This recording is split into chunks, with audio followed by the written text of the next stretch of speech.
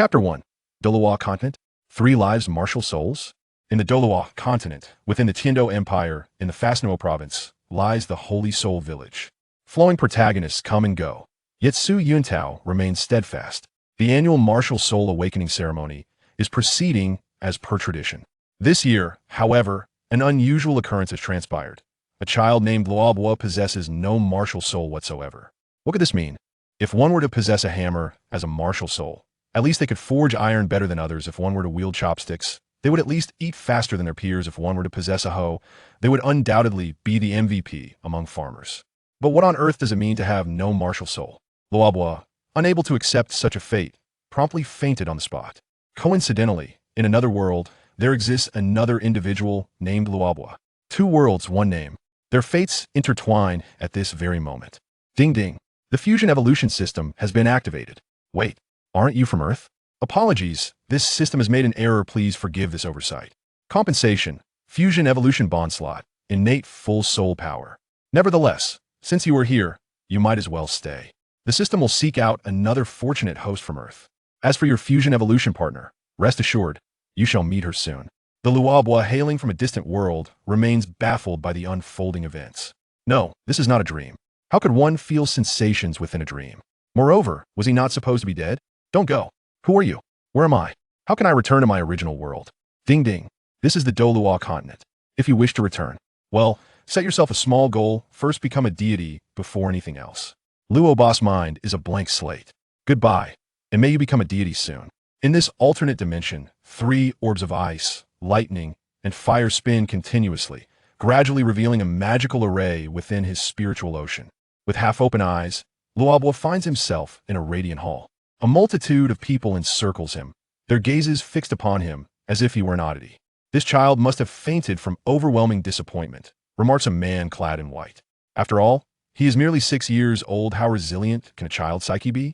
This man in white is none other than Su Yuntao. The black-clad attendant beside Su Yuntao scoffs in agreement. Indeed, whether or not other children possess soul power or can cultivate their martial souls, at the very least, they all have martial souls. But this fellow has none. How utterly shameful. Before he could finish, several other children of the same age began to laugh. Upon fully regaining consciousness, Luobo straightened his posture and abruptly stood up, startling everyone present. Who are you? Where's this place?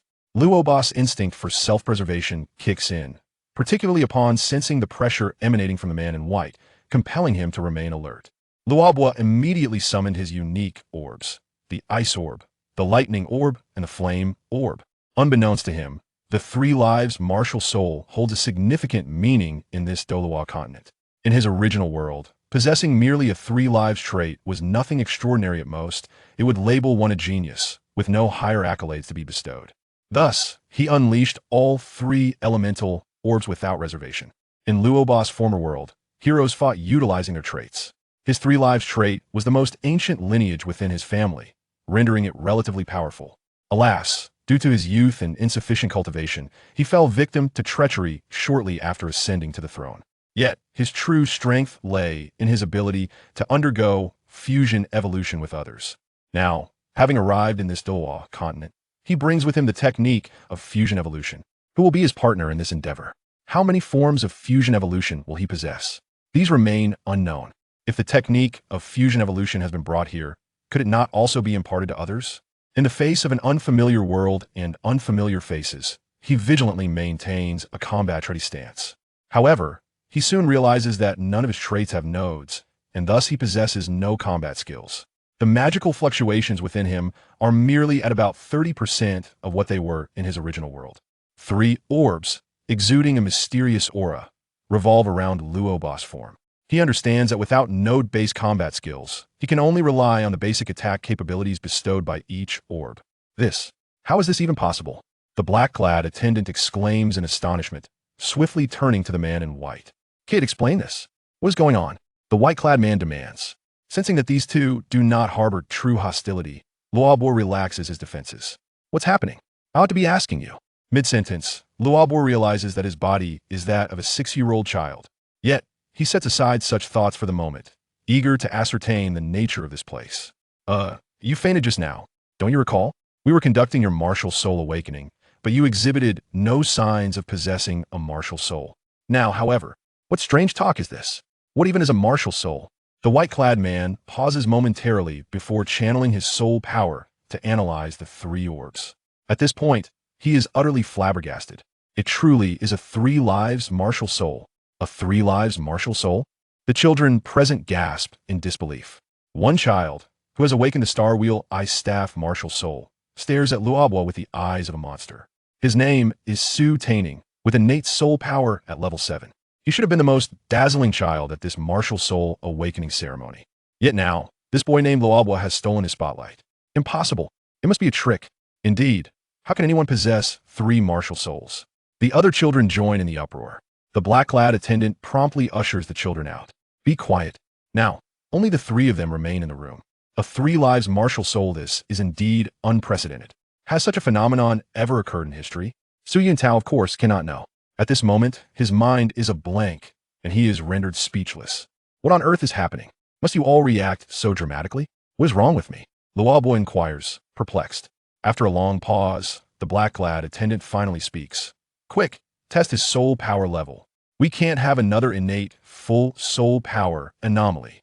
It's very possible.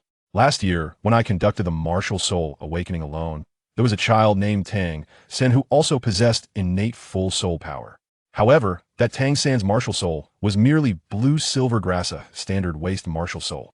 Yet this child named Luobo possesses a three lives martial soul, and they are all of a previously unrecorded new type. How could he possibly be inferior to Tang San? Luobo remains silent, intently listening to the white-clad man's explanation. He knows nothing of martial soul awakenings, blue silvergrass, or Tang San. The only information he gleans from this discourse is that his name in this world remains Luobo. The white-clad man retrieves a small ball used for testing soul power, trembling as he approaches Luobo. Don't move, I'm going to conduct a soul power test. Luobo has no choice but to comply. Given the complexity of the situation, he cannot discern the details right now. Since these two exhibit no hostility, he will follow their lead for the time being. The blue, crystal-like ball begins to tremble violently shortly after making contact with Luobo's palm. What a peculiar object this crystal ball is. How can it absorb my magical energy to its surface? Luobo is utterly bewildered and finds this process quite uncomfortable. He attempts to withdraw his hand, but the force is too strong to resist. The white-clad man's eyes gleam with fervor. Yes, this is it. Innate full soul power. Three lives martial soul. Innate full soul power. He is nearly beside himself with excitement. Su Yuntao, a low-ranking member of the Martial Soul Hall and a second-ring soul master, has never experienced such fervor as he does today. Encountering a child with a three lives martial soul signifies what? It means extraordinary contributions to the Martial Soul Hall. He will receive special commendations from the headquarters in Martial Soul City, rise in rank and wealth, and ascend to great heights. He has truly struck gold. The black-clad attendant stands frozen, utterly stunned, perhaps rendered speechless by the shock. Quickly, we must return at once. We can discuss the other villages later. No matter what, we must deliver this child to His Holiness the Pope.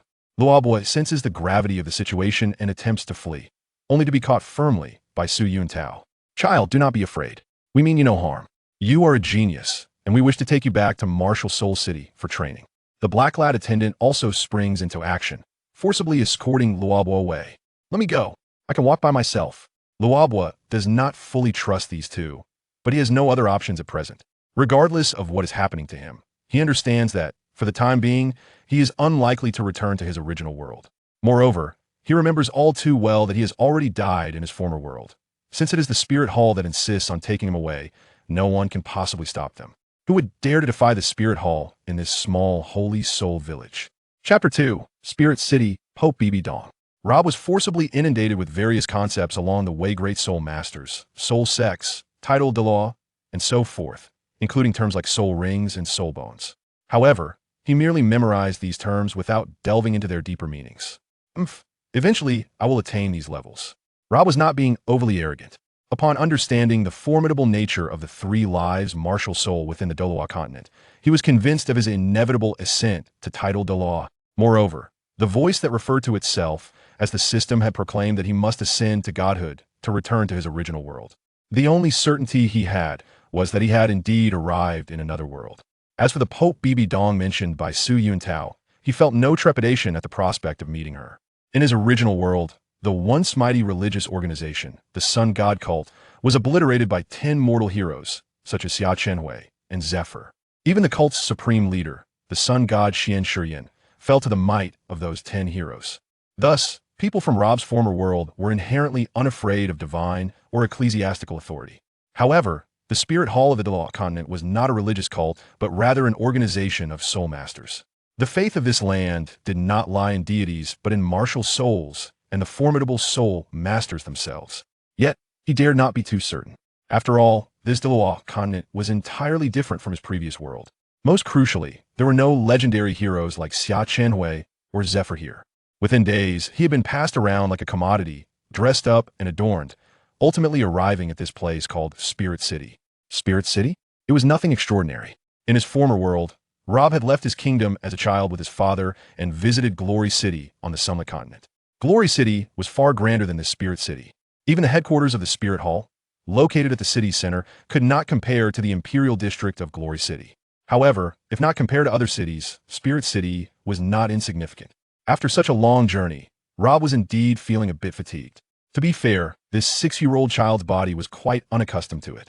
When he was brought before Pope Bibi Dong, he feigned ignorance with considerable effort. The purple crystal crown, the purple crystal scepter, the resplendent robe, and the powerful fluctuations of soul power, this must be the Pope herself. Yet, Rob was completely unprepared for the fact that the so-called Pope was an exceptionally beautiful woman.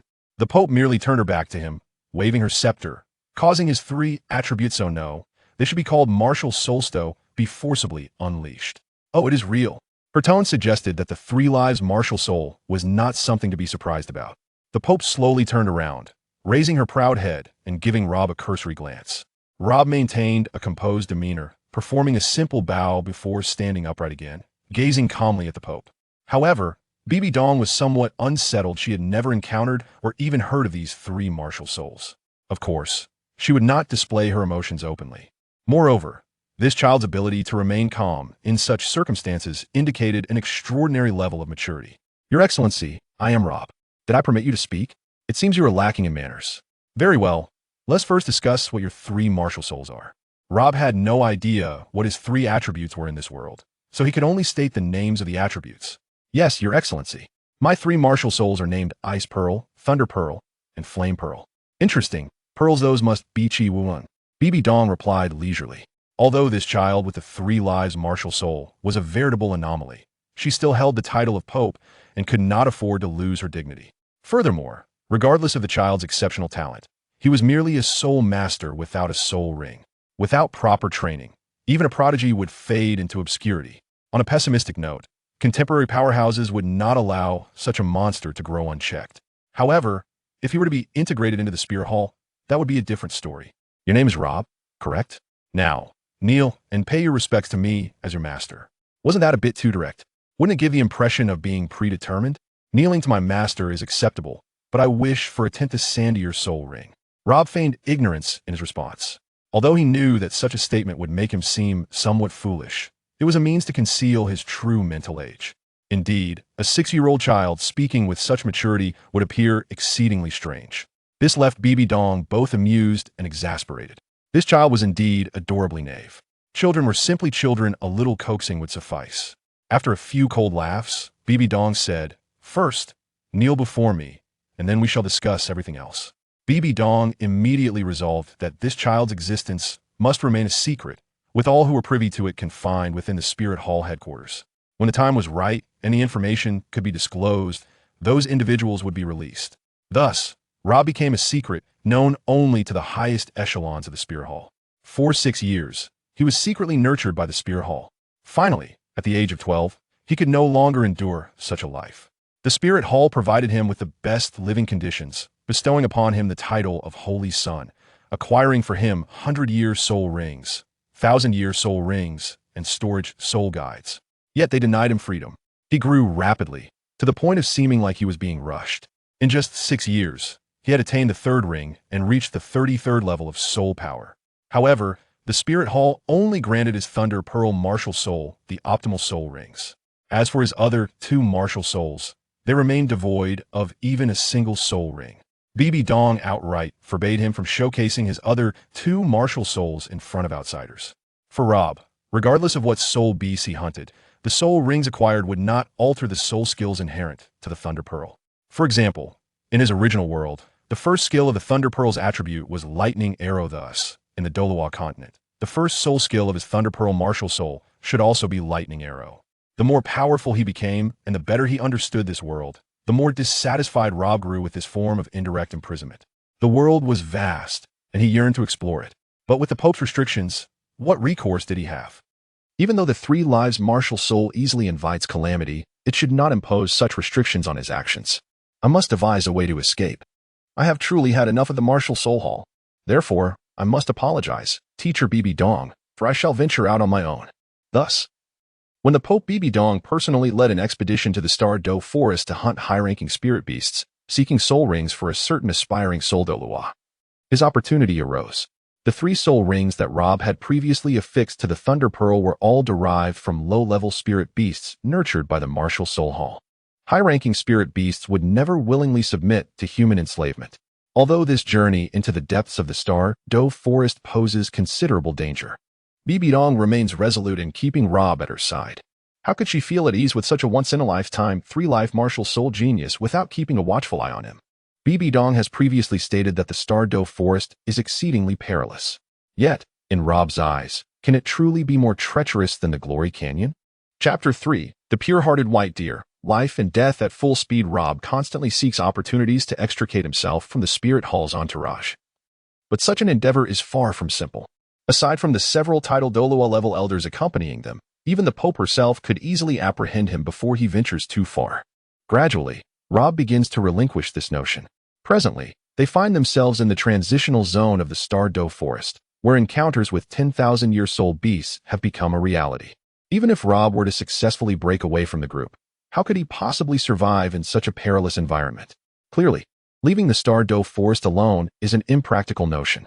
At this moment, the accompanying Zhu de la Yueguan noticed something and promptly alerted the Pope. The crowd was astonished to see a peculiar white deer-like soul beast approaching slowly, emanating no hint of hostility. It was indeed a rare occurrence for a soul beast to willingly approach a soul master. Bibi Dong signaled everyone to remain vigilant, as she sensed that this seemingly gentle doe possessed an impressive cultivation of at least 30,000 years. More intriguingly, this doe exhibited no discernible attributes in its abilities. However, Rob was not particularly surprised. The only thing that piqued his curiosity was that this pure heart white deer, a creature unique to his original world, had inexplicably manifested in Douluo continent. In its early stages, the pure heart white deer was akin to a blank slate, devoid of any attributes, possessing only pure magical energy. As it matured, the pure heart white deer could actively or passively interact with various forces, evolving itself into a higher tier being. Could this be related to Rob's own ability of fusion evolution? According to Rob's knowledge, the most powerful creature the pure heart white deer could evolve into was the fire cloud sacred Qing, but only a male pure heart white deer could undergo this transformation. Conversely, the evolutionary path of a female pure heart white deer was entirely opposite. While he pondered these thoughts, the Pope spoke, instructing to capture the creature and bring it back.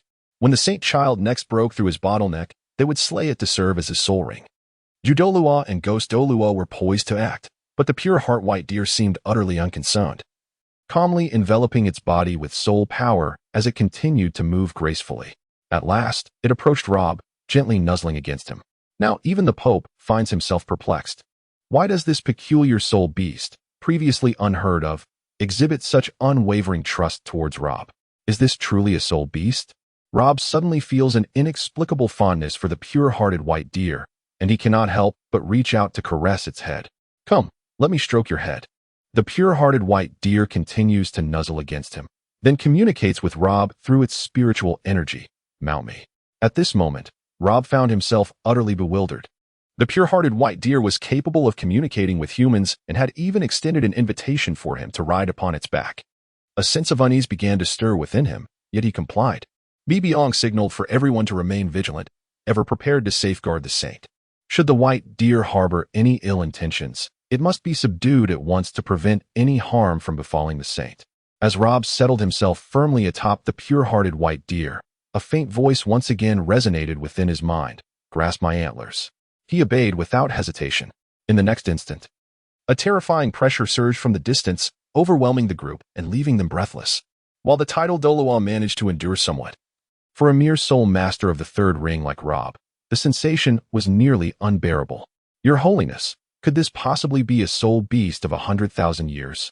Inquired the newly appointed quasi-soul Douluo. Dong, undoubtedly aware, confirmed that the aura emanating from afar was indeed that of a 100,000-year soul beast. It was certain. Yet she remained uncertain whether it was that serpent or the colossal monkey. We must depart swiftly and avoid unnecessary troubles for the time being. We shall discuss your soul rings later. Elder Ju requested, Your Holiness need not worry. If necessary, I and Ghost Douluo will provide cover. No matter how formidable the foe, they would have to linger within their domain of absolute stillness for a time. However, at that moment, the ferocious Titan Great Ape surged forth, charging towards the group. Protect the saint.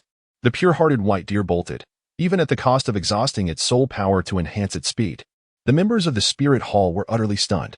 How could this happen? At that moment, the Titan Great Ape charged forth, raising its hand to strike the newly appointed quasi-spirit Douluo.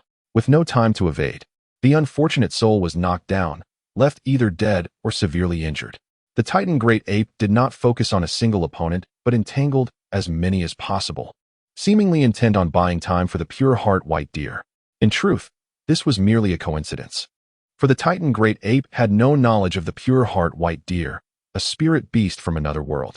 Robo sat atop the pure heart white deer, gripping its large antlers tightly, not daring to loosen his hold. The speed was akin to a gale, with the air slicing against his skin painfully. He had no choice but to use his spirit power to shield his body. The energy consumption of the pure heart white deer was staggering. Indeed, how else could it maintain such astonishing velocity? Although Robo was unaware of the direction in which the pure heart white deer was fleeing, he felt an overwhelming sense of joy. Unexpectedly, he had successfully escaped from the spirit hall with the aid of a spirit beast. Truly, he had stumbled upon fortune with minimal effort. At last, he could freely explore the world known as Douluo continent. Yes, the world was vast, and he truly wished to see it. Having spent 6 years in the spirit hall, did Robo not know the hall's methods of dealing with spirit beasts? Any spirit beast that fell into the spirit hall's clutches inevitably suffered torment before meeting a tragic end, ultimately becoming spirit rings and bones. Faster, even faster. Yet, Robo was oblivious to the fact that the current speed was already the pure heart white deer's limit. Any further acceleration might lead to its immediate collapse. Merely sustaining such pace was rapidly exhausting its stamina and spirit power. The pure heart white deer seemed to possess an intimate knowledge of the Tiandou forest terrain, skillfully avoiding various obstacles and dead ends, successfully evading the hindrance posed by hostile spirit beasts. At last, Robo was carried out of the Tiandou forest and gently set down on a meadow of varying heights. The pure heart white deer appeared on the verge of collapse, as if it might faint at any moment. Yet, suddenly, a blue light sparkled in its eyes, and instead of succumbing to fatigue, it seemed invigorated. Its eyes began to exert force, drawing forth a stream of blue energy from Robo's body. Robo felt as though he were being hollowed out. Yet he was powerless to resist. No. What are you doing? Stop. And with that, Robo fainted. The pure heart white deer continued to amplify its power, extracting the blue energy from Robo until its own body became enveloped in a gentle glow. The glow suddenly surged, transforming into a brilliant light that enveloped its entire being. It was satisfied. However, it would no longer exist. Chapter 4. My name is Lily, the Wanderer Lily. When Robo opened his eyes once more, he found himself in a modest room. A girl clad in a bright blue casual dress sat at the doorway, seemingly intent on blocking the entrance. She appeared no older than 12. Her chubby cheeks still bore a hint of childhood innocence. Her somewhat ordinary appearance and unremarkable stature made her the kind of person one would easily lose in a crowd, though it must be noted that Rob himself was not particularly handsome at the moment. However, the ethereal fluctuations of soul power emanating from her indicated that she was far from an ordinary individual. At the very least, she was a soul master of the second ring. Instinctively, Rob attempted to summon his martial soul. Although he currently wielded only the Thunder Pearl martial soul, he would typically take the opportunity to check on his other 2 martial souls with each summoning. To his astonishment, he discovered that his Ice Pearl martial soul was gray, signifying that it was in a state of unavailability. Why was it unusable? Rob struggled to recall the events leading up to his unconsciousness. Ah, it was that pure-hearted white deer. While the deer had saved him, it had audaciously siphoned energy from his body without his consent. Rob felt a surge of anger at this transgression. In his previous life, he had been a noble prince, later ascending to the throne as king. How could he tolerate such treatment? He wondered what had become of that pure-hearted white deer. Should he encounter it again, he would certainly seek retribution.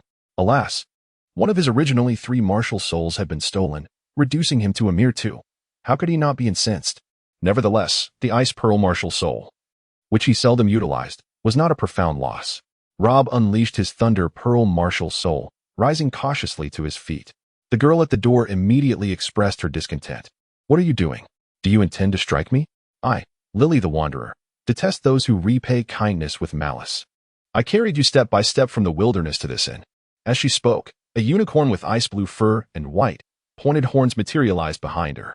The powerful soul energy radiating from the ethereal unicorn was indeed her martial soul, the glacier unicorn. In quick succession, 3 soul rings, 2 yellow and 1 purple, rose from beneath the girl's feet. Very well, it appeared she was also a soul respect of the 3rd ring. Lily. Level 31 Control System Soul Respect, Martial Soul, Glacier Unicorn. So, are you ready to receive my teachings? Having spent 6 years at the Martial Soul Hall, Rob was well aware that the self-introduction of a soul master implied a challenge, and thus he responded, Rob, Level 33 Attack System Weapon Soul Respect, Martial Soul, Thunder Pearl. As the saying goes, no fight, no acquaintance. Today, let me test the extent of your capabilities. With a graceful wave of her hand, Lily summoned a glacier pillar at Rob's position. This was her first soul skill. Due to the proximity of the glacier pillar, Rob suffered a minor frost damage. As he distanced himself from the pillar, he quickly unleashed a bolt of lightning arrow. This lightning arrow was his 2nd soul skill, with a soul power consumption comparable to that of his first soul skill, Lightning Chain.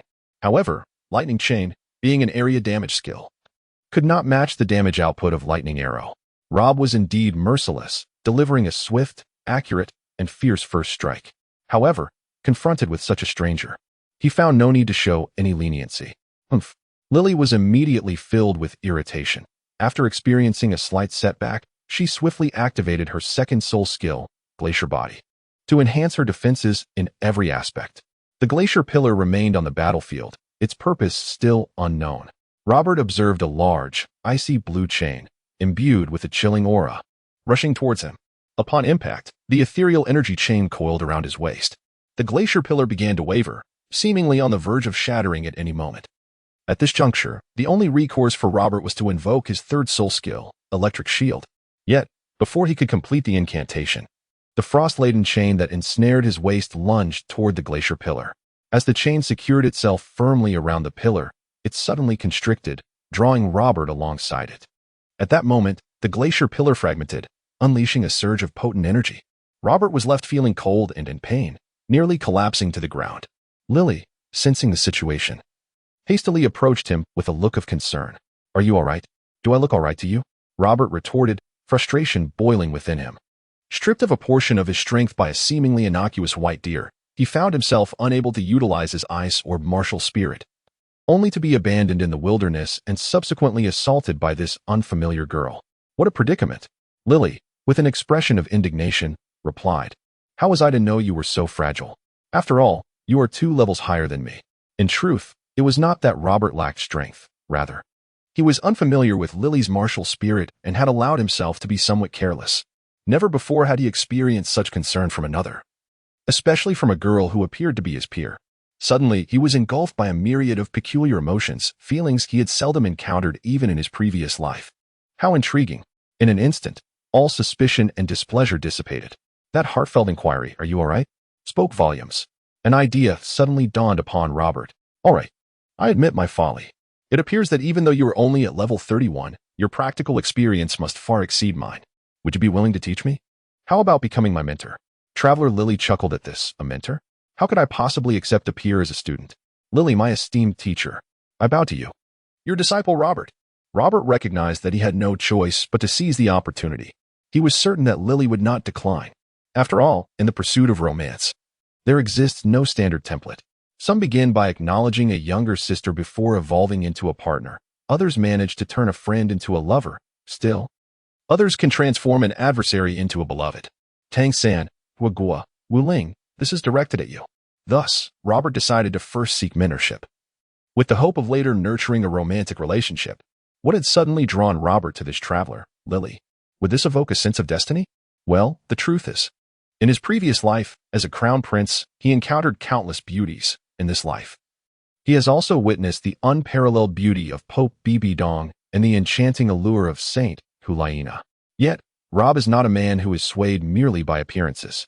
The women he met in his past life were predominantly courtiers, who held him in awe but harbored no genuine affection. Now, a mere 12-year-old girl has rescued him from the wilderness, brought him to an inn, and waited by his side until he awoke. If Rob were to remain unmoved by such an act, would he not be akin to a block of wood? Well, in light of your earnestness, I, the wandering Lily, shall accept you as my disciple. From now on, you shall accompany me on my travels, and I will impart all that you wish to learn. With a sigh, Lily rose, wrapping her arms across her chest. Rob promptly bowed in gratitude. Alas, during his 6 years at the Martial Soul Hall, he had never experienced such joy.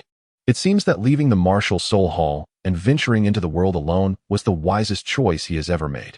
He believes that teacher Bibidong would understand. Chapter 5. Tiandou City. Runesmith Rob. After several months of wandering, Rob has turned 13 and has elevated his soul power to level 35 amidst his adventures. Lily is nearing level 34 as well. The master and disciple duo eventually arrived at Tiandou Empire's capital, Tiandou City. The towering city gates stand a remarkable 10 meters high and wide, allowing 6 riders to pass side by side, flanked by 2 smaller gates, each 5 meters in height and width. Passers-by could only enter through the side gates, as the grand central gate remained shut. Tiandou City is bustling with prosperity. Every street is paved with blue bricks, and each thoroughfare is as broad as the main avenue of Rob's former kingdom. The scale of the city can only be described as magnificent. After all, Rob's kingdom was merely a remote island nation, and its capital was somewhat modest. There is no shame in being overshadowed by Tiandou City. However, when compared to the capital of the Radiant Empire, Radiant City, Tiandou City still falls short. Nonetheless, Rob's primary purpose for entering Tiandou City this time is to sell runes.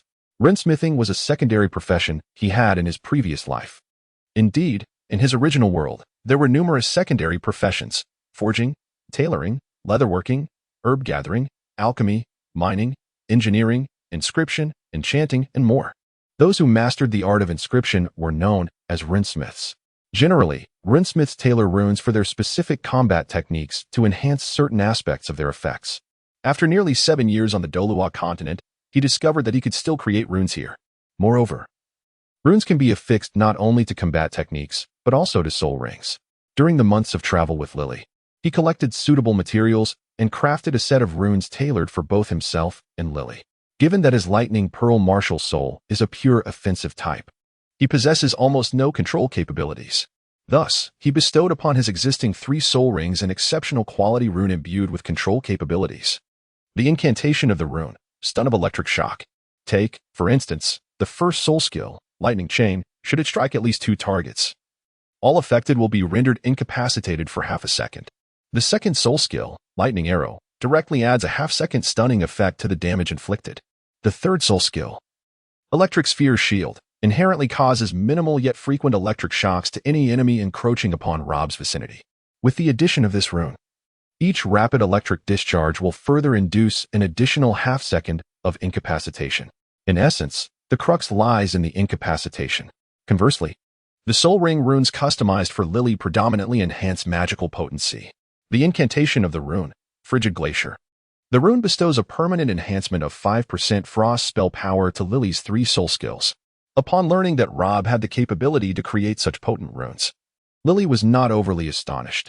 Rather, she promptly expressed her desire for Rob to produce more runes for promotion to other soul masters. Consequently, as Rob journeyed, he became particularly attentive to gathering materials for rune crafting, resulting in a substantial collection of high-quality runes. However, these runes were generic and lacked specificity. Naturally, he welcomed custom requests from soul masters, with prices being quite reasonable. Yet, in the vast city of Tiandou, where soul masters abound, the most notable institution was undoubtedly the Tiandou Royal Soul Master Academy. Unfortunately, the academy did not allow someone like him to enter, leaving him at an impasse. Lily, Feeling quite vexed, suddenly recalled that a certain academy named Shrek was recruiting students and teachers at the city gates. What might Shrek Academy be like? The ability to advertise at the gates of Tiandou surely indicated its prowess. Furthermore, Lily vaguely remembered that Shrek Academy only accepted commoners, excluding nobility, suggesting that the administration would not be overly haughty. However, Rob was reluctant to be expelled as a mere vendor. They needed a different approach, claiming they were merely there to enroll as students. Enroll as students? Rob, you must be certain of this, Lily said, her anxiety evident. She cherished her freedom to wander and had no desire to join any academy. Having spent 6 months together, Rob knew well what she was apprehensive about. Fear not. Teacher Lily, we are not genuinely becoming students. Our sole purpose is to market the runes and earn additional travel funds. While this was their intention, the unfolding events were beyond their foresight. After explaining their purpose, the gatekeeper escorted them directly to the admissions office. Clearly, the officer in charge of admissions found them intriguing. After all, these were merely 13-year-old children exhibiting such maturity. Such students would undoubtedly attract the attention of numerous teachers. That being said, all necessary procedures had to be followed meticulously. Rob and Lily exchanged a knowing glance, a silent agreement. In an instant, a surge of electric light enveloped a pale purple orb, gradually materializing before Rob. Rob, Wuhuan Thunder Pearl, a 35th level attack-type weapon soul master. Simultaneously, a graceful neigh resonated throughout the admissions office, as the ethereal image of a unicorn with ice blue fur maintained a poised stance, raising its front leg behind Lily. Lily, Wuhuan Glacial Unicorn, a 33rd level control-type battle soul master. The mere fact that they had reached the 3rd ring of soul master at such a tender age, coupled with the optimal soul ring configuration, was astonishing enough to leave the admissions staff in awe, especially considering these were 2 types of martial souls he had never encountered nor found documented in any texts. Moreover, the newly appointed dean has brought along 7 young students from the old Shrek Academy who were said to be the Shrek 7 monsters. Yet they may not necessarily compare favorably with these 2, correct? Please wait a moment. I shall take you to meet the dean shortly. Observing the palpable unease of the other party, Robert and Lily exchanged a knowing smile before promptly retracting their martial souls. Can you imagine how startled that teacher would be to learn he possesses a tri-spirit martial soul? The dean's office, adorned with simplicity yet exuding an air of dignity, imparts a naturally serene ambience. The illumination is bright, and the furnishings are minimalistic, which already reflects the dean's refined taste. Just upon entering, before the admissions office staff had the chance to report, the dean was engaged in conversation with a golden-haired youth. Mubai, do you remember? It is imperative to maintain everyone's composure while we await the return of Xiao-san. I have faith that, given Dugabo's character, he would not truly harm Xiao-san. The golden-haired young man nodded in agreement, inquiring when he might return. Who can say? It could be as little as a month or as long as half a year. Nevertheless, you all must intensify your training. There remains less than a year until the prestigious Continental Advanced Soul Master Elite competition. I expect you to strive to surpass level 40 within this time frame. Silence ensued. At this moment, the dean suddenly noticed the admissions office teacher and Rob, along with Lily. All right, Mubai, you may return for now. Reluctantly, Mubai took his leave, perhaps troubled in heart, for he did not cast a glance at Rob. Chapter 6, A Master? A Scoundrel. Dean Flanders was rather taken aback. Students personally brought by the admissions office teacher must possess extraordinary abilities. Who are they? Dean. These 2 children. The admissions office teacher began, but before she could finish, Rob and Lily exchanged glances and unleashed their martial souls.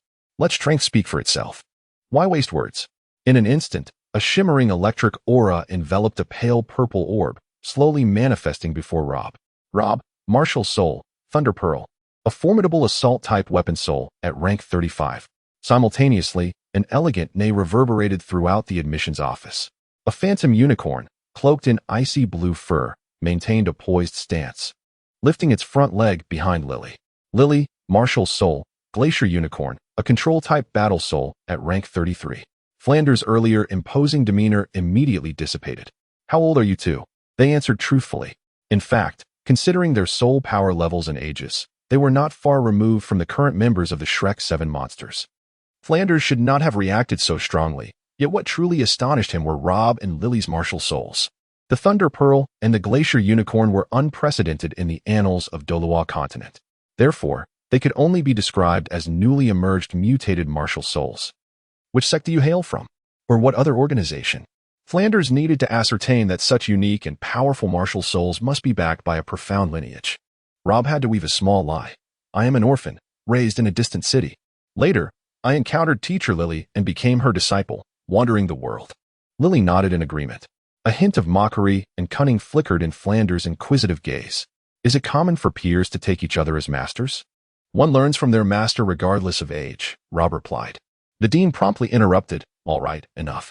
You seem quite cultured to recite classical texts. Without further ado, since you are here to enroll, you shall henceforth be students of Shrek Academy. Shortly, you will register your personal information and collect 2 sets of uniforms. Afterwards, I will arrange your accommodations. Once all is settled, return to my office. Thus, the first step was accomplished. Having successfully infiltrated Shrek Academy, the promotion of runes would no longer pose a challenge. Rob understood that the price levels of ordinary goods and soul master supplies in Dao continent were in entirely different leagues. Thus, while the cost of his runes is remarkably low, it inevitably dictates a higher selling price. A standard white quality rune should fetch around 200 gold coins. An excellent green quality rune ought to be priced at 500 gold coins. For a fine blue quality rune, one would expect to pay over 1,000 gold coins. As for the epic purple quality runes, Rob is not yet able to craft them. After all, in his previous life, he was merely an advanced rune master. The creation of purple epic runes requires the expertise of a master rune artisan. As for the legendary golden quality runes, they can only be produced by a master-level rune craftsman. Regarding the exquisite multicolored runes, Rob dares not even entertain the thought at present. However, today, he likely lacks the time to sell any runes. After attending to all the mundane matters required for enrollment, it was already evening. A quick dinner. And then he must return to the dean's office to seek out the dean. To his surprise, in addition to Dean Flandra, there were 9 others present in the office. These 9 individuals are none other than Master Yu Xiaojing, Lu Erlong, Qin Ming, and the remaining members of the Shrek 6 monsters, excluding Tang San. However, neither Rob nor Lily recognizes them. It is evident that these individuals have come to witness them due to their extraordinary martial spirits and innate talents. Suddenly, Rob's attention is drawn to the master, who appears somewhat familiar. It dawns on him. This is the very person depicted in the photograph that Bibi Dong once held. She often scolded him as a scoundrel, yet her sentiments towards him were not solely filled with animosity. They were tinged with a complex emotional undertone. It is said that this so-called master is theoretically invincible. And most importantly, Bibi Dong had once advised Rob never to become a scoundrel himself. Little monsters. They have arrived, Flanders signaled to the group, directing their gaze towards Rob and Lily at the door. The Shrek 6 monsters turned their heads in unison. Beginning to scrutinize the pair closely, Rob understood that by merely showcasing their strength, there would be no need for further explanation, not even a single word. He exchanged a tacit glance with Lily, and together they activated their martial spirits once more. Golden, yellow, and purple, both of them exhibited this optimal soul ring configuration, adorned with custom runes tailored to their abilities. The immense fluctuation of soul power was a clear testament to their prowess. The 6 monsters were not overly astonished for them. This revelation was both unexpected and yet entirely within reason. The individual referred to as the master, the tall and slender middle-aged Yu Xiaojing, appeared deep in thought. Soon after, a flurry of discussion erupted in the office. Naturally, Rob and Lily remained uninvolved, seated at a distance while observing the unfolding situation. Before long, the dean signaled for silence. Subsequently, the master stepped forward and inquired, Rob, Lily, would you both be willing to join the Shrek 7 monsters? What exactly is the Shrek 7 monsters? Rob queried. It is a team composed of the most outstanding students from Shrek Academy. In a year, this team will represent the Academy in the prestigious Continental Advanced Soul Master Elite Competition. I believe you both are more than qualified. Would you consider it? A casually dressed, rotund man added his encouragement. Indeed, your strength is remarkable. It would be a pity not to join. This plump individual was none other than the evil fire phoenix, Ma Hongjun. Rob indeed needed to ponder this proposal. Initially, his entry into Shrek Academy was merely a means to promote his runes, and he had no intention of staying for long. Now, the Academy was urging them to join the Shrek 7 monsters in preparation for this so-called competition. Rob was not the only one in hesitation. Lily felt equally ambivalent. After all, she had grown accustomed to wandering freely with Rob. At that moment, Dai Mubai stepped forward. extending his right hand. "Hello, Rob. I am Dai Mubai, the captain of the Shrek 7 monsters. On behalf of all the members, I invite you to join us. Would you like to become friends with everyone?" In this moment, warmth enveloped Rob's heart. The occurrences of such warmth, across both his past and present lives, were indeed few and far between. This surge of affection was reminiscent of the scene when he first met Lily 6 months prior. A person like Rob was utterly incapable of resisting the sincerity of others. Indeed, in Dai Mubai's eyes, Rob detected not a hint of insincerity or pretense. All he perceived was profound admiration for his character. Subtly, Rob began to develop a peculiar sentiment towards Shrek. The Shrek 7 monsters? Intriguing. The excitement within Rob was palpable. Yet he maintained a composed exterior. "Very well, I am willing to join the Shrek 7 monsters." Although Lily harbored some reservations, with Rob's decision made, what more could she say? Thus, she too consented to join. "Excellent," the master proclaimed. "I hereby announce that you are now the Shrek 9 monsters." Chapter 7. A friend in support. The special rune. After extensive discussions, the others gradually departed. The master retained Rob and Lily to delve deeper into their martial souls. After all, the Lightning Pearl and Glacial Unicorn were unprecedented martial souls. Ultimately, while observing the soul rings of the two, the master discerned something unusual. Though he was known for his shortcomings in personal matters, his reputation for theoretical prowess was well-earned, and he possessed remarkable insight. "Rob, tell me, what are these patterns on your soul rings?" Without a moment's hesitation, Rob divulged everything regarding the runes. However, he refrained from revealing that this extraordinary phenomenon originated from another world, instead fabricating a modest lie, claiming it was his own invention. Upon hearing this, Flinder displayed renewed astonishment. It appeared that yet another genius, akin to Xiao, had emerged. This is indeed a blessing for Shrek. The master's focus, however, rested on the runes as a novel concept. After a moment of contemplation, he exclaimed with excitement, "Runes! This could revolutionize the entire realm of soul masters. Is it truly that formidable?" Flinder became even more exhilarated. "Does this mean Shrek has struck gold?" Lu Erlong regarded him with disdain, scoffing. "I say, Flinder, if anyone is to profit, it will be Rob. What concern is it of yours?" "Erlong, your thinking is rather narrow," Flinder replied. "We could collaborate with Xiao by providing him with all the necessary raw materials and production environment, while the Academy uniformly acquires the runes he produces and sells them on."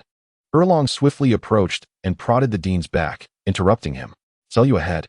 Do you intend to exploit the students for profit?" Rob had not anticipated the dean's avarice. However, Lu Erlong exhibited integrity, appearing more like a true dean than Flinder. "Esteemed teachers, regarding the runes, I shall offer them to my fellow students at a reduced price. I kindly ask that you respect my intellectual property and labor. If there are no further matters, I shall take my leave."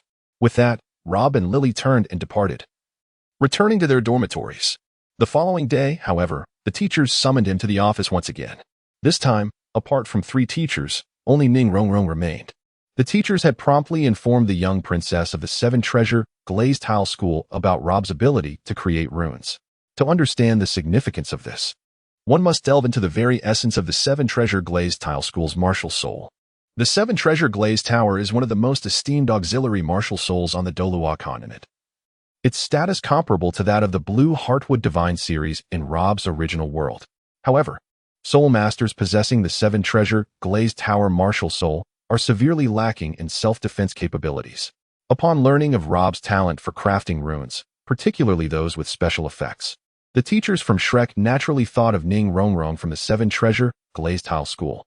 After Dean Flanders succinctly explained the situation to Rob, Ning Rong immediately displayed a pleading expression. "Rob, can your runes truly provide our 7 Treasure Glazed Tower soul masters with offensive capabilities?" Rob, of course, affirmed her inquiry. In truth, the runes could indeed achieve this. The runes he crafted for himself and Lily were designed to enhance the intrinsic effects of soul abilities. Another category of runes was intended to confer additional effects, known as special effect runes. Although Ning Rong's current 2 soul abilities were entirely supportive enhancements, Rob's special effect runes could imbue both soul rings with a damaging effect. Rob swiftly produced a green, high-quality special effect rune he had previously created and indicated for Ning Rong to activate her martial soul, revealing her first soul ring. Once she complied, he channeled his soul power to attach the rune to her first soul ring. The incantation of the rune was Counter-Strike Impact. While Ning Rong utilized her first soul ability to assist herself or others, any enemy approaching her would receive the counter-strike impact mark. This mark inflicted minor damage every 2 seconds, ceasing after 5 instances. Evidently, this special effect rune was specifically designed to counter melee soul masters who attempted to ambush Ning Rong during combat. Although the damage from the counter-strike impact mark was minimal. What if both of Ning Rong's existing soul rings were imbued with this rune? Would that not double the damage? Indeed, if that were the case. When Ning Rong activated both soul abilities to assist others, anyone who approached her and triggered the counter-strike impact would accrue 2 layers of the mark. Thus, Rob promptly retrieved another identical special effect rune and affixed it to Ning Rong's second soul ring. Following the experiment, Rob felt even more exhilarated than Ning Rong herself. This was because the counter-strike impact special effect rune was typically only effective at the moment a soul master released their ability, thereby allowing it to apply the mark to nearby enemies only once. However, Ning Rong's auxiliary enhancement soul abilities were among the rare few that allowed for sustained casting. This meant she could fully capitalize on the effects of the counter-strike impact. Having just witnessed the remarkable nature of the special effect runes, Ning Rong was utterly overwhelmed with excitement. Without hesitation, she immediately enveloped Rob in a warm embrace. However, Lily observed this scene keenly, imprinting it in her memory. At that moment, she felt an undeniable discomfort. Perhaps this was the sensation of jealousy? How infuriating. I, the wandering Lily, have traveled alongside my disciple for half a year and have yet to share such an affectionate hug. How could you be so? Never mind. The more I ponder, the angrier I become. Rob, oblivious to Lily's feelings and unaware of her current emotional turmoil, certainly hoped she would not dwell on it. From the moment he met Lily, he had resolved to pursue her. Otherwise, he would not have concocted such a ludicrous scheme as taking her as a minor. Yet, he could not refuse this expression of gratitude from the little princess of the 7 Treasures glazed tile school. Hey, Rong, don't be like this. Lily and I are now both members of the Shrek 7 monsters, and it is only natural for us to assist one another. Ning Rong finally released Rob, her eyes sparkling with excitement. So, I want to help you by bringing in clients. First and foremost, my own sect. Our 7 Treasures glazed tile school is in dire need of special effect runes. What a fortunate coincidence to encounter such a significant client, a whole sect. How many members could that entail? At least over 1,000, Rob thought with secret delight, turning to glance at Lily. Any discomfort she had felt earlier had dissipated, and now she wore a bright smile. Alas, it must be said that both master and disciple are incorrigible money enthusiasts. After all, their travels have involved staying in hotels and sampling local delicacies, resulting in considerable expenses. With the market for runes opening up, there truly lies an opportunity for profit. A win-win situation is surely on the horizon. Chapter 8. Such a marvelous thing as runes must be shared with everyone. However, the matter of the 7 Treasures glazed tile school placing a large order for runes would require some time. Rob naturally aimed to first popularize the runes among the Shrek 7 monsters. Thus, after lunch one day, the first to approach him was Oscar. Rob's only impression of Oscar from the previous night was that of his striking handsomeness. Indeed, Oscar was undeniably the most attractive among the 7 monsters. Yet, upon seeing him again today, Oscar's demeanor and antics conveyed that he was a bit of a joker and somewhat of a quirky young man. Nevertheless, even the most frivolous individuals possess a serious side. Hence, Oscar was the second to seek Rob after Ning Rong. As an auxiliary soul master, Oscar, like Ning Rong, lacked offensive capabilities and self-defense measures. Hey, Xiao, could you possibly arrange a set of special effect runes for me? Not being able to attack is simply too stifling. It is a disgrace for a man, Oscar exclaimed boisterously. Rob was taken aback by Oscar's rather narrow perspective. How could the absence of offensive abilities equate to a man's shame? In the original world of Rob, there existed a plethora of exceptional male auxiliary spirit masters. Upon receiving Rob's affirmative response, Oscar eagerly awakened his martial soul, revealing 3 optimal soul rings, 2 yellow and 1 purple. Drawing upon his experience and analysis, Rob swiftly retrieved from his runic library the most suitable special runes for Oscar. According to Oscar, his soul skills were all centered around creating sausages that could be preserved and shared with others. Thus, the most fitting rune effect naturally focused on the art of sausage making. The rune of words, energy accumulation finger. With each use of his soul power to craft a sausage, Oscar could stack an energy accumulation effect on himself. A single rune could accumulate up to 10 layers. By affixing such a rune to each of Oscar's 3 soul rings, the potential maximum accumulation could reach 30 layers. Oscar had the flexibility to add layers at will, releasing them when necessary to inflict damage based on the number of layers. Testing revealed that to withstand the damage from a full 30 layers, Lily had to activate her glacier physique and concentrate fully on defense to ensure her body remained unscathed. The true extent of the power of the energy accumulation finger at full capacity was known only to Oscar himself, as evidenced by the sparkle of excitement in his eyes and his animated demeanor. Was any further explanation necessary? Thus, within just a day or two, among the Shrek 7 monsters, with the exception of Tang, who was temporarily absent, everyone acquired the runes they desired and deemed suitable. For Xiao, the rune was designed to enhance her physical attack strength. Rune of Words, Resilience of the Soft Bone. Dai Mubai sought a rune that would bolster his physical strength and defensive capabilities. Rune of Words, White Tiger's Protection. Naturally, Qing aimed to augment her physical attack power, believing her speed was already sufficient and thus needed to reinforce her previously overlooked attack intensity. Rune of Words, Sharpness of the Cat's Claw. As for Mahongjun, he sought to elevate the potency of his fire attribute spells. Rune of Words, Blazing Phoenix Flame. It must be said that with the addition of runes, their strength had been enhanced by at least 10%. In the presence of soul masters of the same rank and role, they possessed a considerable advantage. In recent days, the most frequent topic of conversation with Master Luobo has been the esteemed Yu Xiaojiang. This dedicated instructor meticulously inquired about all the universal runes Luobo is currently capable of crafting, as well as all the customized runes he has previously created. Simultaneously, he learned that runes are categorized into 6 qualities, ranging from low to high: white ordinary, green excellent, blue fine, purple epic, gold legendary, and rainbow supreme. At present, Luobo can only produce runes of blue fine quality. The more the master delved into this novel system of runes, the more exhilarated he became. In the realm of soul masters, the influence of Luobo's runes is undoubtedly comparable to that of Tang San's hidden weapons. Contemplating this, the master felt a pang of concern. He wondered how Tang San was faring under the tutelage of Du Gubo, and whether Du Gubo had engaged in any indiscretions. Indeed, the master is perpetually worried about Tang San.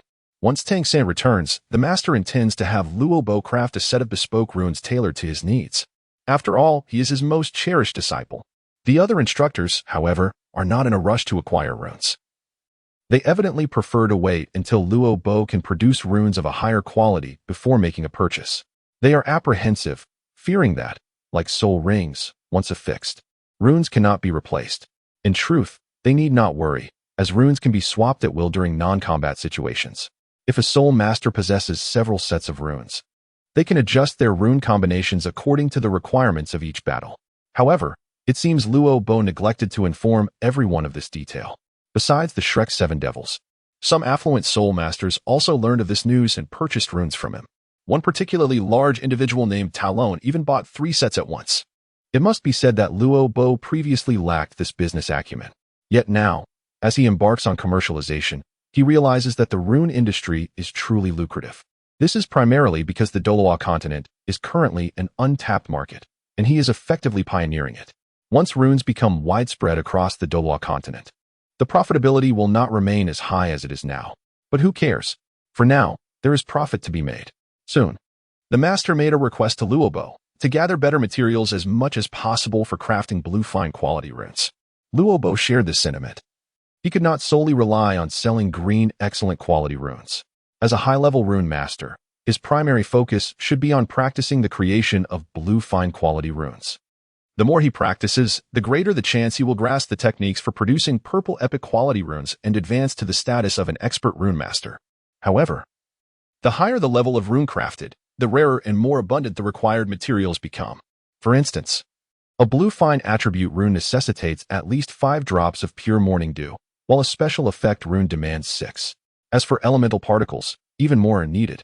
Finally, the day arrived when Luobo resolved to dedicate several days exclusively to gathering materials. In addition to Lily, he would also need to accompany a soul saint-level instructor. The teacher's name is Zhao Wuji. As for his appearance, he embodies the quintessential tough guy, possessing a striking and commanding presence. Furthermore, his soul sage level of cultivation instills a sense of security in both Rob and Lily. Alas, the privileges he enjoys are remarkable when venturing out to gather materials. He is accompanied by dedicated bodyguards. Before their departure, Oscar thoughtfully provided each of the trio with some sausages for unforeseen circumstances. despite Oscar's somewhat unremarkable demeanor. He proves to be quite attentive when faced with challenges. All in all, joining Shrek Academy has undoubtedly been a wise decision.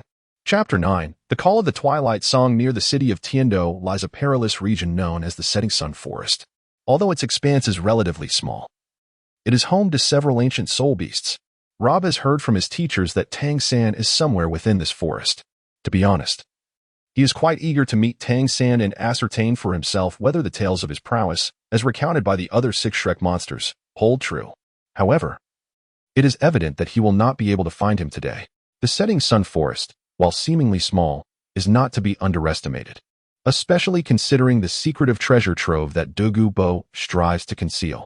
Firstly, Rob intends to utilize the remaining hours of the day to collect as many elemental particles as possible. Then, he plans to spend the night in the forest, rising early the next morning to gather the pure morning dew. Nevertheless, spending a night in the forest necessitates vigilance against potential ambushes from soul beasts. Although they are protected by a soul sage, should a millennium-level soul beast appear, even Xiao Wuji may not be able to guarantee their safety. Yet today, not only did they encounter no millennium-level soul beasts, but they did not even catch a glimpse of one that had reached the 1,000-year mark. This should have been a cause for celebration. However, does one not find the unnerving silence of the Setting Sun Forest to be rather excessive? It feels as though no living creature has ever stirred within these woods. Initially, Rob did not sense anything amiss, as this was his first visit and he was unaware of what the forest typically embodied. Thus, he remained unconcerned. As time passed, dusk fell, and night approached. Both Rob and Lily had made significant progress today, and it was now time to pitch their tent and rest. Suddenly, Lily was the first to sense something was wrong. Disciple, quickly listen, what is that sound? It was only then that Rob began to focus, attempting to discern the faint melody. When you gaze into the abyss gazes back at you. The lyrics became discernible, indicating that the source of the song was drawing closer. He is madness, he is catastrophe, he is the endless night. The song grew increasingly louder, causing discomfort for both of them. A waking dream, an inverted proclamation. At this point, even the soul sage Xiao Wuji, positioned outside the tent, felt an unsettling chill. Heavens, what on earth are these lyrics? What are they singing about? Initially, the melody was gentle, but as the lyrics descended into illogicality, the tune morphed into something terrifying, even indescribable. Rob's mental realm was swiftly invaded, and a grotesque creature, shaped like a salted fish, materialized within. Let go. The sound is both jarring and ethereal. When the shackles are shattered, all miracles shall unfold, and every eye shall awaken. In the depths of anguish, Rob cried out, barely freeing himself from the maddening whispers. He hurried to check on Lily and discovered that she remained untouched by the haunting melody. Indeed, Lily seemed to possess a remarkable power that shielded her from all mental influences. At that moment, she gazed at Rob with concern. What troubles you, my disciple? Rob found himself perplexed. Could it be that Lily had not heard the song? This thought struck him as deeply unsettling, prompting him to exit the tent and ascertain the condition of their leader, Xiao Wuji. Xiao Wuji had evidently also heard the song, although he seemed not to be significantly affected. As a soul sage, his mental fortitude had reached a commendable height. How could he be easily besieged by a mere tune? Are you all right, master? Rob inquired. I am fine, Xiao Wuji replied, but this melody is truly bizarre. Who dares to conjure such specters? If they dare to show themselves, I shall confront them. His boldness stemmed from the certainty that their adversary was of lesser cultivation than he. He slumbered in the depths of the abyss, awaiting the day of awakening. He would herald the judgment of twilight, a sound exquisitely pure and tinged with a hint of mockery. As he approached the camp, his murmurs gradually ceased. Rob then discerned the figure draped in a simple, pitch-black robe, the hood obscuring their face. How mysterious. The hooded figure offered Rob a faint smile before turning away, as if realizing they had taken a wrong path. Xiao Wuji remained vigilant, his senses alert until the figure receded into the distance, vanishing from sight. However, merely a minute later, he felt a new danger encroaching. Indeed, twilight descended, and darkness enveloped everything, rendering the world devoid of light. A jet-black electric eel-type soul beast floated through the air, rapidly approaching the camp. Surrounding its body was a potent aura of void energy and shadow essence. The twilight flickered, and the afterglow shimmered, all heralding the arrival of the entropic devourer. The entropic devourer, a being of immense power, possesses a cultivation level of no less than 50,000 years. Even Xiao Wuji lacks the confidence to confront it. let alone the mere soul masters, Rob and Lily, who are merely at the third ring. However, it is well known that when soul beasts encounter soul masters, it is a matter of either life or death, with no other outcome. Thus, they must face it with steely determination. Only Rob comprehends the true nature of the entropic devourer. In Rob's original world, there exists a clandestine force known as the Void Hand. Yet, the Void Hand is not confined to that realm. It may pervade the entire universe. For the Void is, in essence, the manifestation of shadow, one of the 6 elemental forces of the cosmos. No one knows the purpose of the Void, and none can gaze directly into it. Even a mere glimpse can shatter one's sanity.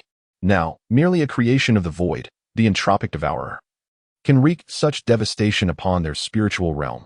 Imagine the threat posed by the Void itself. As the entropic devourer approached, it began to unleash waves of dark purple mist, rendering the entire camp dull and lifeless. Rob and Lily collapsed before they could even summon their martial souls. Witnessing this, Xiao Wujie erupted with boundless fury. His martial soul manifested as the mighty diamond bear. How formidable is the battle prowess of an enraged giant? We may never know.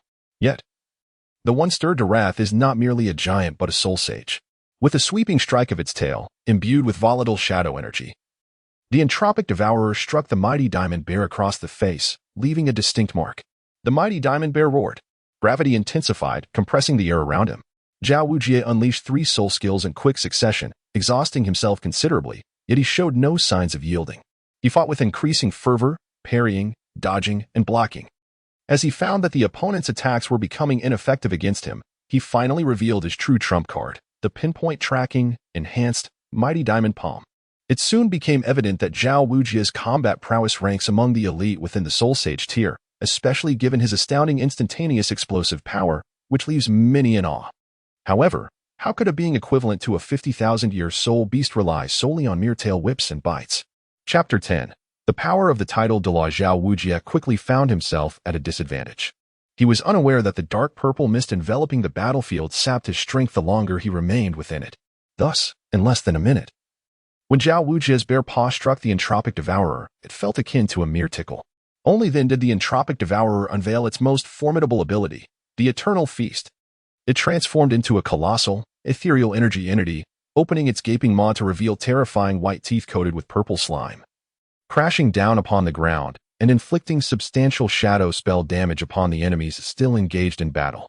If it struck a foe, it would continue to unleash its fury, once every second. Only when it fails to strike any adversaries in combat will it come to an end. Xiao Wujie sensed that the situation was dire and hastily summoned the last vestiges of his strength to escape the domain of the eternal feast. He had endured the effects of the eternal feast twice, rendering him incapable of sustaining his martial spirit's true form. Ultimately, after reverting to his human shape, he succumbed to unconsciousness, filled with a sense of reluctance. How could a formidable being, the immutable king and a soul sage, fall victim to a mere 50,000-year soul beast? In truth, had there been no timely rescue, that would have indeed been the outcome. Even a prodigy with a triple life martial soul could have met a disgraceful end today. Alas, the world is devoid of what-ifs. The greatest folly of the entropic glutton was its audacity to flaunt its prowess near the territory of the toxic Douluo. Its aura was so potent that even Douluo, who was resting far away by the eye of ice and fire, felt a considerable threat. Previously, he had been unaware that the Sunset Forest harbored soul beasts of such a high caliber. To dare unleash chaos in the domain of the toxic Douluo, even if one did not perish, they would surely be stripped of their skin. Moreover, 50,000-year soul beasts had a significant likelihood of yielding soul bones. Douluo had not broken through the Tidal Douluo realm for many years. At this moment, acquiring a soul bone from a 50,000-year soul beast would undoubtedly resolve a long-standing dilemma, paving his path to ascend further. He could then break through to level 95 or higher and join the ranks of Super Douluos.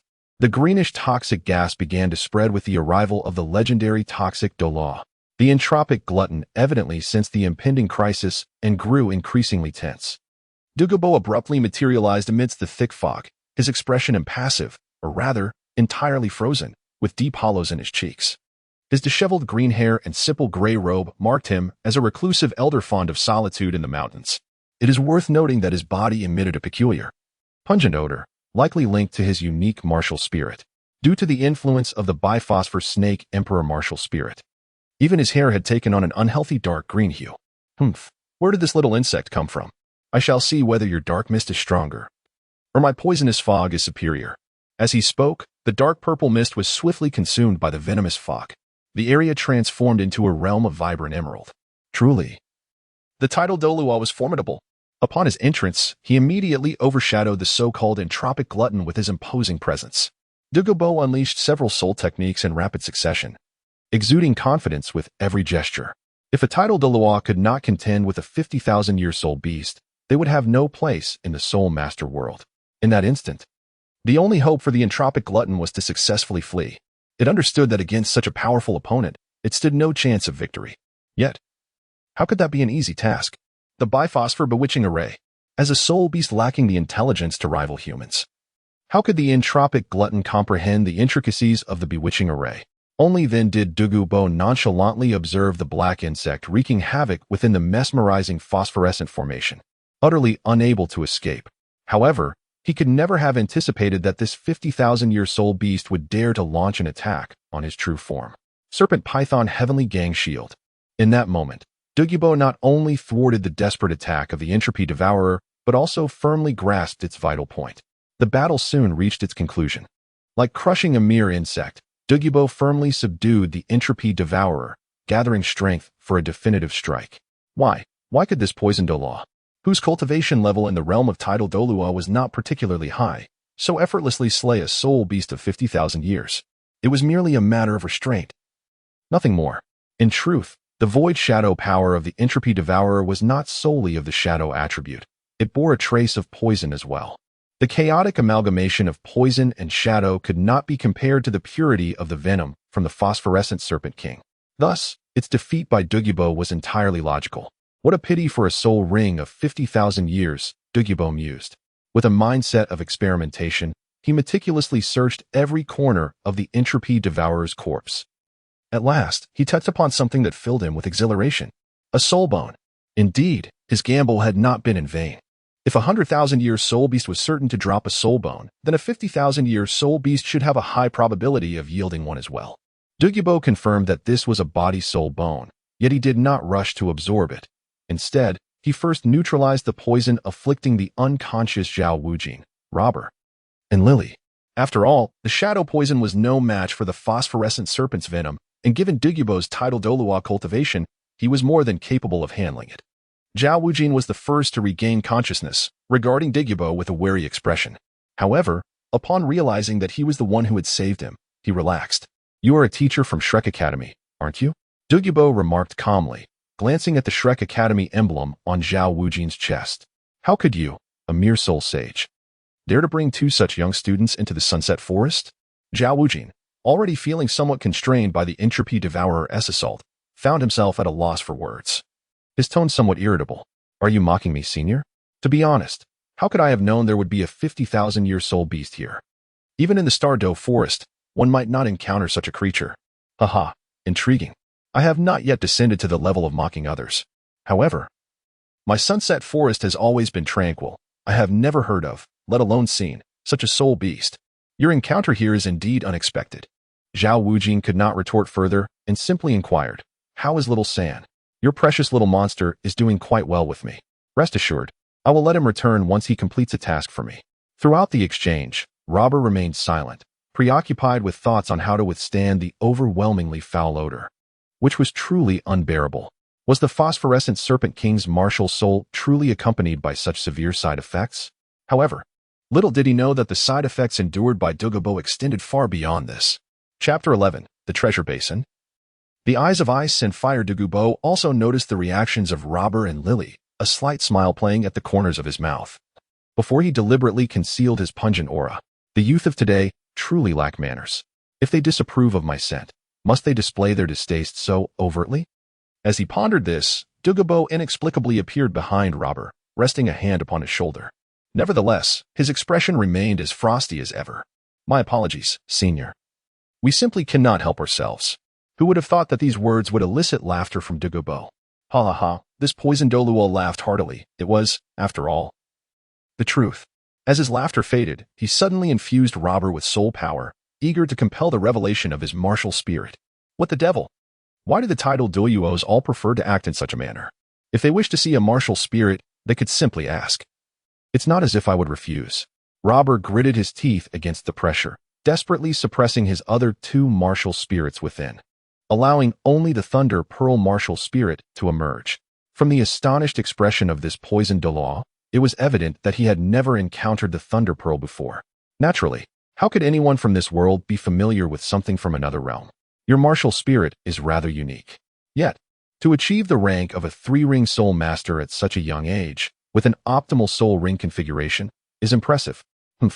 Your Shrek Academy truly harbors a collection of anomalies, Douluo remarked. Clearly, he had overlooked the runes on Robber's soul rings. Robber, sensing no malice from his counterpart, relaxed his tension and took the initiative to converse. May I inquire your name? Douluo, evidently enjoying his own aloofness, offered no response.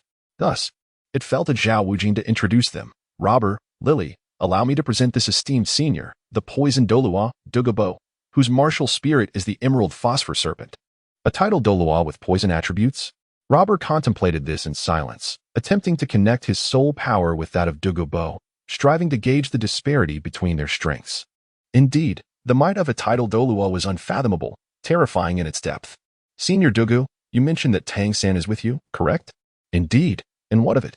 I wish to meet him. To be candid, my time with the Shrek 7 monsters has been brief, and when I joined, Tang-san had already been taken by you. Thus, although I am a member of the Shrek 7 monsters, I have yet to lay eyes upon him.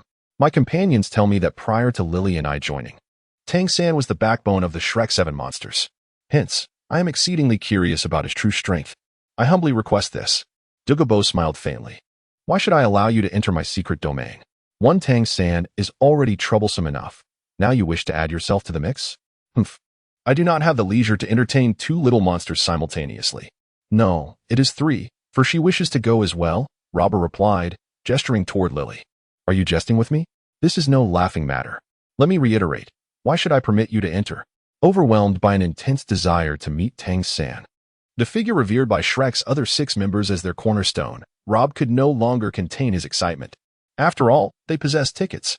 As he spoke, Rob retrieved dozens of runes from the rune library, using his soul power to arrange them in the air. Among these runes were several blue ones of exquisite quality, while the remainder comprised green ones of commendable excellence. It was then that Douluo regarded the young man before him with newfound admiration. Reminiscent of his previous attitude towards Tang-san, he could distinctly sense the enigmatic vibrations emanating from the runes. What is this? To be frank, Junior Rob has created these runes, affixed to soul rings to enhance soul skills. Upon hearing the explanation regarding the runes, Douluo was utterly astonished. Such miraculous objects still existed on the continent. You claim you can custom make runes for soul masters? Then, how about crafting a set for me first? The materials from my secret realm are at your disposal. Very well, esteemed elder. May I inquire which aspect of your abilities you wish to augment most? Rob asked with a smile. Douluo fell into contemplation. His snake venom was nearly unbeatable in terms of area damage. However, when it came to one-on-one confrontations, he lacked confidence against any other Tidal Douluo. Could you craft me a set that enhances my single-target attack capabilities? Single-target attack capabilities? Rob quickly pondered, and soon an answer materialized. He smiled silently, leaving Douluo feeling somewhat awkward. What's wrong? I assure you I can create a set of runes perfectly suited for you. However, the materials required are rather special, and I would need your assistance in procuring them. Douluo chuckled softly, thinking, what precious materials could possibly be absent from my secret realm? Why would I need to search elsewhere? Without a word of explanation, he took Rob and Lily under his wing and swiftly departed, instructing Xiao Wujie, you may return alone. I shall certainly return these 2 children another day. As they flew, Rob and Lily were blindfolded. This must be Douluo's way of concealing the location of his secret realm, Rob mused. Nonetheless, the thought of soon meeting Tang-san filled him with a small thrill. Everyone speaks of how formidable you are, Tang-san. Today, let me gauge your true prowess. In the blink of an eye, Douluo had transported the 2 to his secret realm, the ice and fire yin-yang eye. All right, open your eyes. We have arrived, Douluo announced, turning his gaze toward Rob as if anticipating a look of astonishment. Rob, however, did not look at Douluo but instead directed his attention to the scene unfolding in the valley before him. He was indeed astonished to behold such a wondrous hot spring, wherein two contrasting colors coexisted harmoniously. The hot spring, though modest in size, was divided into two sections.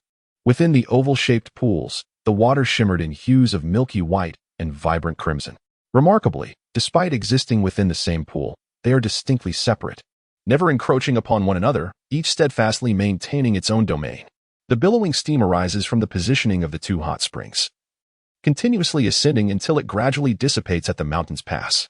What kind of spring is this that possesses such wondrous qualities? It was then that Douluo, somewhat elated, allowed a faint smile to grace his features. According to Tang, the hot spring here is referred to as the Ice and Fire Yin Yagai, one of the three great treasure troves. Ice and Fire Yin Yagai, what a splendid name. However, isn't this place under your stewardship, esteemed senior? Why must the name of the spring be revealed by Tang? Douluo remained silent. He would certainly not admit to such a shameful oversight. Surrounding the Ice and Fire Yin Yang is an abundance of diverse flora, each exhibiting unique forms, creating what appears to be a botanical paradise. Yet, every plant here is a rare gem, leaving Rob momentarily speechless at the sight. In Chapter 12, Blue Silvergrass, Hidden Weapons, Tang. It is worth noting that in Rob's original world, only beside the peculiar purple water lake in the Glory Grand Canyon could one behold such a sight. The high-level rare herbs near the purple water lake are untouchable. Simply gazing from afar could provoke a cacophony of bizarre sounds that would invade one's mind, shattering the mental sea and instilling a fear that would deter any approach for an entire year. More directly, if someone were to dare pluck those herbs, all nearby mutated creatures would enter a frenzied state, pursuing the gatherer with relentless fury. Now, this Ice and Fire Yin Yagai belongs to a Tidal Douluo. What an effortless acquisition. Yet for a runesmith like Rob, it is not the high-grade herbs themselves that are sought, but rather the unique aromas they emit. So absorbed was he in observing the Ice and Fire Yin Yagai. Where is Tang? Little monster, wait a moment, I shall fetch another little monster, declared Douluo, vanishing immediately. He soon reappeared at a distant corner, bringing with him a youth clad in blue, who swiftly flew to their location. Rob mused that this must surely be Tang. Old monster, you truly brought someone else back? They lack your toxic prowess and the potency of divine herbs. They cannot linger here. Douluo snorted dismissively. You seem quite concerned for strangers. Fear not, I shall not allow them to remain for long. My purpose in bringing them to the Ice and Fire Yin Yagai is solely to gather materials for rune crafting. Tang was left perplexed. Runes? Materials? He inwardly gasped. This was a bid to snatch resources from him. Greetings, Senior Tang. I am Rob, the eighth among the Shrek 7 monsters. Rob offered a friendly smile. Lily, of course, followed suit. I am Lily, the ninth among the Shrek 7 monsters. I look forward to your guidance. What? The Shrek 7 monsters? Tang was utterly dumbfounded. Teacher, Dean, what have you been up to? Shouldn't we, the Shrek Academy, be the 7 monsters? In that moment, an inexplicable sense of crisis welled up within him. He found himself compelled to confront the person named Rob. At that moment, Douluo suddenly interjected with ill intentions. It seems you truly do not recognize one another. Well, as the saying goes, one must spar to become acquainted. How about you two engage in a duel? As Tang fell into deep contemplation, Rob could hardly contain the fighting spirit surging within him, saying, Are you willing to spar with me? The original soul of the Shrek 7 monsters, the thousand-handed Shura, Tang? Deep within Tang heart, having suppressed his desires for so long, he too yearned for a fair duel.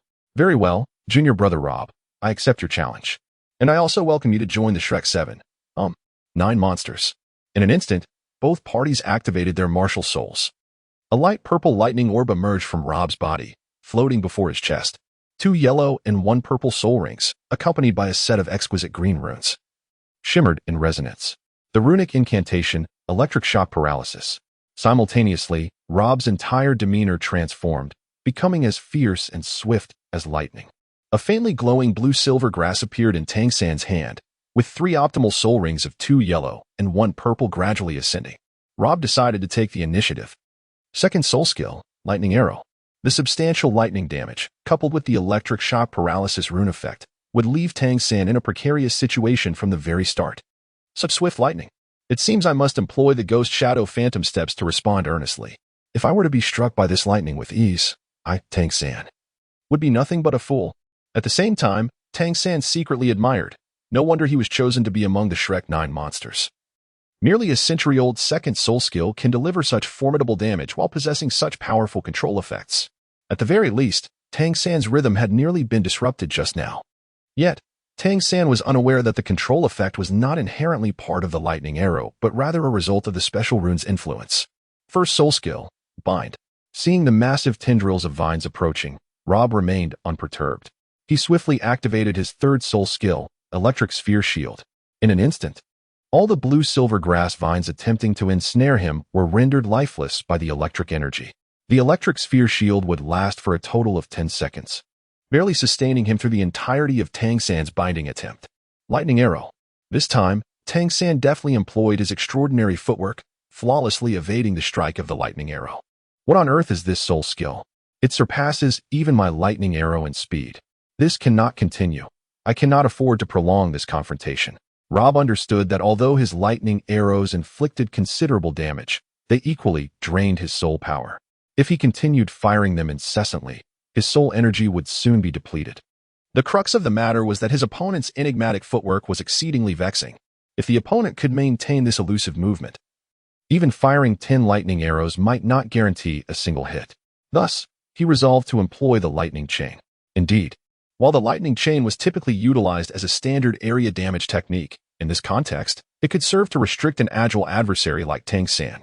Regardless of how swift Tang San might be, as he approached me, he would inevitably encounter the lightning chain. Upon contact, he would be momentarily paralyzed. In that instant, I would unleash another lightning arrow. However, mere thoughts were not enough. Rob had to put his plan into action.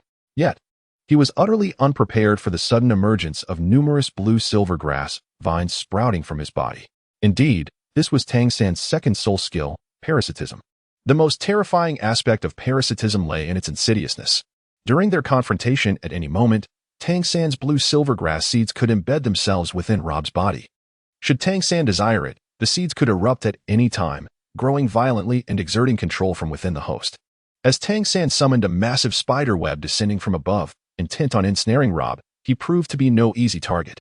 Gritting his teeth against the pain, he activated his electric sphere for protection, swiftly eliminating the blue-silver grass parasitic vines that had taken root on him. Simultaneously, as he adjusted his stance, he rapidly launched a lightning chain, electrifying the spider web before it could envelop him, leaving it scorched and tender. In that moment, amidst the valley of the ice and fire duality, purple lightning flickered, radiating a blinding brilliance. Once again, the first soul skill, Bind, was employed as the blue-silver grass vines surged forward. Rob concentrated all his attention on the 6 approaching blue-silver grasses, accurately dispatching each with his lightning arrows. The two engaged in yet another 2 rounds of combat, neither able to claim victory, ultimately reaching an impasse as both depleted their soul power. "You are indeed formidable, Rob," Tang San remarked. "No wonder the teachers have chosen you to join the Shrek 7 Devils. You are equally impressive, truly the soul of Shrek," Rob replied. However, unbeknownst to Rob, Tang San had initially refrained from utilizing his external soul bone, the 8 spider lances, to avoid causing discord. Likewise, Tang San was unaware that Rob had held back as well. At the moment Rob activated his electric sphere to dispel the binding effect, he could have, in an almost instantaneous manner, directed 2 protective electric spheres along the blue-silver grass vines toward Tang San's martial soul origin. Thus, Tang San's martial soul would be rendered unusable for the subsequent 3 seconds. Chapter 13, Customizing Runes for the Poison Douluo. After exchanging pleasantries, Tang San eagerly inquired about more pressing matters. "Robo, how is everyone? How is Xiao? Xiao? Is she the girl among the 9 who always appears gloomy and never speaks?" A sigh escaped him. "It is my fault for not being by her side. Please, comfort her when you return. Tell her that I am diligently honing my skills and that I will surely make significant progress. In due time, I will possess the strength to protect her." Robo, having sensed the nature of their relationship, probed further. "What is Xiao to you?" "She is my sister." "Your biological sister?" Tang San paused for a moment, contemplating. "Of course not." Robo found this revelation intriguing and chuckled softly, then turned to glance at Lily. At this moment, Dugabo coldly remarked, "All right, it is time to attend to serious matters. Rob, you have heard the words of the little monster. With your physical attributes, you cannot linger near the Eye of Ice and Fire for long. Quickly gather the materials you require. and I shall take you to a nearby cave to create runes for me. Rob bade farewell to Tang San and was about to turn to examine the various materials when he was called back by Tang San. 8th junior brother. May I inquire about the runes you mentioned? Observing the eagerness for knowledge in Rob's eyes, he felt compelled to respond. Very well, 3rd brother. May I address you as such? If you have a moment, let us collect the essence of the celestial herbs together while we discuss this matter, shall we? At that moment, Lily, seemingly in a peculiar mood, suddenly appeared irate. You two can go ahead. I must leave this dreadful place. It is unbearable. Indeed, the area surrounding the Eye of Ice and Fire was inhospitable for living beings. Yet Lily's reaction seemed excessive. Rob was at a loss for how to respond. While Tang San attempted to mediate. 9th junior sister, why don't you wait in the cave? To be frank, a girl should not be in such a perilous location. However, Lily shot a reproachful glare at Tang San. What of it? I, Lily, have traveled far and wide since childhood. What dangers have I not encountered? Tang San. You are quite the chauvinist. Compared to him, Rob is much better. Rob and Tang San exchanged awkward glances before watching as Lily was led out of the valley by Douluo. And then they began to gather the gaseous emanations of the celestial herbs. As the collection phase drew to a close, Tang San had a comprehensive understanding of the rune system. He believed that with the enhancement of runes, he could challenge a 4-ringed soul master with his 3-ringed cultivation. Of course, this was contingent upon having a set of blue, high-quality runes. However, Rob could only provide him with several suitable green, excellent runes to make do with for the time being, as blue, high-quality runes were not easily produced in bulk. Truly, Tang San was remarkable. Immediately requesting 3 sets of runes. This was also due to Rob having informed only Tang San about the possibility of swapping runes at will. In Tang San's view, since the runes could be exchanged, it was only logical to acquire 3 sets of runes with different functions for various situations. The first set consisted of 3 identical attribute runes, specifically designed to enhance the offensive capabilities of the blue-silver grass. Rune phrase, blue-silver's sharpness. With the addition of blue-silver's sharpness to his existing 3 soul skills, Tang San would see a 5% increase in physical attack strength. The second set also comprised 3 identical attribute runes, aimed at bolstering the resilience of the blue-silver grass. Rune phrase, blue-silver's toughness. As the name implies, this would enhance resilience by 5%, making it more difficult to break free from or destroy. The third set consisted of 2 special effect runes. Rune phrase, adjacent position enhancement. Rune phrase, principle of 3. Tang San placed the 2 adjacent position enhancement runes in the first and second soul rings. The function is that if 2 enemies, entangled or parasitized, are in close proximity, the effects of their entanglement or parasitism are intensified by 50%. As for the third criterion, it must naturally be placed upon the 3rd soul ring. Its effect is that if the web binds at least 3 enemies simultaneously, the control effect of the web is enhanced by 30%. It is evident that Tang San, having thoroughly comprehended the runic system, has meticulously selected these 3 sets of runes, rather than following the recommendations and guidance of others from the Shrek 6 monsters, like Luo Ba. Tang San expressed his heartfelt gratitude and presented Luo Ba with a small box. Junior brother Ba, take this. It is my self-created concealed weapon, the Zhuge Divine Crossbows. As a token of my appreciation, Luo Ba, of course, would not refuse. Thus, he became acquainted with Tang San today, and he felt quite pleased. On this journey through the Eye of Ice and Fire, Rob reaped abundant rewards. The aromas of exquisite medicinal herbs, along with rare minerals and elemental particles, presented themselves as invaluable materials. However, most of these treasures were intended for crafting purple epic quality runes, which he currently had no use for.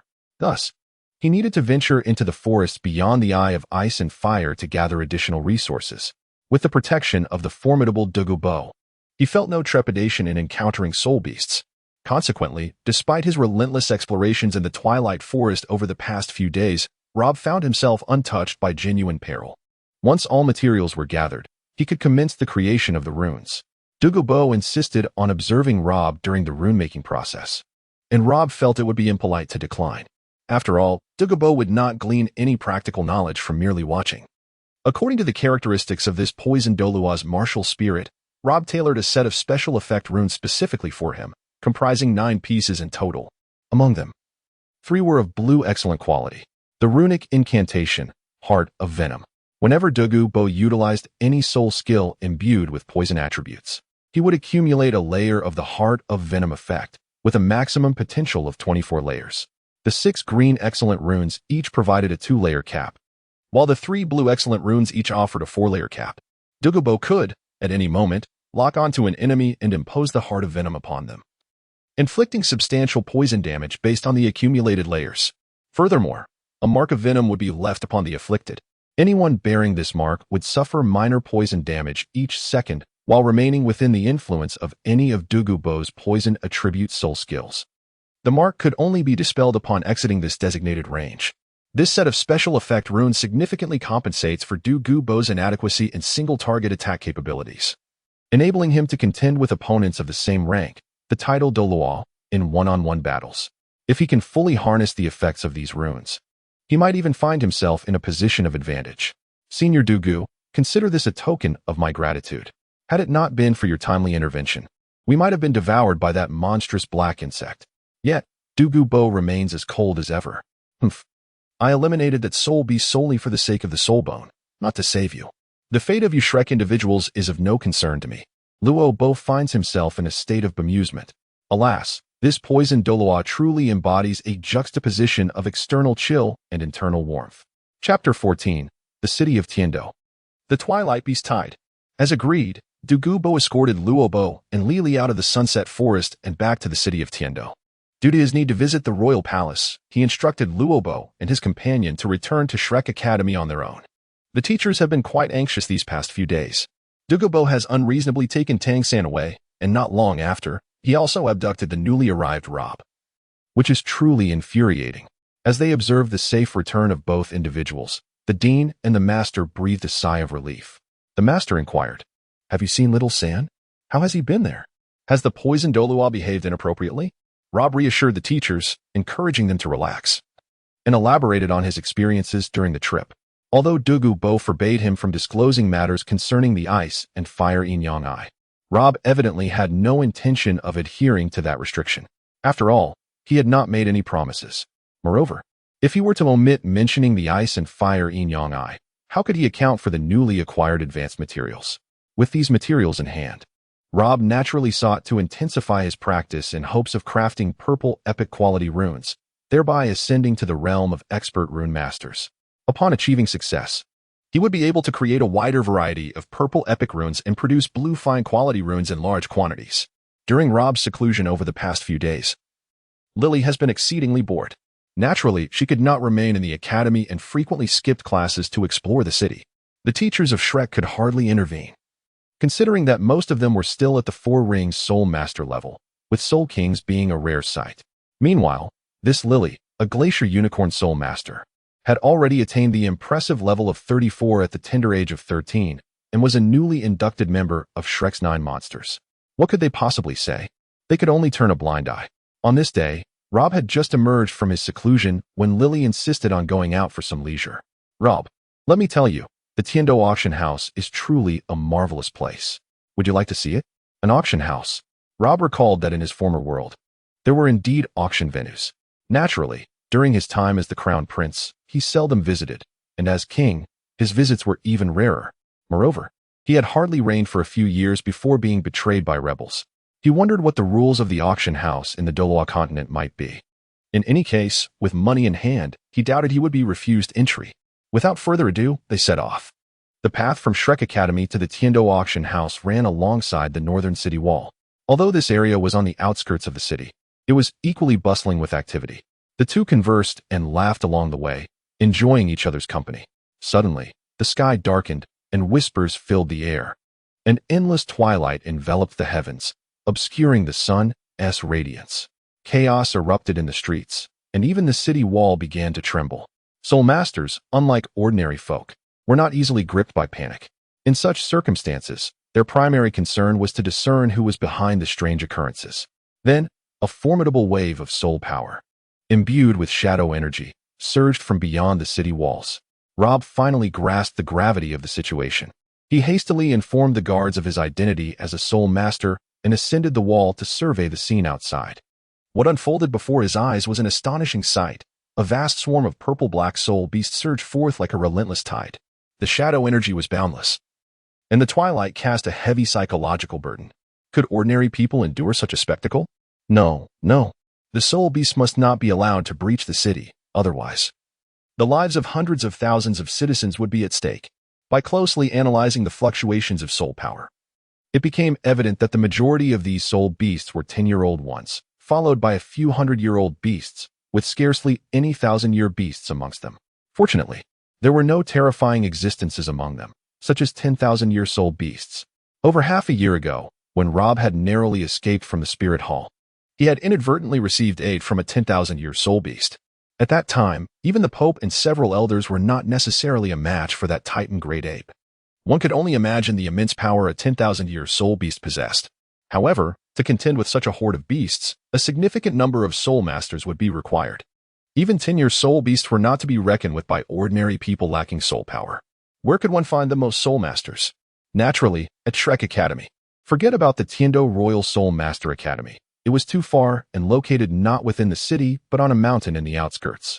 Without hesitation, Rob and Lily hurried back to the academy, hoping that the institution could mobilize everyone to fend off the beast tide and prevent the soul beasts from breaching the city gates. The ominous twilight sky had already captured the attention of Shrek Academy. After all, soul masters were adept at detecting fluctuations in soul power. Dean, Master, from a distance, Robert spotted a group of teachers and students gathered at the entrance, prompting him to call out. Robert, what is happening? Do you know the situation? Soul beasts. A massive wave of soul beasts is approaching Heavendose City. It's a beast tide.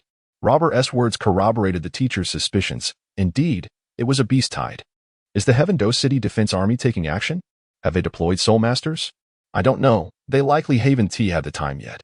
That's why I returned, hoping the academy could assist. The master gazed anxiously at the twilight-shrouded sky. I never expected you to possess such a sense of social responsibility at such a young age. However, we are reluctant to send students into danger. After all, they are still merely children. The dean, Flinder, added, but we teachers will certainly step forward to contribute to the defense of Heavendose City. And we, the Shrek 7 monsters. Daimubai's voice resonated with strength and unwavering resolve. Behind him stood Xiao, Oscar, Ning Rong, Zhu Qing, and Ma Hongjun. Indeed, the Shrek 7 monsters embody a profound sense of social responsibility. As low-rank soul masters with only 2 or 3 rings of cultivation, their courage to participate in the defense against the beast tide is truly commendable. Once they mature, they will undoubtedly become the benchmark and backbone of the soul master community. Without hesitation, they charged directly toward the section of the city wall under attack.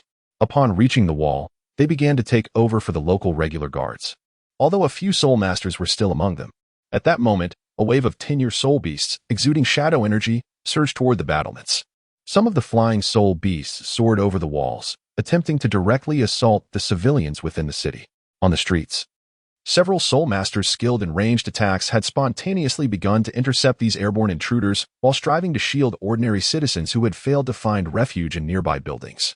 On the wall, a few climbing soul beasts wreaked havoc, toppling several ordinary soldiers. With a furious shout, Daimubai leaped into action, activating the White Tiger's protective barrier and enhancing his abilities with the White Tiger's strong amplification skills. He unleashed a dazzling wave of White Tiger radiance. In an instant, the audacious 10-year soul beasts writhed and fell to the ground in agony. Chapter 15. The bitter struggle on the city wall. Observing how effortlessly the climbing soul beasts were dispatched, Robert redirected his focus to the flying soul beasts. He first employed a chain of lightning to incapacitate several at once. Then, as they descended slowly, he picked them off one by one with lightning arrows. Should any flying soul beast dare to approach him, the protective electric sphere combined with the paralyzing effect of the runes would ensure they face severe consequences. During the battle, Robert also noted that all the soul beasts participating in the beast tide possessed varying degrees of shadow attributes, indicating that some malevolent force was at play. As Rob pondered, he suddenly recalled the hooded figure he encountered just days prior upon entering the Sunset Forest, just before meeting the Entropy Devourer. Abruptly, a wolf-shaped soul beast lunged at him, only to be struck squarely by Ma Hongjun's Phoenix Fire line. Ma Hongjun feigned nonchalance, saying, "Brother Rob, you ought to thank me." He then rejoined the fray beside him. Rob, in hindsight, regretted allowing his thoughts to wander amidst the battlefield. In such moments, a soul master's focus must be solely on the combat at hand, without the luxury of distraction. Before long, the army of soul beasts began their relentless assault on the city walls. Reinforcements from Shrek Academy continued to arrive steadily. Why? One might ask. It had been agreed that only the teachers and the Shrek 7 would come. The truth is, Shrek Academy, the predecessor of the Heaven-Do City Shrek Academy, had originally been the Blue Tyrant Academy, which admitted only commoners and excluded nobles. The majority of its students hailed from the citizens of Heaven-Do City or its surrounding villages. To protect Heaven-Do City is to safeguard their homes. Who, then, could possibly strip them of their right to defend their homeland? The students of the Advanced Soul Master Academy, averaging at the second and third rings, stood resolutely upon the city walls, forming an impregnable line of defense. City walls? Such constructs of steel and concrete scarcely merit the title. Behold, these valiant young soul masters. They are the true bastion of iron and steel. At long last, the poisoned Douluo arrived with reinforcements. Ignoring the onslaught of flying soul beasts, they charged directly towards the rear of the beast tide. The poisoned Douluo dared not unleash a wide-ranging poison in such close proximity to the heavenly Do City. Yet this did not hinder his execution of a decisive strike. How could a Tidal Douluo, accompanied by several Soul Sage-level warriors, fail to handle a 6,000-year-old soul beast? The other two soul beasts, each exceeding 10,000 years, were currently held at bay by the Golden Saint Dragon summoned by the Golden Iron Triangle's martial soul fusion technique. Before long, the foremost figure of the Blue Lightning Tyrant Dragon family, Yuanjin, a formidable Tidal Douluo wielding the Blue Lightning Tyrant Dragon martial soul, arrived with powerful allies from his sect. With his assistance, the burden on the Golden Saint Dragon was considerably alleviated. After all, no matter how powerful the Golden Saint Dragon may be, it could not possibly confront two soul beasts of approximately 50,000 years simultaneously. Beneath the walls, countless 10 and 100-year-old soul beasts, seemingly impervious to pain, fatigue, or fear of death, frantically clawed their way up the walls in a frenzy. Meanwhile, the aerial soul beasts became increasingly dense, nearly obscuring the entire sky. Yet, something felt amiss. Where had such a multitude of soul beasts suddenly emerged from? What had caused these creatures to unite and launch a ferocious assault on human cities? As the defending soul masters began to systematically take control of the wall's defenses, the pressure on the beleaguered members of Shrek Academy, who had been valiantly holding the line, was finally alleviated. However, this did not imply that the beast tide was nearing its conclusion.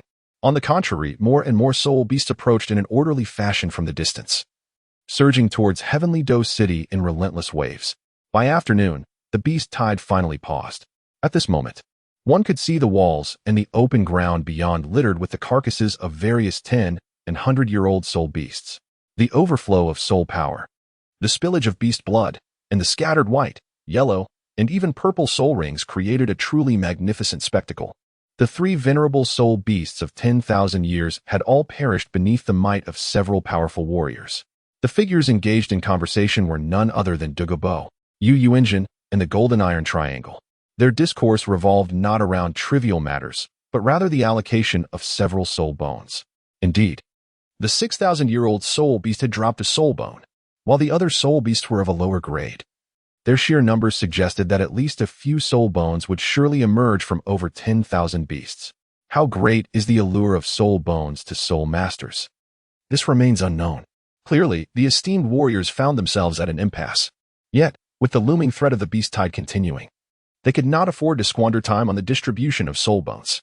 After deliberation, the most prudent course of action is to await the cessation of the beast horde and then summon the Emperor of the Snowy Night to make a decision. Indeed, within less than an hour, the beast tide commenced anew.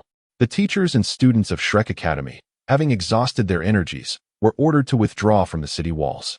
However, the defense force, the Soul Master Legion, appeared to be fully prepared, no longer in need of assistance from these young ones. In the second phase of the beast tide, the main force transitioned from 10-year soul beasts to 100-year soul beasts, and they exhibited a strikingly disciplined formation. Who could have anticipated that soul beasts could organize themselves into military formations? Each formation contained at least one 10,000-year soul beast as its cornerstone. Alas, how could there be an endless supply of these soul beasts? From where in Douluo continent do such numerous soul beasts emerge? The Shrek 7 monsters did not retreat like their peers. They remained resolute upon the city walls. For them, this was a rare opportunity for practical combat training. They aspired to become extraordinary beings. How could they engage in the trivial actions of ordinary mortals? Suddenly, a winged serpent descended from the distant sky, hurtling towards Xiao. Its cultivation level was no less than 1,000 years. Xiao Wu, who typically refrained from hunting soul beasts, could no longer contain herself. After half a day of battle, she had discerned the peculiarities of these soul beasts. She understood that the soul beasts orchestrating this beast tide had likely lost their inherent nature, succumbing to some nameless malevolent force. She soared into the air, deftly evading the full-force strike of the 1,000-year wind serpent. The moment had arrived for her to showcase her prowess. With a flourish, she executed the explosive 8-stage throw. A radiant pink energy surged forth with each of her aerial strikes, ultimately culminating in a cataclysmic eruption centered around the body of the 1,000-year wind serpent. The violent fluctuations of soul power were a testament to the terrifying nature of this assault. The 1,000-year wind serpent was not so easily vanquished. However, after being stunned by the final segment of the explosive 8-stage throw, it fortuitously landed at the target point of the Phoenix fire line. On the opposite side of the city wall, Rob and Lily, who had just hurriedly restored their soul power beneath the wall, unleashed their might once more. 2 third-ring soul kings were more than capable of fending off the majority of 100-year soul beasts. Even if a 1,000-year soul beast sought to breach this segment of the wall, it would have to reckon with the consent of these 2 young individuals. Yet, for reasons unknown, a straggler from outside the walls approached them. At this moment, a 2,000-year silver dragon loomed before Rob and Lily atop the city wall. A silver dragon. What an extraordinary concept. Firstly, a 2,000-year soul beast is beyond the capacity of these 2 mere third-ring soul kings to confront. Moreover, this 2,000-year soul beast is a silver dragon. In the realm of Douluo continent, golden and silver dragons represent the pinnacle of dragon-type soul beasts. Golden dragons excel in strength, while silver dragons master elemental control. The might of the golden dragon is unparalleled, and the silver dragon, capable of wielding the powers of the 6 elements, proves to be equally formidable. Lily had never anticipated that such a relatively modest beast tide would summon a 2,000-year-old silver dragon. It seems there are certain truths she no longer needs to conceal. Facing such a supreme soul beast, Rob's instincts were understandably gripped by terror. Moreover, he noticed in the distance, beyond the city, an enormous entropic devourer approaching. The fluctuations of soul power emanating from the entropic devourer, along with the pressure it exerted, were reminiscent of the Titan giant ape he encountered over half a year ago in the Tiandou forest. This indicated that this beast tide had indeed summoned a 100,000-year-old soul beast. How was that possible? During his time at the Spirit Hall, Bibi Dong had personally imparted various knowledge about soul beasts to him. She had stated that the Douluo continent only housed 200,000-year-old soul beasts in the Tiandou forest, the sky blue bull python, and the Titan giant ape. Yet, Rob was compelled to accept the grim reality before him. The overwhelming pressure was irrefutable evidence. As he pondered, Rob activated his electric shield, desperately evading the silver dragon's elemental assaults. Fireballs and wind blades wreaked havoc upon the city walls beneath him, severely hindering his movements. No, this silver dragon is far too powerful. He and Lily are simply no match for the silver dragon. At that moment, Lily suddenly ascended into the air, grasped Rob, and flew towards the interior of the city, eventually halting near a structure that had been reduced to ruins not far away. Is it truly Lily? Shouldn't she, like him, merely be a 3-ringed soul master? How could she possess the ability to fly? Moreover, her strength and spiritual energy have surged dramatically, reaching unfathomable levels. Before Rob could fully express his astonishment, Lily abruptly pulled him aside. One cannot fault her for her brusque actions. The relentless aerial bombardment from the flying soul beasts was indeed intolerable. Suddenly, Lily spoke. I apologize, Rob, for concealing many secrets from you. However, I must reveal 3 of them now. First, you and I hail from the same world. Second, I have concealed my true power. My 34th level is not my actual soul power. Third, I possess a method known as fusion evolution. Upon hearing the first secret, Rob was utterly speechless. Lily, astonishingly, originated from the same world as him? As for the fusion evolution, he hardly paid attention, for he was already familiar with the method himself. Lily continued. I will explain the specifics later. For now, I need you to complete the fusion evolution with me. You have not attempted it yet, so I shall take the lead this time.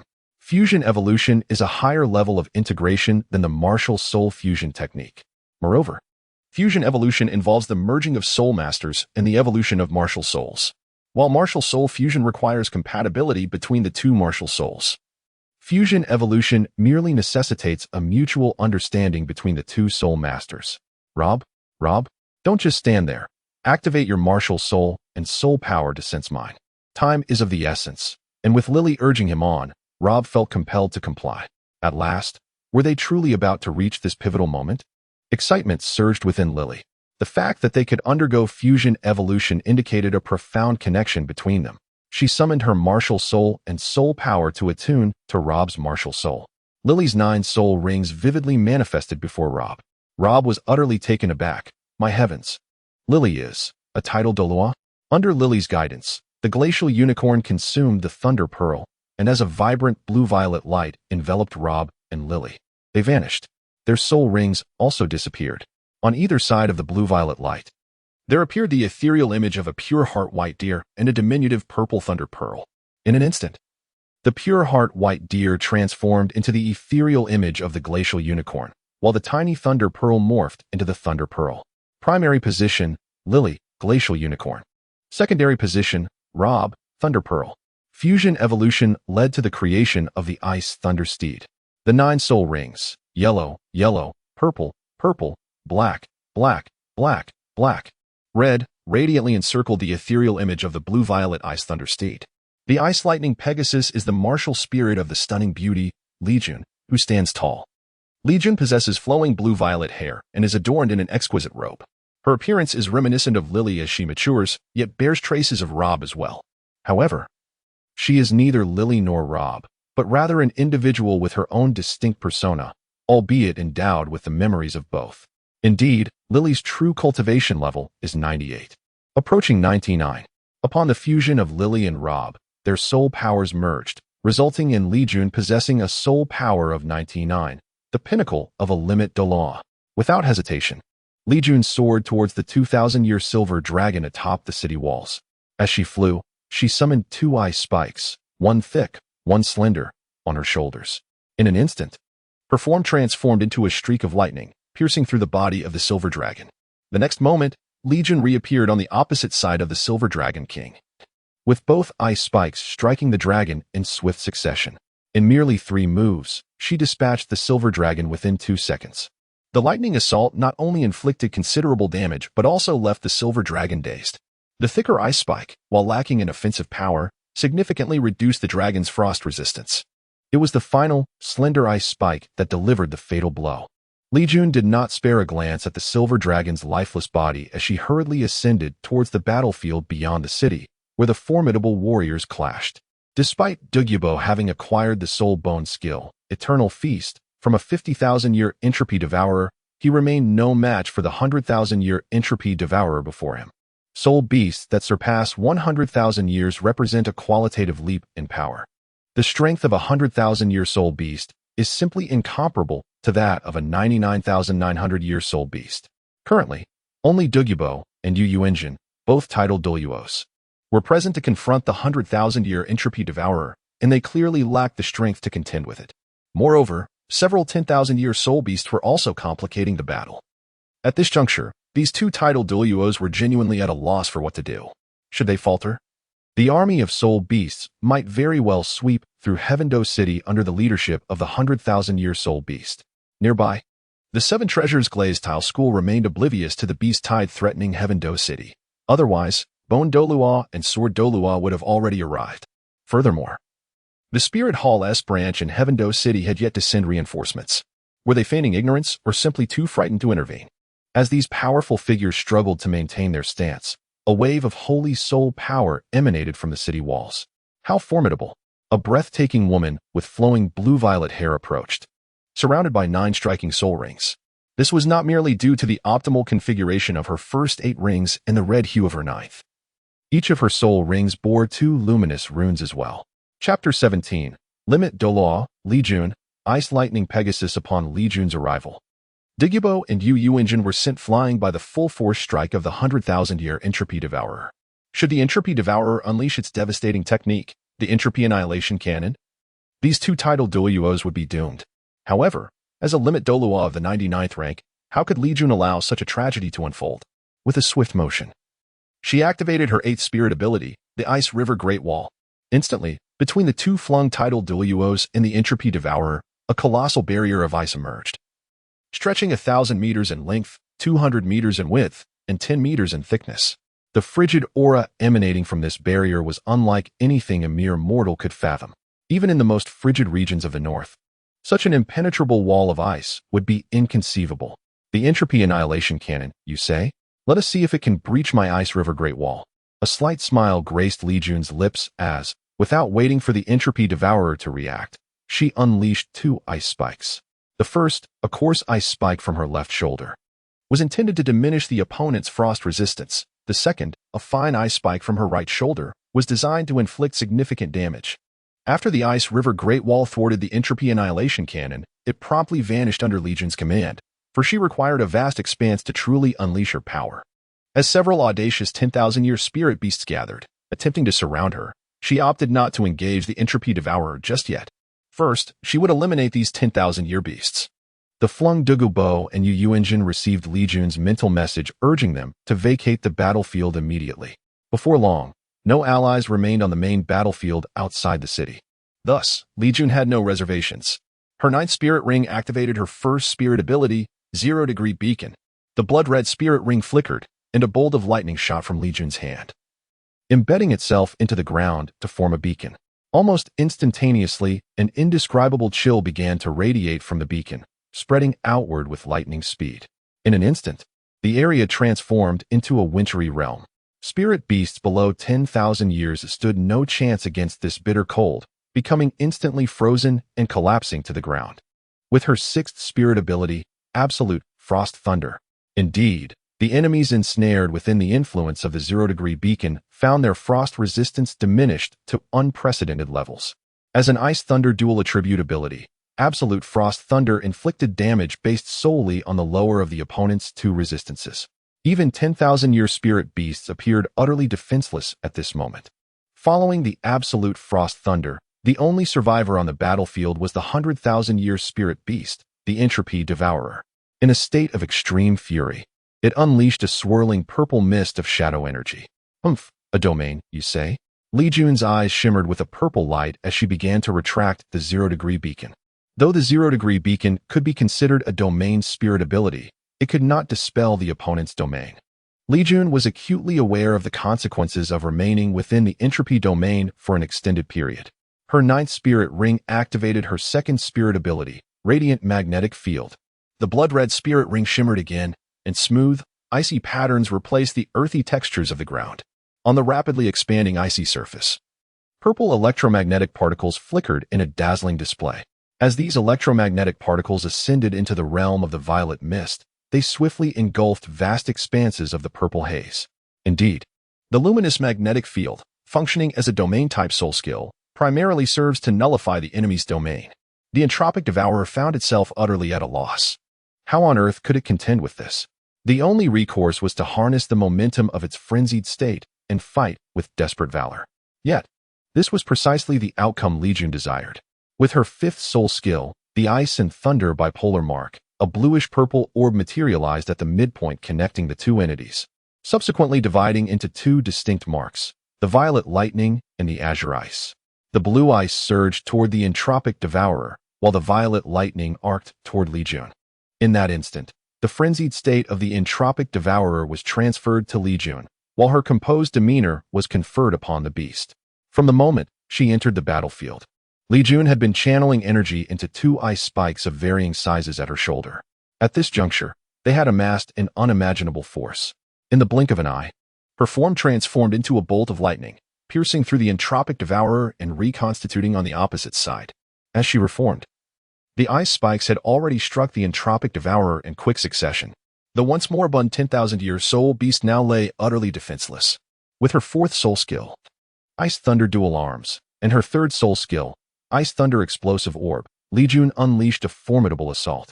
The Ice Thunder Dual Arms augmented the potency of the Ice Explosive Orb emitted from her left hand by 40%, while simultaneously accelerating the release speed of the Electric Explosive Orb from her right hand by the same margin. Thus, her hands radiated with resplendent hues of blue and purple.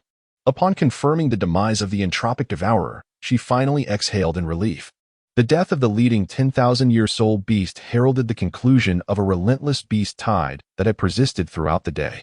A blood-red soul ring and a soul bone materialized beside the corpse of the entropic devourer, exuding an irresistibly alluring aura. Regrettably, the soul ring was destined to be squandered. Li Jun secured the soul bone and then took flight in the direction away from Tiandou City. She could not risk disintegration here, for that would inevitably unveil the secrets of Rob and Lily, leading to a myriad of unnecessary complications. However, as she neared the sunset forest, she stumbled upon a peculiar sight. A dark purple spatial portal gradually dissipated into nothingness, evidently vanishing due to either insufficient functionality or the exhaustion of the maintainer's mental energy.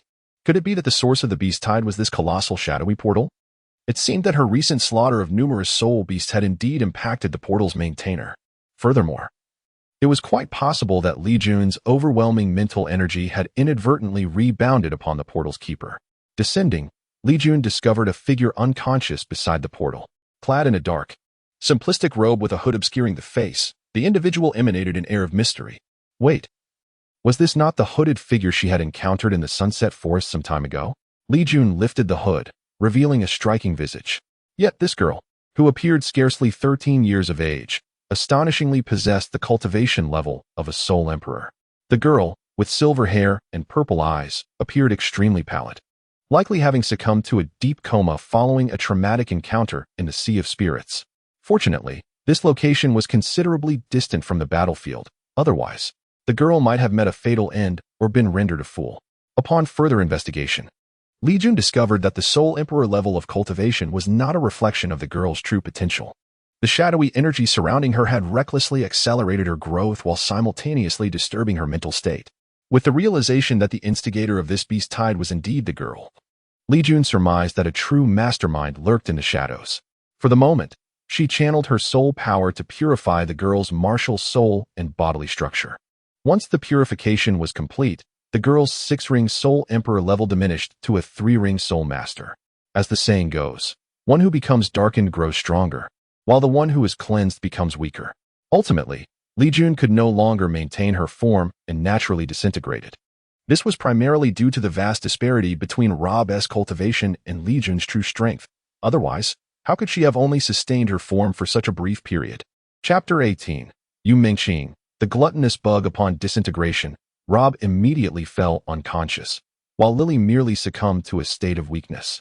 However, being a 98th level Super Douluo, how weak could she truly become?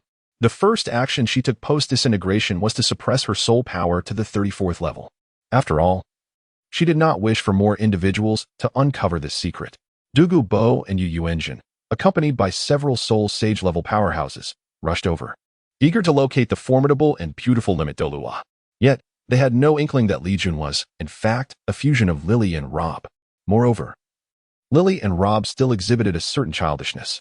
Li Jun's visage was a composite of their adult appearances. Anyone unaware of the truth would never equate these two children with the ethereal beauty of the Limit Douluo. Li Jun's aura dissipated in that very place, leading Dugu Bo and Yu Engine to express their dissatisfaction, adamantly questioning Lily if she had sensed the presence of the Limit Douluo. How could that be possible?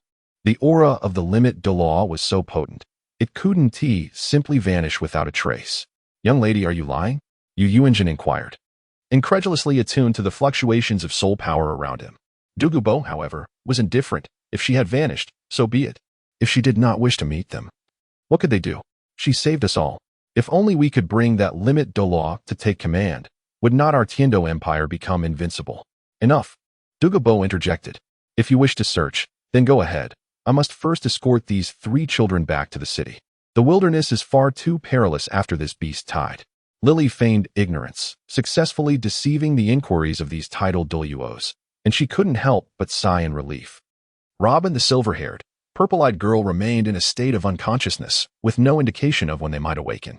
However, there was little to be done. Today, if Lily were to act alone without merging, her formidable cultivation at the 98th level would enable her to vanquish the 10,000-year entropy devourer. However, she could not guarantee the preservation of the lives of the 2 Tidal Douluos, nor could she conceal her secrets. Yet, the scenario would differ dramatically with the merger. She confided her secrets solely to Rob, and by merging with him into Li Jun, she would not only wield the powers of a 99th level limit Douluo, but also possess a superior quality of martial soul, while simultaneously concealing the true extent of her abilities. The poisoned Douluo held a deep admiration for Shrek Academy's actions earlier in the day, thus harboring a greater fondness for them. Moreover, since Rob and Lily were the ones who crafted runes for him, how could he not cherish these two peculiar beings? Though he spoke not a word, his body revealed the truth. He utilized his soul power to swiftly transport the trio back to Tiandou City. I remarked, "Little monsters, do you not value your lives? Without a teacher's supervision, you dare to venture to the edge of the Sunset Forest? Fortunately, the Soul Beast army did not pass through this area, or your lives would surely be forfeit." "Thank you, Senior," Lily replied succinctly. Upon returning to Shrek Academy, the poisoned Douluo escorted the three directly to the dean's office. There, they found Flander, the master, and Lu Erlong, who had just unleashed a 3-in-1 martial soul fusion technique, all in a weakened state, diligently recovering their strength. As soon as Flander caught sight of Douluo, he abruptly halted. "Senior Poison Douluo, did you locate that limit Douluo? And why do you have Rob and Lily with you? Who is that beside you?" "I did not find him." "You ask too many questions, let your students explain." Douluo replied, striding away with haughty indifference, not casting a glance back. Lu Erlong and the master supported the still unconscious Rob and the silver-haired girl. Lily awkwardly smiled at the dean before commencing her performance. "Teacher, I apologize. It is our fault." Lily feigned a piteous expression, even squeezing out a few tears. Flander harbored no intentions of reproaching her. The mere fact that she and Rob had returned safely was the best news. "Now, do tell, what transpired?" "Well, the beast tide paused earlier today, and we assumed it had concluded, so we diverted outside the city in search of corpses. As you know, the remains of soul beasts yield various raw materials essential for numerous industries, and even soul bones. The master and Flander exchanged glances, both expressing a sense of helplessness. "Ah, it is but human nature. We do not hold it against you. Even we had not anticipated a second wave in the afternoon, let alone the emergence of a 10,000-year soul beast." Lu Erlong interjected, "Indeed, had that limit Douluo not arrived in time, Tiandou City would have faced utter devastation. It is perplexing why that limit Douluo departed in such haste." "Erlong, you seem to overlook the nature of those reclusive masters. They are often quite eccentric," Flander chuckled. Lu Erlong merely huffed in response, choosing not to pursue the topic further, instead shifting the conversation to the 10,000-year soul beast. "However, I have discerned a troubling issue. The soul beasts participating in the beast tide, including that 10,000-year soul beast, possess a level of cultivation that feels somewhat unreal." The master interjected, "Indeed. It resembles the act of hastily promoting growth, and not just by a slight margin. When we employed the martial soul fusion technique alongside those Millennium soul beasts this morning, I sensed it. Were it not for the augmentation of that shadowy power, those Millennium soul beasts would merely possess the cultivation of 1,000 years. Furthermore, the soul beasts forming the backbone of the beast tide, those of 10 and 100 years, might very well have been catalyzed directly from ordinary wild animals." "Precisely. It is indeed a case of hastily promoting growth." A gentle voice resonated, drawing everyone's attention to Lu Erlong, who cradled a girl with silver hair and violet eyes. The girl gradually opened her bright, large eyes, allowing everyone to finally discern her features. "And I am one of those hastily promoted," she declared, beginning to unleash her martial soul. Before them swirled a purple, human-sized voracious bug around her form. This voracious bug bore a striking resemblance to the entropic devourer. In the next moment, 3 purple soul rings prominently encircled the voracious bug. In truth, I initially possessed 6 soul rings, 4 purple and 2 black. However, that was a result of hastily promoting growth. After breaking free from the grasp of the void hand, I lost 3 soul rings, reducing my soul power to the 39th level. The 3 teachers from Shrek Academy were already so astonished they could scarcely speak. A soul emperor with 4 purple and 2 black rings? This could hardly be described as monstrous. Even though this girl currently possessed only 3 purple soul rings and a soul power of 39, her existence was astonishing beyond imagination. "Miss, what is your name?" "Yu Mingqing." Thus, Yu Mingqing recounted her connection to the beast tide and how, after experiencing the mental assault from that limit Douluo, she liberated herself from the shadowy power's control. With the approval of the 3 influential figures from Shrek Academy, she formally joined the Shrek team, becoming the last of the Shrek's 7 monsters. Indeed, despite her intricate ties to the beast tide, once she freed herself from the shadowy power, She was no different from any ordinary person. What truly warranted attention was her strength. At the tender age of 13, she possessed soul power at the 39th level, with 3 soul rings of millennium caliber. It could be said that such a prodigy might not even be found within the Spirit Hall. Chapter 19. The Culinary God, Yumengxing upon awakening. Robber's first sight was Lily. He had been asleep for a full 2 days. It was now midday, and the sun had risen high. Lily stood by the bedside, looking at him with a heart full of guilt. With no outsiders present, Lily felt no need to conceal her feelings further. Robber, I am truly sorry.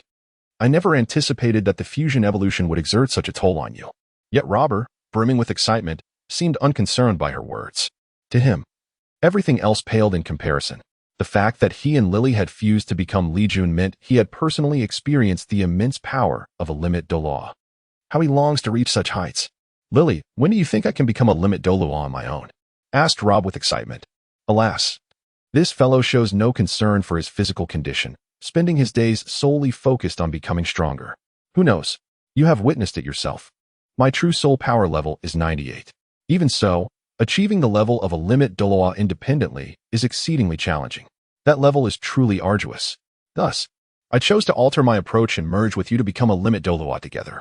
After listening intently to these words, Rob inquired, but why did our fusion result in a female form? What of it? Have you begun to despise women like Tang-san? This fusion was led by me. Hence the female form. Next time, you shall take the lead, and we will emerge as male. As they engaged in discussions regarding the intricacies of fusion evolution, an unexpected interruption occurred, a light bulb moment, so to speak. Indeed, it was the enchanting Yumengxing. Greetings, 8th senior brother, 9th senior sister, she exclaimed, her charming smile brightening the room as she entered, balancing a bowl in each hand. At that moment, Lily couldn't be bothered with much else. Allowing Yumengxing to step inside and place 2 bowls of century-old fiery wolf meat soup on the table. Initially, one might have expected Yumengxing to express some words of concern before departing. However, to everyone's astonishment, she uttered a startling remark. You both do not belong to this world, do you? Lily and Rob then turned their attention to the silver-haired girl with violet eyes whom they had rescued. What do you mean? Are you from the same world as us? Whether we share the same world can be determined by your answer to one question. Odd changes, even remain the same. What comes next? Such a peculiar question. How could the two of them possibly know the answer? Upon seeing that they could not even respond to this, Yumengxing completely let herself go. Haha. It seems that I am the only one who hails from Earth. Her musings had utterly transformed the impression that Luobo and Lili held of her. Was it true that Yumengxing was such a vibrant and cheerful person? Why are you so certain that both of us also arrived in the Douluo continent from another world? With a mischievous smile, Yumengxing replied, of course. Because in the originally normal Douluo continent, only the Shrek 7 monsters would appear, there would be no 9 monsters. Let alone the 2 of you who can fuse and evolve in such an extraordinary manner. As far as I know, the Limit Douluo Li Jun is indeed your fusion. Am I correct, Super Douluo Li Li? You know that. Sure, I just know. And you wouldn't want others to know, right? Let us not speak of that. I have recently joined the Shrek 10 monsters. How about treating everyone to a barbecue tonight? Barbecue? Luo Bo and Lili exchanged glances. We could use the soul beasts that perished in the beast tide. Soul beasts not only drop soul rings and soul bones, but their bodies themselves are treasures of heaven and earth. What do you think? Are you tempted? Lili chuckled awkwardly. It seems we have rescued a little culinary genius. Cooking soul beasts is not something just anyone can accomplish. Are you sure you can handle it? Absolutely. While you may doubt my strength, you cannot question my culinary skills. Sigh. Well then, having a barbecue after defeating the beast tide sounds like a splendid idea. In the afternoon, all the Shrek 10 monsters, except for the yet-to-return Tang-san, were summoned to the dean's office. Who would have known that several formidable figures had arrived today? Look, ISNT that the poisoned Douluo de Gabo, the blue tyrant Douluo Yu Engine, and the supreme ruler of the Tiandou Empire, the Snowy Night Emperor? What brings them to Shrek Academy today? After a simple greeting, the Snowy Night Emperor began to address the matter at hand. I can no longer find words to express the valor exhibited by the students and faculty of Shrek. You have made true power feel inadequate. Your Majesty, we merely did what was necessary. Had it not been for my father and the senior poison Douluo rushing to our aid, we would have suffered devastating losses. As the master spoke the words my father, he nearly trembled, casting a furtive glance at Yu Engine. Was Yu Engine not also filled with emotion? He felt he owed the son so much. having always regarded him as a failure. Yet on the day of the Beast Tide, he witnessed the might of the Golden Iron Triangle's martial soul fusion technique. The Golden Sacred Dragon. Now, his son had once again called him father. You managed to endure for a considerable time with the strength of just one academy. That alone is a miracle. Do not continue to defer. Your contributions must be rewarded. Glory belongs to Shrek. What a proclamation. Glory belongs to Shrek. The Snowy Knight Emperor continued. From now on, you shall be known as the Royal Shrek Academy. All expenses will be borne by the Tiandou Empire. It is settled.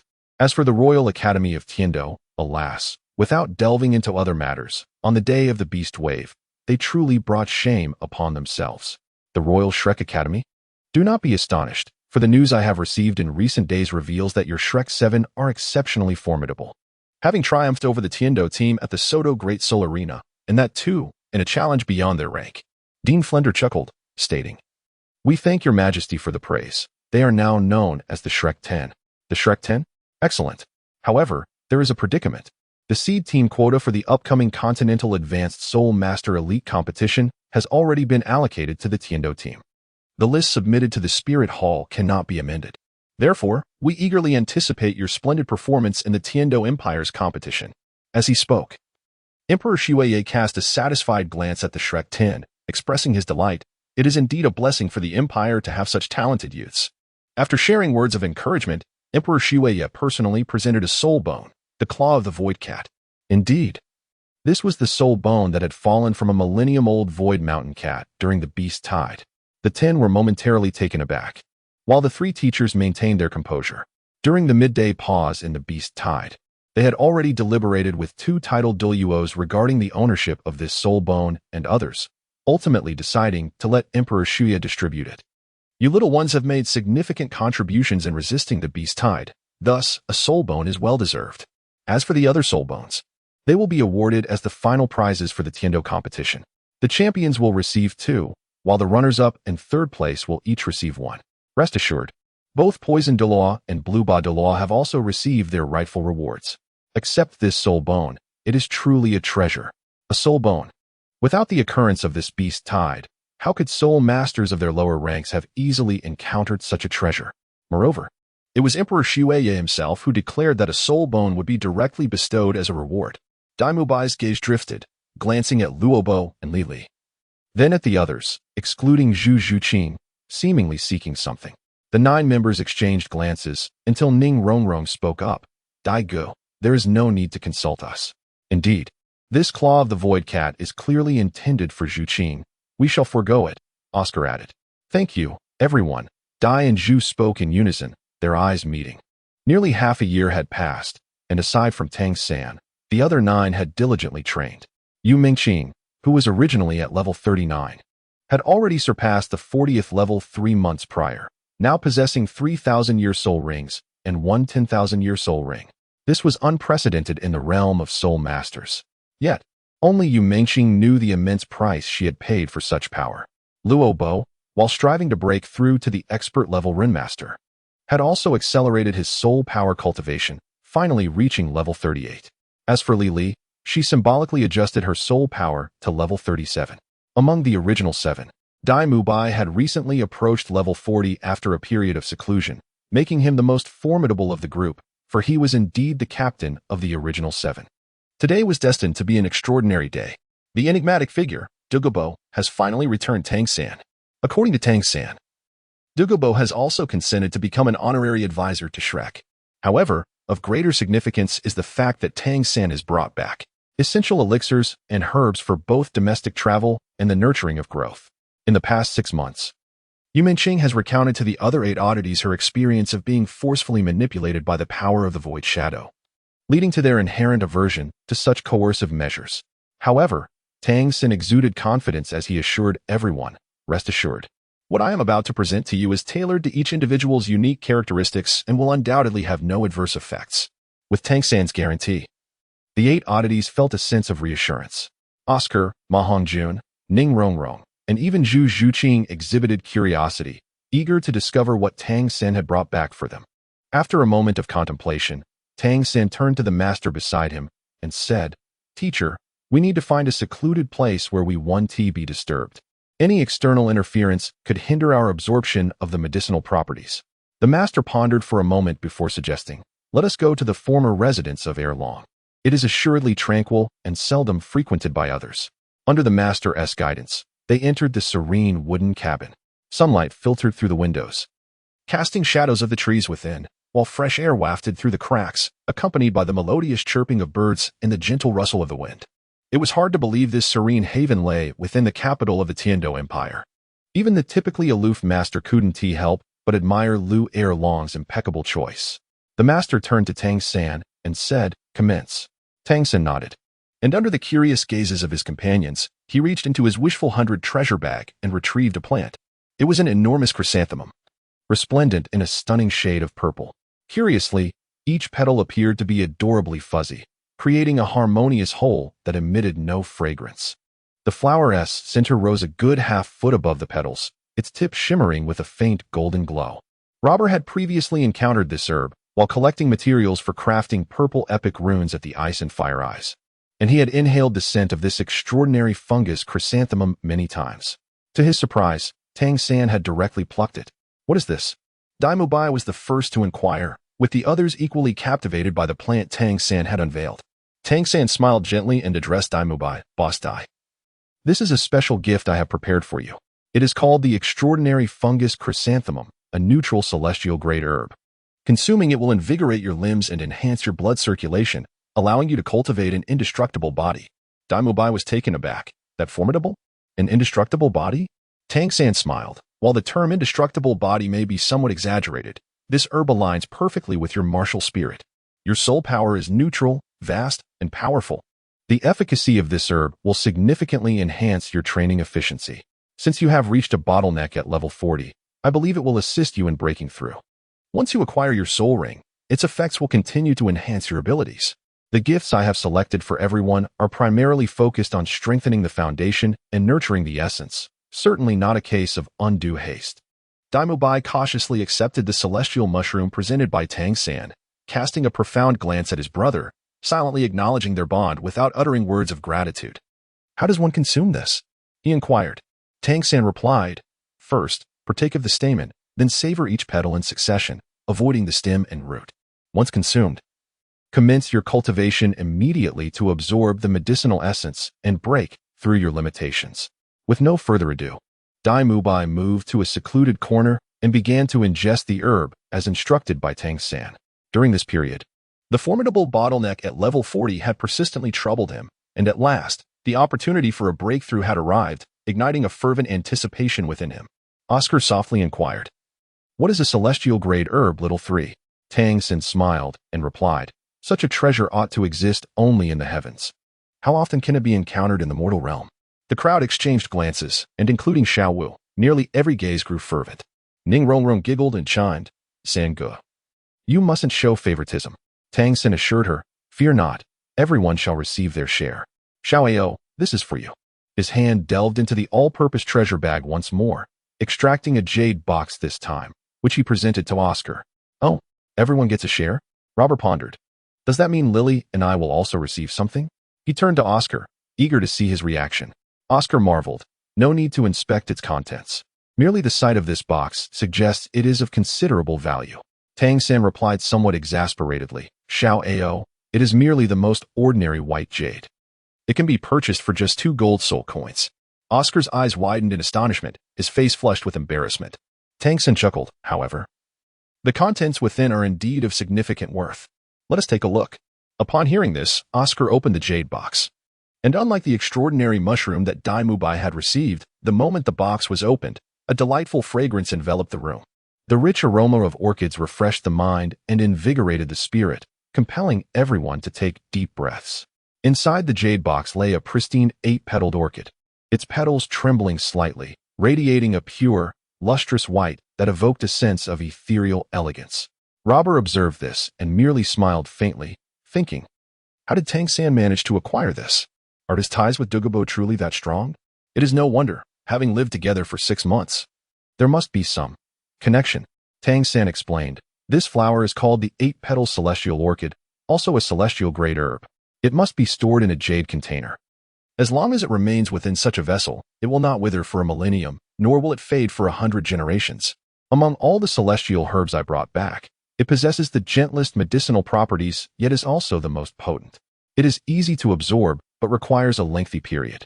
Its effects nurture the foundation and expel impurities from the body, sufficiently compensating for the slow cultivation speed of food-type soul masters.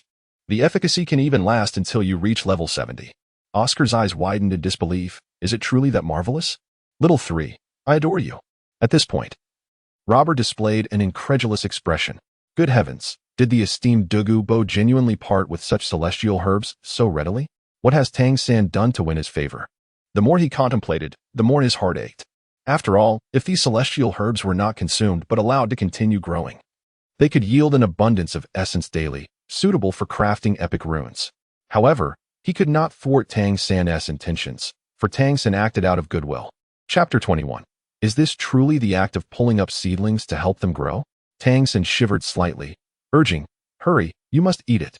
It possesses no particular method of consumption, merely chew and swallow. Its flavor is sweet and fragrant. Like the esteemed dye, you too must gather your soul power to integrate the medicinal effects into your being, gradually absorbing it thereafter. Prior to returning, Tang San had already contemplated the most suitable herbs for everyone, including Rob and Lily. Although the supply of celestial-grade herbs was limited, he could still manage to allocate one to each of the Shrek 7. Of course, even if he was aware of Rob and Lily, he was unaware of the new addition, Qing. However, Qing was no longer inclined to be hastily nurtured. Moreover, with her extraordinary tri-purple and one black configuration, she hardly required the assistance of these celestial herbs.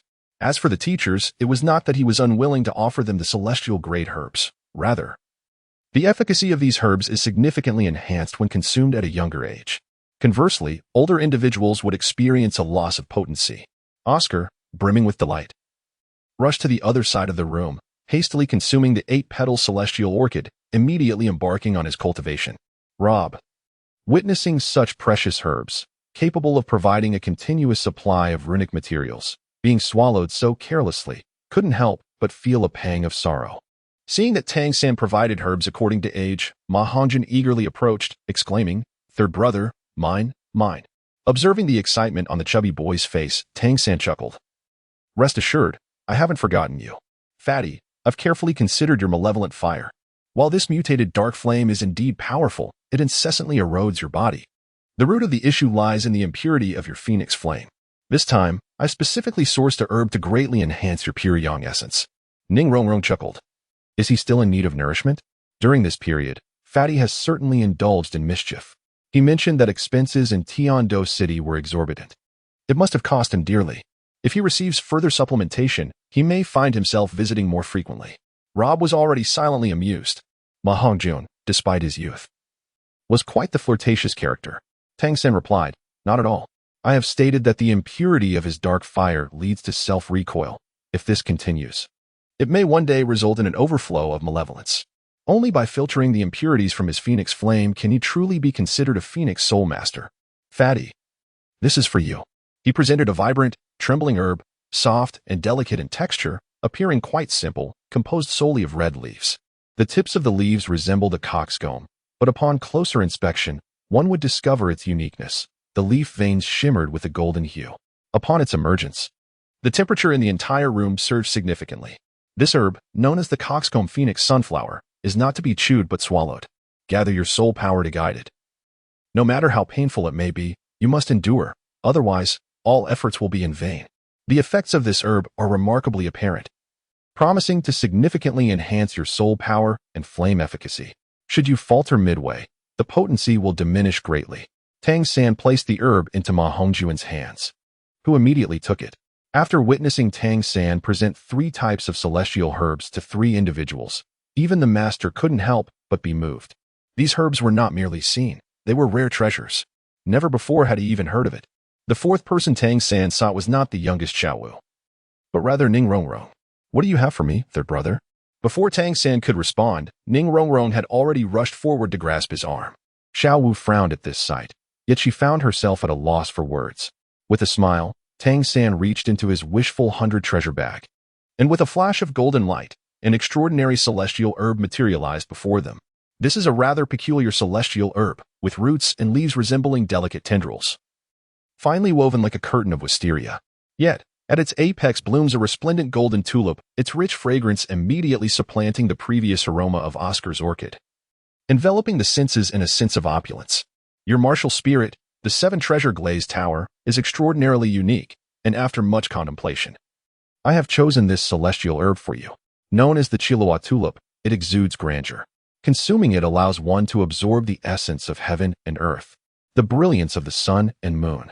Your 7-treasure glazed tower, being a treasure-class martial spirit, will synergize harmoniously with the Chihuahua tulip. This flower must not be ingested. Rather, one should gently inhale its stamen, gradually incorporating its essence into the body, before proceeding to cultivate soul power slowly, allowing the medicinal effects to permeate every limb and sinew. Ning Rong accepted the Chihuahua tulip with a giggle, saying, "Third brother, I truly wish to kiss you.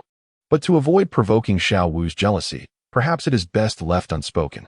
However, I assure you, this flower will not be taken without recompense. I shall return the favor in due time." Then there was Lily. Junior sister Lily, although your time at Shrek has been brief, your potential is immeasurable. Hence, I have brought you a most suitable herb. If memory serves me right, your martial spirit is the glacier unicorn, is it not? This radiant jade frost vine, while not on par with the octagonal profound ice grass, is still exceedingly precious. I believe it will not only enhance your soul power, but also elevate the quality of your martial spirit. Though Lily held a less than favorable impression of Tang-san, she could not help but smile as she accepted the gift.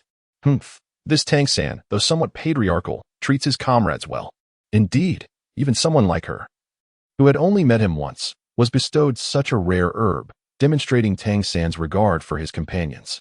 As for Rob, Tang-san placed even greater emphasis on their relationship. He was acutely aware of the necessity of forging a strong bond with Rob. Having spent half a year testing the effects of the 3 sets of runes within the ice and fire duality eye, if the green excellent rune was already formidable, what might the blue fine, purple epic, or even the gold legendary runes entail? Junior brother Rob, this is a heavenly calamity thunderflower. I presume you have encountered it before. Indeed, I caught a glimpse of it while collecting rune materials. I longed to excavate it, yet feared that Elder Dugu would disallow it. By the way, how is it that you were able to bring so many treasures? That remains my secret. In due time, I shall reveal it to you. Tang-san certainly enjoyed the suspense. Rob and Lily were evidently not in haste to consume the celestial herbs, so they tucked them away for the moment. Junior sister, your name is Yu Mengqing, is it not? I sincerely apologize for not knowing that you recently joined the Shrek 10 monsters. Consequently, I did not prepare a gift for you. I promise to find a way to make it up to you, and I hope you will not take offense. Yu Mengqing, who was savoring her homemade grilled fish, flashed a charming smile, remaining composed under the gaze of Tang-san and the others. Third senior brother, I believe that will not be necessary. Look, 3 purple and 1 black, 4 resplendent soul rings rose, as the gluttonous insect elegantly circled around Yu Mengqing's body. Tang-san was momentarily rendered speechless. Now, aside from Tang-san, the other 9 monsters were laughing uncontrollably. What manner of creature is this? Ah, so you have been withholding this from me in order to present me with such a surprise. Chapter 22. The Ice Jade Holy Qilin, Thunder Spirit Pearl. At this moment, only Xiao Wu and Zhu Qing had yet to acquire the celestial herb. Xiao Wu stood there with calm composure, unperturbed. Given how splendidly Tang-san had bestowed celestial herbs upon others, how could he possibly neglect her? Zhu Qing, naturally reserved and easily shy, harbored similar anticipation within, yet felt too bashful to inquire as proactively as Ning Rong did. Tang-san produced the heartbreak red flower, elaborating on its rich lore and subsequently providing the method for Zhu Qing to attempt to pluck it. However, Zhu Qing's intentions were evidently not pure, rendering her unable to sway the heartbreak red for the time being. Reluctantly, Tang-san opted to let the master try, but met with failure once again. Bo and Li exchanged glances, pondering, perhaps the 2 of us could succeed? Yet both had previously received celestial herbs, unless Tang-san inquired. They would never dare to ask again. Indeed, Tang-san did not consider them, instead turning his gaze towards Yu Mengqing, who clearly declined. She had already endured too many shadows from past experiences of forcing growth. Just as Tang-san prepared to retract the heartbreak red and retrieve a backup herb for Zhu Qing, a sudden soft sound echoed, and upon turning, He beheld a drop of fresh blood land upon the heartbreak red. Before he could process this, the heartbreak red, without a tremor, quietly detached from the Wujua stone, falling into a delicate jade hand. Xiao wiped the blood from the corner of her mouth, a smile gracing her enchanting face as her gaze, somewhat dazed, fell upon the exquisite flower in her hand. To her astonishment, she realized she was the destined one. Tang San was taken aback, and Zhu Zhiqing was equally astonished.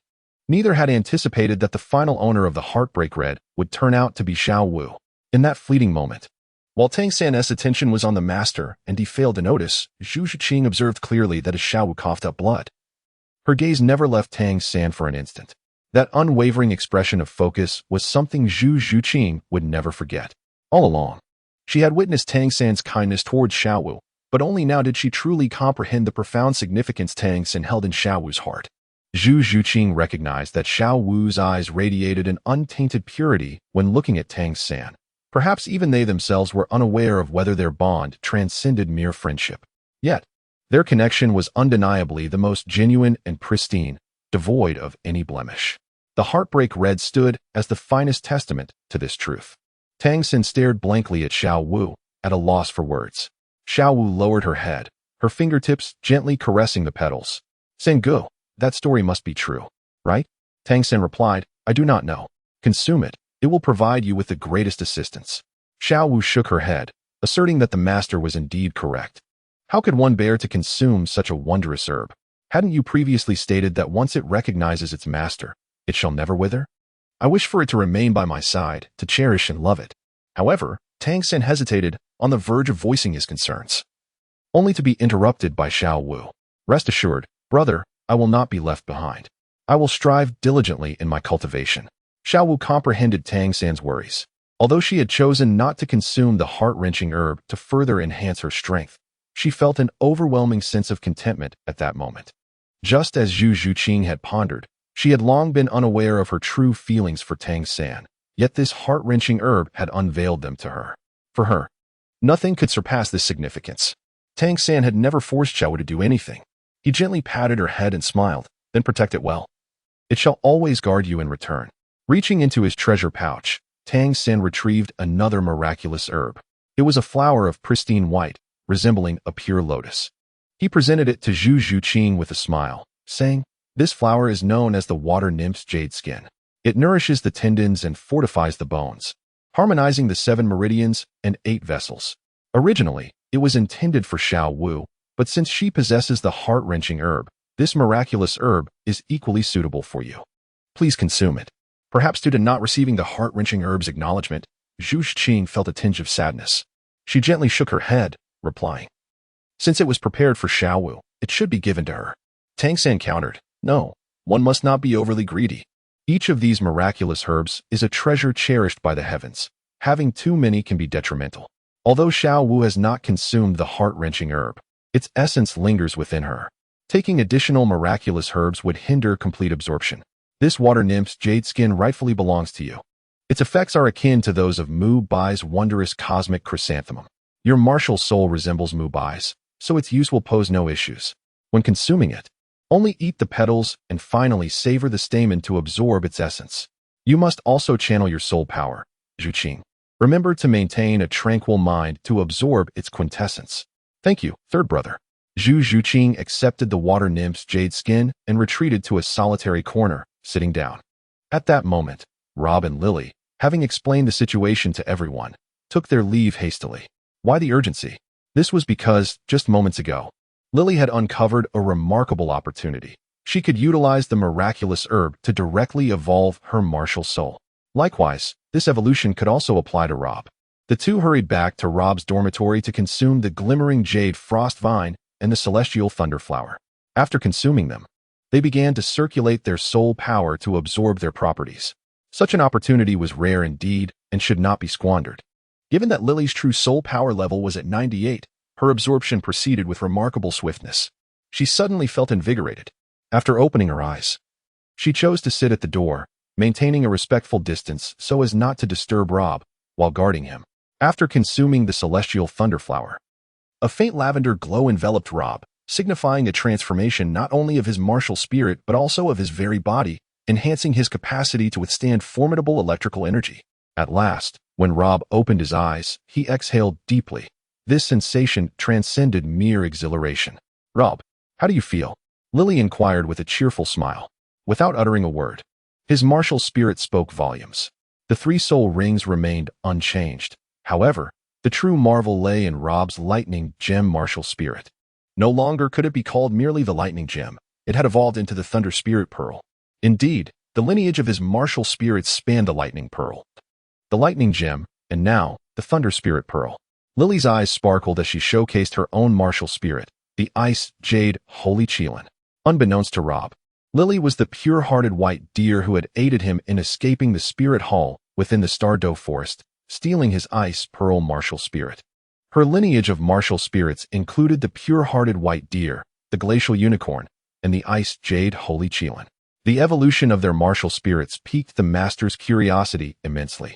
He immediately began to study the two, yet found no substantial progress, resorting to proposing theories about the mutations of martial spirits. Chapter 23. The Shrek 7 Monsters. Onward. Nurtured by the divine herbs, the Shrek 7 monsters exhibited noticeable changes in their strength. The evil eye white tiger, Dai Mubai, reached level 40. Oscar, the sausage seller, stood at 38. Tang San, the thousand-handed Shura, was at 37. Ma Hongjun, the evil fire phoenix, was at 36. Xiao, the gentle bone charm rabbit, achieved 35. Ning Rong, the 7 treasures glazed tile, reached 37. Zhu Qing, the nether cat, stood at 38. Rob, the rune thunder, attained level 40. Lily, the ice jade Qilin, also reached level 40. Yume Qing, the gluttonous culinary god, surpassed them all at 41. The original 7 of the Shrek 7 monsters, who had only recently crossed the threshold of 30, now found themselves ambitiously striving towards 40, a transition so rapid that it caught everyone by surprise. Days later, the Shrek 7 monsters emerged from their temporary seclusion.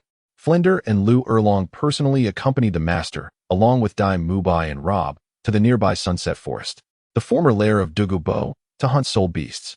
Meanwhile, Lily had mysteriously acquired an additional soul ring.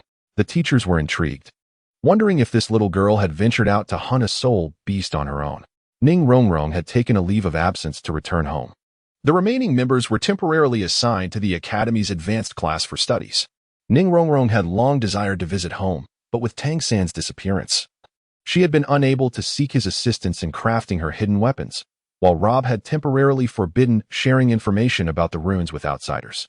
Upon Tang San's return, her prowess had significantly advanced, infused with a sense of pride and armed with the intricate mechanisms and concealed weapons he had bestowed upon her.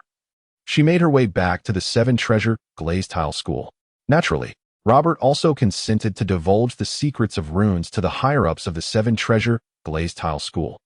During the days Robert and his companions were out hunting soul beasts, numerous events transpired within the academy. Notably, the appearance of the 7 treasure glazed tile school and the Li family within the academy thrust Tang San, Ning Rong, and others into the limelight. Moreover, upon Robert's return, Ning Fengji from the 7 treasure glazed tile school and the sword Douluo Chen promptly arrived to discuss the runes with him. Robert, without hesitation, unveiled a set of purple epic runes. Indeed, 3 months prior, he had just attained the status of an expert rune master, immediately crafting a set of runes specifically designed for presentation to the 7 treasure glazed tile school. The runes bore the title, Wrath of the Burning Soul. Quality, purple epic. The bearer of this rune, upon consuming 1% of their total soul power, would accumulate a layer of burning soul effect. Each rune can stack up to 8 layers. For a soul master like Ning Fengji from the 7 treasure glazed tile school, he could equip 7 runes. Therefore, the maximum stacking for him would be 56 layers. When unleashed at full capacity, it would inflict devastating damage upon the target. Ning Fengji was exceedingly pleased and inquired about the possibility of mass production akin to Tang San's concealed weapons. Currently, Robert was unable to mass-produce purple epic quality runes, but he had successfully begun mass production of blue excellent quality runes. Just a few days prior, he had upgraded the runes of his companions to blue excellent quality, effectively doubling their efficacy. Robert resolved to offer these purple epic quality runes at a modest price to Ning Fengji as a gesture of goodwill. The package of 7 epic runes was priced at 50,000 gold coins. Indeed, you read that correctly. Upon Tang San's return from the Eye of Ice and Fire, He had remarked to Robert that the runes were being sold too cheaply and should be at least quadrupled in price. After careful consideration, Robert agreed and complied, with Tang making a grand entrance upon his return, and now Robert attracting the attention of the seven-treasure glazed tile school. It truly was. Consequently, the Shrek's 7 monsters gradually became the subject of discussion among the students of the academy.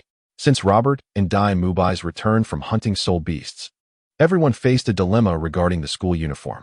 Yes, anyone participating in the elite soul master competition across the continent was required to don an official uniform.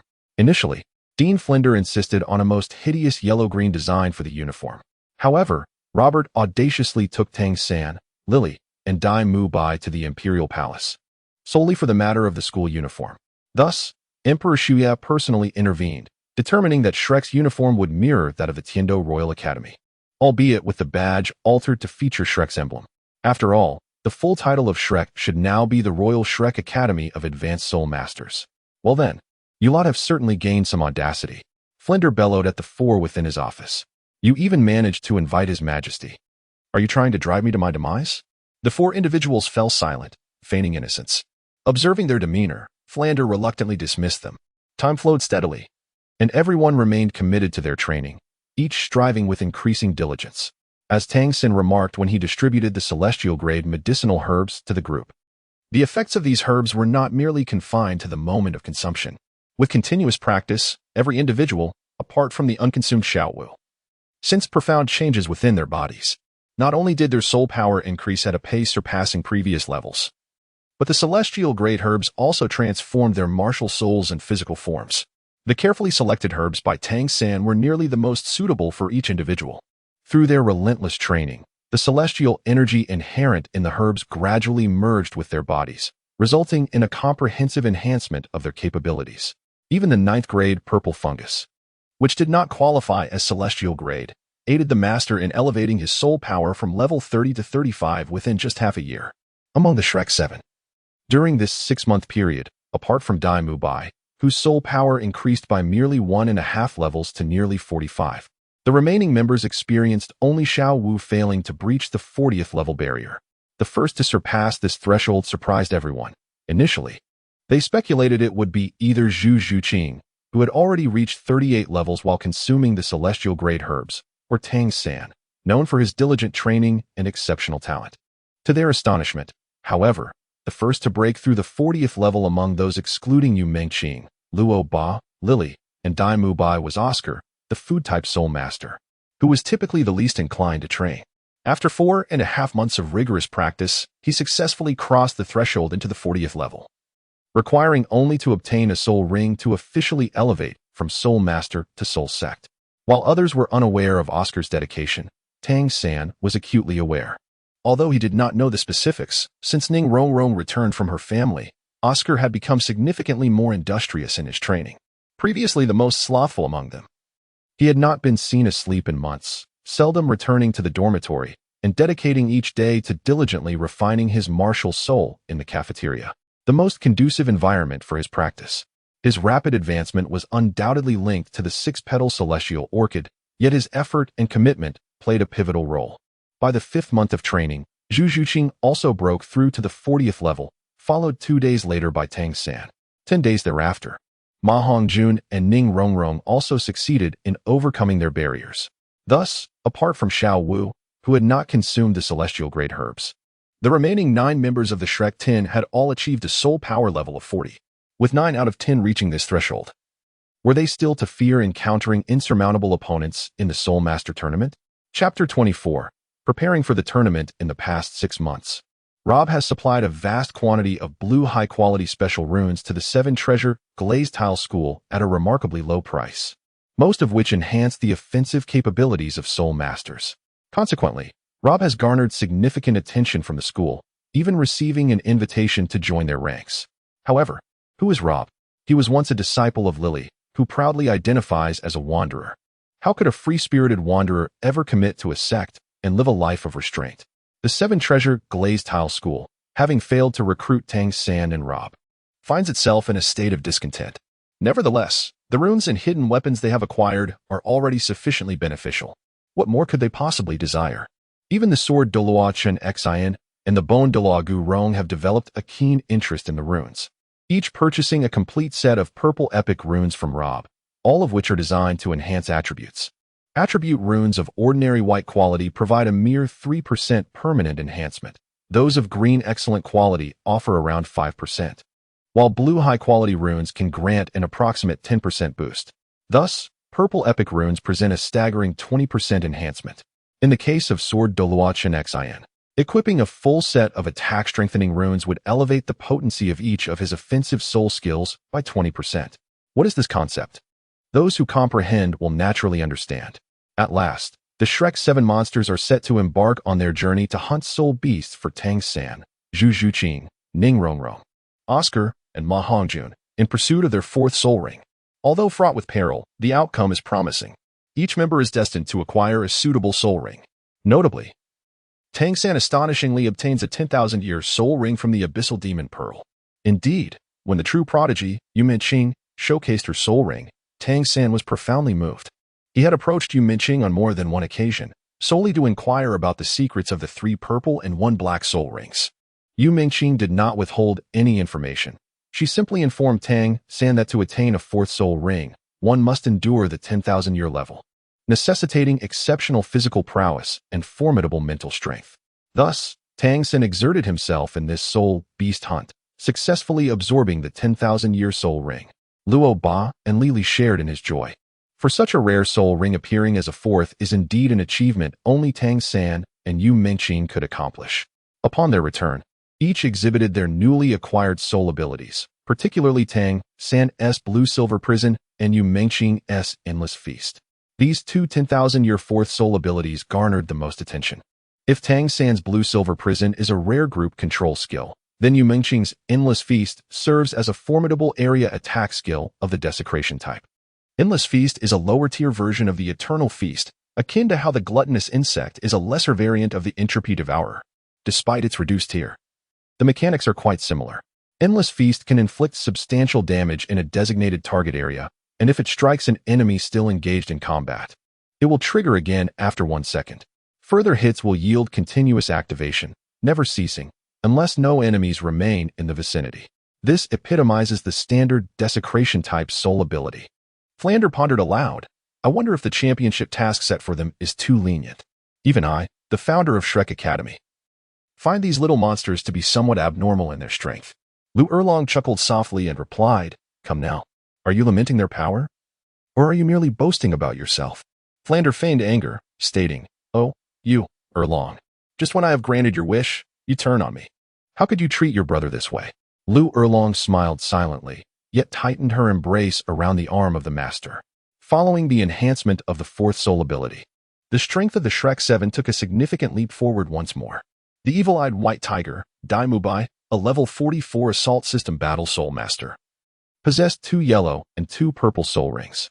His 4 primary soul abilities were White Tiger Protection Barrier, White Tiger Radiant Wave, White Tiger Diamond Shield, and White Tiger Meteor Shower.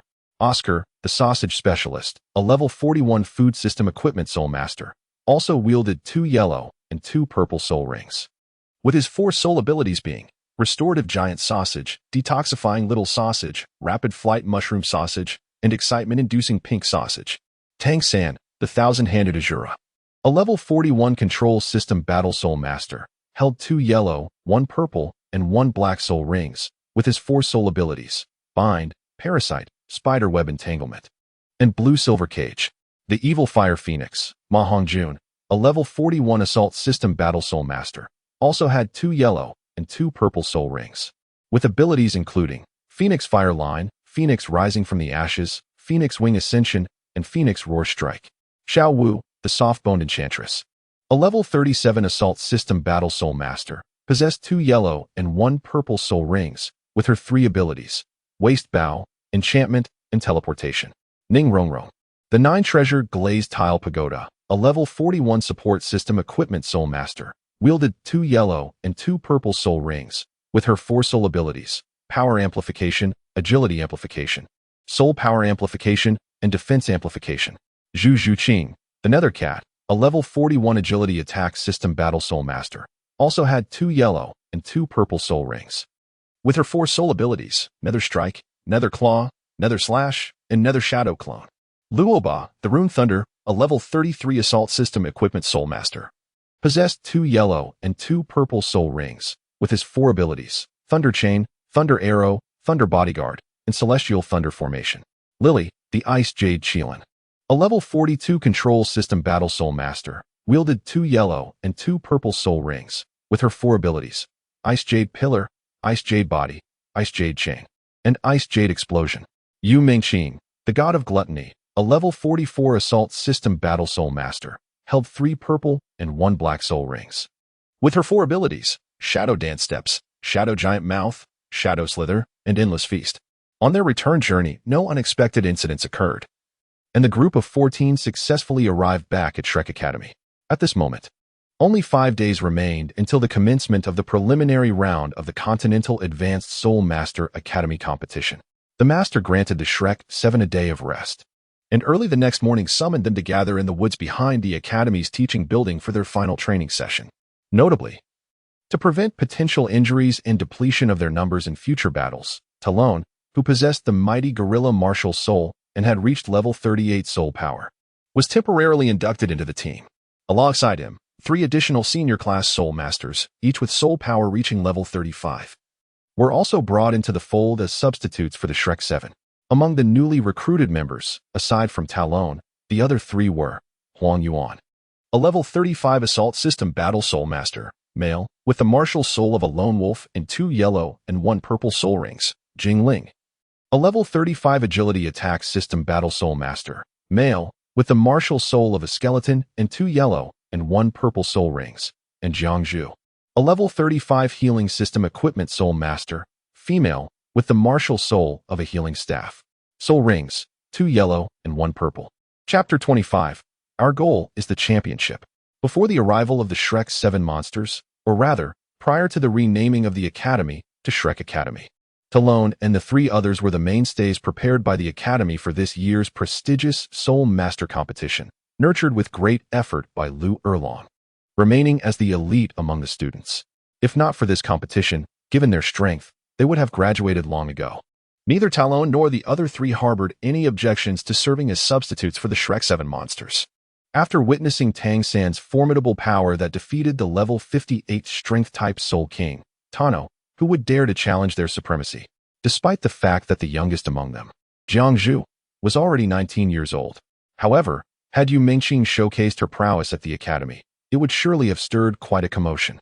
Hence, Yu Mingqing endeavored to maintain a low profile in front of her classmates, apart from the Shrek 7 monsters.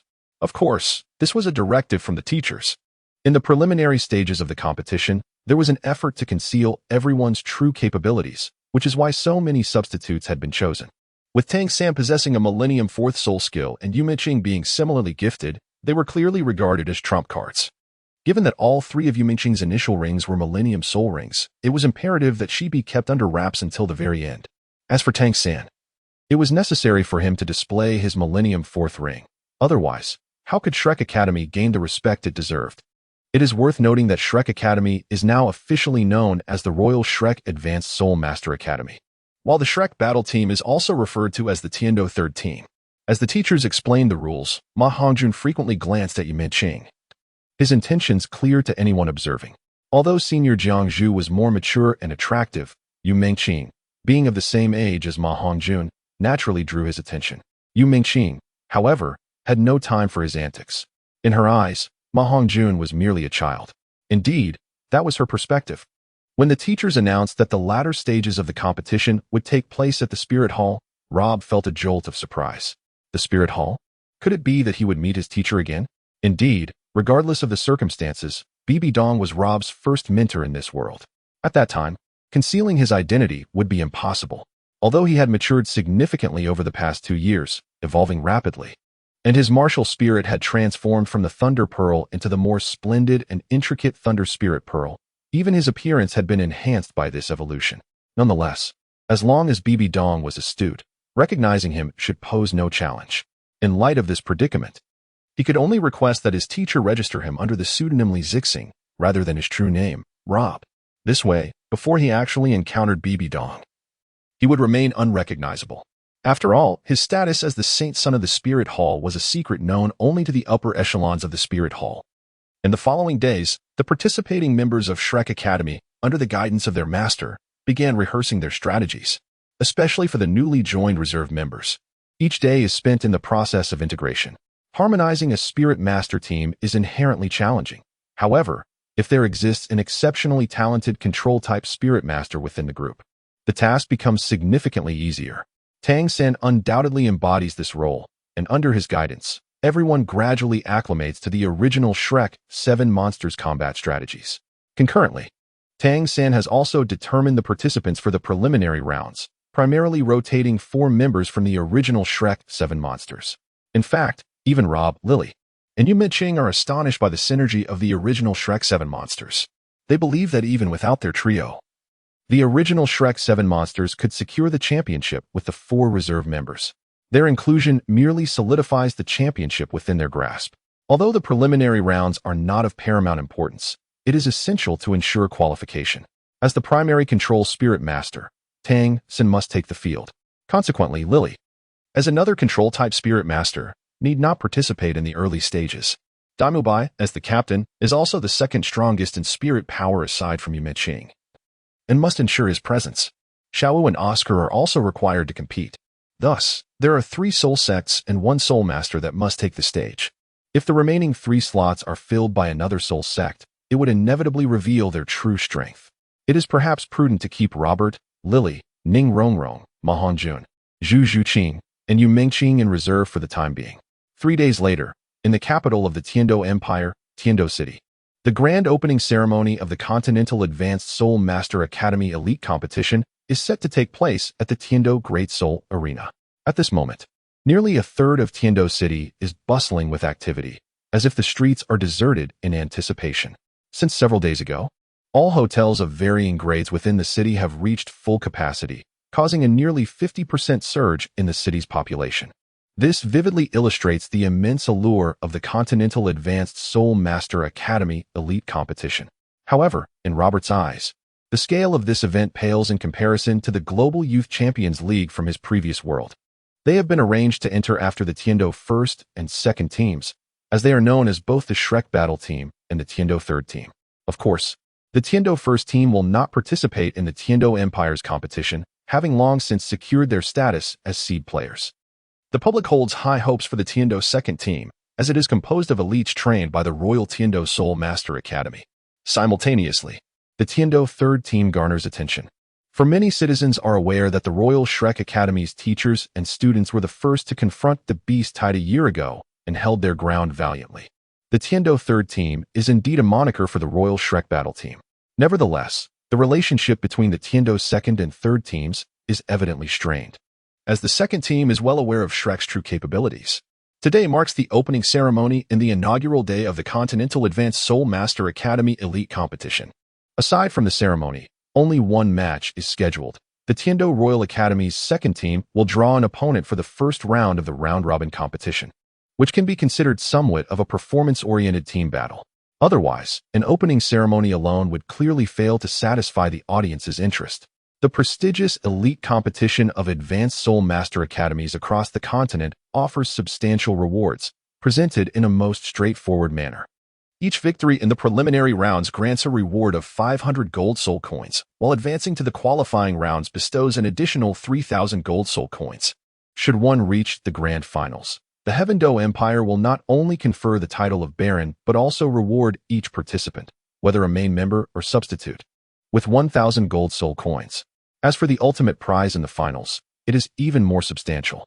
After ensuring that all team members were registered, Flander made his way to the resting area, observing the little monsters and the Heavendou team, two sitting together yet maintaining a certain distance. He felt a sense of helplessness. Are you all feeling nervous? This is merely the opening ceremony. How can that be? You are destined to claim the championship. Upon hearing this, the members of Heavendou team 2 appeared somewhat displeased, yet they did not react vehemently. After all, they could not refute the impressive performance of Shrek Academy during the beast tied a year ago. At that moment, a voice resonated from the other side. Ha, champions! Are you not afraid of the wind causing you to trip over your own tongue? What if you are the third team of Tiandou? Even the second team of Tiandou may not be our match. What can you do? Clearly, the speaker was oblivious to Shrek's remarkable performance amidst the beast tide. Chapter 26. The overconfident Songhui Academy. The students of Shrek Academy were already rather disheartened, and upon hearing this voice, they glared menacingly in its direction. It was a rival team from a nearby academy. Coincidentally, several members of this team were familiar to the original Shrek 7, having encountered them during their quest for the third spirit ring in the Tiandou forest. They were still adorned in their traditional moon-white spirit master robes, with the characters Songhui embroidered in azure circular patterns on their shoulders. However, this time, their uniforms were embellished with silver thread, making them appear even more dazzling than before. Overconfident. I wonder who will trip over their own tongue, Tyrone retorted sharply. He had never been one to tolerate such arrogance. Come now. Apart from the first team of Tiandou and the Five Elements Academy, the rest are merely embellishments. At this moment, not only the members of Shrek, but even the members of the Heaven-Do second team cast their angry glances in that direction. However, this confrontation was swiftly quelled by the instructor from Songhui Academy, Xinian. Flanders took the opportunity to introduce Xinian to everyone, restoring tranquility to the atmosphere. Surrounding the vast and expansive square were countless spectators, cheering and shouting in excitement. At the forefront of the central arena stood a podium adorned with a golden backdrop, behind which lay the transformed VIP area. The broad arena, with a diameter exceeding 150 meters, was already occupied by the academies that had entered, arranged in meticulous formation at the center. As each academy made its entrance, a designated announcer at the podium introduced them. The final team to enter was the Royal Shrek Academy. Formerly known as the Blue Tyrant Academy, they had rebranded just a year ago to Shrek. Their valiant performance during the Beast Tide had earned them the title of the Royal Shrek Academy of Heaven-Do. Additionally, their competing team was referred to as the Royal Third Team of Heaven-Do. Let us applaud the little heroes who defended the city of Heaven-Do. It is no wonder they were allowed to enter last. Now it all makes sense. At this moment, many academies arriving from remote areas, who had not yet heard of the Beast Tide incident in Heaven-Do City, were taken aback in astonishment. In the center of the VIP podium sat an individual clad in a golden red robe, adorned with a crown of dazzling jewels. His countenance resembled an ancient moon, appearing slightly older than Prince Xiang, yet sharing a few similarities in their features. However, the demeanor of this person was far beyond that of Prince Xiang. Despite his apparent age, his presence commanded a sense of primordial authority, as if everything around him revolved around his essence. Is this not the Emperor of the Snowy Night? The esteemed sovereign who once personally graced Shrek Academy with his presence, bestowing upon it the royal title. To the left of the Snowy Night Emperor sits an elder, even more advanced in years.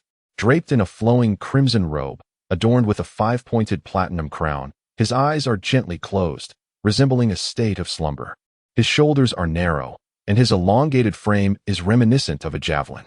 To the right of the emperor is a figure familiar to all present. None other than Ning, the patriarch of the Seven Treasures Glazed Tile School and father of Ning Rong, clad in a white robe and donning the Seven Treasure purple gold crown. He is fully entitled to occupy this esteemed position as one of the leaders of the upper three sections. As for the individual in the red robe on the opposite side, the five-pointed platinum crown atop his head identifies him as the Platinum Pope of the Spirit Hall. Rob couldn't help but worry whether this pope was aware of his existence as the Holy Son. The Master of Ceremonies proclaimed with clarity, "Now, may His Imperial Majesty, the Emperor of the Tiandou Empire, announce the commencement of this grand competition." Raising his right hand, he gestured towards the audience and the participating spirit masters below. The applause quickly subsided, enveloping the vast square in a profound silence. A deep and resonant voice, amplified by the soul-guided device, reverberated throughout the venue. I, Snowy Night, Emperor of the Tiandou Empire, on behalf of the Tiandou Empire and as the host of this competition, hereby declare the opening of the elite competition of advanced Soul Master Academies across the continent. Once the applause faded once more, His Majesty continued, "Here. I hope that all participating Spirit Masters will fully unleash their potential and achieve remarkable results. You are the pride of the Tiandou Empire. For the glory of the Empire, let your brilliance shine." Following this, Ning delivered a similarly lengthy address. When prompted by the Master of Ceremonies, he subtly hinted at a team he held in high regard, yet refrained from disclosing its identity. Naturally, many citizens of Tiandou City favored the Royal Shrek Battle Team, also known as Team 3 of Tiandou. Observing Ning return to his seat, the Master of Ceremonies remarked with a smile, It is regrettable that we could not extract from Patriarch Ning the identity of his favored team. Next, let us invite Lord Salus, the leader of the Spirit Hall in Tiandou City and the Platinum Pope, to conduct the drawing for the first round of the preliminary matches. Upon the conclusion of the drawing, the second team of the Tiandou Royal Academy would compete against their first-round opponents. This would also be the sole match of the day. The Platinum Pope Salus slowly rose, following the court maidens to the Master of Ceremonies, beginning the drawing. He appeared reluctant to speak, handing each pair of opponents to the Master of Ceremonies to announce. First round of the preliminary matches, Tiandou Royal Shrek Academy versus Xiang Academy. First round of the preliminary matches, Oakland Academy versus Radiant Flame Academy. First round of the preliminary matches, Tiandou Royal Academy Team 2 versus Songhui Academy. The Tiandou Royal Academy's second team had long harbored a simmering resentment, and now they finally had the opportunity to teach a lesson to the arrogant individuals of Songhui Academy. Thus, the first match of the preliminary round would feature the Tiandou Royal Academy's second team against Songhui Academy. The participating academies exited the arena, and the two teams were instructed to prepare for the impending contest, which would commence in half an hour. Without delving into their prowess, the appearance of the Tiandou Royal Academy's second team was already quite impressive. Adorned in light golden uniforms, the characters Tiandou were elegantly embroidered on the left breast, while the back displayed a design of 7 silver stars, symbolizing the Tiandou Empire. Each member exuded an aura of gallantry, appearing to be in their 20s.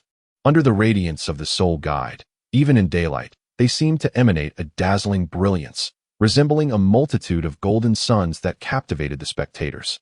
However, the audience from Shrek Academy felt a tinge of concern for them. Oscar remarked, "Do you think the Tiandou second team is merely for show? If they fail to defeat that bunch from Songhui Academy, wouldn't that be quite embarrassing? After all, they are also known as the Tiandou third team." "There's no need to worry," Tang replied. "Even if the second team loses, we will have the chance to face Songhui Academy in the future, and then we shall silence those ignorant individuals with our strength." Chapter 27. A triumphant initial battle nevertheless, since this was merely a preliminary match. Losing one round would not result in elimination, and Songhui Academy would surely hold back their full strength. Yet, the Tiandou second team, incensed, unleashed their full potential from the outset, instantly suppressing the momentum of their opponents. Although they were indeed a group of young science, their representation of the Tiandou Royal Academy indicated they possessed a measure of skill. Thus, despite the arduous nature of their victory, they emerged triumphant. This further deepens the conflict between the second team of Tiandou and Songhui Academy. The students, driven by a desire for retribution, have unwisely provoked both the Royal Shrek team and the second team of Tiandou on numerous occasions. The following day, it would be the Royal Shrek Academy facing off against Xiang Academy. The MC proclaimed, "Here are the valiant heroes of our Tiandou city, the Royal Shrek Academy team. They also bear another title, the third team of Tiandou. They shall represent the glory of the Tiandou Empire as they embark on their journey to the finals." My heavens! The MC certainly holds them in high regard. In truth, they are indeed deserving of such accolades. The audience was already in a fervor. If the second team of Tiandou embodies the image of the Tiandou Empire, then the Royal Shrek team represents its formidable strength. The spotlight shone upon the 7 participants from Shrek Academy, igniting excitement among these young warriors. The 7 who took the stage were Dai Mubai, Tang, Xiao Wu, Tai Long, Jiang Zhu, Jing Ling, and Huang Yuan. Although uncertain of Xiang Academy's prowess, they remained confident in securing victory within a minute. As both sides unleashed their martial spirits, the soul rings materialized before the audience, eliciting gasps of astonishment. Dai Mubai showcased 2 yellow and 2 purple soul rings, while Tai Long and Huang Yuan each revealed 2 yellow and 1 purple. The 3 assault-type soul masters exuded a fierce aura, standing unyielding before their opponents. Xiao Wu, Jing Ling, and the rearguard Jiang Zhu each displayed 2 yellow and 1 purple soul ring as well. Every one of these 6 possessed the optimal soul ring configuration. What truly astonished, even horrified, the audience was the presence of Tang, centrally positioned among the Shrek Academy team, adorned with 2 yellow, 1 purple, and 1 black soul ring. The black ring, typically the least conspicuous color, held profound significance for those with even a modicum of knowledge about soul masters. Truly, the Royal Shrek Academy, which once stood against the beast Tide, deserves its reputation. No wonder they are referred to as the third team of Tiandou. The gasps of astonishment echoed not only from the audience but also from the VIP section. Who could have anticipated that, in this first preliminary match, they would witness the presence of a 10,000-year soul ring on the competition stage? The members of Shrek Academy, who had yet to compete, could not help but burst into excited laughter. Just the sight of Tang San had captivated the crowd. One could only imagine the chaos that would ensue should Qing take the stage. Even the members of the second team of Tiandou found themselves expressing admiration. It was no wonder His Majesty paid such close attention to Shrek Academy. It turned out there was a contestant with a 10,000-year fourth ring. The Emperor of the Snowy Knight's eyes sparkled with intensity, a dazzling light flickering within. The last time I visited Shrek, such a phenomenon had not yet occurred, had it? How could this Tang San have progressed so rapidly? Ning Fengji chuckled. Thus, His Majesty should keep a closer watch on these remarkable youngsters.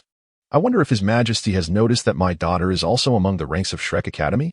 During my last visit to Shrek, I indeed encountered a female soul master from the Seven Treasures, Glazed Tile School.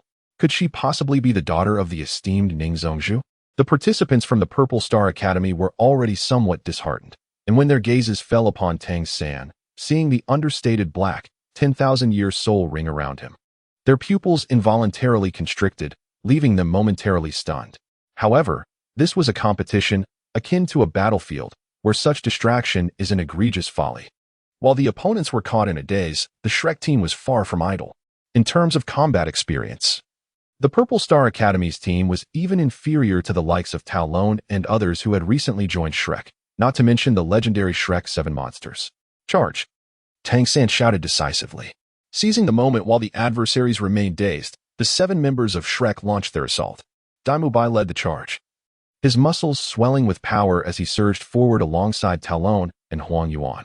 Simultaneously, Xiao Wu and Jing Ling flanked from the sides. At this moment, the crimson-haired Jew's hand wielded an extraordinary staff, slender at the bottom and robust at the top, adorned with peculiar engravings, with 3 soul rings shimmering around her. She deftly thrust the staff into the ground before her, causing an orange halo to quietly expand. It was only when Daimubai and his companions initiated their charge that the members of the Purple Star Academy finally reacted. The tall male support-type Soul Master, lacking confidence, called out, "You've been enhanced, quickly advance." The vast disparity in soul power was something that a team lacking even a 4th-ring Soul Master could not hope to rival, especially considering that the Shrek team was fortified with runes crafted by Rob. Moreover, these runes were at least of blue excellent quality. With such enhancements, even challenging opponents of a higher rank would pose little difficulty, let alone facing these adversaries who were all soul masters. Thus, the Purple Star Academy team had no choice but to send their 4 melee attack-type soul masters to the front lines, aiming to gain an advantage in the early stages of the confrontation. Unfortunately, they were up against Daimubai, who had already reached level 44 in soul power. And behind him stood Tang San, the 1,000-hand Azura, with his 10,000-year soul ring. With a fierce roar, the evil eye White Tiger unleashed his 3rd soul ring ability, the White Tiger King Kong transformation, just before colliding with the enemy, holding nothing back. Tidal Douluo was even more straightforward, his 3 soul rings activated simultaneously, transforming him into a furious gorilla with enhanced raw power. Huang Yuan's 3rd soul ring ability bore some resemblance to Daimubai's, albeit slightly less potent. Named the Sky Wolf transformation, instantly augmenting his attack power and speed by 50%. The fact that these 3 assault-type soul masters from the Royal Shrek Academy activated their 1,000-year soul skills right at the onset was utterly unforeseen. After all, to employ such resource-intensive soul skills at the outset posed a significant risk. Should they be intercepted by the adversary, they would be left without recourse. Yet, did the members of Shrek require a follow-up? The dark light hovered around Tang San, who did not allow the opposing control-type soul master any opportunity to act. The technique of the 10,000-year soul ring, blue-silver prison, had already been unleashed. Without any warning, over 100 strands of pitch-black blue-silver grass surged from the ground, transforming into 7 formidable cages that ensnared all 7 members of the Xing Academy within. Gasps echoed throughout the arena, and some observing soul masters even uttered the term group control. Group control, the most threatening ability of a control-type soul master in team battles, had made its appearance in the preliminary round the very next day. The 4 charging members of Xing Academy collided against the blue-silver prison, their momentum abruptly halted. At that moment, Daimubai and his companions reached the pinnacle of their assault. The 4 blue-silver prisons appeared for but an instant. thwarting the advance of the 4 melee attackers before vanishing in a flash. However, the black-blue silvergrass had already surged up from beneath their feet, swiftly completing the entanglement. In the seamless transition and execution of skills, Tang left no opportunity for his adversaries to retaliate. Ultimately, the White Tiger Meteor Shower delivered a definitive conclusion to the encounter. It was inconceivable for the opponents to survive a full onslaught of the White Tiger Meteor Shower. Thus, they promptly chose to concede. Indeed, Xing Academy deemed it no shame to lose to the esteemed Royal Shrek Academy, known for their resilience against the beast tides. Chapter 28. Growing stronger through battle. After observing several matches, Tang San and Luo Ba discreetly scrutinized their forthcoming rivals. Tang San's observations were due to his role as the team commander, while Luo Ba's were purely aimed at enhancing his adaptability. Upon exiting, they encountered Ning, who was dressed in casual attire, and exchanged a few words. The leader of the 7 Treasure Glazed Tile School had increasingly begun to value the monstrous talents of Shrek Academy, particularly Tang San and Luo Ba. Each time Ning met them, he would invariably extend various olive branches, albeit only to receive polite refusals in return. However, this time, Ning took Tang San aside, claiming he wished to introduce him to someone. Luo Ba did not pay much attention to this, as Tang San's affairs were of little concern to him. In the first match of the second day of the preliminary round, the Royal Shrek Academy left an indelible impression on the audience. Though the duration of the battle was brief, the explosive power exhibited by the 7 members of Shrek Academy, alongside their somewhat ruthless tactics, captivated the spectators. As they entered the Grand Soul Arena, 2 staff members immediately approached to escort them to the competitors' resting area. Upon the arrival of the Royal Shrek Academy, members from other academies cast numerous glances in their direction, with the most attention undoubtedly focused on Tang San, who showcased a 10,000-year soul ring. Demonstrating one's strength was indeed the most effective means of validation. At that moment, the master suddenly approached in silence, observing the gazes fixed upon him. He spoke solemnly. Your opponents in the second round of the preliminaries are formidable. If you enter with the same lineup as the previous match, your chances of victory are essentially non-existent. Now, you must change your formation without revealing your full strength. Roberto found himself perplexed. What adversary could possibly rival the nearly entire Soul Master assembly of the Shrek 7 monsters? The formidable opponent the master had alluded to was none other than the Elephant Armor sect. Beside him, Lu Erlong remarked, "You have heard of the Elephant Armor sect, I presume. It ranks 6th among the 7 great sections.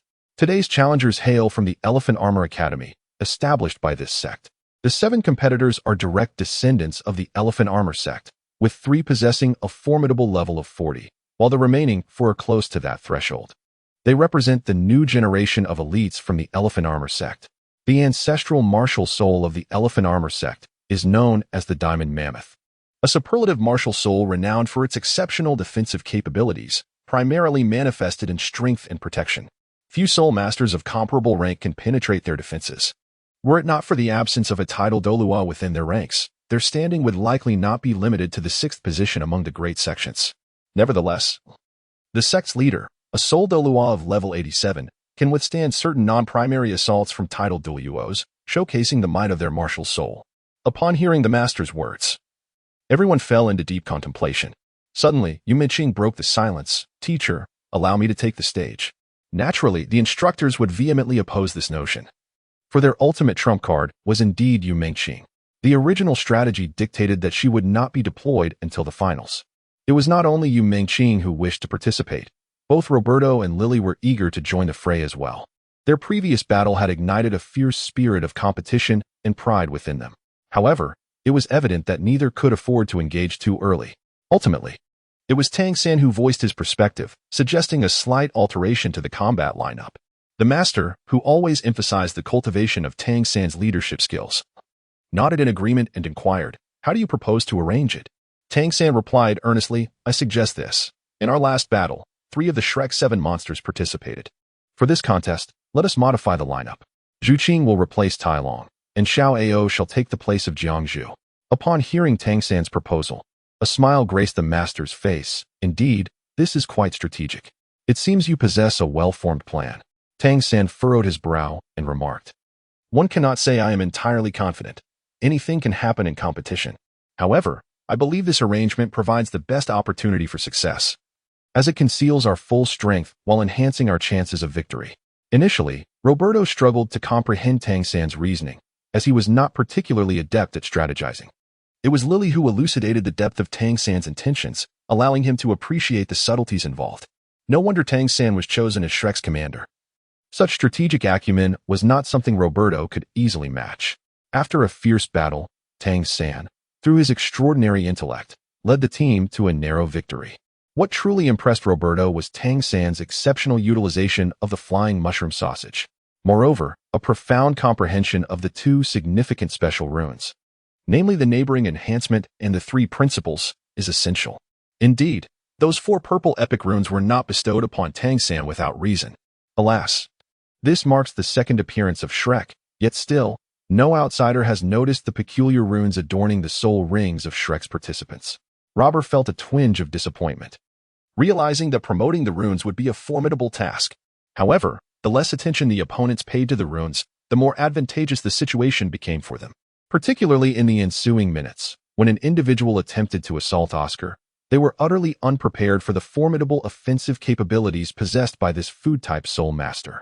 The runes of language, energetic finger. Even with the opposing captain possessing a head soul bone, they were still unable to turn the tide. This was due to the fact that, in the final phase, Dai Mubai and Zhu Zhuqing executed their family's inherited martial soul fusion technique, the Netherworld White Tiger. Thus, despite the 10-minute delay, Shrek emerged victorious. Upon witnessing the potency of the martial soul fusion technique, Robert could hardly contain his eagerness to inquire of Lily, albeit in a hushed tone. "Lily, do you think that since we can merge, could we also possess a martial soul fusion technique?" To which Lily responded, "That remains to be verified. How about we return and experiment?" Lily's response essentially amounted to an affirmative. As the 7 contestants descended from the stage, they were met with an even more fervent chorus of cheers. Truly, they were the little heroes who once defended Heavendoe City. They were the Royal Shrek Academy. The majority of the audience were not soul masters. As the saying goes, outsiders merely revel in the spectacle. The 7 from Shrek Academy provided them with an extraordinarily dazzling performance. Whether it was Tang San's initial deployment of the Cosmic Sky Flow tactic or the astonishingly majestic Netherworld White Tiger that followed, along with the multitude of soul rings, all left an indelible impression on the spectators. However, little did they know of the immense toll Tang San had incurred in this battle. Had Shrek's instructors been aware of Lily's on-site commanding prowess, she would undoubtedly have been appointed as the main controlling soul master for the next match. The Heavendoe Great Spirit Arena did not quiet down upon their departure. The atmosphere within the venue became overwhelmingly fervent, with cheers for Royal Shrek echoing until the conclusion of the other 4 matches. A week swiftly passed. The preliminary rounds of the Continental Advanced Soul Master Academy Elite Competition successfully completed their first 6 matches. Among them, 3 academies achieved victories in all 6 matches, including the Royal Shrek Academy. Aside from the minor challenges posed by the Elephant Armor Academy during the second match, their subsequent 4 opponents were vanquished with ease. The other 2 academies that also secured 6 consecutive victories were Thunder Academy and Divine Wind Academy. Only Tang San, Dai Mubai, and Xiao from the Shrek 7 monsters had appeared, and none of their opponents had showcased a soul master above level 40. Yet, Robert and Lily could no longer suppress their desire to participate. This eagerness stemmed not only from being sidelined for 6 matches, but also from their successful experimentation with the martial soul fusion technique. At last, they revealed the secret. The fusion of martial souls must not be prematurely exposed, yet the martial soul fusion technique is not exempt, is it? The reason for disclosing this information was to allow Tang San to arrange for their appearance. After all, is it not Yu Mengqing who is the true finale? Thus, their entrance should not be deemed a misfortune. Chapter 29. Lily can also assume the role of team commander. Today marks the 8th day of the preliminary rounds, ushering in the 7th round of competition. The opponent of the Royal Shrek Academy is the Othello Academy, which has only secured 2 victories in the preceding matches. Due to the weakness of their adversary, they have not been allocated to the central main arena for this encounter. Instead, the main arena is hosting a significant clash between 2 formidable teams, the Elephant Armor Academy and the Thunder Academy. However, Othello Academy has opted to forfeit, which was anticipated. Consequently, the members of Shrek are free to witness the match between Elephant Armor Academy and Thunder Academy. In the subsequent rounds, they continued to spectate. At this juncture, Rob witnessed a group of peculiar individuals akin to those from Elephant Armor Academy. These were the other two academies among the 5 elemental institutions, known as the Wind God Academy and the Water Academy, which Master deemed most likely to advance alongside their own. Particularly, the Water Academy was composed entirely of strikingly beautiful women. Even before their opponents commenced their match, an unusual situation arose. Indeed, it seems that aesthetics are also a facet of strength. As Master and Tang began to deliberate on the so-called extreme style and balanced style, Rob could not help but listen attentively for a while. Thus, it appears that the 5 elemental academies embody the extreme style. Suddenly, Tang announced his intention to depart. Rob paid this no mind and continued to observe the match. Upon Tang's return, however, he appeared remarkably weakened. The only one privy to the reason was Master, who remained tight-lipped. Thus, Tang did not participate in the following matches. Finally, Lily awaited her opportunity to take the stage as the primary control soul master. Initially, the team had yet to fully grasp Lily's command abilities. However, her talents finally unfolded before her teammates. Master, as if having discovered a precious gem, offered Lily simple praise. Lily, you have done exceptionally well. Nonetheless, there are numerous details that require your attention. In matters of detail, do not hesitate to consult with Xiao. Yes, teacher. I will be mindful of that. As the preliminary rounds progressed, following the conclusion of the 10th round, the various teams participating in the Tiandou City preliminaries had begun to create a considerable gap. The Royal Shrek Academy, boasting an impeccable record of 10 victories, rightfully claimed the top position. Several other teams shared the same record, comprising the remaining 4 sects of the 5 elemental academies, aside from the Elephant Armor sect. Curiously, apart from their initial encounter with the Elephant Armor sect, the Royal Shrek Academy had not faced any other team from the 5 elemental academies. Conversely, the Elephant Armor sect faced all 4 other academies and, without exception, suffered defeat. Their defenses appeared to have lost all efficacy. Thus, the situation unfolded. The Royal Shrek Academy, along with 4 other elemental academies, has secured a place among the top 5 in the preliminary rounds, boasting an impeccable winning record. However, the upcoming matches promise to be far from effortless. In the 11th round, the Royal Shrek Academy faces a formidable opponent, the Earth Blaze Academy, a powerful team composed entirely of fire attribute soul masters. In this round of competition, the clash between the Royal Shrek Academy and the Blazing Academy, both hailing from the top 5, undoubtedly became the focal point of the event. It came as no surprise that they were positioned at the center stage. Even before the match commenced, the atmosphere in the stands was already electric. The master briefly elucidated the characteristics of the Blazing Academy to Tang and Lily, then entrusted Lily with the task of organizing the lineup. It must be noted that Lily learned quickly, otherwise, the master would not have confidently allowed her to take Tang place. Of course, there was a deeper significance. Lily's martial soul, the Ice Jade Holy Qilin, represents an existence of near-ultimate ice, which is not something that ordinary flames can withstand. Utilizing this extreme ice to counter the Blazing Academy is indeed an exceptional choice. Lily began selecting her teammates: Brother Dai, Rob, Sister Xiao Wu, Senior Talon, Senior Jiangzhu, and the 3rd senior brother. Tang was taken aback, as he had not anticipated that Lily, already a primary control soul master, would choose him to participate. Wait a minute, 8th junior sister, why? Isn't there already one primary control soul master? My apologies, 3rd senior brother. I actually do not wish to be the primary control soul master in this match. I want to perform a martial soul fusion technique with Rob. Rob then revealed a smile in response to the astonishment of the others. What? Rob and Lily actually possess a martial soul fusion technique? The master then clarified, a few days ago, Lily informed me about this. The reason they did not disclose it earlier was to surprise you all. Now, as we have reached a critical moment, there is no need to withhold the fusion technique any longer. I have also come to realize that since we have not revealed Yu Qing, we must showcase more of our strength. Furthermore, the Blazing Academy is indeed formidable. I have no objections to Lily's arrangements. Once Lily had finalized her lineup, it was time for everyone to take the stage. However, the Blazing Academy proved to be quite a formidable opponent. A glance at their lineup reveals much. Leading the front was an individual of average build and appearance, yet his eyes sparkled with a fierce intensity, and his broad shoulders were clad in a striking gold and red uniform that accentuated his not-so-handsome face but exuded an imposing aura. The individual in question is Huo Wushuang, the captain of the Qihua Academy battle team. He is a formidable level 42 Earth-type Assault Soul Master, and his martial soul bears a resemblance to that of Lu Erlong, manifesting as a fire dragon. However, while Lu Erlong's fire dragon leans towards the essence of dark fire, Huo Wushuang's dragon is a singularly explosive firestorm dragon, embodying a path of sheer devastation. Among the known soul masters in this year's preliminaries, he is widely acknowledged as the most formidable frontline combatant and undoubtedly the primary offensive force of Qihua Academy. The 7 students of Qihua Academy are closely positioned, and behind Huo Wushuang stands another assault-type soul master, a level 38 who lacks any notable traits. According to the records, this individual possesses a martial soul in the form of a fire leopard. Following him are 2 young men with cold expressions, who are identical twins named Huiyun and Huiyu.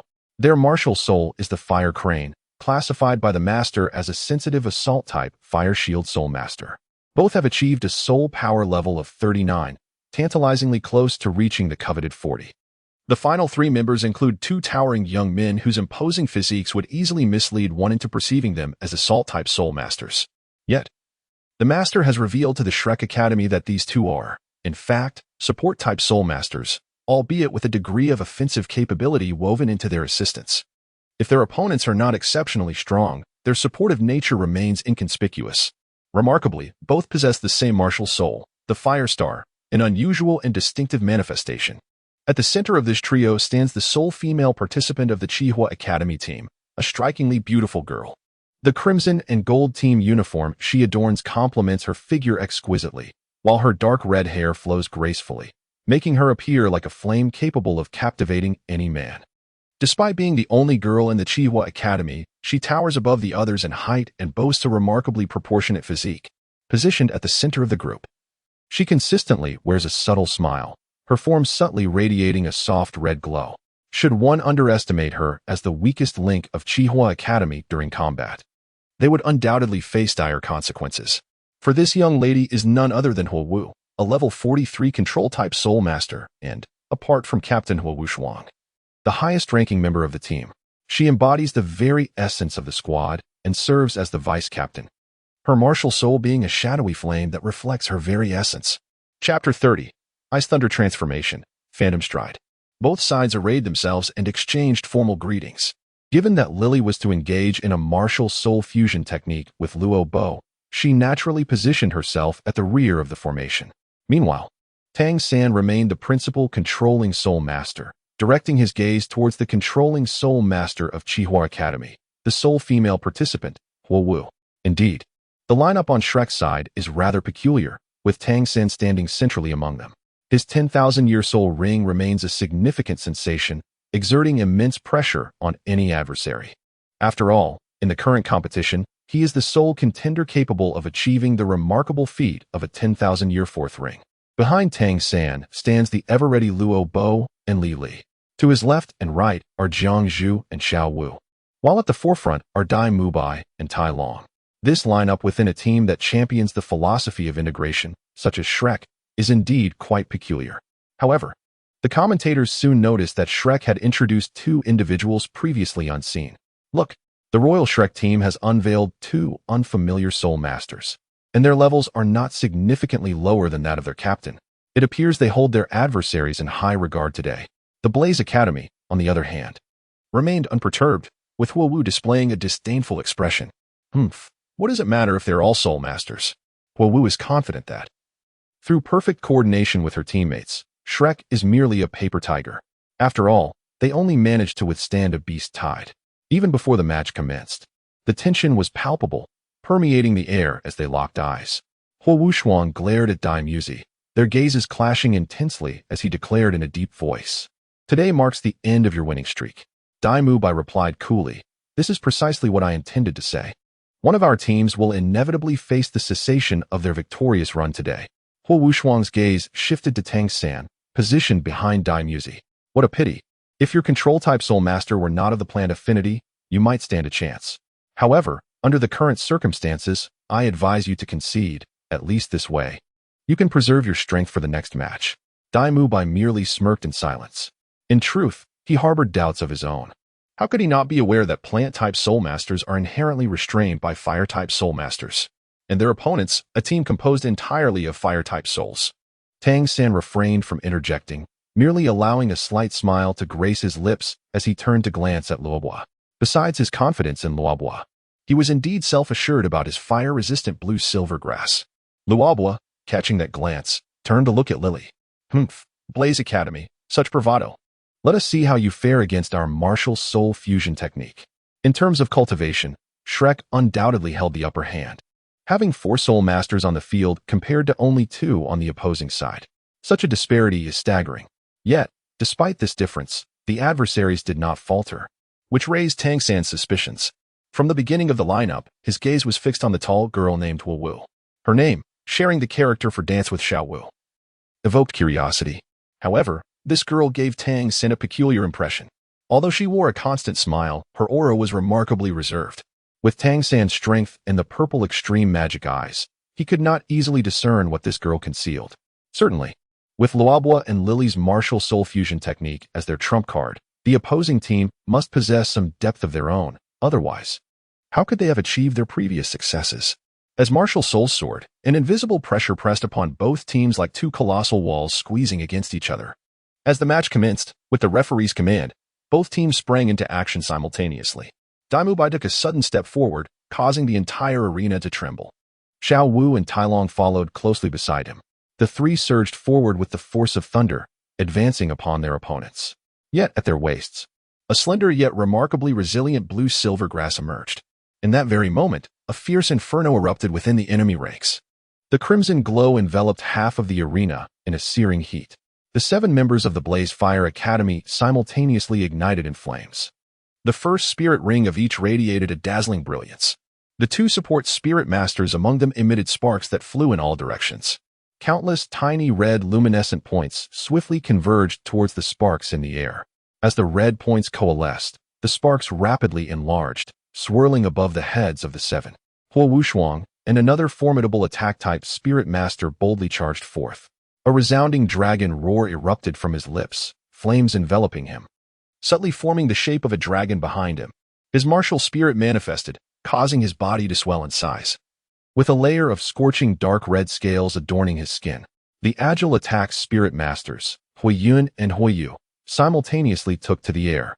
They unfurled a pair of resplendent wings from their backs. Though they did not soar high, they glided in an unusual arc, circling towards the central position of the Shrek team, targeting Tang San. Each brilliant spark, once coalesced in the air, swiftly infused into the bodies of their comrades. With each infusion of a spark, the flames upon the Blaze Fire Academy's students blazed even brighter. Undoubtedly, they formed a team with an extraordinarily harmonious synergy. From the outset of the match, they had already begun to establish a comprehensive advantage. On the battlefield, only 3 individuals remained motionless. On the Shrek Academy side, there were Tang San and Zhongzhu, while their opponent was the control-type spirit master, Huo Wu. Zhongzhu remained still as her ability was to heal, and the moment for healing had not yet arrived. Meanwhile, Tang San and Huo Wu continued to lock eyes, neither willing to strike. Suddenly, a brilliant blue-violet radiance illuminated the entire arena, and then Luo Bo and Li Li from Shrek vanished. Vanished? They disappeared. At this moment, Huo Wu found herself somewhat flustered. Such a commotion had erupted, yet the 2 individuals had vanished. There was only one possibility. These 2 had rendered themselves invisible. Huo Wu's intuition was not misplaced. Indeed, they were the formidable control soul masters of the Blaze Fire team. It was none other than the fusion technique of their martial souls, Ice Thunder Transformation, Ghostly Stride. Furthermore, invisibility was merely the initial effect of this martial soul fusion skill. Now, the opposing team had to remain perpetually vigilant against the sudden appearance of these 2. At that moment, Xiao Wu and Talon darted to the side, engaging the 2 agile attack-type soul masters of the opposing team, while the battlefield ahead erupted into chaos. Dai Mubai and Huo Wushuang unleashed their second soul skills, resulting in a thunderous collision that reverberated through their bodies. Huo Wushuang staggered back a step, while Dai Mubai stood his ground unwaveringly. Both their martial souls were immensely powerful, yet in terms of soul power, Dai Mubai had the upper hand. However, he was not without his own challenges. Flames had already singed his tiger palms, producing a faint scent of charred flesh. Huo Wushuang, clearly unwilling to concede defeat, bellowed fiercely and charged forward once more, eschewing the use of soul skills, opting instead for a straightforward assault on Dai Mubai. He was determined to uphold his reputation of invincibility on the front lines. Chapter 31. The Symphony of Ice and Fire. The battle on the field grew increasingly intense, with both sides seemingly oblivious to the two previously unseen figures from Shrek Academy. At that moment, a surge of blue and purple radiance erupted from the side of the Blaze Fire Academy. They had finally made their appearance. It was evident that their objective was to amplify Huo Wu's capabilities, targeting those two auxiliary soul masters. Indeed, while the goal had been vague at the onset of the battle, it was now abundantly clear to all just how formidable these two auxiliary soul masters were. Without neutralizing them, achieving a swift resolution would prove exceedingly difficult. Suddenly, blue light surged and purple lightning crackled, as two ghostly figures ensnared the two fire-type auxiliary soul masters. Once entangled, their martial souls were temporarily suppressed, rendering them effectively powerless for the next few seconds. True to her role as the control soul master, Huo Wu wasted no time in unleashing a ring of fire resistance. Indeed, this skill bore no offensive capabilities. Yet its ability to repel all enemies within its radius was sufficient to establish it as the cornerstone of a control soul master's arsenal. The fire resistance ring possessed boundless utility. As one of its victims, Robber found himself intrigued, wishing to develop his fiery martial soul towards a controlling direction. This was his first encounter with such a wondrous fire-based control skill, naturally piquing his curiosity. However, that was a matter for another time, as the secrets of the three lives martial soul should not be disclosed prematurely. Yet, Robber was not merely a soul master, he was also an expert rune master. He could provide the 7-treasure glazed tile school with purple epic runes, as well as Tang San. How could he possibly lack them himself? Although his current mastery was insufficient for mass production of purple epic runes, crafting a set for himself was entirely feasible. The incantation of the runes, Elemental Rebound. Indeed, in recent days, upon learning that several other teams that entered the top 5 alongside the Shrek team were composed of members from the Elemental Academy, he had meticulously crafted a set of specialized runes designed to counter elemental soul masters. Any elemental soul skill that struck Rob would result in a significant backlash. Without any forewarning, a ring of fire resistance materialized beside Huo Wu, forcefully propelling her away. Oh, heavens, what is this perplexing phenomenon? Is it a type of soul skill? Or perhaps a soul bone? Such thoughts were not confined to Huo Wu alone. In fact, many soul masters observing from the VIP section shared this speculation. Is this the power of a soul bone? It was uncertain who first articulated this notion. However, seated at the forefront of the VIP section, the Night Emperor, along with Ning Fengji, the leader of the 7-treasure glazed tile school, and the Platinum Bishop, Salus, simultaneously shook their heads. At that moment, astonishment filled their eyes. Yet, the trio remained resolute in their conclusion. This was undoubtedly not the essence of a soul bone, as they felt no additional fluctuations of soul power. In the very second following Huo Wu's predicament, Tang San sprang into action. Entangling, the blue silvergrass vines rapidly approached Huo Wu, aiming to seize her while she was reeling from her own soul skills backlash. However, Tang San harbored little hope for this assault. Witnessing his sister being ensnared, Huo Wuxuang yearned to rush to her aid. Yet, Dai Mubai would not permit him to intervene. Huo Wu, however, remained unperturbed. Moments ago, she had successfully summoned a shadow, relocating a short distance away. Just as the blue-silver grass vines were about to ensnare her and Rob's lightning arrow was unleashed, she abruptly exchanged places with that shadow. The spectral shadow martial soul was indeed beguilingly enigmatic. As Tang San unleashed the blue-silver grass, he too advanced with swift steps. A soul master's soul skills never encapsulate their entire prowess, and this was especially true for Tang San. Utilizing his ghost shadow perplexing step and keen, composed judgment, he had already established a tactical advantage. Huo Wu was acutely aware of the stakes at hand. Faced with the sudden approach of the opposing control soul master, she knew she had to act immediately. Alas, she had forgotten that Lily was also a control-type soul master. First soul skill, Ice Jade Pillar. Ice pillars, exuding a gentle luster, materialized out of thin air, enveloping the vicinity in an inexplicable chill. Following this, one end of an ice jade chain was anchored to the pillar, while the other swiftly hurtled towards Huo Wu. In that fleeting moment, Huo Wu was yanked towards the pillar in a state of panic. At that instant, the ice jade pillar shattered, sending a flurry of ice jade spikes scattering. each capable of inflicting substantial ice attribute damage. It must be said that Huowu suffered significant injuries, yet she was not rendered incapable of combat. As she beheld Tang Xin charging towards her, she summoned every ounce of strength to unleash the resistance fire ring, driving her opponent back once more. Another surge of intense flames erupted, and the resistance fire ring reappeared on the battlefield, presenting a scene almost identical to the previous one. As the members of Shrek Academy witnessed the imminent defeat of their opponents, their bodies were unexpectedly propelled away by the repelling fire ring, averting the crisis posed by the four main attackers from the Blaze Academy at the critical moment. The Healing Soul Master from Blaze Academy promptly recognized Fire Dance's injury and utilized a unique fire attribute Healing Soul skill to restore her condition. However, the influence of Lililai's ultimate ice was not so easily dispelled.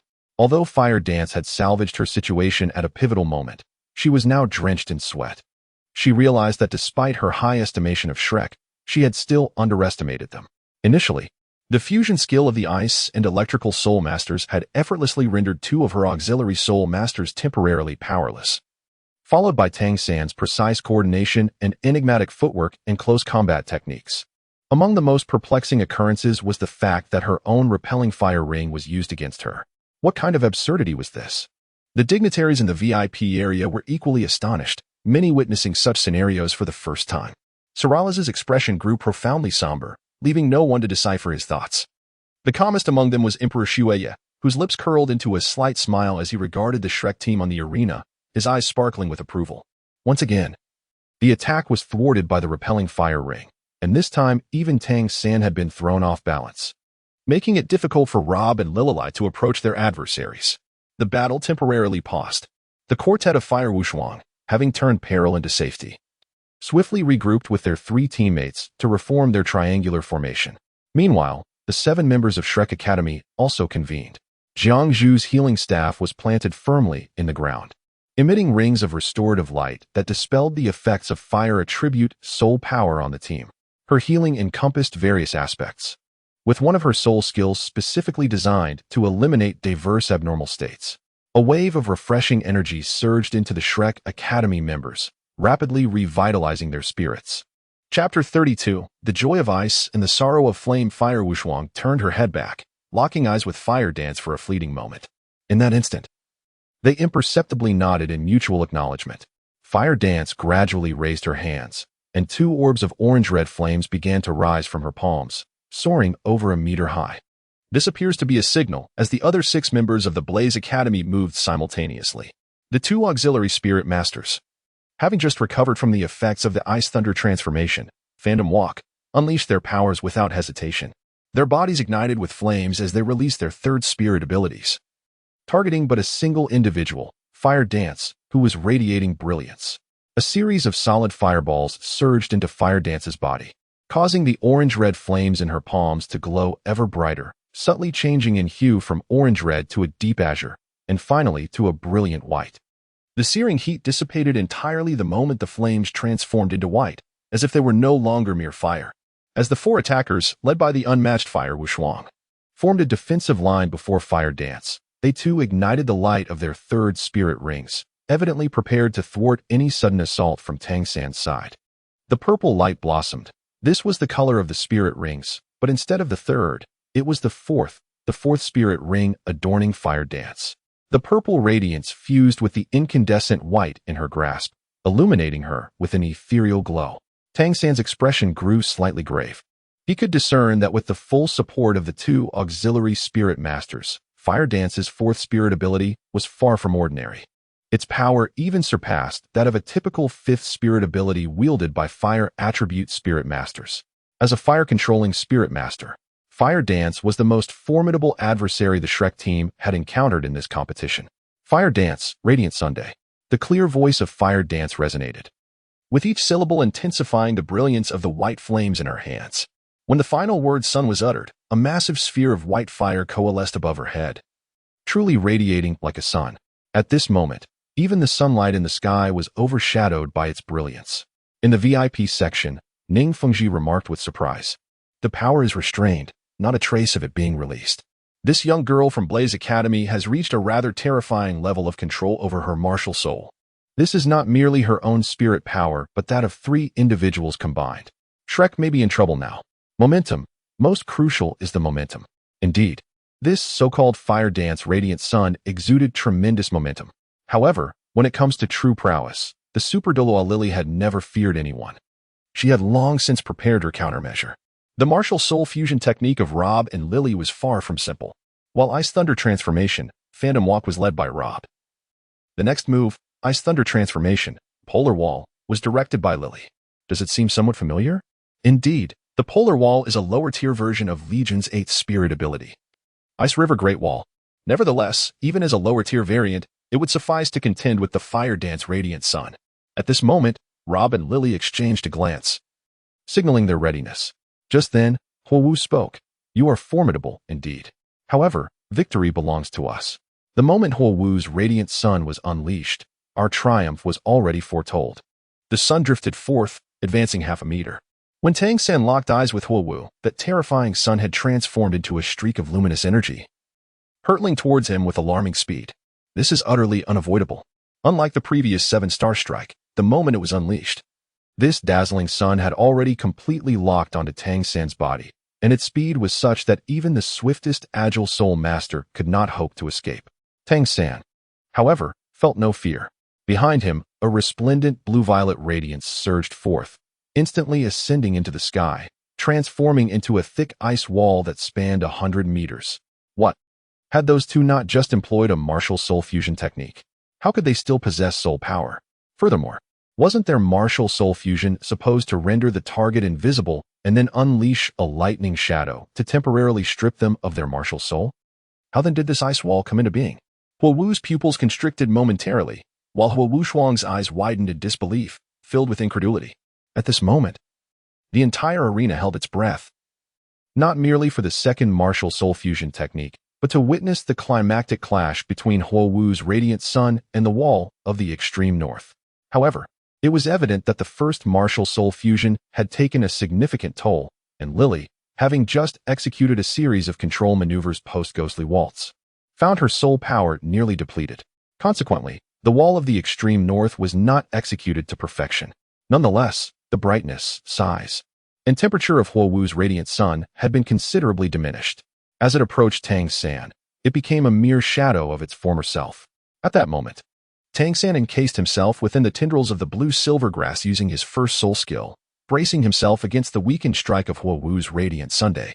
Once everything settled, not only was Tang San unharmed, but even the blue-silver grass that enveloped him suffered little to no damage.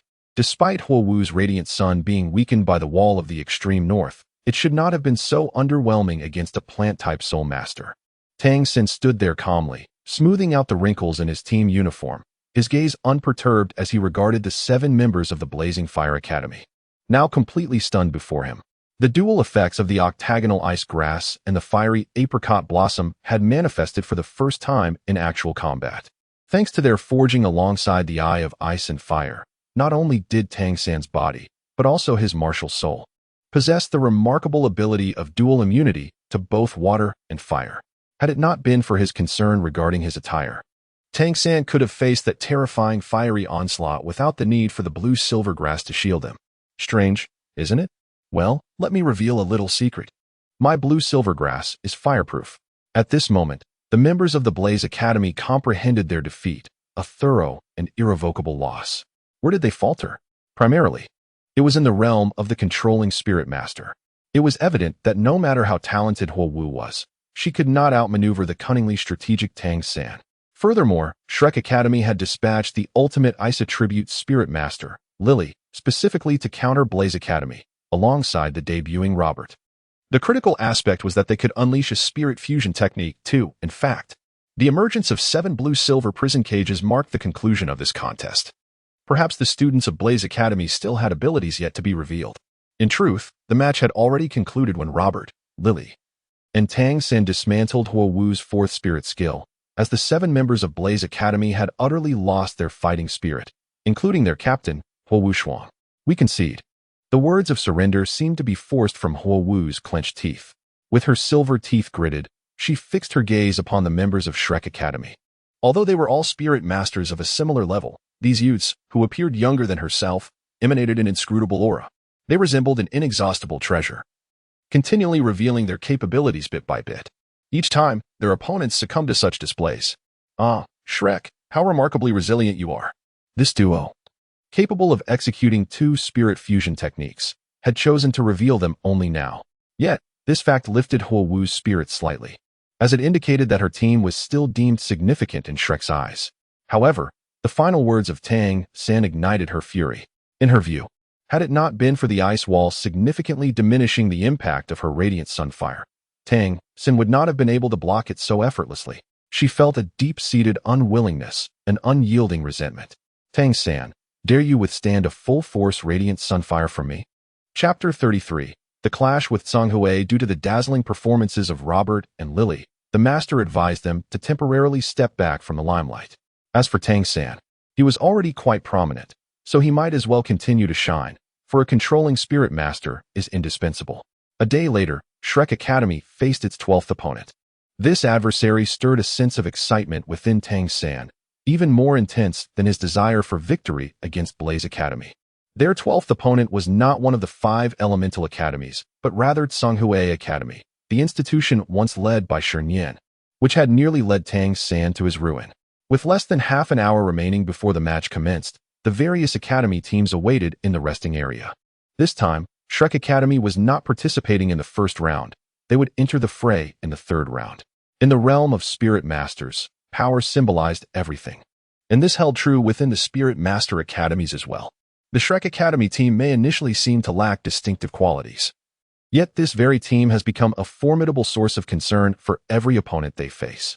With the Millennium Soul Ring, Tang San has emerged as the most valuable soul master and the strongest contender in this year's preliminary rounds. Even with the dual martial soul fusion techniques possessed by Rob and Lily, they cannot compare to his popularity. Thus far, he has secured over half of the total votes in the evaluations. As long as no one can defeat him, his victory for this award is unquestionable.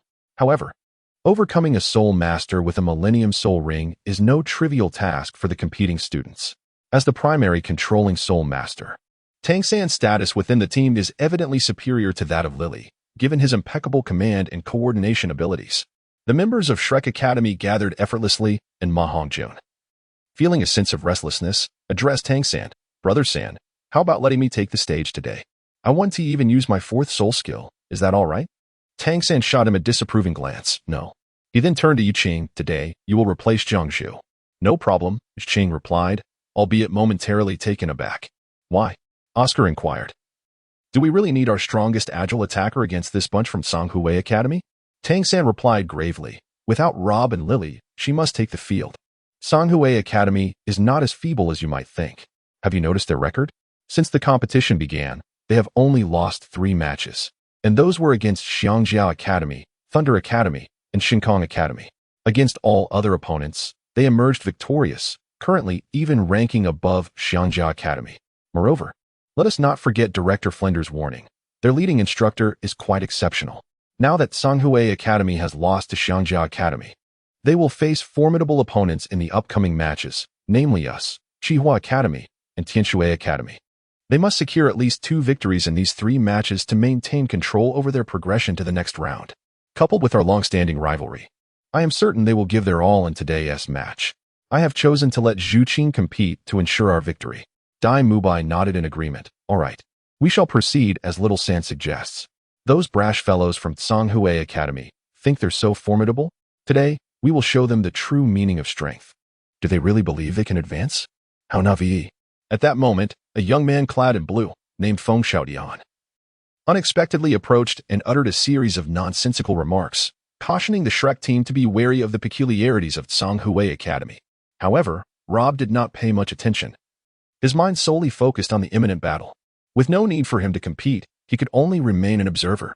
Before long, as the first 2 rounds drew to a close, it was time for the competitors of the 3rd round to take the stage. The members of Shrek Academy emerged from their resting area alongside those of Songhui Academy, both teams casting wary glances at one another. In stark contrast to the pride exuded by Shrek Academy, the 7 members of Songhui Academy radiated an ominous aura, their eyes glimmering with a malevolence that seemed poised to devour the Shrek team. All 7 competitors from Songhui Academy were male, clad in uniform moon-white attire, their energies restrained. Just as Tang Sen had anticipated, these opponents were not to be underestimated. When Rob finally caught sight of the soul rings of Songhui Academy's participants, he couldn't help but feel perplexed. It appeared that Songhui Academy was running low on talent. Not only were their soul power levels generally inferior, but one of them also lacked an optimal soul ring configuration. This left little room for suspense, as the match promised to be a one-sided affair, devoid of any thrilling moments. Consequently, Rob ceased his meticulous observation. At that juncture, the martial souls of the 7 members of Songhui Academy were finally revealed to all. The instant their martial souls manifested, any observer with even a modicum of knowledge on the subject would find their pupils constricting in astonishment. Each of the 7 competitors displayed a gem nestled in the palm of their right hands. The gems varied in color and form. Some were round, others diamond-shaped, triangular, or teardrop-shaped, each emanating the hues of the rainbow. As the 7 gems appeared simultaneously, a shimmering aura enveloped their bodies, casting a radiant glow around them. Gem martial souls are exceedingly rare. While not inherently powerful, they possess significant potential for versatility, much like Tang San's blue silvergrass.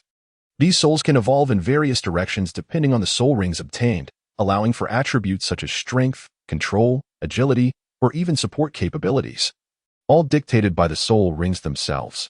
They are perhaps the most reliant on soul rings among all martial souls. In the world of soul masters, the more formidable the martial soul, the better it is deemed.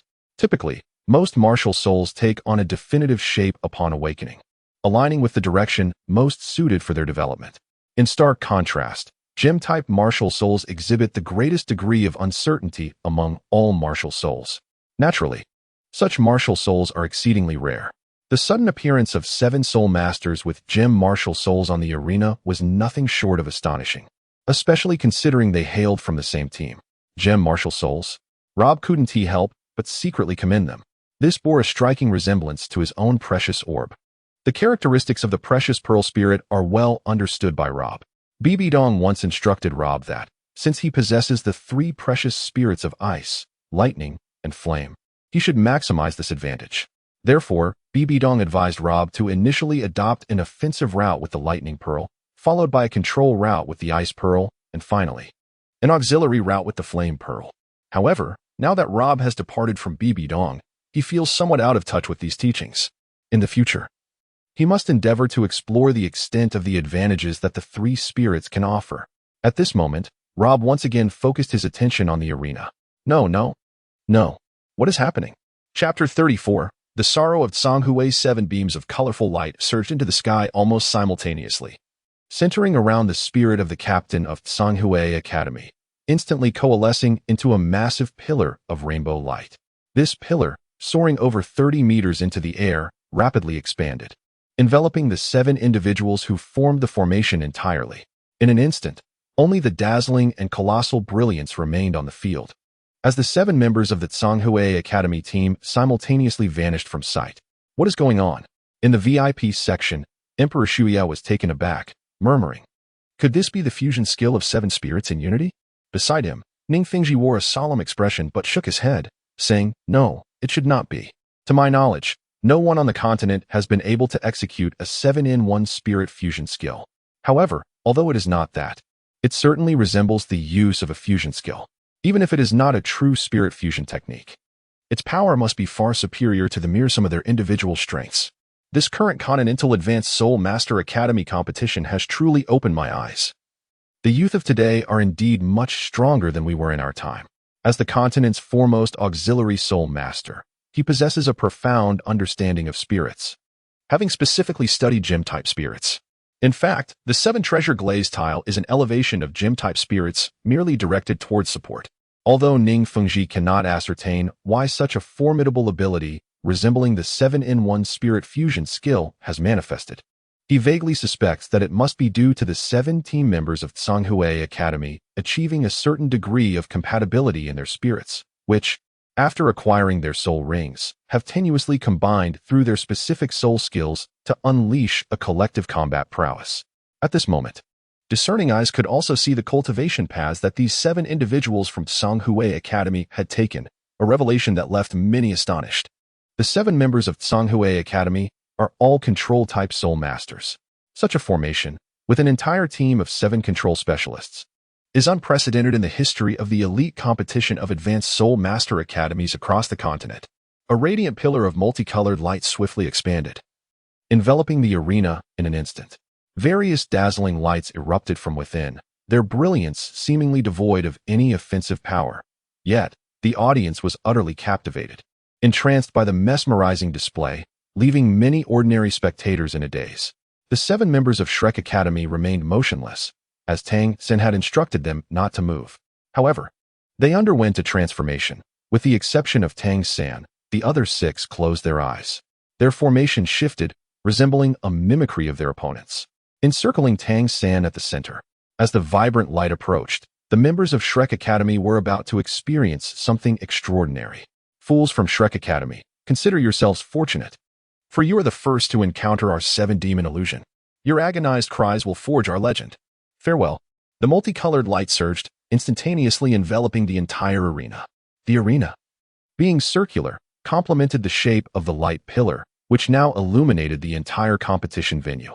The enchanting luminescence infused the atmosphere with an otherworldly quality, completely surrounding the 7 members of Shrek Academy. An eerie silence fell over the audience, with even the commentators in the VIP section rendered speechless. Before the match commenced, who could have anticipated such an occurrence? Even the other 4 matches taking place nearby had come to a halt, as the magnificent pillar of light was simply too dazzling. Not only the competing students, but even the observing instructors from various academies were left in astonished disbelief. Is this truly a competition among academies? Even the Soul Master ranking tournament of the Spirit Hall seems to pale in comparison. The term 7-in-1 Spirit Fusion technique is not solely the brainchild of the Snow Knight Emperor. Those who have also conceived this phrase lack the support of the 7 Treasure Glazed Tile sect's leader to elucidate its meaning. The tides have turned. The vibrant pillars of light have seemingly become a symbol, a herald of Tsanghui Academy's ascent. Though the outcome of the competition remains undisclosed, the immense fluctuations of soul power have undoubtedly altered every soul master's perception of this contest. The audience's sentiments, however, are even more direct. Such a magnificent and resplendent glow is unparalleled since the commencement of the preliminaries, and while many may root for the Royal Shrek Academy, the spectators inherently yearn for the emergence of greater power. Rob was not only astonished, but also profoundly intrigued. If the individuals from Tsanghui Academy could wield the 7-in-1 Spirit Fusion technique, could his own 3 Pearl-type spirits utilize the 3 Spirit Fusion technique as well? Contemplating this, Rob felt a surge of excitement.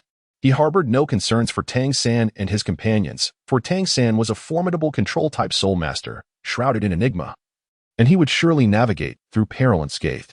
Even the quarrels among the 3 teachers nearby went unheard by Rob, as long as the master remained calm. It signified that Tang and the others were in no real danger. Suddenly, the vibrant glow dimmed slightly, and the ethereal form appeared to waver, as if on the brink of collapse. The colorful light receded, and everything around regained its clarity. The colossal pillar of light vanished into thin air. Of the 14 individuals originally on the stage, only 1 remained standing, Tang. The other 6 members of the Shrek Academy team, blood spilling from their mouths, were captured in the instant the colorful light dissipated, visibly slumped on the ground, having lost their fighting capacity.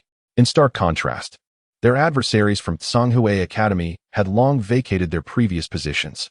The 7 individuals now lay scattered across the 7 directions of the stage, each convulsing violently. Frothing at the mouth, their eyes rolled back, resembling those afflicted by epilepsy. Tang complexion appeared pale, and his footing was unstable, swaying intermittently, yet his gaze remained resolute, seemingly conveying to all that he was the ultimate victor. A tumult erupted, with both the audience and the VIP section engulfed in chaos. What had transpired? When the judge announced the final verdict, his body trembled slightly. After evaluation by several esteemed experts in the Soul Master realm, the conclusion regarding Tsanghui Academy's participants was attributed to a backlash from their soul techniques. Although the regulations of this prestigious tournament explicitly forbid incapacitating or harming opponents, who could be blamed for this backlash? Rob couldn't help but feel a pang of fear.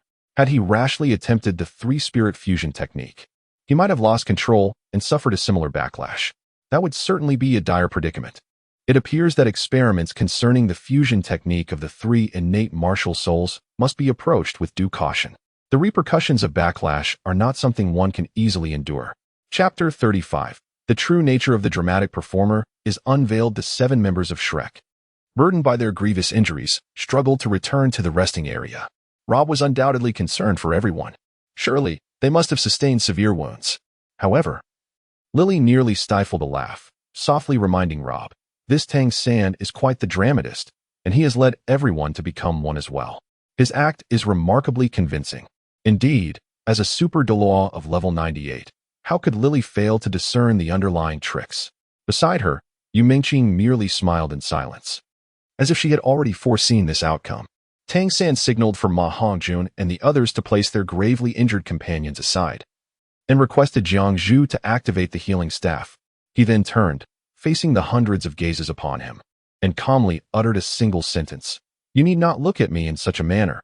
That was not a 7-in-1 martial soul fusion technique. Ignoring the astonished stares, Tang San seated himself beside his companions, closing his eyes to recuperate. Though it was but a simple explanation, it served to ground him from the pedestal of divinity back to the realm of the ordinary, eliciting a collective sigh of relief from many present. At this moment, the master, Lu Erlong, and Flinder had arrived, and after a brief exchange of whispers between Tang San and the master, they quickly departed the resting area, supporting one another. As they observed their retreating figures, numerous competitors began to murmur among themselves, eager to accept Tang San's explanation. After all, defeating the formidable 7-in-1 spirit fusion technique under circumstances of similar levels seemed utterly implausible. Moreover, such a legendary technique was said to exist only in myths. The audience had been treated to a visual spectacle, yet today's match had stirred various contemplations among those with keen insight. Different factions were pondering how the Shrek Academy team had achieved victory. Soon, news arrived from Tsanghui Academy. All 7 participants had lost their cognitive abilities and had become utterly incapacitated, leading them to lodge a formal protest with the competition committee, demanding severe punishment for Shrek Academy. Consequently, a specialized investigation team was established jointly by the Heaven-Do Empire and the Spirit Hall to probe into the matter involving both parties. Simultaneously, the Spirit Hall dispatched 2 healing-type Spirit Masters of Soul Sage rank to provide treatment for the 7 Tsanghui Academy members. However, as Tang San had predicted, the brain is the most intricate structure of the human body, and simple healing techniques would not suffice for restoration. The mysteries of the mental realm remain unfathomable to this day, rendering the Spirit Hall's efforts futile. Upon returning to Shrek Academy, the Golden Iron Triangle convened all 14 members of the Shrek Academy team in the conference room. At this point, there was no need for pretense. The 6 previously injured members had returned to their normal states. Ah, so you were all merely acting. Rob confirmed what Lily had mentioned earlier. Tang San gestured for him to remain silent, cautioning him that walls have ears. Qing remarked nonchalantly, it seems we must also play our part in this charade. Flinder's expression grew serious as he first glanced at Tang San, then swept his gaze over the other 6 participants from today's match. If I am not mistaken, within the hour, the competition committee will send an investigation team to our academy regarding today's match. I am unsure of how you managed this, but the master just informed me that the opponents have all turned into imbeciles. The group exchanged glances, none willing to speak, their gazes ultimately landing on Tang San. Flinder shot a glare at Tang San, saying, you little rascal, you always bring me trouble. The 7 of you who participated in the match must immediately go into seclusion. I will explain to the other side that you are merely healing yourselves. Oh no, Tang San, you stay behind. Someone must be present for the investigation. You are the least injured, making you the most suitable candidate. Yes, the 6 of you should go now. Erlong, find them a discreet spot, and have Zhao Wujie and Lu Qibin personally guard them there. Ensure that no one sees them. Oh, and summon Xiao Xian as well. His sugar bean spirit is perfect for concealing the injuries of these little rascals. Jiangzhu, you should go too. One must at least maintain a FAA. Having a few more treatment-type soul masters would be advantageous. After Lu Erlong and her companions departed, only Flander, the master, Tang San, Luo Bo, Lily, Qing, Oscar, Ma Hongjun, and Ning Rong remained in the room. Flander pulled up a chair and sat down in silence, rhythmically tapping his fingers on the table, seemingly lost in thought. The master had been seated calmly from the outset, exuding an air of composure. After a moment of contemplation, Dean Flander addressed Tang San, stating, if they inquire later, simply assert that you know nothing. Let us proceed with this plan. Huh? Tang San was momentarily taken aback, but he quickly grasped the situation. So, I should just say I don't know? Flander chuckled softly and replied, precisely. Regardless of what they ask, maintain your stance of ignorance. Inform those who come to investigate that you could not discern the external circumstances as you were continuously unleashing your soul abilities. By the time clarity returned, everything had already concluded, and you were entirely unaware of what transpired. Tang San blinked, questioning, is that really permissible? Flander scoffed lightly, why wouldn't it be? Those who come to investigate are merely conducting a routine inquiry. After all, no one witnessed what occurred at that moment.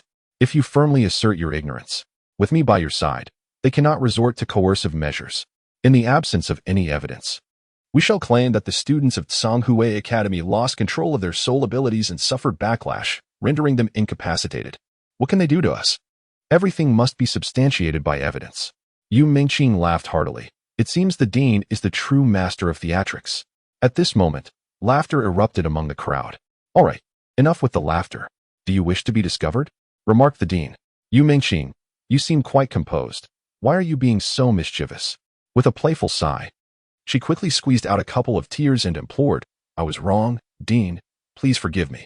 At that moment, the room was filled with mirth. The investigation team dispatched by the competition committee arrived even more swiftly than Flinder had anticipated. A group of over 10 people burst into Shrek Academy with great urgency. Flinder was astonished to recognize two of the leaders. He never expected the committee to take this matter so seriously. The organizing committee for the Tiandou City preliminaries was composed of the Spirit Hall and the Tiandou Imperial family, and the representatives from both sides were naturally from these two powers. Flinder was particularly surprised to see the representative from the Spirit Hall was none other than the esteemed Platinum Bishop Salas. Meanwhile, representing the Tiandou Empire was none other than Ning Fengji, the leader of the Seven Treasure Glazed Tile School. The script seemed preordained. One of the investigating parties was biased towards Shrek Academy, and despite Salas's remarkable abilities, he was unlikely to glean any substantial information. Not to mention, Master Yu Xiaojiang had presented the papal order, which truly commanded the room's respect.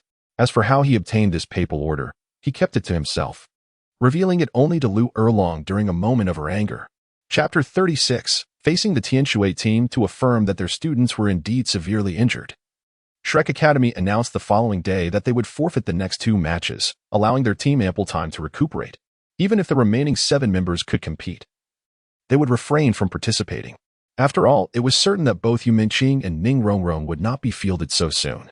Thus, Shrek Academy's undefeated record was shattered.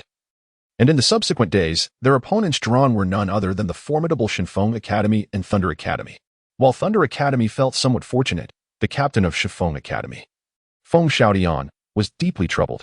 Although Shrek Academy's forfeiture granted them an automatic victory, the wrath of Huo Wu would undoubtedly not diminish due to their unchallenged triumph.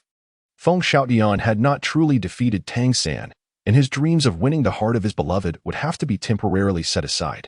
The preliminaries unfolded with great fervor, and when Shrek Academy returned, their prowess did not diminish as some spectators had speculated. They continued to achieve resounding victories. Soon, the 27 rounds of preliminaries approached their conclusion, with only the final round remaining. Presently, the rankings of the leading teams were as follows: Thunder Academy, with 26 battles and 25 victories, the sole team to have defeated them being Shenfeng Academy. Shenfeng Academy, with 26 battles and 25 victories, the only team to have triumphed over them being Qihua Academy. A pivotal figure has exhibited leniency, making it exceedingly challenging to avoid defeat. Shrek Academy boasts a record of 24 victories out of 26 battles, while Blaze Academy and Tianshui Academy each have 23 wins and 3 losses. Xiangjia Academy, on the other hand, stands with 21 victories. Although the final round of matches remains, the teams advancing have essentially been determined: Thunder Academy, Shinkong Academy, Shrek Academy, Blaze Academy, and Tianshui Academy. As one of the 5 elemental academies, Xiangjia Academy has succumbed to each of the top 5 teams, leaving them without hope of progressing further. In the final round, the top 5 teams, Thunder Academy, Shinkong Academy, and Blaze Academy, are matched against relatively weak opponents, ensuring their victories. However, Shrek Academy faces a formidable adversary in Blaze Academy, as they contend with Tianshui Academy for the outcome of their final battle. While the match bears no implications for advancement, it significantly affects the rankings in the preliminary rounds. A victory for Shrek Academy would secure their third position, whereas if Tianshui Academy triumphs, their prior victory over Blaze Academy could allow them to usurp Shrek Academy's standing. Consequently, in the last round of the preliminaries, the organizing committee has deliberately scheduled the top 5 teams alongside Xiang Academy to showcase a thrilling finale for the audience. The clash between Shrek Academy and Tianshui Academy undoubtedly takes precedence, warranting its placement on the central main stage. Each day features 14 matches divided into 3 rounds. As today's matches hold no bearing on advancement and are the final round, the already eliminated academies exhibit little enthusiasm for competition. The initial 2 rounds conclude swiftly. In the waiting area, the 5 elemental academies alongside Shrek Academy await their turn, accompanied by the other 4 academies serving as mere backdrop. Given that Tianshui Academy's martial spirits are predominantly associated with water and ice, it is only fitting for Rob and Lily to take the stage. Lily's martial spirit, the Ice Jade Holy Qilin, represents the pinnacle of ice attributes, exerting absolute dominance over any water or ice spirits of inferior quality. The remaining 5 competitors include Tang San, Xiao Wu, Dai Mubai, as well as Jing Ling and Jiang Zhu. Before the match, a youth named Feng Xiaotian approaches Tang San, offering an array of nonsensical encouragement that renders him somewhat foolish. Upon seeing him, Xiao Wu cannot help but frown, questioning his repeated presence and urging him to share something novel. In truth, since Shrek Academy's victory over Blaze Academy, Feng Xiaotian has consistently shown up before each round to cheer for Shrek Academy. Nonetheless, this time, he brings along some relatively useful information. The team dispatched by the Spirit Hall is exceptionally formidable, essentially a shoe-in for the championship. Rob is well aware of the Spirit Hall team's prowess. After all, he has spent 6 years alongside Xiao, Hulaina, and Yin, making him acutely familiar with their capabilities. As for the others, they shall not fall significantly short of these 3 individuals. These 3 individuals are several years senior to Robert. Yet they undeniably represent the illustrious golden generation of the Spirit Hall, should he manage to advance to the finals. There is no doubt that Robert must confront these 3 formidable opponents. It is worth noting that had Robert not escaped, he would undoubtedly have been a member of the Spirit Hall's team. While the 3 live spirit cannot be publicly revealed, he could at least showcase 2 of his spirits. It is recalled that Bibi Dong once remarked upon the potential she perceived in Robert to utilize his innate spirit fusion technique. However, for now, he is limited to experimenting with the fusion of 2 spirits, as the technique of innate spirit fusion is unprecedented. At that moment, it was finally the turn of their teams to enter for the final round of the competition. As the 5 elemental academies along with Shrek Academy made their entrance, the entire Sky Do Great Soul Arena erupted with enthusiasm. Today marked the last day of the preliminary rounds and the final match. In order to witness the grand spectacle of the 5 elemental academies competing alongside Shrek Academy, ticket prices soared to several times their usual rates.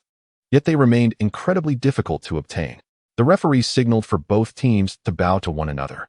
The teams lined up, with Shui Binger and Dai Mubai facing each other. Upon seeing Shui Binger's visage, Dai Mubai couldn't help but feel a moment of astonishment. He had encountered numerous beauties, yet girls with such distinctive features were a rarity, particularly although the aura surrounding Shui Binger was not overpowering. The intelligent glimmer in her eyes inevitably reminded him of Tang San's gaze. She is an exceptionally wise girl, and Dai Mubai immediately made a judgment. To cultivate the on-the-spot adaptability of the Shrek 7 Devils, the master refrained from providing them with detailed information about their opponents before each preliminary match, leaving everything to Tang San to orchestrate. This approach proved to be more effective in terms of practical training. After exchanging names and ranks, the battle was about to commence. The martial spirits of both sides were unleashed almost simultaneously, revealing their overall strength. To the astonishment of both Dai Mubai and Tang San, the power of the Tianshui Academy exceeded their initial expectations. Due to the daily competitions, they had no opportunity to observe their opponents, and the master deliberately withheld any information. Thus, they were only aware that the Tianshui Academy consisted of female students, all possessing water attributes, but were ignorant of other details. Chapter 37. The Sovereign Might of the Ice Jade Sacred Kirin. At this moment, as both sides released their soul rings, the strength of the Tianshui Academy became immediately apparent. In addition to the 34th-ranked Shui Binger, There were two soul masters above level 40. One stood as one of the three frontline assault-type battle spirit masters, while the other was the black-haired girl at the rear of their formation, although the colors of their soul rings differed.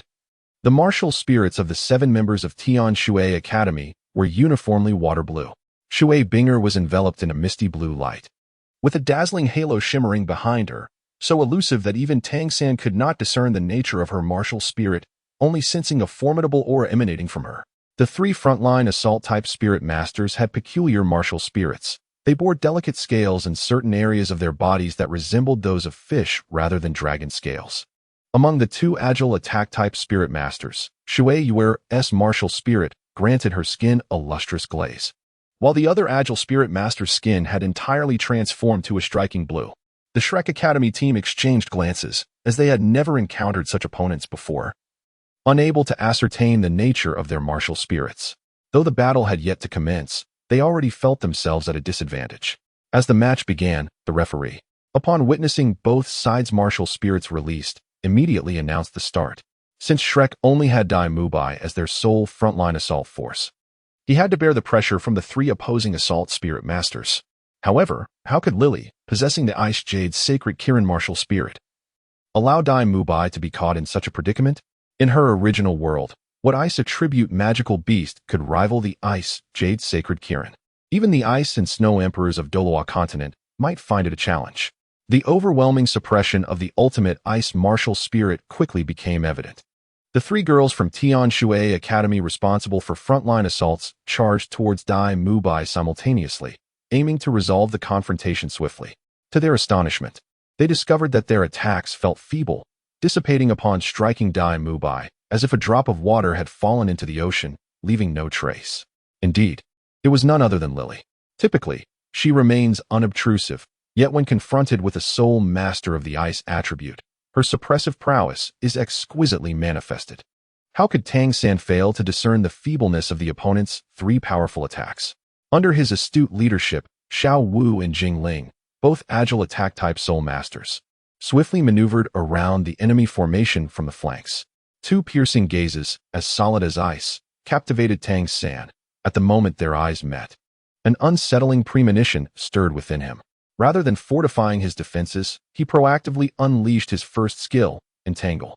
3 strands of entanglement were released simultaneously, targeting the foremost trio of powerful attack-type soul masters. Since he last sensed the essence of wild blue silver grass, his mastery over its application has significantly improved. As the first skill of entanglement, it can instantaneously manifest in any corner within the range of one's soul power. Just as Tang San activated his initial soul skill, Shui Binger's first soul ring also illuminated. In a flash of icy blue radiance, Tang San felt an immediate chill enveloping him, causing his forward momentum to halt abruptly, as if he were encased in solid ice. Similarly, Dai Mubai, Jing Ling, and Xiao Wu found themselves immobilized. Though this was merely the first soul skill, its instantaneous 4-fold activation was a testament to Shui Binger's formidable control over her abilities. However, one must not forget that Lily is also a control-type soul master. Given the suppression of martial spirits, Shui Binger's control could not achieve perfection. Indeed, within 2 seconds, the restraint was lifted. Lily cast a piercing gaze toward Shui Binger, seemingly asserting her absolute dominance. Yet, those 2 seconds were ample for Shui Binger to accomplish much. Following the first, her second soul ring glowed, releasing 5 shimmering ice rings that enveloped the 3 assault-type battle soul masters and the 2 agility-type battle soul masters from Tiandou Academy. A remarkable sight unfolded. The 5 soul masters cloaked in the ice rings were suddenly adorned with a layer of crystalline blue armor, and as the 3 assault-type battle soul masters exerted their strength, the blue silver grass around them began to shatter. With a thunderous roar, a flurry of ice particles erupted. In such a moment, the disparity in strength became evident. Before Dai Mubai could escape the entanglement of the blue-silver grass, the solid ice binding him had already transformed into ice particles. With a loud shout, he activated both the White Tiger Shield and the White Tiger Radiant Wave simultaneously. The former was cast upon himself, while the latter surged past the 3 assault-type battle soul masters, directly targeting Shui Binger. Shui Wu commence. Shui Binger remained unfazed in the face of Dai Mubai's onslaught. After issuing her command, she calmly applied her own second soul skill, thereby encasing herself in another layer of ice armor. When Dai Mubai's white tiger radiant wave approached her, the blue light that had previously manifested behind her suddenly unleashed, merging seamlessly with the ice armor enveloping her. With a resounding impact, Shui Binger merely took a step back, sustaining no harm whatsoever. The blue-silver grass was freed, and Jingling and Xiao managed to extricate themselves from the solid ice in succession. Tang San, however, broke free from his icy restraint with even greater alacrity. Yet, the moment he liberated himself from the ice, Shui Binger's first soul skill descended upon him once more, leaving him no opportunity to recover before being encased in ice again. Lily activated her supreme icy powers to preemptively lift the freeze for everyone, simultaneously unleashing several control soul skills to disrupt the opposing formation. After several exchanges, both sides appeared somewhat fatigued, yet the members of Tiandou Academy were evidently worse off. One could only lament they should have anticipated that Shrek would deploy that contestant named Lily in this battle.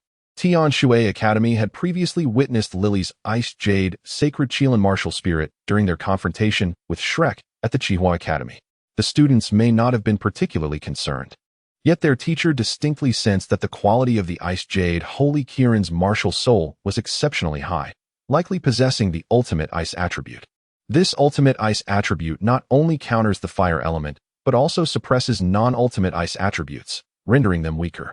However, if Lily and the team from Tiandou Academy were to collaborate, they could significantly amplify their strengths. As a result, individuals from Tiandou Academy had secretly approached Lily, inviting her to transfer. Naturally, Lily would not acquiesce. Before long, the atmosphere in the arena had reached a fever pitch. The black-haired girl positioned at the rear of the Tiandou Academy team, who had been in a daze for quite some time, finally commenced her actions. Strangely, she did not engage in an attack but instead began to dance in place. With her dark hair flowing and her movements graceful, the four soul rings adorning her body shimmered in alternating brilliance, casting circles of blue light that radiated outward with her dance. As she twirled, a dark cloud materialized directly above the central arena, enveloping the entire stage within its reach. Soon after, large raindrops began to descend from the heavens, transforming into a cascading curtain of water. Chapter 38. Did Rob and Lily falter at a critical moment?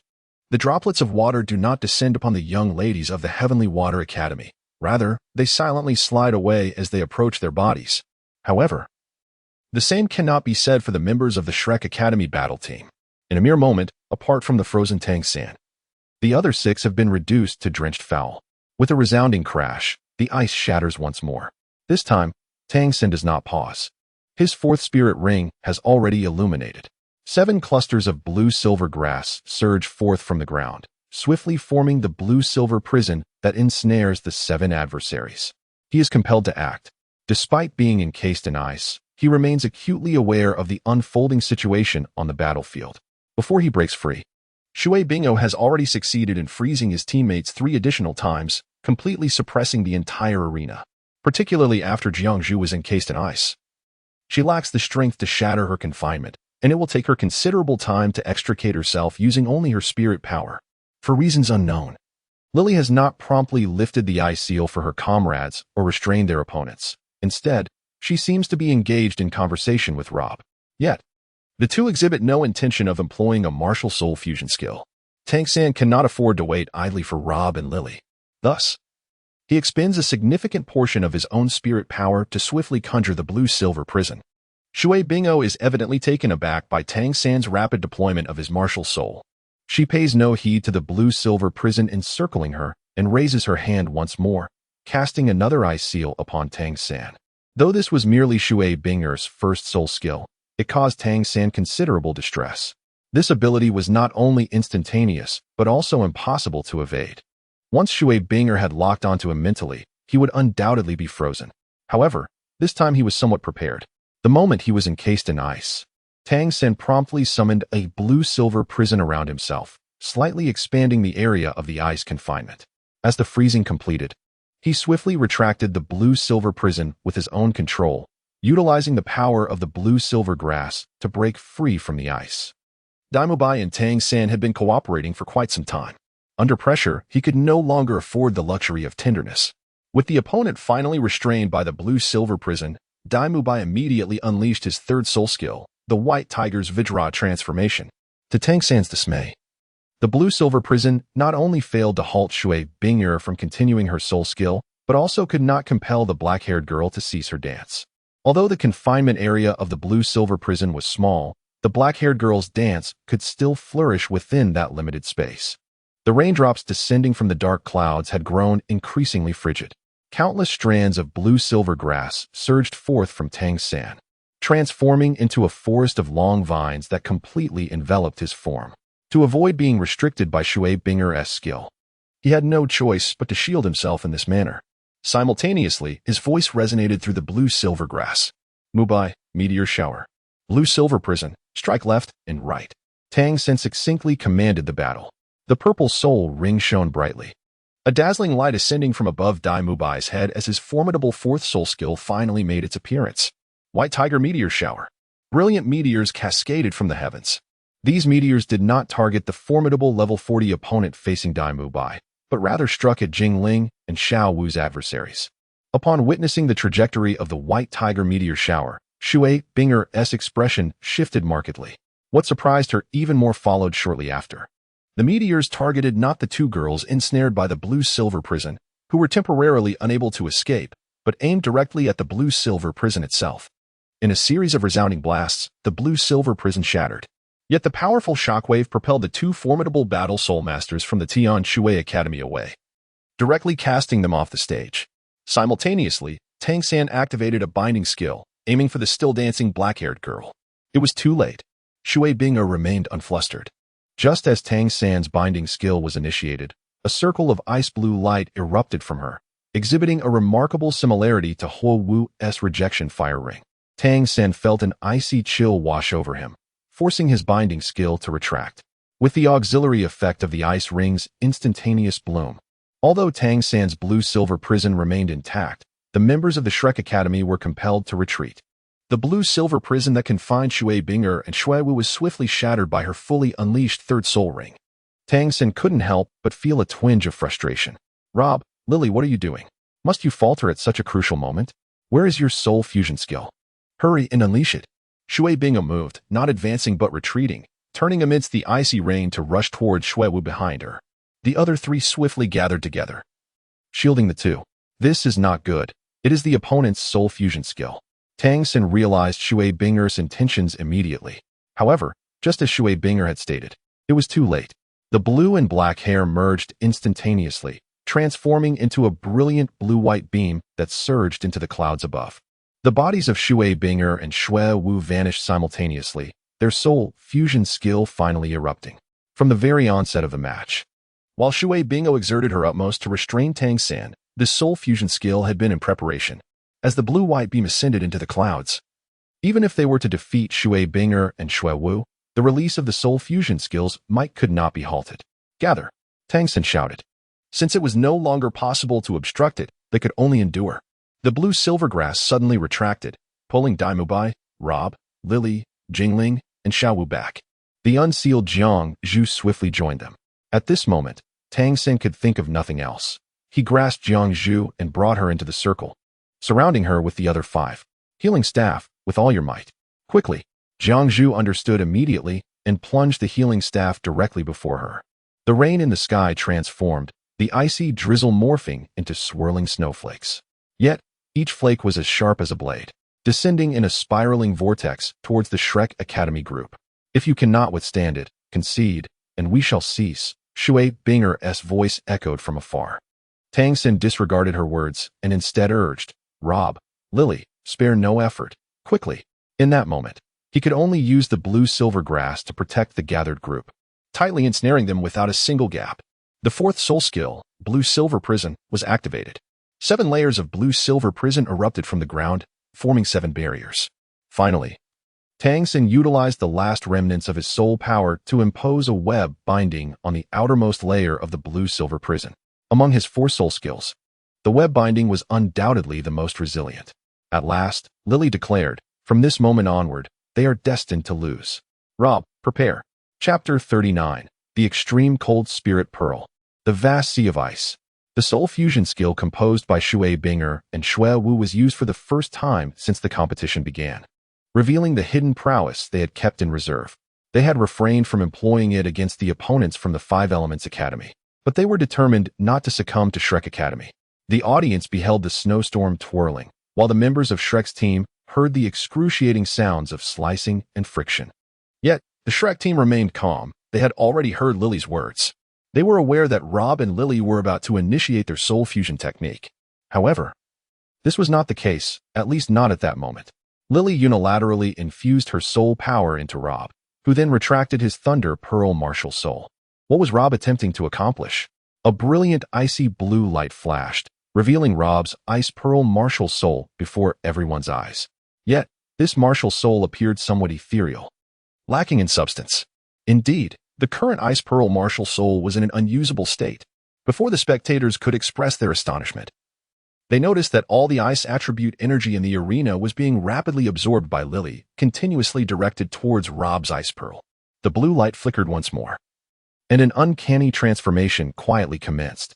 Just as the Thunder Pearl had evolved into the Thunder Spirit Pearl, the Ice Pearl began its evolution into the Extreme Cold Spirit Pearl.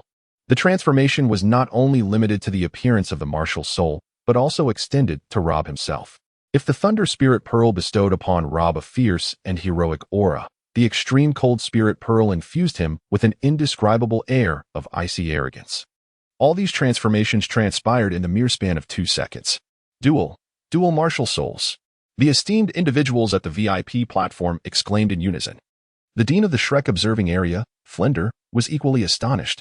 Could it be that Robber possesses dual martial souls as well? The Master, however, did not exhibit overt surprise. His attention was evidently directed elsewhere. Indeed, not only does he possess dual martial souls, but they are also of elemental attributes.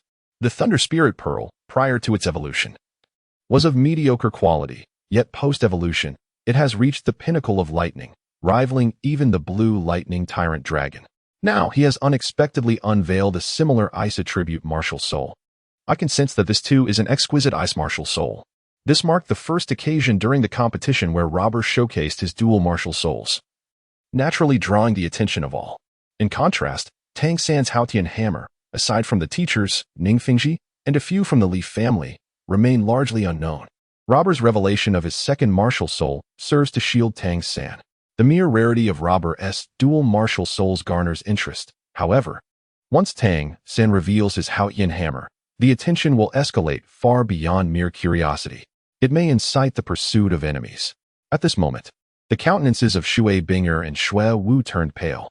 After all, the two were sustaining this martial soul fusion technique, and the consumption of soul power was exceedingly vast. Furthermore, the swirling ice and snow now became the source of Robber's martial soul evolution. Shui Binger could no longer contain herself. A resounding cry of the phoenix erupted from the azure beam of light soaring into the sky, and Tang San felt the pressure ease, as the snowflakes that had formed a vortex like assault soared high into the air. Listening to the melodious call of the phoenix and feeling the alleviation of physical pressure, albeit with a heightened mental strain, Tang San suddenly realized. The Ice Phoenix. Shui Bing's martial soul was indeed the Ice Phoenix, one of the top-tier martial souls. No wonder Lily's Ice Jade St. Chilin could easily suppress the other 6 girls, yet found it notably challenging to dominate Shui Binger. It was no surprise that her control over soul skills was so formidable, nor that she could possess such a powerful martial soul fusion technique. She harbors such an overwhelmingly fierce martial soul. Even Lily's Ice Jade St. Chilin may not surpass the Ice Phoenix in its ultimate form. Although Robber and Lily absorbed the myriad drifting snowflakes, new pressures emerged. In mid-air, the snowflakes coalesced, gradually taking form. A colossal blue phoenix, measuring 7 meters in length, materialized out of thin air. Unlike the 4th soul skill utilized by Tiandou Wu, this Ice Phoenix appeared strikingly clear, almost as if it were a tangible entity. Its bright eyes and elongated tail feathers were captivating. The resplendent blue phoenix descended from the heavens, devoid of any earthly aura, transforming into a dazzling icy blue radiance, floating gracefully downward. Its movements were not swift, yet with each passing moment, the snowflakes cascading from the sky solidified its form further. A deep sigh emanated from within the blue-silver prison. A peculiar scene unfolded as the remaining blue-silver prison descended layer by layer into the ground. And even the last strands of blue-silver grass that had shielded the crowd were silently retracted into Tang San's body. At that moment, apart from the impervious Tang San, and Luo Bo and Li Li, the other members of Shrek, were forcefully expelled from the arena by the Phoenix. Why were Luo Bo and Li Li not swept off the stage? It was because they had just executed their new martial soul fusion technique, Vast Sea Ice Barrier. While Li Li's Ice Jade Sacred Kirin alone could not provide a significant advantage against the Ice Phoenix, the newly evolved Extreme Cold Spirit Pearl changed the dynamics entirely. In an instant, the opposing team, including Tang San, found themselves completely encased in ice. The fusion of two supreme ice attribute martial souls was indeed a formidable force. Why encase everyone in ice? Because Li Li discerned that the opposing Shui Binger had lost control of the Ice Phoenix. Without this precaution, Tang San would either perish or be gravely injured when the Ice Phoenix fell. Thus, under the formidable freezing effect of Vast Sea Ice Barrier, only the arena was destroyed by the Ice Phoenix, while both sides emerged unscathed, merely encased in ice. Luo Bo and Li Li revealed themselves from their martial soul fusion technique, effortlessly freeing Tang San from his icy prison, yet they chose not to liberate the other 7. The girls from Tianshui Academy remained in their frozen postures. A hush fell over the crowd, soon followed by an eruption of enthusiastic applause and cheers. At Shrek Academy, the young man known as Li Zixing, a pseudonym used by Rob during the competition, astonishingly possesses a twin martial soul. Furthermore, Rob and Lily have already demonstrated 3 martial soul fusion techniques, a feat unparalleled in the entire realm of soul masters. At this moment, the Platinum Bishop Sara found himself momentarily dazed. This must be reported to His Holiness the Pope. Such a talent, if not harnessed for the use of the martial soul hall, must be dealt with promptly. The eyes of the Snow Knight Emperor and Ning Fingji sparkled with intrigue. The members of the Heavenly Water Academy remained encased in ice, rendered completely immobile. This signified their defeat. Upon the referee announcing the result, Rob and Lily released their 7 opponents. Tang San, of course, was unaware that this battle would conclude in such a manner. In fact, no one else foresaw it either. Goodness, Rob and Lily, you have indeed concealed your capabilities well. One possesses a twin martial soul, while the other can flawlessly execute an entirely new martial soul fusion technique. Tang San felt a sense of relief. Had it been any closer, he would have had to reveal his 8 spider lances. If not for Rob and Lily's timely use of the technique Endless Ice of the Vast Sea, Tang San would have been compelled to take flight with his 8 spider lances to evade the impact of the Ice Phoenix. Chapter 40. Hidden Dragons and Crouching Tigers at Shrek. At this moment, the girls from the Heavenly Water Academy gazed at Rob and Lily with nothing but fear in their eyes. If there were any other sentiments mixed in, it would likely be admiration. Indeed, the Ice Jade Holy Kirin represents the pinnacle of ice attribute beast martial souls, while the Extreme Cold Spirit Pearl epitomizes the ultimate ice attribute martial soul. The fusion of these 2 entities could not possibly be anything short of formidable. The overwhelming pressure they exuded was akin to that of higher beings, rendering all other ice attribute soul masters incapable of raising their heads. As both sides prepared to exit the arena, Shui Binger appeared momentarily lost in thought. She suddenly called out to Rob, but ultimately found herself at a loss for words. At this moment, the Emperor of the Snowy Night could not help but softly sigh to Ning Fengji beside him. Shrek truly harbors exceptional talents. The preliminary round of the competitions in Heavendou City had concluded, and according to the established protocol, the award ceremony was about to commence, wherein qualifications for the promotion matches would be granted to the top 5 teams. However, due to the central arena being destroyed in earlier bouts, this process was streamlined. The other academies that did not advance would no longer participate in the final ceremony. Only the top 5 teams would ascend the esteemed platform to receive their qualifications. The ceremony itself was not intricate. Upon the host's announcement, the captains and vice-captains of the top 5 teams stepped onto the stage. Given that Shinkong Academy and Thunder Academy had identical records of 26 victories and 1 defeat, and since Shinkong Academy had triumphed over Thunder Academy, the rankings were determined by their head-to-head results. Thus, Shinkong Academy was ranked first, Thunder Academy second, while Shrek Academy, with a record of 24 victories, 1 draw, and 2 defeats, claimed the 3rd position. Chihua Academy secured the 4th place, surpassing Water Academy by a narrow margin, while Water Academy maintained the 5th position. Next, the Emperor, along with Master Ning of the 7 Treasures Glazed Tile School and Archbishop Salas, would personally present the promotion qualifications and bonuses to the 5 advancing teams. The promotion qualification was essentially a letter, which bore little risk of forgery. as both the Spirit Hall and the Heavendou Empire were well aware of which academies had advanced. The bonuses, however, were unknown to Tang San and Daimubai prior to this moment. The 5 leading academies would each receive a reward of 10,000 gold soul coins, as this was merely the preliminary round. In the finals, the prizes for the final 3 teams would be provided by the Spirit Hall. Once the awards were distributed, the host ceded the floor to the most esteemed presence in the venue, the Emperor of the Snowy Night. His gaze swept over the representatives of the 5 academies, lingering a few seconds longer on Tang San, before he smiled and addressed them. First and foremost, children, I extend my heartfelt congratulations. You have successfully obtained the qualifications to advance in this Continental Advanced Soul Master Academy Elite Competition. As the supreme ruler of the Heavendou Empire, I take immense pride in you all. You are the future hope of the Empire. As the captains and vice-captains of your respective teams, your prowess has played a pivotal role in the competition. Therefore, I have decided to bestow upon you 10 titles of Viscount. The other participants from your 5 academies shall receive the title of Baron. Upon your graduation, the doors of the Imperial Royal Family will always be open to you. Your fiefs will be allocated uniformly after your graduation. These conditions were insufficient. Subsequently, the Emperor of the Snowy Night articulated an array of even more generous terms, alongside additional rewards for the forthcoming promotion matches.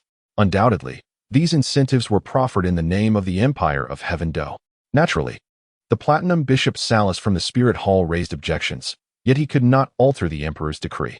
Once all was concluded, the gaze of the Emperor shifted momentarily, sweeping across the face of Bishop Salus before he turned away, accompanied by high-ranking officials of the Empire. Salus's eyes flickered, yet his demeanor had completely regained composure, making it difficult to discern any emotions on his countenance. Just as the Emperor of the Snowy Night had implied, although he did not state it outright, the captains and vice-captains of each academy's teams comprehended his message, a choice between the Empire and the Spirit Hall. Tang San's heart stirred. The Emperor's words today seemed uncharacteristic of a ruler. The Spirit Hall wielded immense power. Could it be that the Emperor was displaying his might? Or was it that the discord between the Heavendou Empire and the Spirit Hall had reached an irreconcilable juncture? Unbeknownst to Rob, he had not remained with Tang San and Daimubai to partake in the award ceremony. Instead, he walked along the road with the others who had exited earlier, exuberantly discussing his recently revealed Extreme Cold Spirit Pearl Martial Soul and the new Martial Soul Fusion technique he had developed with Lily. Suddenly, a familiar voice called out to him and Lily. It was none other than Shui Binger. I would like to inquire, what are the names of your martial souls? And what was that martial soul fusion technique you just displayed? The Ice Jade Sacred Kirin, Lily responded first. Rob followed. My second martial soul is the Extreme Cold Spirit Pearl, which is yet to be bestowed with the soul ring. Our martial soul fusion technique is called the Vast Sea Ice Wall. It is indeed unnecessary for both participants to possess soul rings to execute a martial soul fusion technique. It suffices for one to lead, harnessing the inherent power of their martial souls for the amalgamation. Truly an extraordinary martial soul, Shui Binger remarked without hesitation, directly posing a request. Could you amplify my abilities? I wish to experience the sensation of battling alongside 2 masters of ultimate ice martial souls. Seeing the earnestness in the girl from Tianshui Academy, both Rob and Lily felt compelled to comply. The others from Shrek Academy were equally eager to witness this amplification, and they began to cheer enthusiastically. Rob and Lily simultaneously unleashed their martial souls, channeling their mental energy to establish a bond with Shui Binger's spirit. With a mere wave of her delicate hand, she conjured an imposing ice shield for all present. At that moment, her beautiful eyes sparkled with wonder as she murmured, "What a formidable enhancement! I feel my spell strength has at least doubled." Doubled? The master exclaimed in surprise. There was no doubt that he had stumbled upon a new area of research. The ultimate martial souls not only subdue opposing spirit masters of the same attribute, but also significantly bolster allies of the same kind. As the saying goes, those who align with me shall prosper, those who oppose me shall perish. This sensation is truly exhilarating. Shui Binger smiled softly. However, it is regrettable that we cannot collaborate in the Spirit Master competition. If we encounter each other in the subsequent rounds, we shall have no choice but to concede. With a sigh, she expressed her disappointment. Ma Hongjun suddenly chimed in, "Do not lose heart, miss. Your Ice Phoenix is also a top-tier Ice Attribute martial soul. Is it not? Yet my Ice Phoenix is not the very pinnacle, and thus it suffers from suppression," Shui Binger replied, lowering her head once more. "By the way, where's your Tang San? Why was he unaffected by the Ice Phoenix's impact? Yu Mingqing promptly provided the answer. You mean Tang-san? He possesses immunity to both ice and fire. Immunity to both ice and fire, I see. Thank you all for the information. Farewell. As she spoke, she turned and walked away to seek out her team leader and companions who had been waiting for her at a distance. Chapter 41. The rush into the promotion matches. The promotion matches differ from the preliminary rounds, which feature multiple arenas simultaneously. Instead, there is but a single competition ground, the Grand Arena of the Royal Knights. A total of 15 teams are participating in the promotion matches, engaging in a 14-round round-robin tournament, with one round held each day. Each day, one team will have a bye, resulting in 7 matches being conducted in this singular arena. The Grand Arena has been newly renovated, with a circular competition area marked in its center, measuring a diameter of 100 meters. Compared to the preliminary arenas, this space is considerably more expansive, allowing for a more effortless display of one's prowess. To the north of the arena, a temporary VIP seating area has been constructed, facing south, which also serves as the judges' stand. The number of distinguished guests attending this time is markedly fewer than during the last event, with many nobles absent. A glance at the VIP section reveals only a handful of notable figures, such as the Emperor of Snowy Night, Ning Fengji, and the Platinum Bishop Salas, while the remaining seats are occupied by martial figures and high-ranking officials from the Spirit Hall of Tiandou City. The nature of team battles tends to be chaotic, making it difficult to discern many aspects. However, the promotion matches offer a different experience. Each participant will showcase their individual strength under the watchful eyes of the audience, providing an excellent opportunity to assess a soul master's capability. The rules of the competition are straightforward. Each side dispatches 7 participants, with each contestant fighting until defeated. A victorious fighter then faces the next opponent until one side has all 7 members vanquished. The draw for matchups was completed the previous evening, and Shrek Academy did not receive a bye in the first round. Their opponents are from a prestigious Soul Master Academy in the Balak Kingdom, competing in the third match of today as 7 bouts. The representatives from the 4 Elements Academy cannot help but glance toward Shrek's side, for there lie their most intriguing competitors, Rob, Lily, and Tang-san. The first match is the stage for the Academy of Blazing Fire. Their captain, Huo has defeated 3 opponents in succession but is forced to withdraw due to excessive soul power depletion. Continuous combat does not permit any rest, making the promotion matches even more captivating than the preliminaries. They test not only the individual strength of each team member but also the strategic arrangement and deployment of personnel. For even the mightiest Soul Master cannot single-handedly overcome all adversaries. After all, regardless of the power of their soul skills, soul power is finite. Next to compete for the Academy of Blazing Fire is Huo. Although she has become significantly more composed since the preliminary rounds, her intensity has only intensified, unleashing her attacks with tremendous force. Despite being a girl, she exudes a formidable presence. In her matches, it seems as though she is not merely sparring but fighting with all her might. Leveraging her advantages as a control-type Soul Master, Huo astonishingly defeats 4 opponents, surpassing even Huo combat prowess. The 2 siblings swiftly vanquished the Fabia team. As Huo returned from the arena, her vitality was somewhat depleted due to the extensive consumption of her soul power. Nevertheless, her pale yet striking visage radiated an air of pride. She unabashedly fixed her gaze upon Tang-san and, with a pointed finger, gestured toward him. Her disdain for Rob and Lily was far less pronounced, merely a fleeting glance. It was evident that she held a certain respect for the duo who had managed to counter her fiery prowess through a fusion of martial souls. In response to Huo's provocation, Tang-san merely furrowed his brow, offering no further reaction. Numerous soul masters from various kingdoms and principalities took note of his presence due to Huo's pointed gesture. Indeed, Huo had grown stronger. Although merely a month had passed, the pressure she exuded was markedly intensified, her explosive power astonishing. It appeared that her rigorous training during that month had borne fruit. Rob and Lily, in contrast to their peers, remained engrossed in their own discussion, seemingly detached from the unfolding battles. From the previous 2 matches, Lily had discerned that the overall strength of the academies from the kingdoms and principalities was still somewhat lacking compared to the 5 Elements Academy. Among the 3 academies that had already competed, only one featured a soul master above level 40, while most were merely in their 30s. Mengiran, for instance, was only around level 37. Given this scenario, It seemed that the contention for the final rankings in the advancement rounds would likely be resolved among the 5 teams emerging from Tiandou City. Today, Shrek faced the Royal Academy of the Bala Kingdom. However, with Xiao single-handedly defeating the opposing 5, her flawless performance undeniably eclipsed the participants from the previous 2 matches. Her remarkable 5 consecutive victories momentarily elevated her personal record to the highest tier. Rob mused that these teams from the kingdoms and principalities could not merely be present as mere embellishments. Their strength seemed rather inadequate. As Xiao exited the arena, Tang promptly stepped onto the competition stage. The Balak Academy, having relaxed their emotional state following Xiao's departure, was immediately plunged into despair as Tang unleashed his martial soul. Yellow, purple, black, 4 soul rings appeared simultaneously, though the black ring was not particularly conspicuous. Its profound luminosity extinguished the fighting spirit of the last 2 remaining students from the Balak Academy. Without even having to engage in combat, the Balak Academy voluntarily conceded defeat. The competition has only just commenced, and the lingering tension from previous conflicts has undeniably strained the relationship between the 2 academies. The head instructor of Balak Academy certainly does not wish to face a scenario where there are no viable participants for tomorrow's match. The first round of the qualifying matches proved to be flawless for Shrek Academy, with only Xiao truly showcasing her prowess, decisively clinching victory. Other academies, aside from the 4 Elements Academy, are merely aware that Shrek Academy possesses a formidable entity equipped with a Millennium Soul Ring. Following the conclusion of the first day's contests, the deans of each academy took to the stage to draw lots.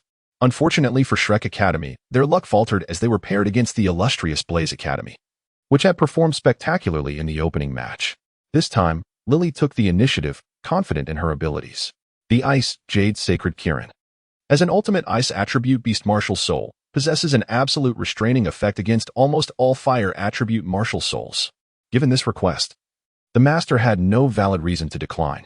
After all, Lily's strength had already been revealed previously, and showcasing a bit more prowess now was hardly significant. However, the master remarked, Lily is correct. Yet, there is one point I must remind you of. The preliminary round remains merely a preliminary round, even in the current advancement matches. Each team may not exert their full strength. It is not only us who may conceal our abilities, others will employ similar tactics. Among the 10 of you from the Shrek 7 monsters, 2 are support soul masters, while the remaining members, except for you Qing, possess relatively balanced strengths. Tang, Mu Bai, and Luo Bo, along with Lily, stand out slightly. Your participation in this competition is not solely for rankings. More importantly, it serves as a means to hone your skills and mindset. What you can conceive, your opponents can certainly anticipate as well. Today, I shall impart to you the essence of surprise. Disregarding conventional strategies will facilitate breaking the rhythm of your adversaries. Thus, in tomorrow's battle, Tang will be the first to take the stage, followed by Ma Hongjun, Zhu Zhuqing, Xiao Wu, and Mu Bai. Upon hearing this, Lily felt an undeniable dissatisfaction in her heart, yet could find no grounds for rebuttal. Chapter 42. Tang's sevenfold prowess. Just as the master had announced only 3 names when facing Barak Academy today, he now mentioned merely 5 names. Clearly, this was the lineup he deemed capable of securing victory. Among the 5, only Ma Hongjun had yet to make an appearance, and there was a purpose behind the master's decision to field him. Throughout the preliminary rounds, Ma Hongjun had not participated in any matches, as the master had assigned him the task of rigorous training. Commencing practical combat now, allowing him to engage with external opponents to find his competitive rhythm, was certainly preferable to starting afresh in the finals. As for Oscar and Ning Rong, being support-type soul masters, their success depended on harmonious coordination with their teammates. The continuation of their concealment persisted, and the qualifying rounds were not within their reach. Finally, it was the turn of Shrek Academy and Blaze Academy to take the stage. When Tang stepped into the arena as the representative of Shrek Academy, the members of Blaze Academy displayed expressions of astonishment. The first to appear for Blaze Academy was none other than Huowu Shuang, precisely as Dai Mubai had anticipated, with Huowu being their final participant. As Tang made his entrance into the competition arena, Huowu abruptly rose from her seat, her eyes glimmering with intensity. Had it not been for the strict regulations on the sequence of entry, she would have undoubtedly taken the stage first without hesitation. Fortunately, the situation proved to be more thrilling than perilous. Tang, employing his adept mastery of soul skills and Tang sect secret techniques, managed to engage in several rounds with the formidable Huo Shuang, ultimately securing victory. The subsequent matches appeared effortless for Tang San. He remained remarkably composed. Blaze Academy fielded 5 participants in succession, including the twin brothers Hui Yun and Hui Yu, who had recently advanced from level 39 to level 40. Yet, not a single one could compel Tang San to unleash his third soul skill. Blaze Academy, boasting 4 soul masters above the 40th level, could not hinder Tang San's relentless advance, as he bore no trace of fatigue upon his visage.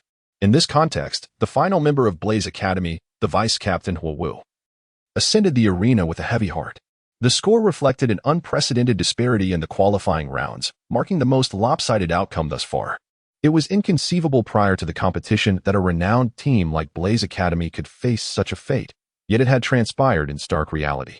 As Tang San observed Huo Wu's somber expression as she took the stage, he inhaled deeply. Although he appeared outwardly unchanged from the initial match, he was, in truth, quite fatigued. He had endeavored to conserve his soul power, but having faced 3 opponents above level 40 in the previous 6 matches had taken its toll. Besides Huo Shuang, the Huo brothers' flaming crane martial spirit had posed considerable challenges, particularly as they unleashed their strongest soul skills at the onset, requiring Tang San to expend substantial energy to evade their assaults. Furthermore, conserving soul power necessitated that he meticulously control the application of each ability, demanding an immense degree of calculation. Thus, although he had only expended about 40% of his soul power, his mental fatigue had surpassed 70%, leaving him at the brink of exhaustion. Observers, whether members of the Royal Knights or soul masters from other academies, were now solely focused on one question: could Tang San single-handedly dismantle Blaze Academy and achieve the remarkable feat of defeating 7 opponents? Rob did not know what Tang San and Lily were contemplating at that moment, but he could surmise that the impending duel would be exceedingly fierce. What had initially seemed like a standard match was increasingly veering into the realm of the extraordinary. The fiery dance was akin to a frenzy. In her desperate attempt to vanquish Tang San, Huo Wu resorted to employing the extraordinarily unique and formidable technique known as the melting ring, launching a sphere of incandescent light. Could that possibly be the radiant sun of Huo Wu? No, that cannot be. How could she possibly unleash the radiant sun independently?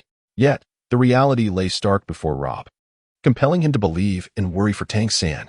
This time, there was no mitigating effect from the polar wall. Could Tang San withstand such a strike?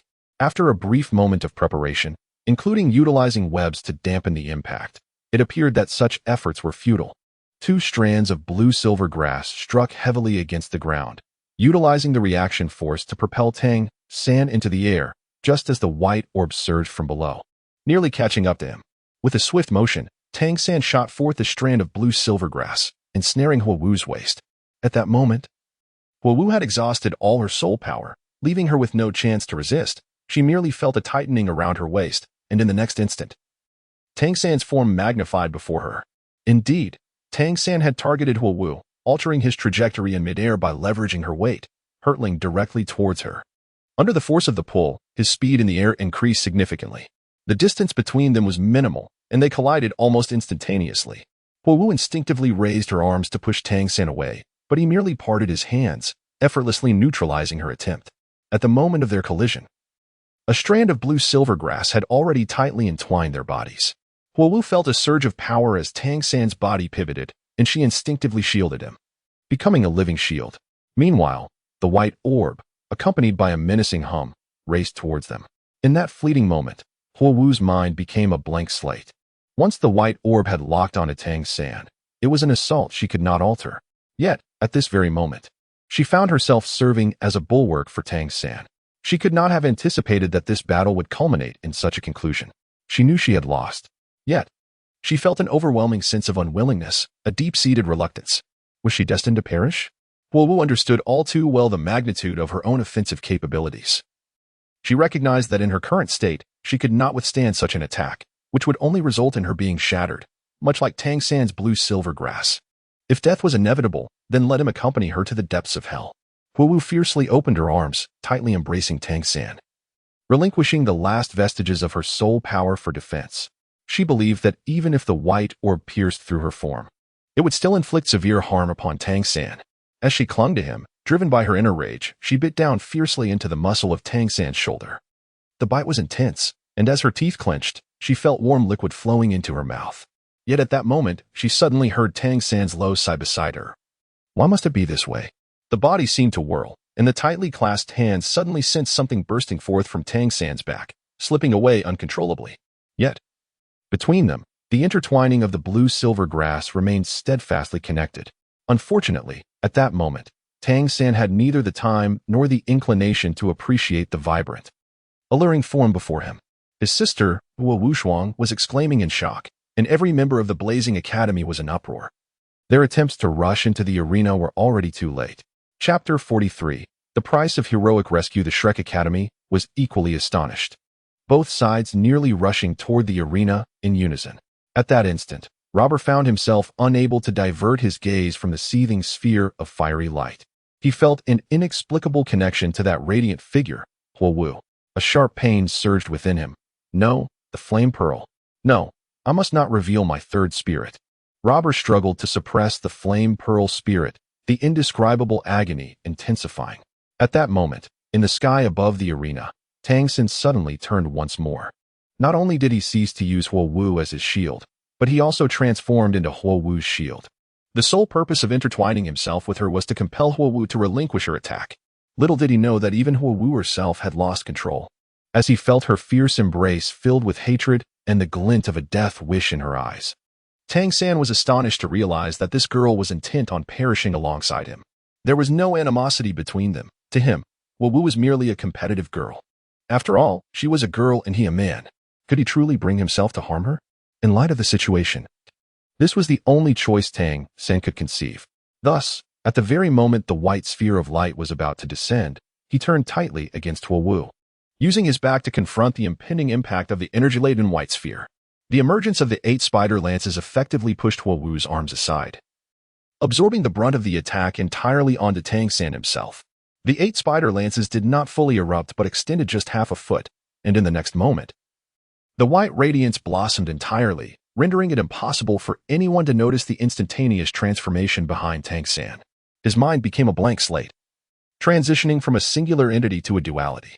Tang San felt as if his body had lightened, with everything around him soaring. There was no pain, only a fleeting numbness, as he became enveloped in a state of paralysis.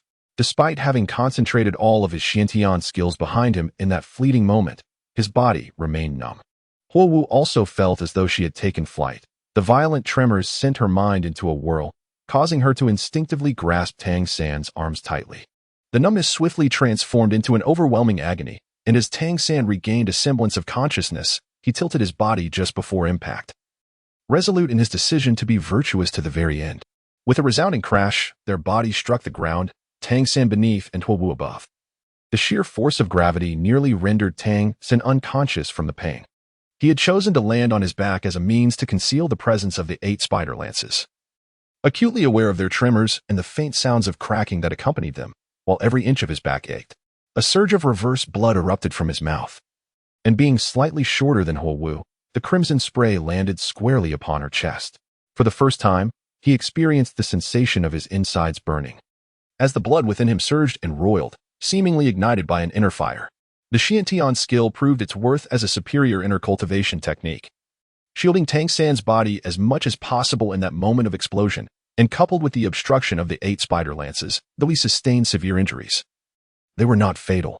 This is the result of Tang San's meticulous calculations. As he turned with Huo Wu, he had already deduced that, with his defenses, he would certainly survive. Luo Bo, along with the others, rushed onto the stage and simultaneously noticed that the students from the Blaze Academy were also charging forward. Fortunately, Huo Wu from the Blaze Academy was not gravely harmed, and Tang San had not inflicted any lasting damage, at least on the surface. At this moment, Xiao Wu, with tears streaming down her face, embraced Tang San tightly. The restorative aura of the red pearl seemed to activate with reckless abandon, as if it required no soul power. Oscar had already inserted a healing sausage into Tang San's mouth. When Dai Mubai lifted Tang San, revealing his back, the members of Shrek Academy collectively gasped in shock. Tang San's back was utterly torn apart, a gruesome sight of blood and flesh, with some areas even exposing the underlying bones. His arms, too, were drenched in blood, hanging limply by his sides. What manner of suffering is this? Yet at this moment, Tang San still wears a faint smile of calm, as though these torments do not afflict him. Only the incessant sweat beating on his forehead betrays the truth of his injuries. Although Wu has been declared the victor, she is too weary to continue the fight. In a sense, Tang San has indeed transcended himself. Robber cannot claim such prowess, which only deepens his admiration for Tang San. Under the care of a healing soul master in his 40s, Tang San's physical wounds are mending swiftly. However, at this juncture, his body encounters a new dilemma. Indeed, he possesses dual immunity to ice and fire, yet an intensely fiery energy envelopes him, refusing to dissipate. Soon, he experiences an indescribable agony, akin to being relentlessly scorched by the blazing sun of midsummer. While Tang San remains composed, his expression reveals the depth of his discomfort. Suddenly, Lily calls out to Robber and Tang San, signaling for them to follow her for a private conversation. The onlookers are puzzled, prompting Lily to explain that she possesses a solution for the predicament. As a master of the ultimate ice attribute martial soul, it is hardly surprising that she has a means to address this situation. After a brief explanation, Tang San consents to accompany Lily and Robber. It is evident that the air of secrecy surrounding this matter suggests there are elements they wish to keep from others. Upon reaching a secluded corner and confirming their privacy, Tang San can no longer restrain his curiosity. Why must I come out alone? Is there something you wish to conceal from everyone? Lily gazes steadily at this impetuous yet formidable youth, sighing softly. Ah, third senior brother, you are indeed impulsive. Do you realize that if not for Robber's timely intervention, your condition could have haunted you for a lifetime, leading to the gradual collapse of your body? Is it truly that severe? Tang San's astonishment is palpable. What means do you have to assist me? Lily glances at Robber, signaling him to proceed. However, Robber remains hesitant. Tang San, I must ask you, regardless of what you witness next, can you promise to keep it a secret? I know you harbor many secrets of your own. In this regard, our circumstances are quite similar. Ninth junior brother, we are teammates, companions, members of the Shrek 10 monsters. Can we not trust one another? Robber scrutinizes Tang San, observing the subtlest shifts in his gaze. Very well, a promise is a promise. What unfolds next certainly exceeds Tang San's expectations. The typically wise and composed individual finds himself momentarily speechless. Chapter 44. The Evolution of the Flame Pearl, Ignite the Spirit Pearl. With a grand gesture, Robber summons 3 orbs that begin to orbit around his form. Are those not his 3 lives martial souls, the Extreme Cold Spirit Pearl, the Thunder Spirit Pearl, and the Flame Pearl? 3 lives martial souls? Indeed, when Tang San previously witnessed Luo unveil his Extreme Cold Spirit Pearl martial soul, he was not overly astonished, for he himself was a dual martial soul wielder. However, now standing before him was a youth named Luo, who astonishingly possessed 3 martial souls. What an extraordinary concept. At this moment, Tang San's mind was a blank slate. Even the excruciating pain inflicted by the surrounding fiery energy seemed to diminish. Luo retracted the Extreme Cold Spirit Pearl and the Thunder Spirit Pearl, leaving only the Blazing Fire Pearl. In the next moment, Lily infused her soul power into Luo, aiding him in guiding the Blazing Fire Pearl to absorb the searing energy enveloping Tang San's body. Tang San refrained from uttering further words. Witnessing was believing, and the existence of this third martial soul was undeniable. His curiosity was piqued, for even dual martial souls were exceedingly rare, making the prospect of a third utterly fascinating. The crux of the matter was that he had just promised Luo to keep this secret, thus he could not divulge what he had witnessed today. Under guidance, the fiery energy gradually flowed into the Blazing Fire Pearl. In less than a minute, this process was nearing completion. The Blazing Fire Pearl transformed from its original orange hue to a vibrant crimson. It is well known that the deeper the color of fire, the higher its temperature and purity. When purity reaches a certain threshold, transformation is inevitable. The dynamic flame began to emanate outward, increasing the volume of the Blazing Fire Pearl twofold, allowing it to rival the Extreme Cold Spirit Pearl and the Thunder Spirit Pearl. Additionally, the Blazing Fire Pearl was no longer a completely transparent sphere. It now bore dark flame-like patterns. Only then did Tang San recall that the other 2 spirit pearls of Luo also featured similar dark patterns, one resembling a lightning bolt within the Thunder Spirit Pearl, and the other a 6-petaled snowflake in the Extreme Cold Spirit Pearl. The Blazing Fire Pearl could no longer retain its former name from this moment forth. It ought to be called the Dynamic Flame Spirit Pearl. Indeed, the Dynamic Flame Spirit Pearl is also an exquisite martial soul. Tang San fell into silence. Upon returning, he coincidentally encountered the members of the Fire Academy being driven away by Shrek. Upon inquiry, he learned that they had come to visit him, but were repelled by Dai Mubai and others. Subsequently, several others also attempted to visit Tang San. Alas, many were injured during the competition, yet only Tang San received such treatment. His injury, to the majority of the competing academies, was a blessing, particularly for those who had yet to face Shrek Academy and harbored hopes of achieving commendable results. However, starting from the second day of the advancement matches, these academies discovered that Shrek Academy had undergone a transformation. The participants had changed, and their strength seemed to have evolved as well. In the next 3 matches, the Evil Eye White Tiger, Dai Mubai, showcased his ferocious and explosive attack methods, consistently defeating at least 4 opponents each time. The second to take the stage, Qing, swiftly concluded the matches. Without Tang San, Shrek Academy still managed to compete with only 2 individuals. As days passed, Tang San's recovery exceeded the physician's expectations. Within just 3 days, his wounds had closed, scabbed, and he was able to move freely once more. He was rejuvenated, brimming with vitality. When Tang San expressed his desire to participate in the upcoming elimination matches, he was met with unanimous opposition from the members of Shrek Academy. Reluctantly, Tang San transitioned from being an indispensable key player to a mere spectator. Today marks the 6th day of the competition, during which Shrek Academy has triumphed in all 5 previous battles. Their opponent today is the Plant Academy, an institution that remains enigmatic to Tang San. The lineup arranged by the master for this match is strikingly different from those in the earlier rounds. The first 3 participants are none other than Huang Yuan, Jingling, and Talon. Shortly after the match commenced, spectators were taken aback. In a stunning turn of events, the Plant Academy managed to defeat Shrek Academy 3-0. Remarkably, they fielded only 1 contestant who effortlessly vanquished Huang Yuan, Jingling, and Talon in succession. This solitary competitor wielded a vine-type martial spirit, somewhat akin to Tang San's blue silvergrass, albeit considerably more robust. Possessing a soul power level of 41, this contestant's control abilities completely countered Talon and his companions.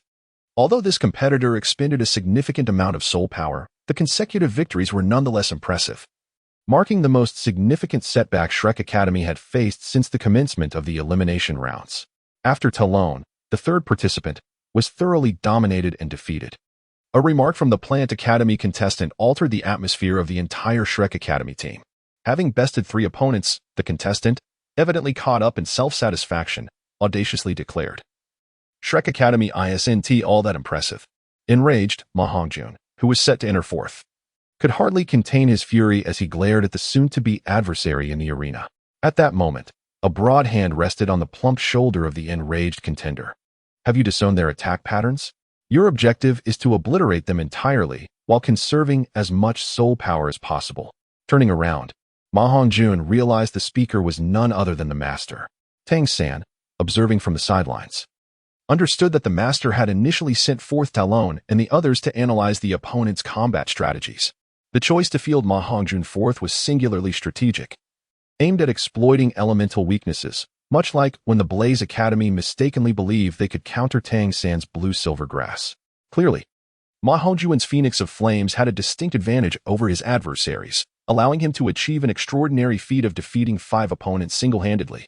However, later on, a contestant from the Plant Academy wielding the martial spirit of Crimson Flame Thorns posed a significant challenge for him. This individual smugly remarked, "Unfortunately, my Crimson Flame Thorns are fire-resistant." Exasperated, Ma Hongjun thought, "Is this how one speaks?" Oh, wait, Tang San seemed to have said something similar that day against the Blaze Academy. "Unfortunately, my blue silvergrass is fire-resistant." No wonder that Fire Dance harbored such resentment towards Tang San. Fortunately, Ma Hongjun's Phoenix of Flames is considered a top-tier fire attribute beast martial spirit, and the fire resistance of the Crimson Flame Thorns did little to reverse the Plant Academy's downward trajectory. After defeating this opponent, the 7th individual conceded defeat without hesitation. It is unexpected that the first true monster capable of overcoming 7 adversaries would be Ma Hongjun. To outsiders, this Ma Hongjun had never set foot on the battlefield. Yet, upon his emergence, he returned with such remarkable achievements. At this moment, all participating teams have been engulfed by an indescribable emotion. Once a bastion against the beast tide, could the Royal Shrek Academy truly be deemed invincible? Chapter 45. The Power of the Ultimate Thunder Attribute Martial Soul.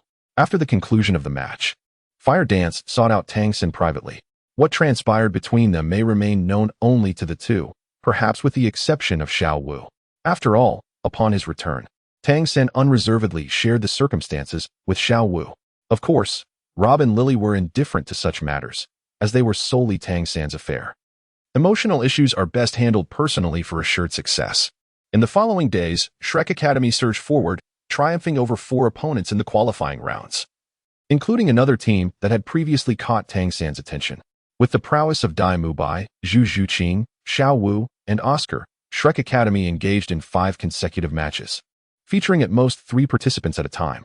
Dai Mubai even achieved the remarkable feat of defeating 7 opponents single-handedly. By this point, Shrek Academy had secured 11 victories out of a total of 14 matches, including a significant win against the Tiandou Academy, which had previously posed considerable challenges during the preliminaries. Ma Hongjun overcame the 2 strongest adversaries, Shui Binger and Shui Wu, though he was drained and unable to continue. One must not forget the formidable strength of Lily's Ice, Jade, Holy Kirin. Subsequently, Lily also accomplished a straightforward feat of defeating 5 opponents. The Shrek 7 monsters thoroughly demonstrated their individual prowess to their adversaries. With 11 consecutive victories, they currently held the top position in the qualifiers within the Tiandou Empire. However, this did not guarantee that Shrek Academy would ultimately claim first place, for they were about to face their most formidable trials in the final 3 matches of this Continental Advanced Soul Master Academy Elite Tournament. Over the course of 3 consecutive days, they would confront 2 powerful opponents, the Xing's Academy and the Thunder Academy, whom they had not encountered in the preliminaries. Master, please allow me to participate today, Tang implored, his anxiety evident as he gazed at his mentor. Their opponent today was the Thunder Academy, which had only suffered a single defeat in previous contests, that being against the Xing's Academy. Their overall strength surpassed that of the Blaze Academy, having triumphed over them despite the mutual uncertainty of their attributes. In the presence of the Thunder Academy, the conductive nature of the water attribute soul power from Tiandou Academy was rendered inconsequential. The destructive capability of thunder was, in certain aspects, superior to that of flames, leading to an inevitable defeat for the planned academy as well. The Thunder Academy's soul loss had come at the hands of the Xing's Academy.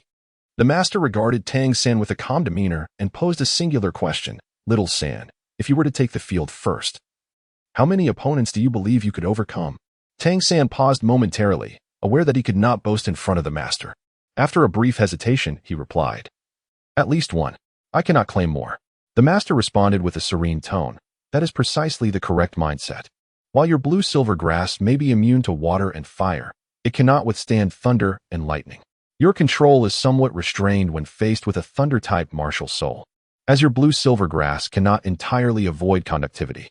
I believe, when you first confronted my nephew, you had already discerned this issue. Should you falter today and sustain an injury, both your psychological state and prowess would undoubtedly be compromised. If fortune does not favor us in tomorrow's draw, and we face the Kamikaze Academy once more, do you truly believe we could secure consecutive victories?" A flicker of light ignited in Tang eyes as he inquired, "Teacher, do you mean for me to contend with the Kamikaze Academy?" The master nodded and replied, "Given your strengths, it is not arduous to vanquish the Thunder Academy with all your might. The crux of the matter lies in the fact that there is a 50% chance we shall encounter the Kamikaze Academy in a subsequent match. I have meticulously observed the capabilities of the Kamikaze Academy, and they are undoubtedly the most formidable among the 5 Elements Academy. To confront them, you must exert your utmost effort. In today's contest against the Thunder Academy, trust in your companions. I shall now announce the roster. Robert, do you have any objections?" "What? Only 1 participant?" "Indeed, you have heard correctly. Only Robert shall take the field. The master seeks a 1 versus 7 outcome." "No problem," Robert replied. At this moment, Tang experienced a sudden realization. Previously, the soul fusion techniques demonstrated by Luobai were all accomplished in conjunction with Lily. These soul fusion techniques were so formidable that all team members, including Tang had overlooked Luobai's inherent prowess. Indeed, Luobai's lightning orb soul had evolved into the Thunder Spirit Orb, an embodiment of the lightning attribute at its zenith. The master had once appraised it, confirming that even the blue electric Tyrannosaurus Rex could not rival it.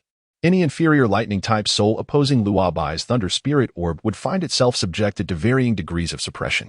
Naturally, Should they be Luo Bai's allies, they would instead benefit from enhancement. Moreover, Luo Bai was not merely a soul master, but also a rune master. His purple epic quality runes could be crafted for others, so it was only natural that he possessed several sets himself. The set he equipped for this occasion was a suite of purple epic level special effect runes. The rune incantation, Heart of the Thunder God. This incantation enabled Luo Bai to absorb the attacks of an enemy with lightning attributes every 10 seconds and wield that power for his subsequent strike, returning it in kind. Hence, the master set Luo Bai the ambitious target of defeating 7 adversaries in succession. Luo Bai, give it your all. Tang San was the first to exclaim, with the others echoing his fervor. All right. Raising his hand, Luo Bai struck palms with Tang San, their hands locking together as the others joined in, culminating in a collective roar.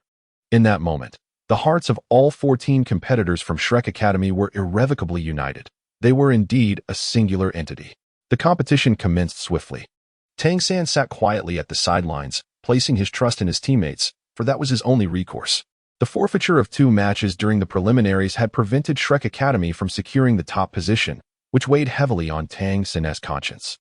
Although the advancement round was the least significant segment of the entire competition series, Tang San had resolutely resolved never to suffer defeat again. The prowess of Thunder Academy was formidable. The attack power of all their lightning attribute soul masters was unquestionable, particularly in terms of explosiveness, imbued with a fierce aura. Thunder Academy boasted 4 soul masters exceeding level 40, paralleling Shinkong Academy in this regard. Although Qihua Academy had also made strides in this aspect, they could not match the seasoned competitors of the former 2 academies who had already surpassed level 40. Clearly, Thunder Academy regarded this match with great seriousness. The 4 soul masters above level 40 were strategically positioned at the rear, opting to sacrifice morale in order to ascertain Shrek Academy's lineup. However, they could never have anticipated Luo Bai's feat of defeating 7 opponents in succession. While the earlier 3 Soul Kings could be attributed their defeats to insufficient soul power, the rapid downfall of the subsequent 4 Soul Sect members unequivocally showcased Luo Bai's absolute dominance over them. This is not merely a suppression of martial soul quality. The members of the Thunder Academy ultimately failed to comprehend why their attacks were being absorbed by the opponent and then turned against themselves. In their helplessness, they could only attribute this bizarre phenomenon to the suppression of martial soul quality. Runes? Spare me, these fellows have no inkling of what runes are. Indeed, the wonders of runes were fully manifested at this moment. Chapter 46, The Decision of the Divine Wind. Tang San stood alone, blocking the path of the returning members of the Shrek Academy. Ma Hongjun furrowed his brow, questioning what was amiss. Why is it that there always seems to be someone to obstruct their way? This time, it was not the fiery dance of the flames, but rather the man who frequently approached with a playful demeanor, Feng Xiaodian, the captain of the Kamikaze Academy team. Yume Qing could not help but smile gently. Hello, big brother. It has been several days since your last visit. Have you been thinking of us again? At that moment, Lily also unabashedly displayed her amusement. Alas, this fellow has come to bother us once more. Tang San stepped forward, confidently approaching Feng Xiaodian, feeling far more at ease in front of him than he would have been before the fiery dancer. Is there something you need? When the promotion matches first commenced, Feng Xiaodian frequently wandered over to Shrek Academy, but he had since ceased his visits. Feng Xiaodian took a deep breath, suppressing the tumultuous emotions within him that threatened to erupt at any moment. The drawing just concluded. Tomorrow, we shall face each other as opponents. Oh, Tang San regarded Feng Xiaodian, noting, as Master had predicted, that Shrek Academy was not favored by fortune. After contending with the Thunder Academy, they were now to confront another formidable adversary, one who might very well be the most powerful contender in this tournament, aside from Shrek Academy itself. Feng Xiaoyan's gaze fixed upon Tang San, devoid of the playful light it once held. Tang San, you just fought against Thunder today. I do not wish to take advantage of you. Tomorrow, I will be the first to enter the arena. I hope you will also be the first. Let us determine who shall be the champion of the promotion match. Should I lose, Kamikaze Academy will concede. Tang San hesitated, from Feng Xiaoyan's tone. He discerned a hint of lethal intent. He could not fathom why this usually jovial individual had suddenly turned so grave. Yet, at that moment, Feng Xiaodian exuded an air of oppression. The eyes of the Shrek Academy members were riveted upon Tang San, none daring to look away.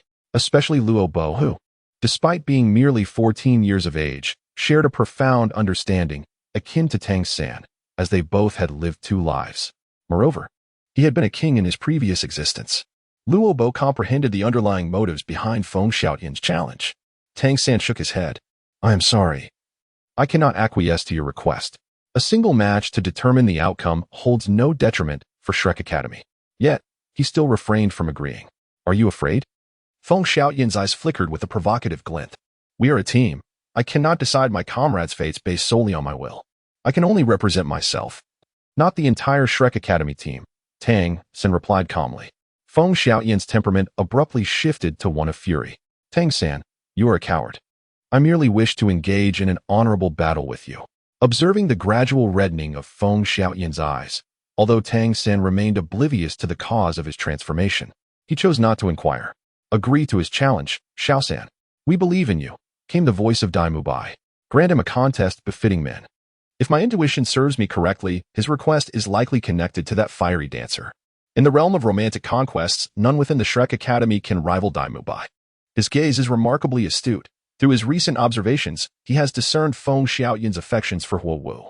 Since that fateful day when Huowu sought out Tang San, Feng Xiaoyan has been conspicuously absent.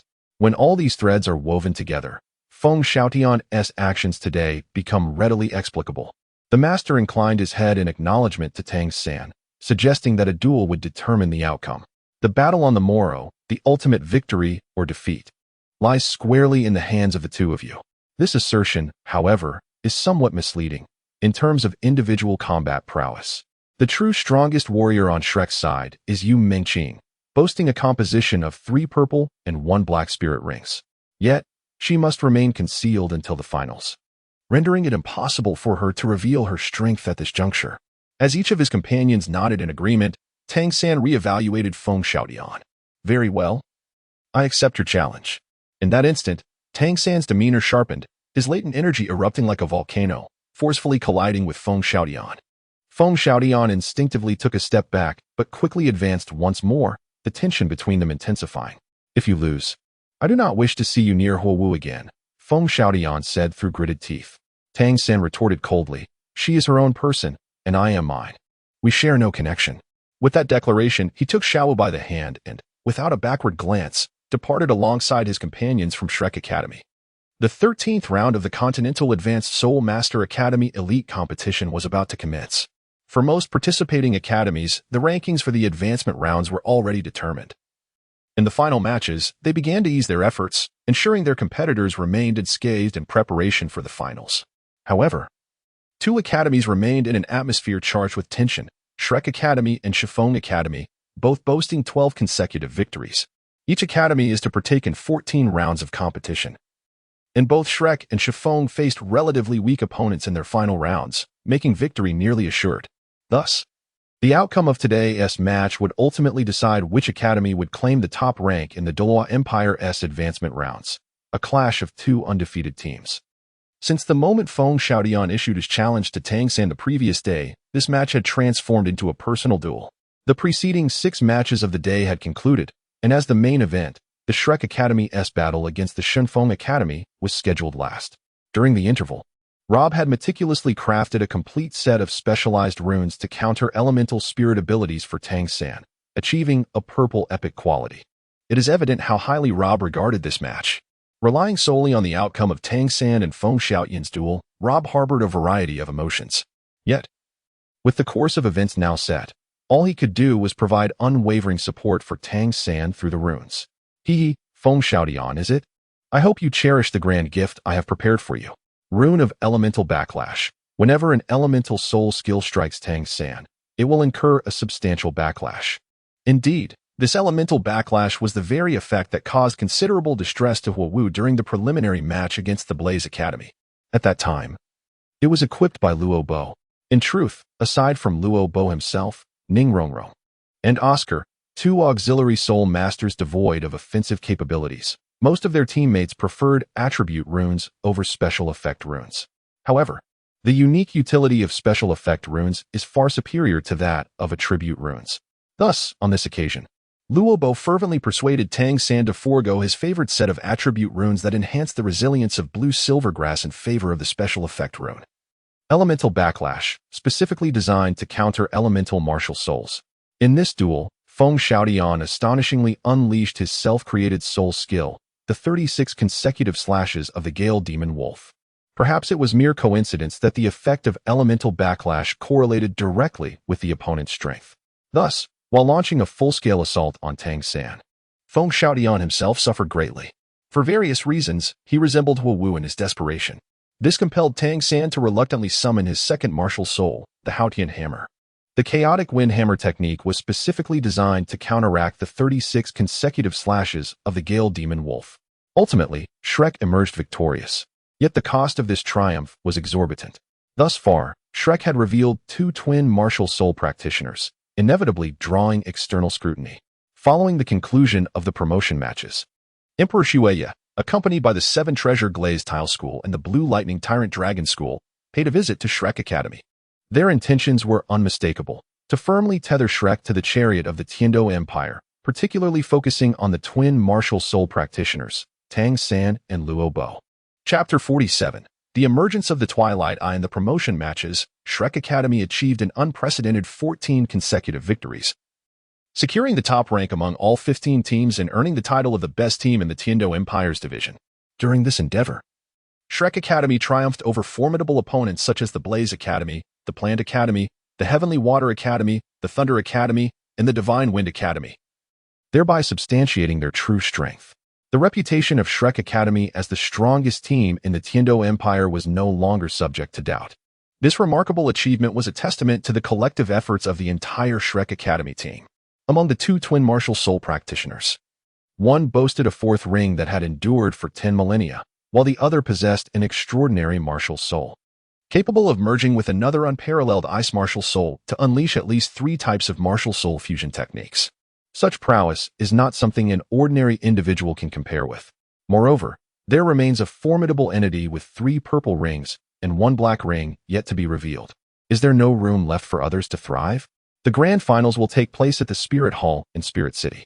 Thus, merely 3 days hence, a total of 15 teams, accompanied by their mentors and 500 soldiers from the Royal Knights, will set forth towards Spirit City, numbering over 1,000 in total.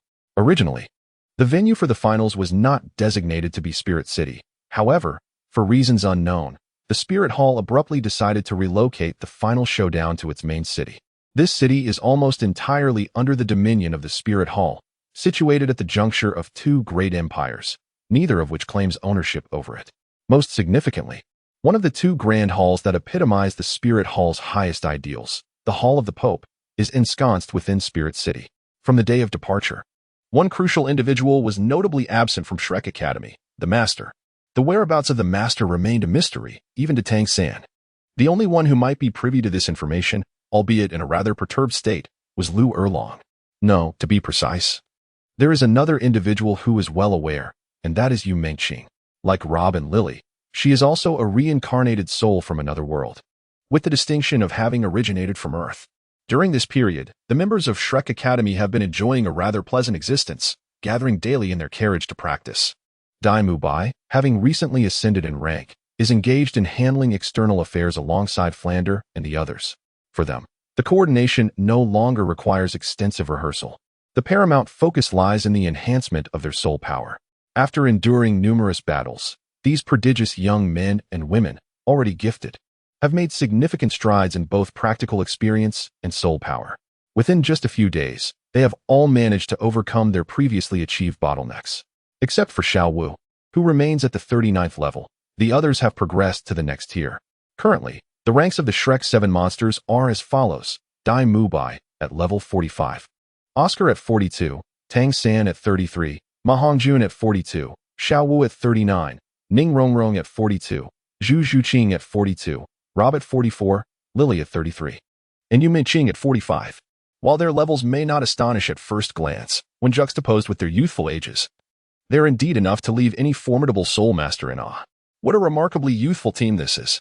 They are entirely capable of participating in the upcoming elite competition of the Continental Advanced Soul Master Academy. In 5 years, to what extraordinary heights will they ascend? Even the master cannot ascertain this, for these children are adept at creating miracles. Throughout their journey, They encountered no significant challenges and arrived at Soul City in a rather uneventful manner. However, it ought not to have been this way. In the Hall of the Pope within Soul City, Bibi Dong, who had just seen off the master, appeared somewhat pale. At this moment, she was sipping a cup of thoroughly cooled fragrant tea, her condition evidently less than favorable. The Tidal Douluo Yueguan reported that the mission had not been accomplished, resulting in substantial losses instead. At this moment, Bibi Dong was utterly unsettled. Are you all incompetent? You are elders, Tidal Douluos, after all. Not only have you failed your mission, but you have also suffered significant losses. It seems you have been injured as well. Speak. Who is providing them with protection? Yueguan hastily clarified. No, Your Holiness, we did not encounter the convoy of the Tiandou Empire. Rather, we were obstructed midway by a group of unknown creatures. Their leader is at least 100,000-year-old soul beast. It was a peculiar purple orb with a large eye, incredibly strange. It unleashed a highly destructive purple ray, and wherever the ray passed, none below the rank of soul sage could survive. Yet, this soul beast appeared to possess no defensive capabilities. Upon hearing the term 100,000-year soul beast, Bibi Dong's expression transformed into one of disbelief. In her understanding, there were only two such beings in the Tiandou forest. She had heard of the Twilight Beast-Tide incident in Tiandou City a year ago, but was skeptical about the existence of an unprecedented 100,000-year soul beast and the emergence of a limit Douluo with dual attributes of ice and lightning. After a brief pause, Zhu Douluo exchanged glances with Gui Douluo and continued, Thus, at all costs, Gui Mei and I managed to eliminate this 100,000-year soul beast in time, preventing total annihilation of our forces. However, this took a considerable toll on us. We dare not keep the soul bone for ourselves. So we have brought it back to be stored in the Elder Hall. Bibi Dong could no longer dismiss their claims. Words may be fabricated, but 100,000-year soul bone was irrefutable evidence. This soul bone, a treasure of immense power, guaranteed her two unique soul skills, making it a rarity in the world. Furthermore, such a soul bone would significantly enhance her physical prowess, allowing her to reach the realm of Limit Douluo in the future. If she could attain the status of Limit Douluo, would she still be subject to that old man? Did she not desire it? To claim she did not want it would be disingenuous. Yet, even if she yearned for it, she must first present it to the Elder Council and then request permission to obtain it. But would Tiandou truly consent to grant it to her? Yes. Despite her position as Pope, her authority was not boundless. The Elder Council, led by Douluo, constituted her constraints. As for the losses, Bibi Dong refrained from further inquiries. She felt a sense of dissatisfaction regarding the mission's failure. Based on current information, Tang undoubtedly hailed from the Haotian sect. This was indisputable. Moreover, the youth masquerading as Li Zixing had been confirmed to be the missing saint's son, Rob. After all, who else but Rob could possess martial souls such as the Ice and Thunder Pearls? Furthermore, she learned that these two martial souls had evolved into the Extreme Cold Spirit Pearl and the Thunder Spirit Pearl. Another individual of considerable interest was Lily, who had performed 3 martial soul fusion techniques alongside Rob. Lily shared a close connection with Rob. The original mission was to eliminate Tang, San, and capture Rob. The audacity of Shrek Academy to exploit our holy son was infuriating. Certainly, following this mission's failure, Bibi Dong would refrain from taking immediate action. One must not be hasty regarding the matters of the Holy Son. Now that the Holy Son has unveiled his second martial soul, he must not reveal his third. We can only wait until the conclusion of the finals to forcibly retain him. Oh, Rob, regardless of your reasons for departing, this time, once you arrive, departure shall not be an option. The Spirit Hall has nurtured you for 6 years, yet the outcome has been. Chapter 48. Confronting the Star Luo. The finals consist of only 5 rounds, shorter in duration than both the preliminary and advancement rounds. However, due to the intensity of the competition, there will be a day of rest and adjustment between each round, with a substantial 3-day interval before the final 5th round. In the first round, 3 seed teams will have a bye, while the remaining 30 teams vie for 15 advancement spots, with the defeated teams facing immediate elimination. The brutal nature of this elimination tournament will compel all Spirit Master teams to exert themselves with utmost dedication, leaving no room for complacency. At this juncture, all teams will unleash their hidden capabilities without reservation. Nevertheless, Shrek retains the advantage of preserving their strength, for they possess the means to do so. Firstly, they boast a lineup of 14 elite members with 10 Spirit Masters and 4 Spirit Grandmasters, a composition few can match. Even if they deploy 7 Spirit Masters, they still have 3 more available as substitutes. Secondly, there is Qing with her 3 purple and 1 black spirit rings, Tang with his 2 yellow, 1 purple, and 1 black, alongside his second martial soul, the Haotian hammer, Rob's twin ultimate martial souls, and Lily's versatile martial soul fusion techniques, along with the formidable family heritage fusion techniques of Dai Mubai and Zhu Qing, and the rare food type spirit master Oscar, as well as the strongest support spirit master Ning Rong. One must ponder, aside from the spirit hall, who dares to claim they can withstand such prowess. A noteworthy development is that the Blazing Fire Academy has opted to forego their match against Shrek in the second round. However, upon witnessing the lineup of the Divine Wind Academy, everyone was left in bewilderment as the Blazing Fire Academy had merged with the Divine Wind Academy to form the new Divine Wind battle team. The first 2 rounds of the competition concluded swiftly, and the top 10 of the Continental Advanced Spirit Master Academy Elite competition was established. As the third round approaches, the Divine Wind Academy and the second-ranked Academy of the Star Luo Empire have received buys. Shrek Academy now faces its first battle in the finals. If the first 2 rounds had been devoid of any unexpected occurrences, the atmosphere of the finals became palpably tense with the drawing of lots for the third round. It seems Shrek Academy's fortune has been exhausted in the earlier rounds, for their opponent in the third round is none other than the Royal Advanced Spirit Master Academy of Star Luo. Among the 3 seed teams, it is the one sent by the Star Luo Empire. However, this is not the most captivating aspect. Even more astonishing is the match between the Advanced Soul Master Academy of the Spirit Hall and the Advanced Soul Master Academy of the Tiandou Royal Academy. The clash of these 2 seed teams seemingly affirms the fairness of the finals. Undoubtedly, both matches are of paramount importance. With merely half an hour remaining before the commencement of the competition, the top 10 teams have already entered, engaging in final preparations and warm-ups. While the Star Luo Royal Academy is indeed formidable, it is not sufficient for Shrek to deploy Qing at this stage. She must be reserved for the confrontation with the Spirit Hall team. Nevertheless, Dai Mubai and Zhu Qing suddenly divulged their familial secrets, as well as their connections with Davis and Zhu Zhuyun. After hearing their revelations, it became impossible for anyone to regard this match lightly. After all, for Dai Mubai and Zhu Qing, this is akin to a battle of life and death. This time, the Shrek team dispatched the original 7 monsters, who exhibited the utmost synergy.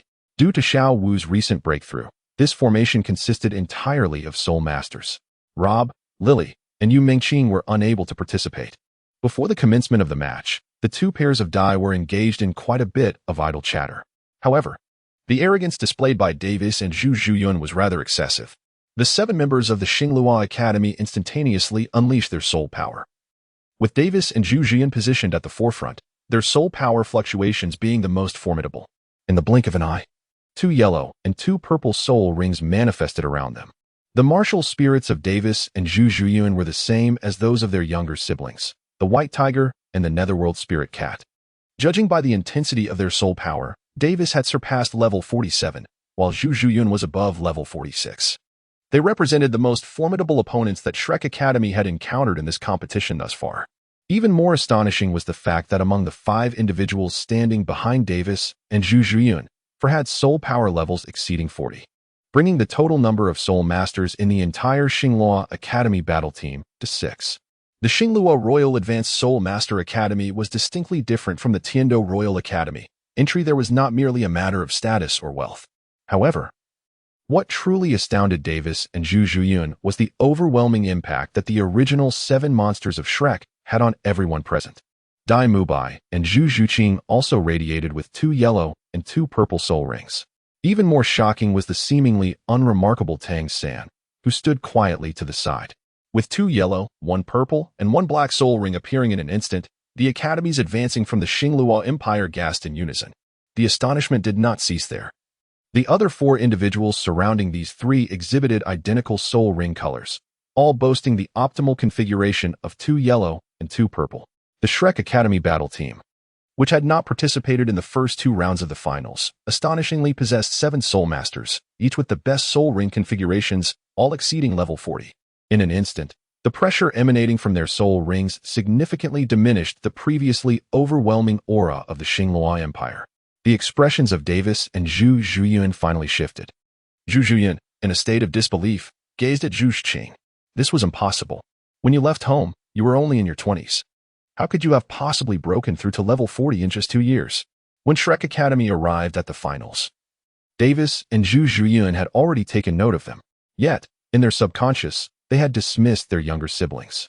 After all, the age difference was a significant factor. Given their similar talents, how could they possibly catch up to the two of them?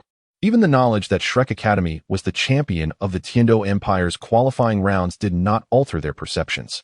As one of the 3 seed teams, they perceived only the Spirit Hall Academy team as their true rival. But now, as Dai Mubai and Zhu Zhuqing truly showcased their strength exceeding level 40, Davis and Zhu Zhuyun's hearts were filled with both shock and a murderous intent. The age gap was so substantial. The strength of the opposing team has rapidly closed the gap. If given more time, the outcome of future matches could be quite uncertain.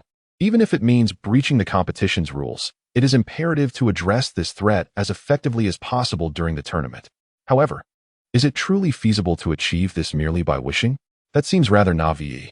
Following the conclusion of the qualifiers in the Tiandou City region, Rob crafted a batch of purple epic runes tirelessly, aiming to equip the entire Shrek team with a complete set of these runes before the finals. If time permitted, he could also create additional runes for selection. The enhancement provided by the purple epic runes is significant. For attribute runes, the increase is a remarkable 20%. This is not a temporary boost akin to the soul skills of the 7 treasures glazed tile pagoda, but rather a permanent augmentation. Dai Mubai specifically requested runes that enhance attack power. By affixing such runes to each soul skill that contributes to offensive capability, the attack potency of those skills could be dramatically elevated. Chapter 49, The Original 7 Synergy and Truth. Rob and Lily did not believe the original 7 could effortlessly secure victory. Yet, they could never have anticipated that after just a few exchanges, Tang would deploy the blue-silver prison formation, immobilizing 6 of the opponents, excluding Zhu Zhuyun. Subsequently, the original 7 unleashed their fervor, swiftly concluding the battle like autumn leaves swept away by the wind. After all, Dai Mubai and Zhu Zhuqing were empowered by the formidable phantom White Tiger. Though the opposing team also possessed such strength, they were utterly incapable of unleashing it at that moment. Yu Mingqing, resting in the designated area, exhibited no signs of emotional turbulence, as if she had foreseen this very outcome. The original 7 had been acquainted for a year, and the synergy they had cultivated was beyond the comparison of the 3 later additions like Rob. With an undeniable force, the 6 individuals, already severely wounded, were sent flying off the competition stage by the powerful charge of the phantom White Tiger. The massive creature performed an elegant aerial maneuver, a spinning kick in midair.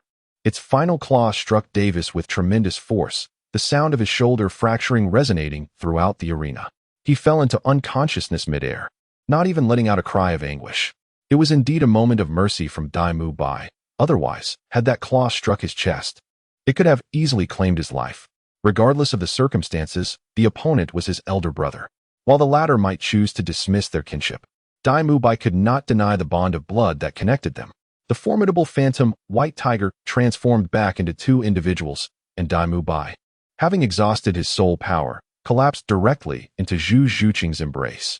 One must not underestimate this fleeting moment of offense and defense. Within that brief span, the soul power unleashed by both sides was extraordinarily formidable. Particularly the original 7 from Shrek Academy, who spared no effort in their release, which afforded them this opportunity.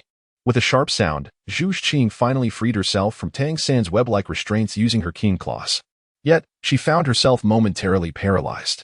Regardless of the current state of the original 7 from Shrek, there they stood on the arena, 7 in total, while the entire Star Luo Royal Academy team was left with her. A solitary figure. Zhu Zhuqing's cold gaze fixed upon her sister. Xiao, Ma Hongjun, and Tang San advanced slowly, each having just consumed a recovery sausage tossed by Oscar. Behind them, there was also the soul power amplification halo infused by Ning Rong. 3 against 1. There was no room for doubt, especially in the face of Tang San's overwhelming control abilities. However, Zhu Zhuqing was unwilling to accept defeat. Even at this juncture, her heart screamed in disbelief. She could not fathom that she would lose to her younger sister, who was not yet 15 years of age, and in such a devastating manner. How could she possibly resign herself to this fate? With a piercing shriek, imbued with a sense of desperation, she charged fiercely at the 3 before her, a flurry of afterimages trailing in her wake. Clearly, this tactic proved futile.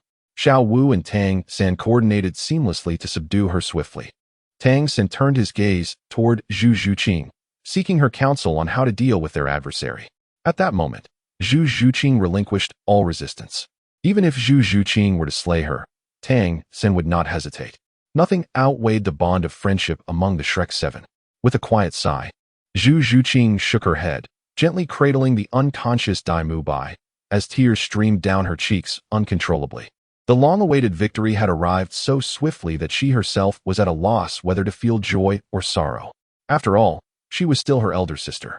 Tang San, with a resigned shake of his head, gestured to Xiao Wu. It was only then that she soared into the air, ensnaring Zhu Zhuqing's legs with her own, and with a powerful thrust, cast her body beyond the confines of the arena. The match concluded in utter silence. The original 7 from Shrek Academy stood together on the stage, gradually drawing closer, and even the unconscious Dai Mu Bai, supported by Zhu Zhuqing, held his posture upright. Indeed, they had triumphed. They had achieved a genuine victory. They declared the arrival of their supremacy with a resounding and complete conquest. The Shrek Squad, without any member suffering significant injury, has eliminated one of the 3 top-seeded teams, the Royal High Academy of the Starry Empire, from this competition. As the referee announced their victory, the Shrek Academy's resting area erupted in jubilant cheers. Even the master wore a smile of satisfaction. No matter how brilliant a strategy may be, it requires execution by capable individuals. Without these exceptionally talented youths, how could his tactics have been realized so flawlessly? It was at this moment that Robert truly recognized the strength of the original 7 monsters. Indeed, even in the absence of himself and Lily, and even without Yu Mingqing, who could claim that Shrek would not have achieved such remarkable results? The 3 who joined later were merely embellishments to an already splendid performance. At this moment, the true spirit of Shrek profoundly inspired him. As he descended from the competition stage, Dai Mu Bai was immediately greeted by Flinder, while the restorative aura of Jiang Zhu activated, aiding everyone in regaining their stamina and healing their wounds.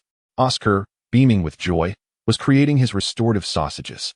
The prowess of the Soul Master realm had now captivated the attention of all spectators, including the bishops of the Spirit Hall. The Platinum Bishop Salus had certainly conveyed the circumstances of Robert and Lily. Now, they understood that Shrek possessed at least 9 Soul Masters. Such a team could no longer merely be described as monstrous. Apart from the Spirit Hall's team, who could possibly defeat them? As they passed by the Shrek Academy team, they suddenly halted. Tang San felt the weight of gazes upon him and looked up. The individuals before us represent the seed team of the Heavenly Empire, the Royal Academy battle team. Among them stands their captain, Ning, who possesses the blue lightning tyrant dragon spirit. It is astonishing to see how much you have all grown.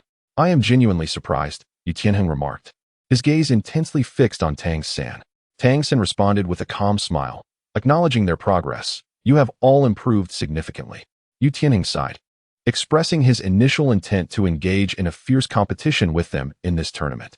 However, it now appears that opportunity has slipped away. Nonetheless, remember to avenge us. In my view, if there exists a team capable of posing a threat to the Spirit Hall Academy battle team, it is certainly not our Star Luo Royal Academy team, but rather yours. Observe our match closely. Even in defeat, we shall strive to showcase our strength. Tang San was momentarily taken aback, as he remembered Ning as someone who would never concede defeat. It was apparent to him that the strength of the Royal Academy team was still somewhat inferior to that of the previous Star Luo Academy team, with only about 5 individuals truly surpassing level 40. The overwhelming disparity in strength had extinguished Ning's confidence. The upcoming confrontation between the 2 major seed teams had already lost its suspense. Is the Spirit Hall truly that formidable? 2 beams of light shot fiercely from Tang San's eyes. Ning, do not allow me to underestimate you. How can one know the impossible without attempting it? If you, as captain, have lost your confidence, then you have forever forfeited the right to be my rival. What did you say? The Soul Master Duguyen, a member of the Emerald Phosphor Snake, was seething with rage, but was restrained by Ning. A flicker of flame began to spread in Ning's eyes, igniting his spirit as if fueled by Tang San's words. Fixing his gaze upon Tang San, he raised his right hand and waved it forcefully. Just wait and see. I will make them aware of our might. The most anticipated match finally commenced. As one of the top 3 seed teams, the Royal Academy battle team and the Spirit Hall Academy battle team took to the stage, and the arena fell into a profound silence. The previous match had already left them in awe, and this upcoming contest was expected to be even more thrilling. In the second round, the 7 members of the Spirit Hall Academy team did not include the 3 legendary individuals who had earned the purple record medals. They had already secured a comfortable victory. In stark contrast, the Royal Academy team presented a distinctly different lineup, featuring 3 unfamiliar faces. The 3 individuals strolled at the forefront of the Spirit Hall Academy's battle team, appearing rather unremarkable in both appearance and demeanor. Yet, they exuded an aura reminiscent of 3 wolves poised for action. Indeed, these 3 were the esteemed bearers of the purple Luo medal, Xiao, Hulaina, and Yin. How could Luobo, who had grown alongside them for 6 long years, not recognize them? However, these 3 were considerably older than Luobo, viewing him more as a younger sibling. Even the Pope, Bibi Dong, had initially expressed no intention of allowing Luobo to participate in this tournament. After all, just before his departure, he had only attained the 33rd level of spirit power at the tender age of 12. 2 years had elapsed, and he had merely reached 14. Bibi Dong had originally intended for him to compete as a captain in the next tournament when he turned 19, confident that she could elevate him to at least level 50 by then. The enhancement speed of a triple spirit was indeed capable of such rapid progress. Yet, by a twist of fate, Luobo found himself representing the Shrek team in this current competition. In recent days, Bibi Dong had not ceased her observation of Luobo, ultimately confirming his identity. His appearance had undoubtedly transformed due to the evolution of his spirit, yet the essence remained unchanged. The spirit could never be mistaken. Luobo, why do you subject yourself to this? Has the Spirit Hall's 6 years of nurturing been in vain? In a daze, the battle commenced. The Tiandou royal team faced off against the Spirit Hall team, with the outcome seemingly inevitable. Luobo was acutely aware of the formidable nature of Xiao and Hulaina's spirit fusion technique, harboring no hope for the Tiandou team. As anticipated, the Tiandou team succumbed in a catastrophic defeat. Before anyone could comprehend the situation, 6 combatants were ejected from the Crimson Mist. With a final, resounding explosion, the red curtain dissipated, revealing the 2 individuals who had previously merged into a singular, monstrous form. Yu Tianheng stood opposite them, his arms transformed into dragon-like appendages trembling uncontrollably. Out of respect for your family, I shall spare your life. Xiao's voice floated through the air, with a deft flick of his moon blade. It appeared as if an invisible thread was guiding Yu Tianheng's formidable body, which then collapsed to the ground with a thunderous crash. Dragon scales scattered, and blood splattered. Raising his moon blade slowly, Xiao's gaze drifted toward the Shrek Academy team, seemingly issuing a challenge. Tang Sen met his adversary without flinching, his pupils constricting as a violet golden radiance erupted forth. A fleeting moment of distraction flickered in Xiao's eyes, causing his body to sway slightly. The violet golden light in Tang San's eyes vanished as quickly as it appeared. Xiao swiftly regained his composure, a cold, menacing glare flashing in his eyes as he raised his right hand, gesturing across his throat in a signal of impending slaughter. If Shrek Academy's triumph over Qing Luo Academy was stunning, the emergence of the Spirit Hall Academy's main forces radiated an overwhelming sense of superiority. In the face of another seed team, they astonishingly fielded merely 2 individuals, yet with the prowess of a soul fusion technique, they vanquished their adversaries. What an extraordinary disparity in strength. No one dares to question their capabilities any longer, nor do they ponder upon such matters. Many wore expressions of frozen astonishment. At this juncture, aside from Shrek Academy, no other teams dared to dream of claiming the championship. The 2 pivotal matches imparted distinctly varying sensations. While Shrek Academy's performance was undeniably dazzling, the emergence of 3 Soul Kings from the Spirit Hall Academy swiftly extinguished any lingering hope for their opponents. Nevertheless, the Shrek 7 monsters remained unfazed. Their focus lay solely on the triumph of the day. This victory belonged to Dai Mubai and Zhu Qing, as well as to the entirety of their team. Upon returning to their lodgings, Dai Mubai had already awakened. The excitement he shared with Zhu Qing lingered until the night enveloped them, refusing to be quelled. With the conclusion of the 3rd round, only 6 teams remained in the grand competition. Remarkably, 2 of the 3 seed teams faced elimination in this very round, leaving only the Spirit Hall Academy standing. Undoubtedly, among the remaining 6 teams, the Spirit Hall Academy held indisputable superiority. Following closely were Shrek Academy and the Wind God Academy. The other 3 teams, though they had reached the top 6, were largely relegated to the role of mere embellishments. The upcoming draw would determine many outcomes. None wished to confront the Spirit Hall Academy first, as it represented an insurmountable barrier. The fourth round of the Continental Advanced Soul Master Academy Elite Competition commenced after a day's respite. Contrary to expectations, following the previous round's brutality, this round returned to a semblance of normalcy. The final 6 teams determined their opponents through a draw. Significantly stronger teams, namely the Spirit Hall Academy, Shrek Academy, and the Wind God Academy, did not draw the other 2 teams, with each of the 3 formidable teams facing opponents of considerably lesser strength. The fourth round of the competition concluded without any suspense, revealing the 3 strongest contenders. At this juncture, they had entered the final moments of their struggle. The power of the 3 teams remained largely intact. The grand finale was imminent, with the championship title just a step away from each of them.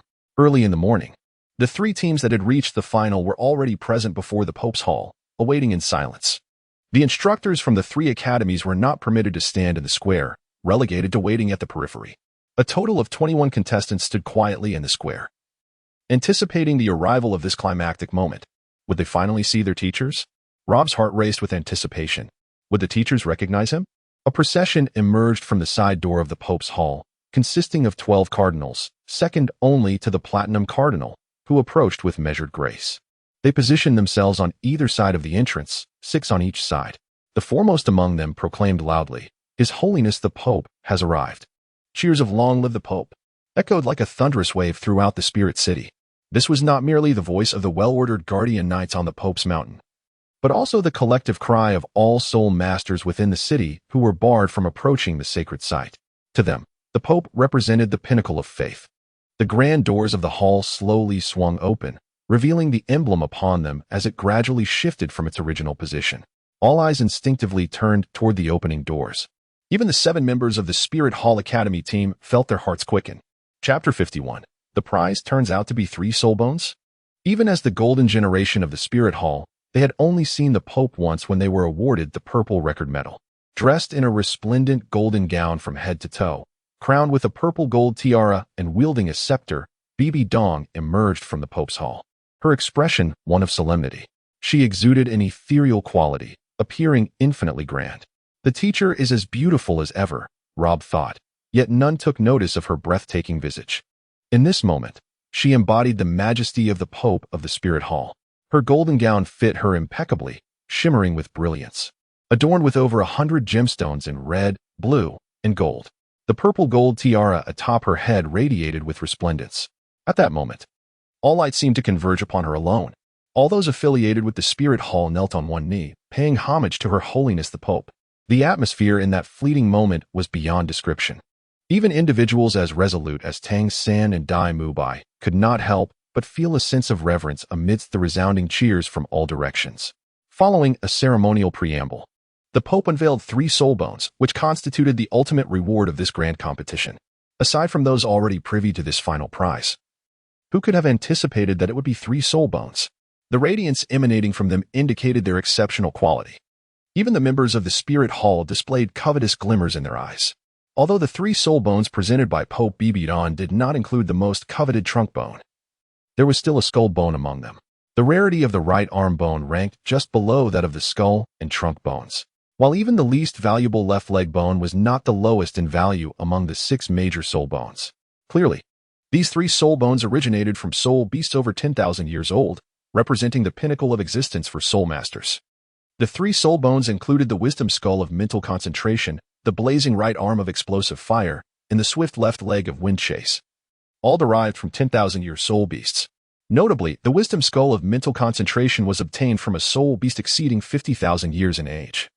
Personally slain by the previous pope, it is deemed the finest among soul bones, second only to external soul bones, and the top-tier soul bones produced by 100,000-year soul beasts.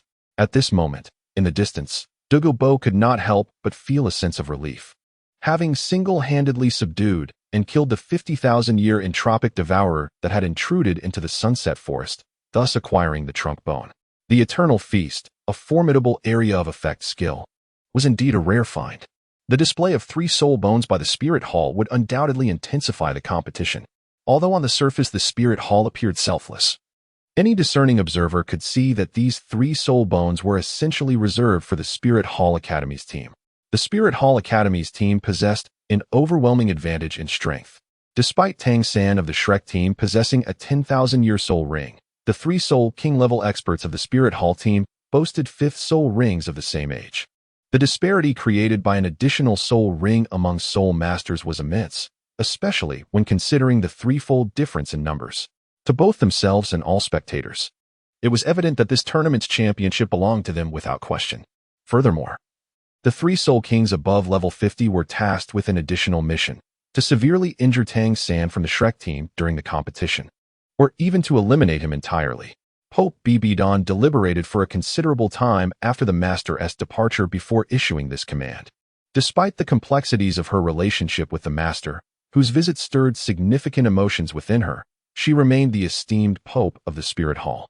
As a long-standing authority, she was dedicated to advancing the Spirit Hall and fulfilling the unfinished ambitions of her predecessors, refusing to allow personal feelings to cloud her judgment. Of course, failing to eliminate Tang San was not a significant loss, as long as they could capture Rob. Such a prodigy possessing a triple spirit would undoubtedly rise to prominence in the realm of soul masters in the future. The realm of extreme Douluo is virtually devoid of suspense in its attainment. Can one truly expect Tang San, no matter how monstrous, to contend with the formidable Luo Bo? With Luo Bo in their ranks, the Spirit Hall is assured of a century free from worry, provided that he has not been brainwashed by the so-called Shrek Academy.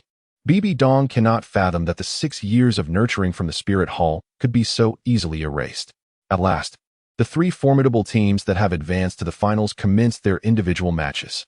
Given that 8 of the 10 Shrek 7 monsters possess exceptional personal combat prowess, they were entirely unfazed by the individual competition. Furthermore, there was the extraordinary Qing, a rarity with 3 purple and 1 black spirit rings.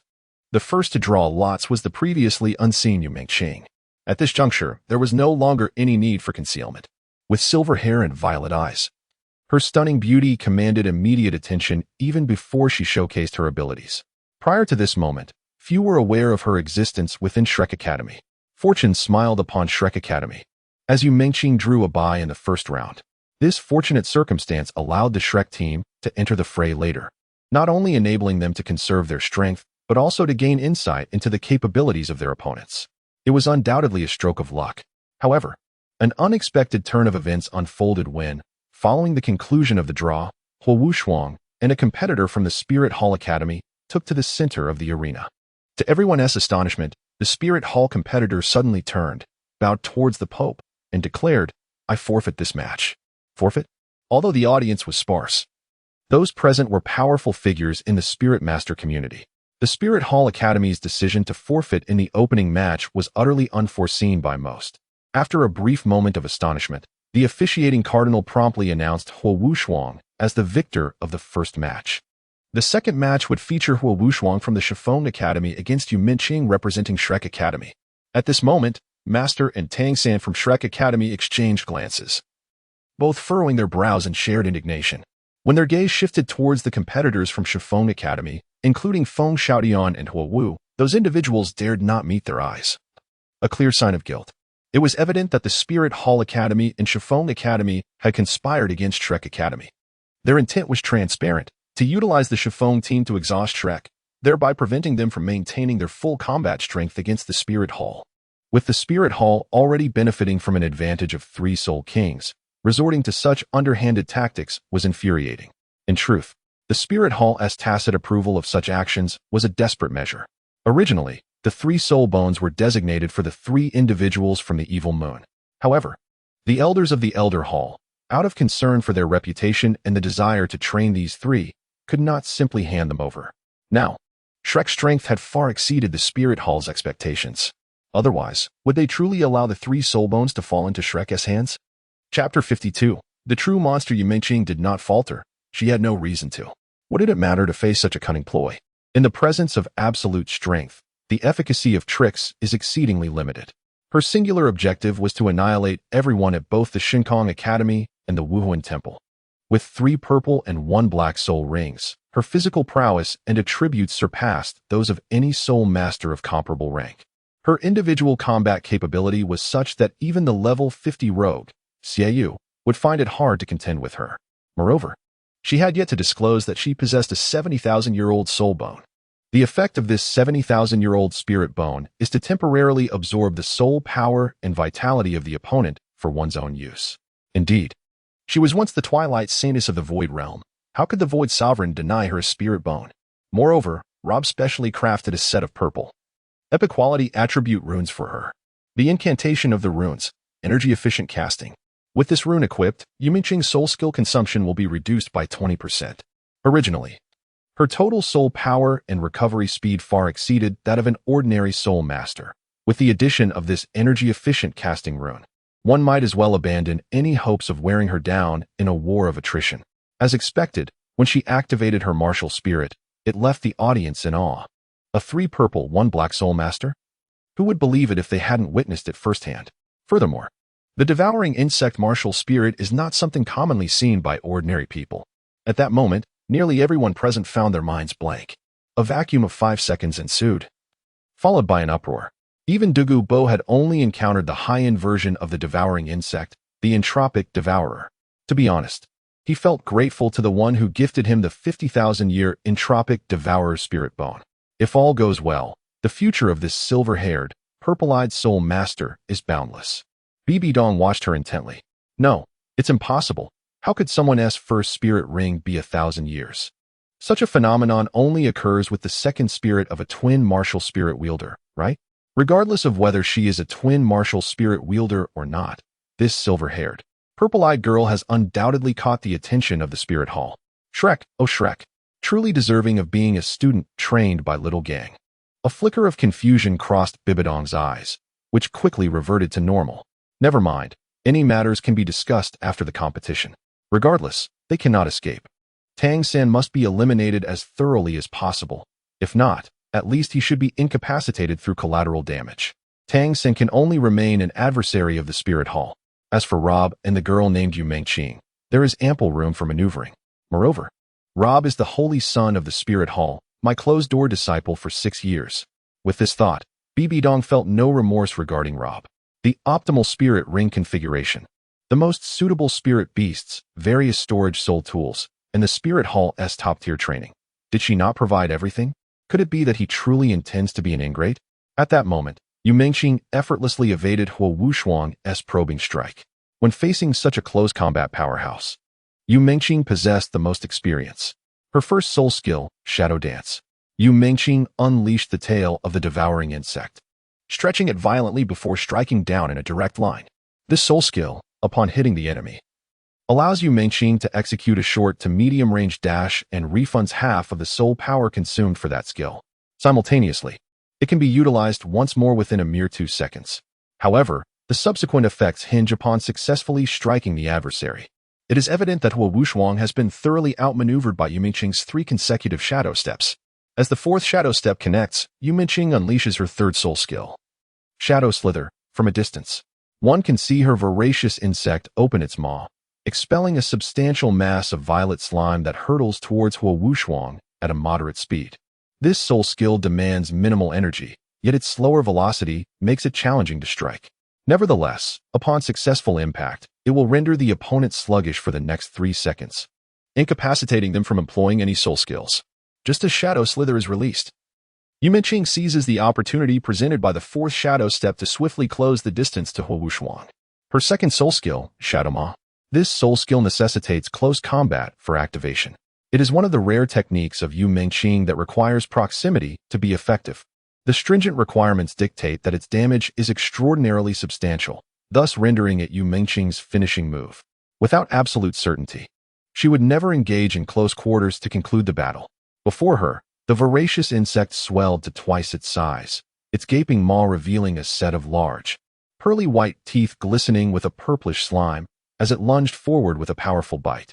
A thunderous explosion resounded as the purple twilight enveloped the scene, rendering Huo Wushuang completely unconscious. In less than a minute, this seemingly delicate young woman demonstrated just how formidable she truly was. With silver hair and violet eyes, she possessed a beauty that could captivate the world. Yet she was also a practitioner of the voracious insect. The purple-skinned, white-toothed voracious insect was, to most, an exceedingly repugnant creature. The contrast is somewhat difficult to accept. However, for someone like Yumingqing, who has an affinity for insects, The voracious beetle is truly adorable. At this moment, her soul power expenditure is less than 5%. After all, the majority of her soul energy consumption was effectively compensated by the soul bone's ability to absorb the soul power of Huo Wushuang. Having just defeated Huo Wushuang, and while awaiting her next opponent, her inherently formidable self-recovery capability has completely replenished her soul power. Even after vanquishing a total of 9 adversaries from both the Spirit Hall and the Divine Wind Academy, her soul power expenditure has only reached 30%. Finally, the Spirit Hall could no longer tolerate the situation and dispatched Yin, a fire attribute soul master among the 3 soul kings, who specializes in defense. The flame does not initiate an attack, but rather dedicates all its energy to defense. Under the full force of this defense, Yu Mengqing's assaults seem merely to tickle. She hesitates to recklessly approach and unleash her high-damage Shadow Maw. Finally, she resolves to employ the terrifying 4th soul skill of the millennia, Endless Feast.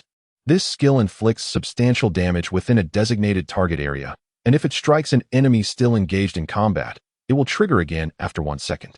If it hits again, it will continue to unleash its onslaught, ceaselessly, unless there are no adversaries remaining within its radius. This is the quintessential desecration type soul skill. Therefore, Yin must vacate the area of Endless Feast, otherwise he will inevitably endure increasingly severe damage.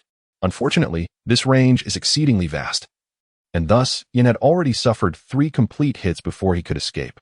Having endured 3 escalating damages from this millennia soul skill, Yan's condition is evidently deteriorating. Anticipating his movements, Yu Mengqing's shadow slither stealthily surged toward the direction he fled from the Endless Feast. The moment he exited that radius, a mass of purple slime had already slithered and adhered to his body.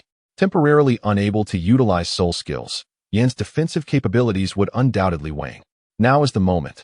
Shadow Dance, a lateral advance, Shadow Dance, another lateral advance, Shadow Dance, closing in. If Yu Mengqing's 2-side advances were designed to evade a counterattack, her 3rd frontal advance, closing in, was intended to conclude the confrontation. With 3 consecutive Shadow Dances landing while her opponent's soul skill defense was compromised. Even someone of Yan's caliber as a Soul King could not withstand such an onslaught. The approach was successful, yet at that instant, Yin suddenly unleashed a powerful double fist strike aimed directly at Yu Mengqing with remarkable precision. The protective barrier of soul power proved to be of little consequence as she fell to the ground, lying motionless. At this moment, Yan's condition had nearly reached its limit. Just as the referee was about to declare Yin the victor, Yu Mengqing struggled to rise, asserting, "I have not yet lost." She feigned severe injury, fixating intently on the slowly approaching Yin. Despite his current state, Yin still had the capability to deliver a final blow to Yu Mengqing. In his eyes, this young girl was undeniably formidable. Alas, today she would fall before him. You've been deceived. In that instant, Yu Mengqing, who had appeared unsteady moments ago, unleashed her Shadow Dance, simultaneously absorbing Yan's dwindling soul power and vitality with her soul bone skill. Following her Shadow Dance, Yin found himself too exhausted to continue fighting. Yet, being a Soul King well-versed in defense, he managed to summon the last remnants of his soul power to protect his body. So, you wish to lie in bed for 3 months? Consider it done. Shadow Maw ended. Yu Mengqing was aware that this was a competition, and since she held no grievances against the Spirit Hall, she refrained from delivering a lethal strike. Yin would merely require a month for recuperation, leaving aside the immediate consequences. He would no longer be able to participate in the finals. Bibi Dong could not help but feel a surge of anger. Indeed, witnessing one of her finest protégées from the Golden Generation being reduced to a state of injury was infuriating. The girl named Yu Mengqing faces a dire situation. She must either be assimilated by the Spirit Hall or be eradicated to prevent future repercussions. This battle has taken a significant toll on her. Yin has proven to be quite formidable, having compelled Yu Mengqing to unleash her 4th spirit skill. After all, Yin is a Spirit King. Currently, Yu Mengqing retains approximately 40% of her spirit power. However, even in this state, she would not falter against either Huliana or Xiao, as neither possesses Yan's extraordinary defensive capabilities. The Shinkong Academy has announced its surrender, as they see no glimmer of hope for victory. For them, securing 2nd place is merely a distant aspiration. The Spirit Hall's concession is a strategic decision to preserve their fighting capacity for a flawless performance in the ultimate team battle, having already lost Yin. If Huliana or Xiao were to suffer a similar fate, the grand finals would truly be beyond salvaging. Yu Minqing has effectively single-handedly penetrated both the Shinkong Academy and the Spirit Hall. Even a Spirit King seems to be no match for her. This remarkable achievement not only reflects her personal strength, but also underscores the formidable power of spirit bones and the boundless utility of runes. Indeed, her ability to triumph over 14 opponents is no mere coincidence. Yu Minqing's brilliance has eclipsed all others from Shrek Academy, prompting concern for her safety. Sister, you are so impressive. The Spirit Hall must be furious. Oscar remarked first, his smile tinged with worry. The others echoed his sentiments, particularly Tang San, who stated, indeed, the Spirit Hall has undoubtedly taken a keen interest in you. Do not fret. After the finals, I shall inform them of my intention to join the Spirit Hall. This way, they will be unable to act against me for the time being, correct? What? Yu Minqing intends to join the Spirit Hall? Ning Rong exclaimed, astonished. Yu Minqing responded with a gentle smile. Of course, I do not intend to simply acquiesce to their wishes. Should I join the Spirit Hall, they will undoubtedly nurture me as they did the Golden Generation. Once I become strong, my choices will be my own, and they shall have no power over me. Tang San felt a weight in his heart, and even Xiao's perception of Yu Minqing shifted, regardless of whether her reasoning was credible. Her joining the Spirit Hall had become an undeniable reality. Qing, Daimubai said calmly, you need not resort to such measures. You could return to the Star Luo Empire with me in Qing. We have defeated our siblings and now possess the legitimate right to compete for the throne. In the Star Luo Empire, the influence of the Spirit Hall cannot easily intrude. Upon your arrival, we will wholeheartedly support your training, striving to cultivate you into a formidable force as swiftly as possible. Yu Minqing, however, did not accept this olive branch but rather declined graciously. Rest assured, my joining the Spirit Hall is not intended to oppose you. I simply have my own mission. Upon hearing such an explanation, the crowd fell silent. As both the Spirit Hall team and the Divine Wind Academy team had suffered defeats in individual matches against Shrek Academy, it became necessary for them to engage in a team battle to determine which side would advance to the final contest against Shrek for the championship. It was not difficult to predict that Divine Wind Academy would concede, thereby granting the opportunity to Spirit Hall Academy. Alas, Huo Wu's desire to face Tang San in a fair match remained unfulfilled. Perhaps she would never have that chance again.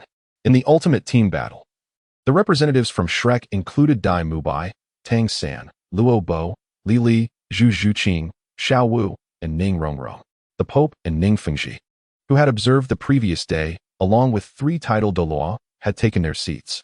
The 3 soul bones, awarded as a prize, lay quietly on a red brocade plate, emanating a soft glow. The Spirit Hall Academy team stood silently, an intense and frigid aura of murderous intent pressing down upon Shrek like a sharpened blade. Under such immense pressure, Shrek's 7 members noticeably slowed their ascent. Though the match had yet to commence, the tension between the two sides had already begun. The finals of the Continental Advanced Soul Master Academy Elite Competition were on the verge of beginning, with both teams preparing for the contest.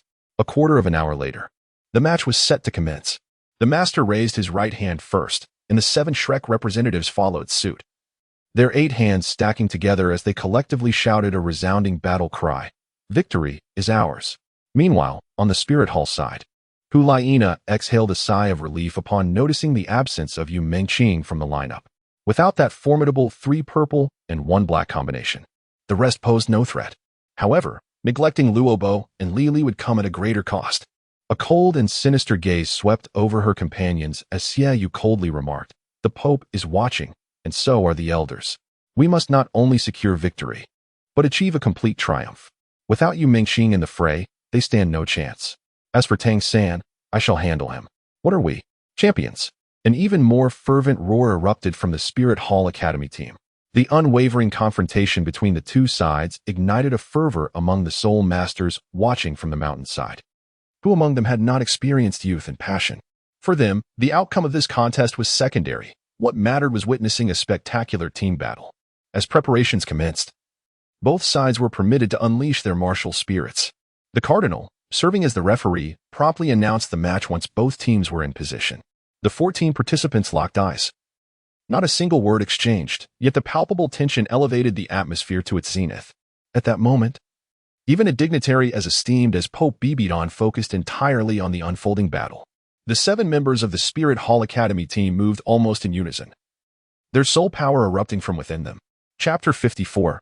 an opponent without any means of resistance. The formation adopted by Shrek upon their entrance was a relatively conventional 2-3-2 arrangement. However, as the battle commenced, everything changed instantaneously, apart from Rob and Lily, who vanished into a surge of ice-blue brilliance. The others swiftly aligned into a straight line at Tang San's command. Leading the formation was Tang San, followed by Dai Mubai, Xiao Wu, Zhu Qing, and Ning Rong. The Spirit Hall team found themselves utterly perplexed.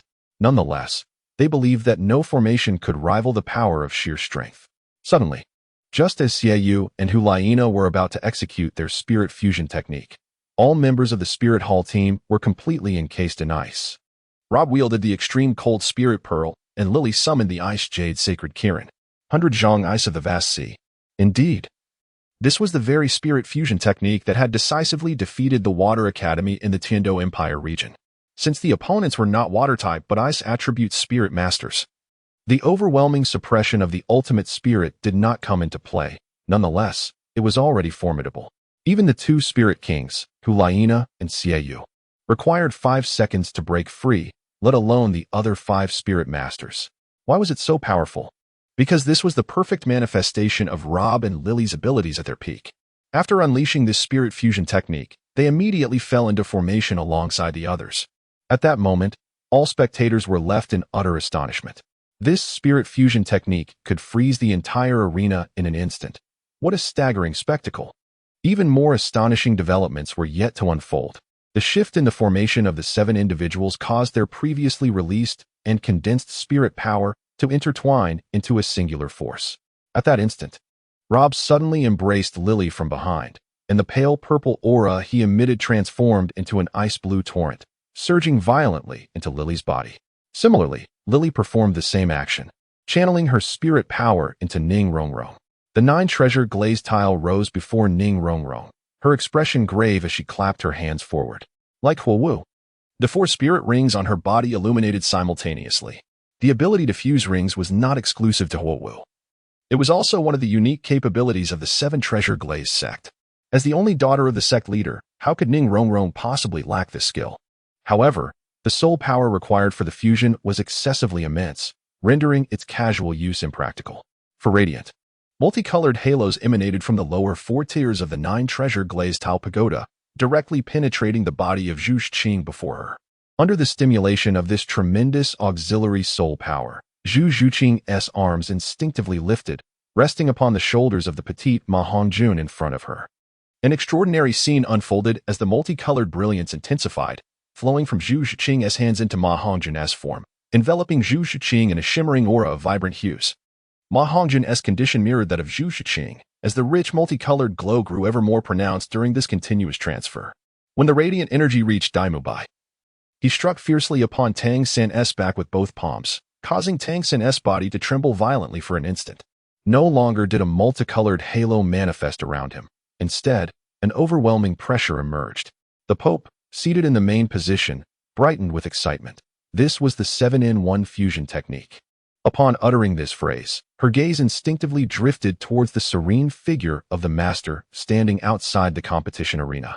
Though it was not the legendary 7-in-1 martial soul fusion technique, the mere act of merging the strengths of 7 individuals to unleash a skill was an astonishing feat in itself.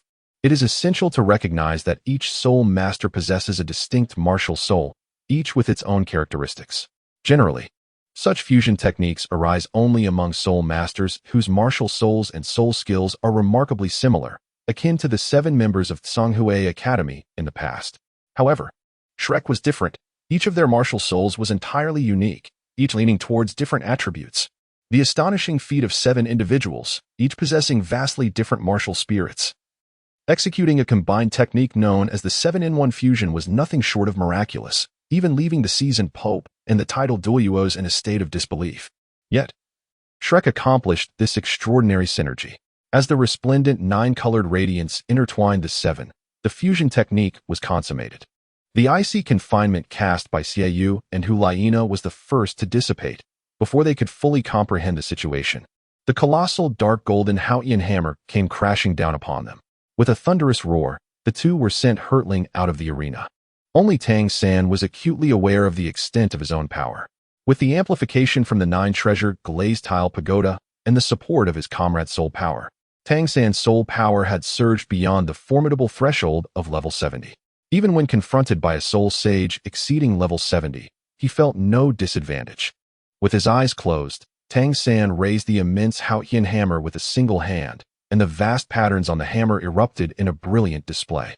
The dark golden glow was dazzling, and in that moment, it seemed as though an overwhelmingly powerful voice was roaring in fury. Tang San himself appeared to merge with the hammer, embodying its essence. Witnessing this spectacle, even the Pope Bibi Dong found it difficult to remain composed, her eyes flickering with a mix of astonishment and uncertainty. The scene unfolding before her was all too familiar. The true form of the weapon spirit, exclaimed Ning Fingxi, seated beside Bibi Dong. The 7-in-1 fusion technique, conceived by the master, was incomparable to anything from the Tsanghui Academy. This fusion technique, while not as potent as martial spirit fusion techniques, was capable of connecting the strength of all participants. Consequently, concentrating all power at a single point for an explosive release became the optimal strategy. Thus, as the 7 souls converged and were amplified by the 9-treasure glazed tile pagoda, Tang San's power reached an alarmingly terrifying magnitude. With great effort, Tang San swung the warhammer once more. The remaining 5 members of the Spirit Hall, still encased in ice, were struck directly by the hammer, shattering their confinement. The ice absorbed some of the impact, preventing them from suffering catastrophic injuries. The world fell silent. A vacuum persisted for 5 seconds. The Spirit Hall combat team was utterly outmatched, unable to mount any form of resistance, and the entire encounter transpired in a mere 10 seconds. At this moment, words elude everyone.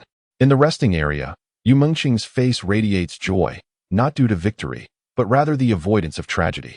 Indeed, as a reincarnated soul from Earth, she is acutely aware that had the original narrative unfolded, Xiao Wu's identity as a spirit beast would have been revealed at this very instant.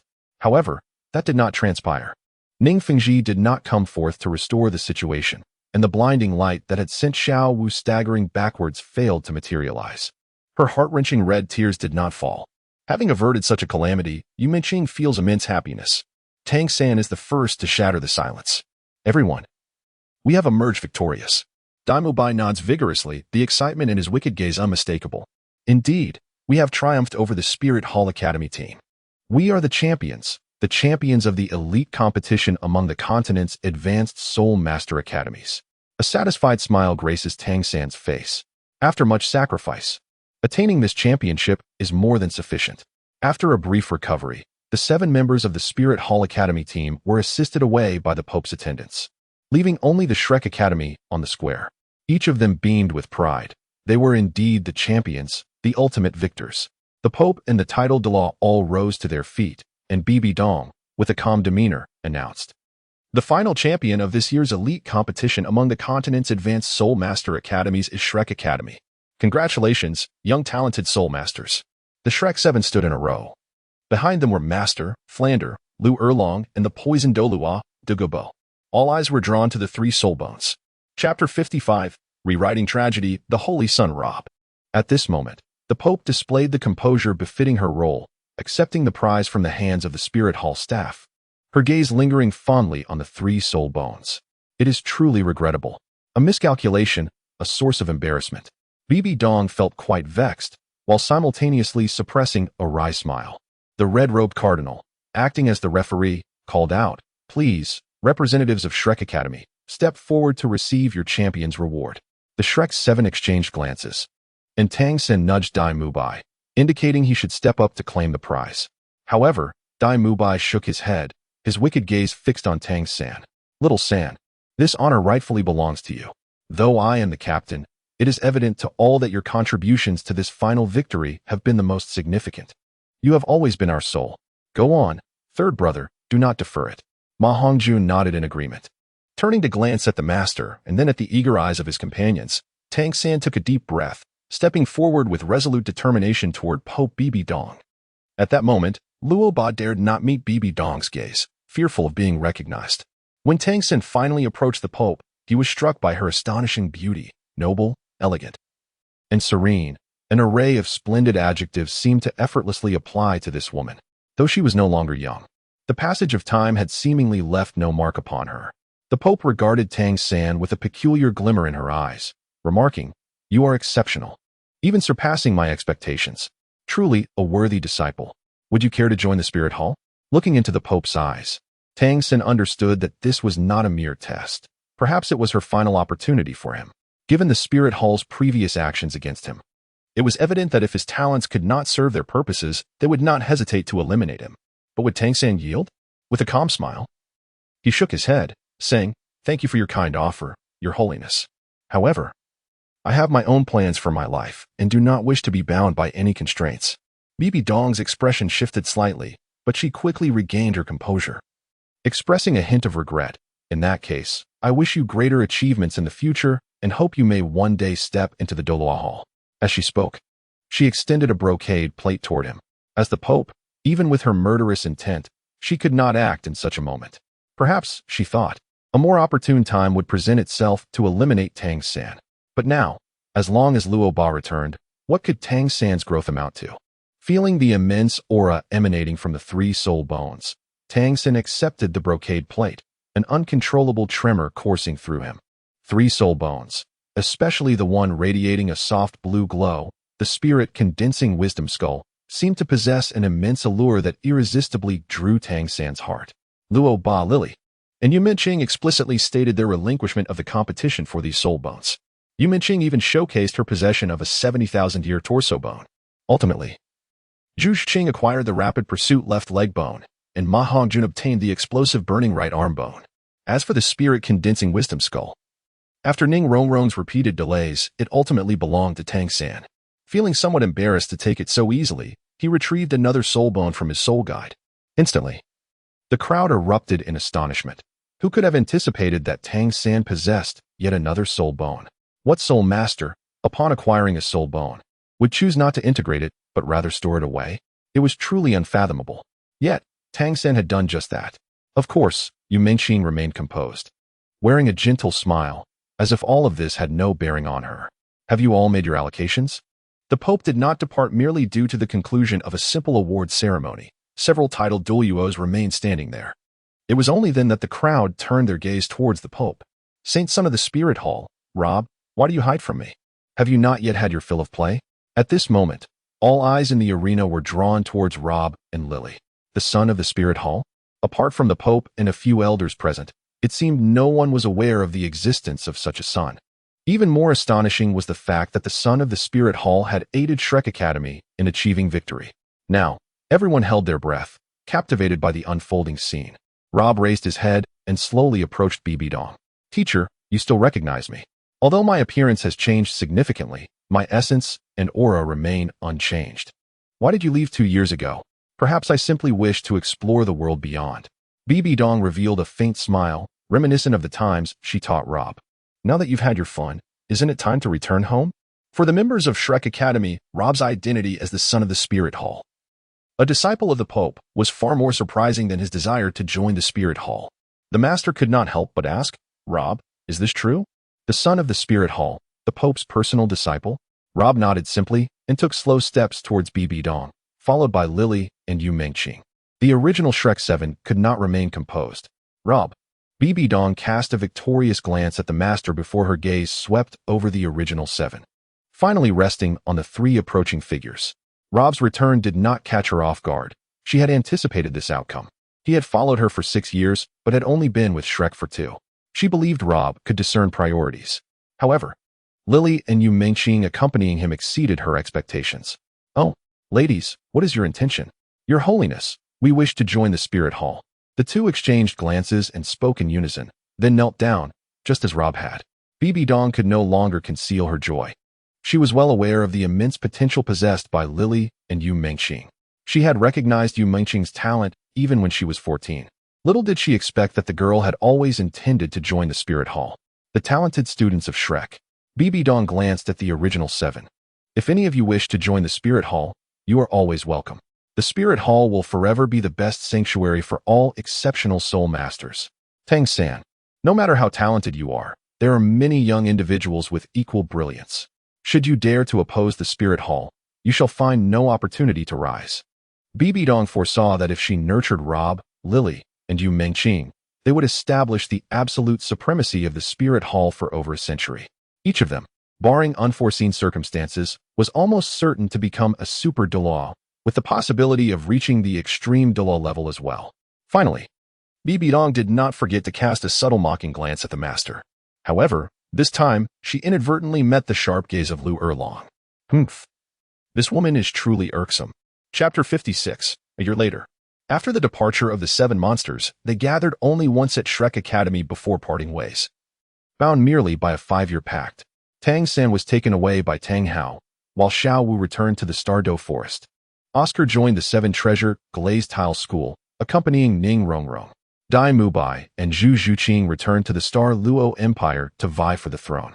Only Ma Hongjun wandered the continent before returning to the academy to serve as a teaching assistant. After all, remaining together for too long could foster dependence, hindering individual growth and combat prowess. As the saying goes, separation is for the purpose of reuniting more splendidly. Luobo, Lily, and Yumenqing remained at the Spirit Hall, their status no less than that of Xiao, Huliana, and Yen. Dong prepared to cultivate these 6 into a true golden generation. As the Pope, it is her unassailable duty to strengthen the power of the Spirit Hall, particularly as she seeks to prove that she can surpass Qianxuanji. Given that Luobo had prominently showcased 2 martial souls in the competition, she resolved to no longer conceal the existence of the Saint Sun from the outside world. The identity of Luobo as the Saint Sun and his 3 lives martial soul drew even greater attention from all. The notion that the Saint Sun of the Spirit Hall led the Shrek team to claim victory in the championship spread like wildfire. Thus, the Spirit Hall managed to restore its dignity while simultaneously promoting Shrek Academy. In fact, she even took the opportunity to express her gratitude to Shrek Academy for nurturing 2 prodigies. These 2 prodigies undoubtedly referred to Lily and Yumenqing. This easily led outsiders to believe that Shrek was closely allied with the Spirit Hall. Dong had no reason to create trouble for Shrek, considering that the only true potential enemy of the Spirit Hall was Tang San. Moreover, Xiao Gang was a teacher at Shrek. Xiao Gang, at this juncture, should I express my gratitude to you? Time swiftly passed, and the trio adapted to life in the Spirit Hall. After her recovery, Yen frequently sought to spar with Yumenqing, only to face defeat each time. Over time, he developed a certain affection for the stunning silver-haired, purple-eyed maiden. Alas, the age difference was too great. Yen still regarded Huliana as his ultimate goal. On the contrary, Xiao showed no concern for age and fervently pursued Yumenqing. With his sister Huliana's support, a year passed. Throughout this time, the trio's spirit power had significantly increased. Luo Ba reached level 48, Lily attained level 47, and Yumenqing achieved level 49. Huliana, as the Holy Maiden of the Spirit Hall, had already been dispatched to a place known as the City of Slaughter for training. Luo Ba, Lily, and Yumenqing expressed their desire to return to Shrek to visit their teachers there. Rong did not refuse. Instead, she sent the Tidal Douluo's Zhu and Gui to accompany them. In the Heavendou Empire, at Heavendou City, Shrek Academy, the 2 Tidal Douluos waited at a distance and did not enter the academy. Meanwhile, the 3 young individuals engaged in conversation with the guards at the academy entrance. Soon, the guards confirmed their identities and assigned one of them to escort them to the principal's office. Master, Principal. Luo Ba could hardly contain his excitement as he rushed forward, grasping the master's right hand firmly. The 2 teachers were equally astonished to see the trio. The original 7 monsters had long dispersed, and only Ning Rong and Oscar had returned to visit, given that their sect, the 7 Treasure Glazed Tile School, was near Heavendou City. On the way, Yumenqing had instructed Luo Ba to convey a specific message. Thus, Luo Ba declared, "It is by the decree of His Holiness the Pope that we are here to visit you." At that moment, the resolute middle-aged man felt a surge of shock. After a brief exchange of pleasantries, there were glimmers of tears in his eyes. Suddenly, Yumenqing stepped forward and spoke. "Dean, Master, we have an important matter to discuss.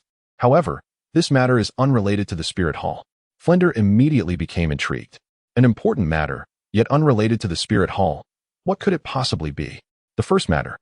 Rob said, "I intend to donate a batch of purple epic runes, along with a substantial collection of blue fine and green excellent runes, as rewards for our outstanding students." Flender's face instantly brightened with a smile. "Indeed, you are quite commendable. The Academy's investment in you has not been in vain." The second matter, Yumenqing continued, is our suggestion to establish a branch campus in a specific location for unforeseen circumstances. Flender appeared somewhat perplexed. Qing. Opening a branch campus is not something that can be done so casually. Moreover, what location are you referring to? It wouldn't be the Spirit City, would it? Yu Mingxing, well aware that a mere statement would not suffice to persuade the dean, urged, Master, please listen carefully. This location is truly remarkable. Yet it remains undiscovered by anyone thus far. Not far to the north of the Tiandou forest lies a small lake, at the center of which is a tiny island. On that island stands a golden ancient tree. Master, heed my advice. It would be wise to develop this area as our academy's branch. If possible, I hope you will consider it as our main campus.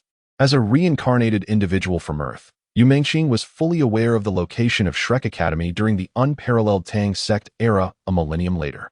However, she was unaware of when Shrek moved to that location. Thus, she thought, why not commence the endeavor now?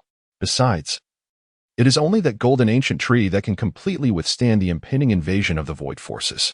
Although the Void Forces were not originally part of the narrative, Yu Mingxing still took this into consideration. If even that extraordinary golden ancient tree could not repel the invasion of the Void, then wouldn't the Douluo world be doomed? These words do not seem to be spoken in jest. Flander found himself compelled to ponder their significance. At that moment, the master spoke of the golden ancient tree. Indeed, it is the golden ancient tree. Master, are you aware? I have read of it in books, yet have never beheld it in reality. Yu Mingxing smiled and promptly produced a map. The teachers should take the time to examine it. If you ascertain that it is indeed the golden ancient tree, do not hesitate to seize that island and its surrounding areas, establishing a new Shrek Academy. However, it should be divided into an inner and outer academy. The inner academy will be on the island, while the outer academy will be by the lakeside. The inner academy will admit only true monsters, whereas the outer academy may afford slightly more leniency in its requirements. I am confident that, given the current reputation of Shrek Academy, attracting a multitude of talented students will be an effortless endeavor. Flander grew increasingly delighted as he listened, while the master maintained a stoic expression. Qing, it is premature to discuss these matters. They are mere fantasies. We shall visit that location. If the golden ancient tree truly resides there, we shall certainly take action. With this reassurance, Yu Mingxing felt a sense of relief. Once the serious discussions concluded, only casual conversation remained. Soon, Lu Erlong and Xiao Wujia entered, their faces alight with surprise upon seeing the three. In the afternoon, the dean insisted on dragging the trio to the back playground of the academy, where they were to be showcased as living examples for the students. The return of 3 of the Shrek's 7 monsters to visit their teachers was already enough to create a stir, especially with the revelation of Rob's identity as the Holy Son. Soul masters of slightly higher status were already aware of his position as the contemporary Holy Son of the Spirit Hall. Yet the dean, undeterred by the commotion, insisted that the 3 engage in a spar with Xiao Wujia. This exhibition was, of course, intended for the students' benefit. Chapter 57. The Golden Legend. Upon returning to the Spirit Hall, Rob contemplated his pursuit of the master-level Rune Master realm. In his previous world, a master-level Rune Master required a hero's magical cultivation to be at least at the pinnacle of infinity, equivalent to the Soul Sage level in Douluo continent. Moreover, a Master Rune Master needed to reach at least the 4th level of infinity, comparable to the Tidal Douluo level in Douluo continent. Rob discovered, for reasons unknown, that he could strive for the Master-level Rune Master realm at the age of 50. A Master-level Rune Master can create runes of golden legendary quality and produce purple epic quality runes in bulk, significantly enhancing the success rate. Indeed, the success rate is a considerable source of frustration. Having been in the expert-level Rune Master realm for nearly 2 years, Rob had only managed to create approximately 100 purple runes. Of course, he had yet to mention his ability to craft runes to Bibi Dong. The time was not yet right. He understood that, given Bibi Dong's position as the Pope, she would undoubtedly decree that runes are the exclusive domain of the Spirit Hall, forbidding Rob from crafting runes for other factions. This was not the outcome that Rob wished for, so it was better to keep it to himself for now. After 6 months of diligent effort, he had successfully entered the realm of the Soul King of the 5 Rings. Today, he secluded himself in his chamber, meticulously studying the methodology for crafting runes of legendary golden quality. His workbench was adorned with all the materials required for the day: a vial of the essence from a millennium-old plant-based soul beast, several elemental microparticles extracted from minerals, and a piece of parchment for inscribing the rune patterns. The incantation of the rune was, Wrath of Thunder. Should this golden rune be completed, Rob would officially ascend to the status of a master rune craftsman today. The Wrath of Thunder was a custom-designed attribute rune that would significantly enhance the agility and accuracy of his lightning-based soul techniques. With an astonishing increase of up to 40%. It had to be created. It simply had to. Amidst the thoughts that had danced in his mind for several days and nights, he abruptly opened his eyes, dipping his hand into the ink and deftly sweeping it across the parchment. The foundational pattern took shape. Rob was pleasantly surprised by how effortless this process had turned out to be, fluidly executed without any hesitation. He meticulously examined every minute detail of the established foundational pattern, ensuring there were no gaps or flaws. Subsequently, he employed a quill dipped in ink, lightly adding several flicks at the foundational points surrounding the primary design, then seamlessly expanding these flicks to connect with the main pattern. The primary design, having been drawn first, naturally dried in advance, while the flicks followed suit, clear in their layering and faintly discernible. Taking a deep breath, Rob felt a sense of relief. This time, he had fared much better, avoiding the mistakes that had marred his previous attempts during the rune drawing phase. A surge of excitement coursed through him, causing his entire being to tremble slightly. He anxiously opened the vial of the essence from the millennium-old plant soul beast, sealing the opening with his soul power to prevent its dispersal. As the soul power harmonized with the essence, Rob deftly guided this vital energy into the parchment, where it coalesced above the rune pattern, forming an ethereal shell around the rune. As this gaseous shell gradually absorbed and condensed the soul power, its form stabilized. At this moment, Rob's heart brimmed with joy. He had not anticipated that the second step would proceed so smoothly. With his heartbeat quickening, he glanced at the pile of powdery elemental microparticles nearby. Was he ready to take the final step? Success was tantalizingly close. Once he completed this last filling, he would forge a rune of golden legendary quality. Just this one step stood between him and his title as a master rune craftsman. No, he needed to remain calm. Such a state was prone to mistakes. The first two steps had been executed flawlessly, and he could not afford to falter at the final hurdle. Rob infused more soul power, stabilizing the gaseous shell floating above the parchment, and then turned to wash his hands. It was indeed unwise to directly dip my fingers into the ink to create the foundational patterns. After thoroughly ensuring that his hands were clean, Rob carefully scooped the faintly luminous purple particles of lightning element into the palm of his left hand using a spoon. With his right hand, he set down the small spoon and then extended his thumb and forefinger to pinch a small amount of the particles, evenly sprinkling them over the gaseous shell. As the elemental particles were infused, the gaseous shell began to take on a tangible form, albeit still quite transparent, indicating its density remained exceedingly sparse. With each infusion of particles, Rob took a deep breath, for it was only through this method that he could maintain the precision of his actions. Any misstep would render his efforts futile. As the elemental particles continued to be injected, the form of the rune solidified further. The purple glow gradually intensified, and the energy within became increasingly abundant. Soon, the particles of lightning element within the runes reached a state of saturation. Nevertheless, Rob persistently continued to sprinkle more. Simultaneously, he summoned his thunder spirit pearl martial soul with his mind, controlling it to compress the elemental particles. Consequently, the gaseous shell of the runes appeared to empty once again. Before long, it was filled anew. After 3 rounds of compression, Rob was already drenched in sweat. At this moment, having anticipated the outcome, he could not help but gasp in astonishment. Before him lay a rune exuding an indescribably powerful aura, characterized by its lightning attribute. The purple core signified that it was specifically crafted for Rob's Thunder Spirit Pearl, while the golden outline represented its exceptional quality. Golden Legend. Oh, Golden Legend. Rob could no longer contain the exhilaration within and exclaimed aloud. Had it not been for the secluded nature of the room, he would surely have attracted the attention of others. Without a doubt, achieving success once promised the possibility of success again. Eagerly, Rob forged 3 identical runes in quick succession, preparing to equip them onto his first, second, fourth, and fifth soul rings.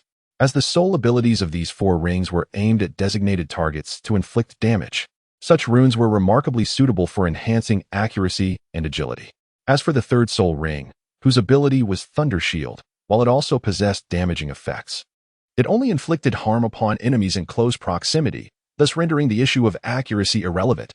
Therefore, there was no need to adorn this ring with such a rune. If Rob remained uncertain regarding the elevation of soul power levels and soul rings, the enhancements brought forth by the runes were entirely within his control. He was acutely aware that his greatest advantage on the Douluo continent might not lie in his triple martial soul, but rather in the runes themselves. As for the aspect of fusion evolution, it was not something he could manage alone. Without Lily, he could not make a sound with just one hand. The thought brought a wry smile to his face. Ah, Lily, you level 98 Super Douluo, pretending to be weak while mingling with us mere soul kings.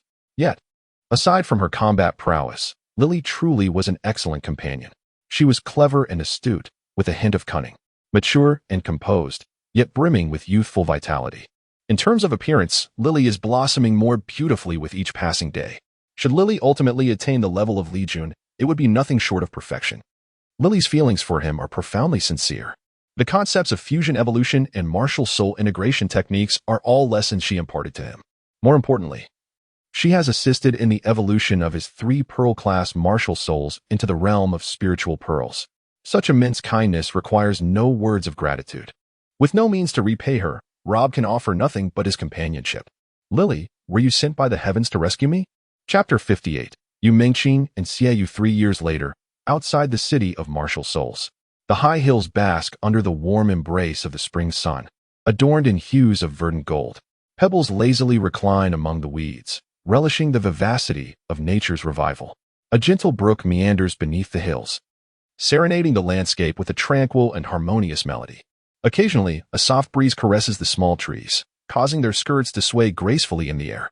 The silver-haired young woman with violet eyes was fully absorbed in her artistic endeavor, determined to immortalize the enchanting spring landscape.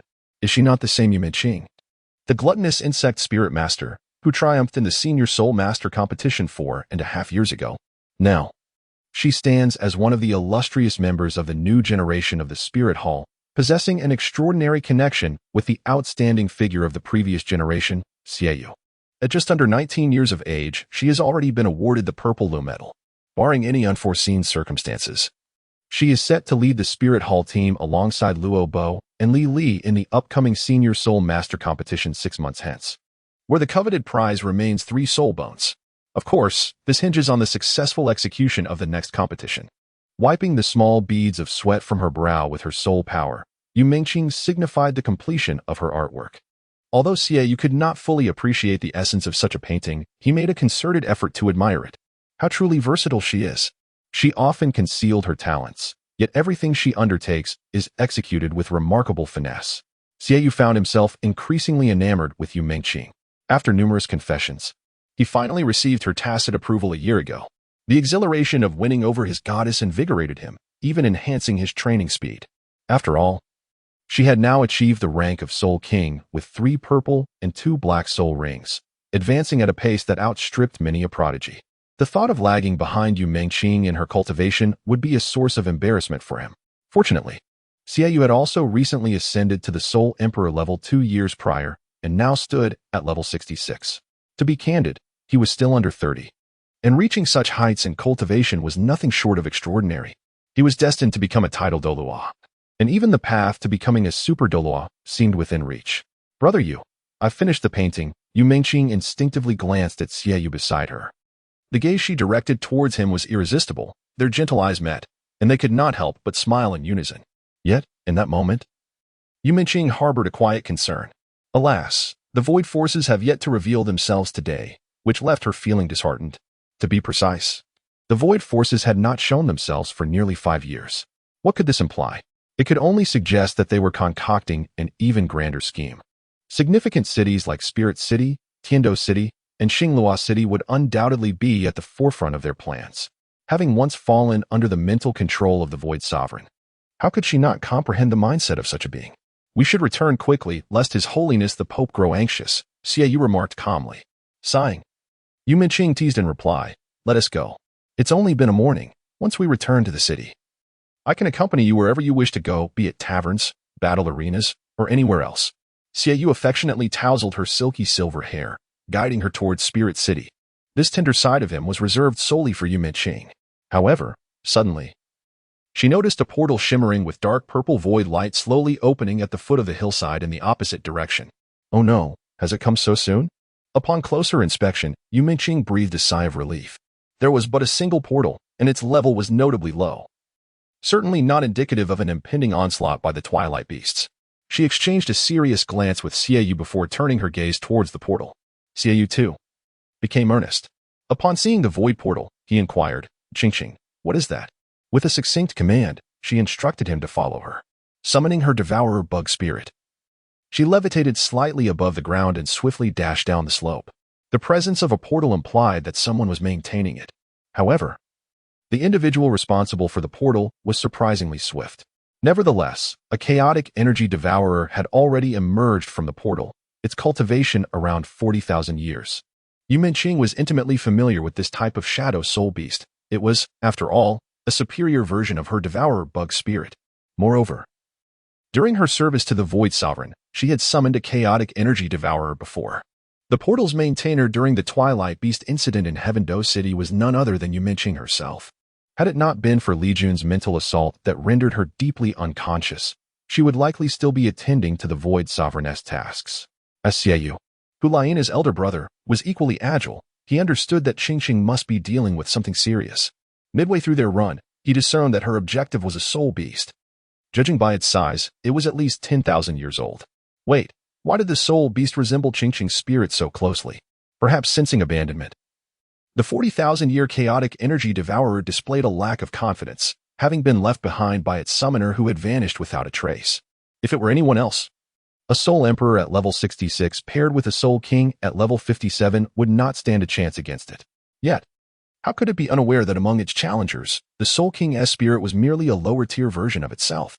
A devourer bug soul master, when pitted against a chaotic energy devourer, could not only negate the majority of its attacks, but also potentially drain it dry. Indeed, when Xiao summoned his Moonblade spirit and charged forward, the chaotic energy devourer was already contemplating retreat. But could it escape? With her third soul skill, Shadow Slither, Qing's predictive capabilities had vastly improved over the past 5 years, ensuring that the trajectory of Shadow Slither would intersect with the devourer's escape route. Once struck by Shadow Slither, the creature would inevitably be slowed and rendered incapable of utilizing its soul skills for a brief period. Closer, closer. Her first soul skill. Shadow Dance. The tail of the devourer bug elongated and thickened dramatically, crashing down onto the designated area ahead. The chaotic energy devourer was fortuitously struck. Nevertheless, it counted as a hit. Advancing directly and maintaining distance, she unleashed a second Shadow Dance 2 seconds later, successfully closing the gap. Her second soul skill, Shadow Maw. The devourer's skeletal soul skill, Shadow Absorption. In just a few brief exchanges, a 40,000-year soul beast was so effortlessly subdued. The enigmatic Qing remained an enigma to Xiao, yet he harbored a faint suspicion that she possessed a unique method to counteract such soul beasts. After all, her own martial soul was, in essence, a similar colossal insect with violet skin and white fangs. In truth, he was indeed correct in his conjecture. Qing had contemplated that if she could siphon the entirety of life force from a purebred entropic devourer, her own devouring insect martial soul would metamorphose into an entropic devourer. Previously, while serving the Void Saint Lord, she had only attained the rank of Soul Emperor, rendering her the weakest among the 5 sacred maidens of the Void. And thus she had not yet qualified to be endowed with an entropic devourer specifically designated for martial soul evolution. After all, the entropic devourer itself was formidable, and its utility was considerable. It could not be casually drained. However, it was evident that an opportunity had now arisen, with Xiao safeguarding her. The absorption process proceeded with remarkable ease. Naturally, the soul ring was squandered in the process. Henceforth, Qing's martial soul would be the entropic devourer. Well, in essence, it remained a colossal insect, merely of a larger stature.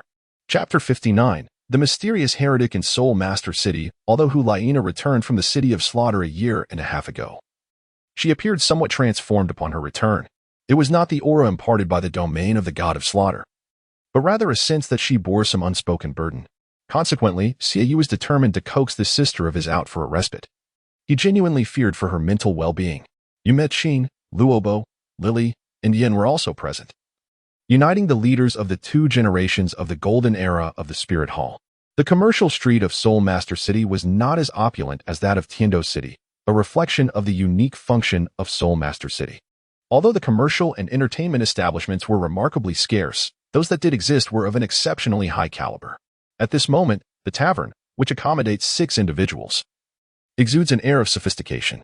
After all, among the residents of Soul Master City, the proportion of Soul Masters is quite significant. The treatment afforded to Soul Masters and ordinary people is hardly comparable. At this instant, the largest private room on the second floor has already been prepared for the six. This time, it's on me, Xiao stated calmly, surveying the group. No objections? When someone voluntarily offers to treat, who could possibly voice dissent? Qing chuckled. Does that even need to be asked, brother you? Hulaina, momentarily lost in thought, reflected on her year-long absence from the city of slaughter. She was well aware of the relationship between Xiao and Qing. Yet today, as everyone gathered, hearing this silver-haired girl refer to her brother with such endearment made her realize that her brother was no longer hers. Simultaneously, she began to ponder over Tang. Oh Tang, where are you? How can I possibly find you? Xiao, feeling a bit awkward, scratched his head before leading Qing to order. For the time being, only 4 remained in the room. Lily smiled gently and remarked, their relationship is progressing so swiftly. Just look at them. They cling to each other whenever there is a moment to spare. Isn't that a good thing? Hulaina regained her composure, adding, both my brother and Qing possess beauty and strength. They are a perfect match. Rob and Yin listened intently, remaining silent as the 2 girls discussed the lovey-dovey couple. Rob felt somewhat better, having Lily by his side. However, Yin was at a loss, as the girl he pursued, Hulaina, paid him no mind. The mention of Tang by Hulaina stirred a deep resentment within Yin. When Xiao and Qing returned, the lively discussion drew to a close. Indeed, delectable food has a remarkable ability to momentarily alleviate worries, particularly for those like Yin and Hulaina, who harbor unrequited feelings. The 6 of them could certainly afford to indulge in fine cuisine. However, it's essential to remember that they are all soul masters, and in the prime of their youth, actively engaged in their cultivation. Thus, whether it be vegetarian or meat dishes, each ingredient was genuinely sourced from soul beasts. With materials such as century-old earth dragon tendons, millennium gold and silver fruits, millennium profound ice fruits, century-old ghost vines, century-old spectral wolves, and farmed century-old taboo sheep and century-old cracked hoof cattle, every ingredient was sourced from soul beasts, devoid of any ordinary flora or fauna. Those like Qing, who have utilized soul beasts as culinary ingredients, surely comprehend the rarity of such delicacies. After all, the twilight beast tied in Tiandou City is not an everyday occurrence. The processes of raising and hunting soul beasts are fraught with challenges. Rob gasped in astonishment. Brother Sia, how can you indulge us like this? We could, Qing interjected. All right, enough said. Next time, it will be your treat. Her eyes sparkled with mirth as she glanced at Rob before turning her gaze back to Xiao. Xiao concurred. Indeed, if you're sincere. The next time it will be your turn. Then we shall not hold back, they replied. Lily suddenly uttered this remark and then promptly began to eat. After indulging in a hearty meal, it was time to engage in conversation. Xiao, being the eldest among the 6, naturally assumed the role of the leader. Any discussion had to commence with him. However, at that moment, Hulaina, who initially had much to share with Lily, fell silent. Yin also maintained his silence. Rob, not particularly adept at conversing with his companions, spoke infrequently, preferring to listen intently. Suddenly, it seemed as though Lily sensed something. She retracted her smile and earnestly continued to attune her spiritual energy. As a formidable super Douluo with a spirit power level of 98, Lily was undoubtedly highly perceptive. This aura, why does it so closely resemble the presence of the twilight beast tide that enveloped Qing in Tiandou City? At that time, Qing was adorned in the garb of a twilight cultist, her aura as terrifying and ineffable as the void itself. Naturally, she felt this aura as well. Despite having distanced herself from the forces of the void for nearly 6 years, she could never forget this sensation. Indeed, there could be no mistake. Those damned twilight cultists have infiltrated Wuhan City? Everyone, take heed. She interrupted the conversation, her expression turning grave as she directed her gaze towards Xiao, sensing impending danger. Qing's serious demeanor was indeed effective, for she was typically quite the optimist. The moment she reined in her smile, it signified that a significant matter was at hand. It is the twilight cultists, she continued. Both Loboa and Lily were well aware of what the twilight cultists entailed, having merged into Legion, with their consciousness residing within her. Xiao also began to piece things together. These so-called twilight cultists were likely connected to the shadow-type soul beast he and Qing had encountered in the wilderness a few days prior. What are the twilight cultists? Hulaina inquired. Qing, growing anxious, turned back to explain, we must go now. Yin, your defensive capabilities are the highest. Could you please take the lead? Yin, though somewhat reluctant, did not oppose the idea of serving as a shield. Without further ado, the six of them quickly made their way toward a nearby small private room. Once certain of their surroundings, Yin summoned his martial soul and, with a powerful punch, broke through the door. The faint aura of the void as shadow, though weak, was sufficient to confirm the heretical identity of these individuals. Gentlemen, it is good to see you again, Qing said, feigning calm as she stroked her devouring insect martial soul, while observing the four visibly anxious heretics. One of the taller heretics seemed particularly flustered. The devouring insect saintess? You traitor. You cannot prevent the moment of twilight. The twilight judgment is destined to arrive. With his command, he and the other three cultists began to ignite their life force. They were preparing to self-destruct. Qing had not anticipated such a turn of events. It seemed that since she had severed ties with the twilight cult, they had intensified their mental control. Should they fall into enemy hands, they would inevitably self-detonate under the remote manipulation of the Void Saint. If a Tidal Douluo level soul master could launch a mental impact on their spiritual sea in time, there might still be a chance for salvation, but clearly it was too late now. Run! Qing shouted, and then smashed through the wall, leaping into the street outside through the large opening. In their haste, the others hurriedly followed suit, narrowly escaping the explosion. Setting aside the cultivation levels of these four heretics, even those significantly weaker would not be able to withstand the damage inflicted by the self-detonation, even if they could barely endure it. Fleeing far away was undoubtedly the wiser choice. Who would have thought that Wuhuan City, of all places, had been infiltrated by the Twilight cultists? What of Heaven Do City and Star Luo City? This is dire. We must proclaim this news to the world. In the twilight of an era, the impending arrival of the Void Sovereign is perhaps drawing near. Chapter 60. The emergence of Shrek City, Shrek Academy's branch, Shrek Lake, and Shrek Island. Beside the ancient golden tree, Master Yu Xiaojing has awakened from his profound meditation for the sixth time. He can hardly contain the joy swelling within him, for he has successfully transcended the threshold of the 60th level of soul power. Indeed, it was 3.5 years ago, under the suggestion of Qing, that he discovered the golden tree and has since remained here to cultivate. The benefits bestowed upon him by this ancient tree are immeasurable. Due to the unique nature of his mutated martial soul, these advantages have manifested in particularly pronounced ways. In a mere 3.5 years, his soul power has surged from just above the 30th level to the 60th. What astonishing rapidity! For over 2 decades, he had witnessed no progress in his soul power. But now it seems as if the heavens are compensating for the years of squandered youth, propelling his growth to extraordinary heights. How could he not express gratitude to the golden tree and this wondrous land that fate has bestowed upon him? Over the past 3.5 years, Shrek Academy's branch has largely been established. The Inner Academy has taken form on Shrek Island, while the eastern shore of Shrek Lake has been designated for the Outer Academy. However, the branch has only just been completed and has yet to begin enrollment. Even more delightful is the support from the Tiandou royal family, the 7 Treasure Glazed Tile School, and the Blue Lightning Tyrant Dragon sect, which have jointly sponsored the construction of Shrek City on the northern, western, and southern peripheries of the lake, encircling Shrek Lake alongside the Outer Academy. Even the Spirit Hall has expressed its endorsement for the establishment of Shrek City, enlisting the assistance of the skilled infrastructure experts from the Elephant Armor sect. Yet, only the principal Flander, Lu Erlong, and Master Yu Xiaojing are privy to the secret of the Golden Tree. Others are merely aware that Shrek has established this new campus and city. As the completion of both Shrek City and the new campus of Shrek Academy approaches, anticipation fills the air.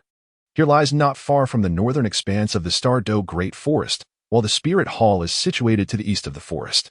Thus, the distance between Shrek City and the Spirit Hall is relatively close.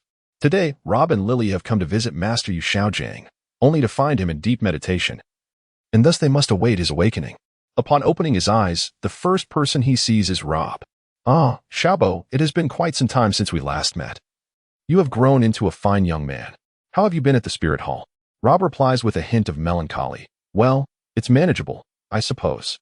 However, the pressure of being a saint is rather overwhelming for me.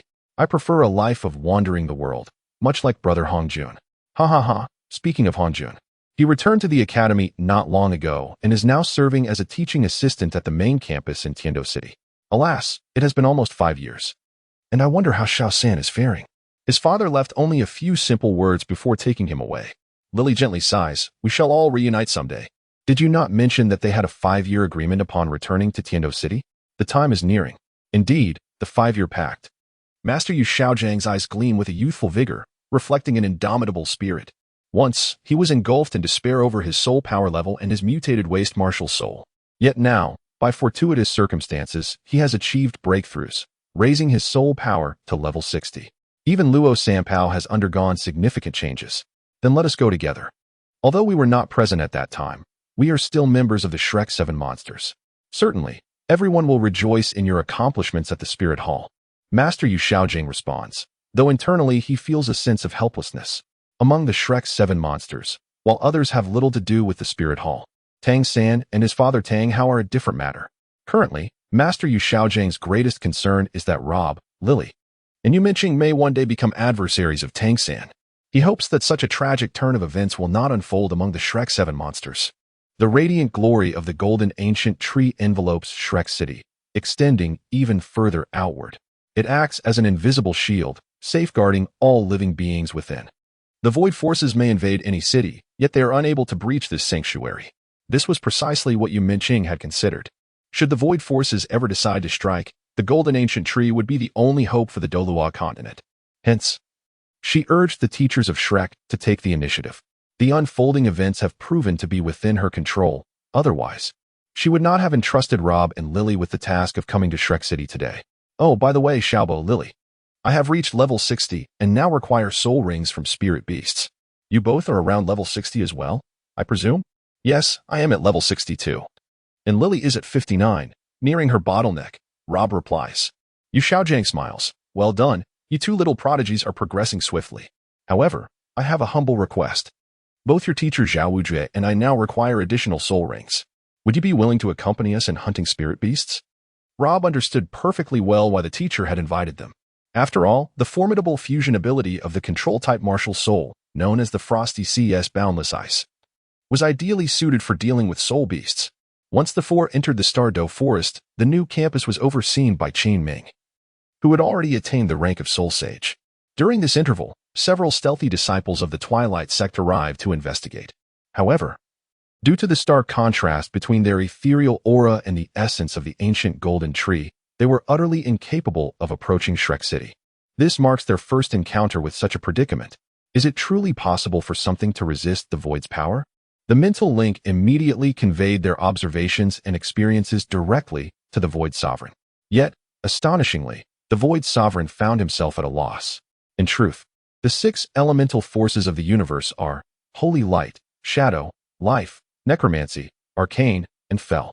The Void Sovereign epitomizes the essence of shadow, while the ancient golden tree embodies the quintessence of holy light. Light and shadow, in their inherent opposition, are as irreconcilable as fire and water. Thus, the Twilight adherents faced such repulsion that they could only retreat in disgrace. As for the Starry Forest, it is suffused with a potent life force due to the existence of life crystals.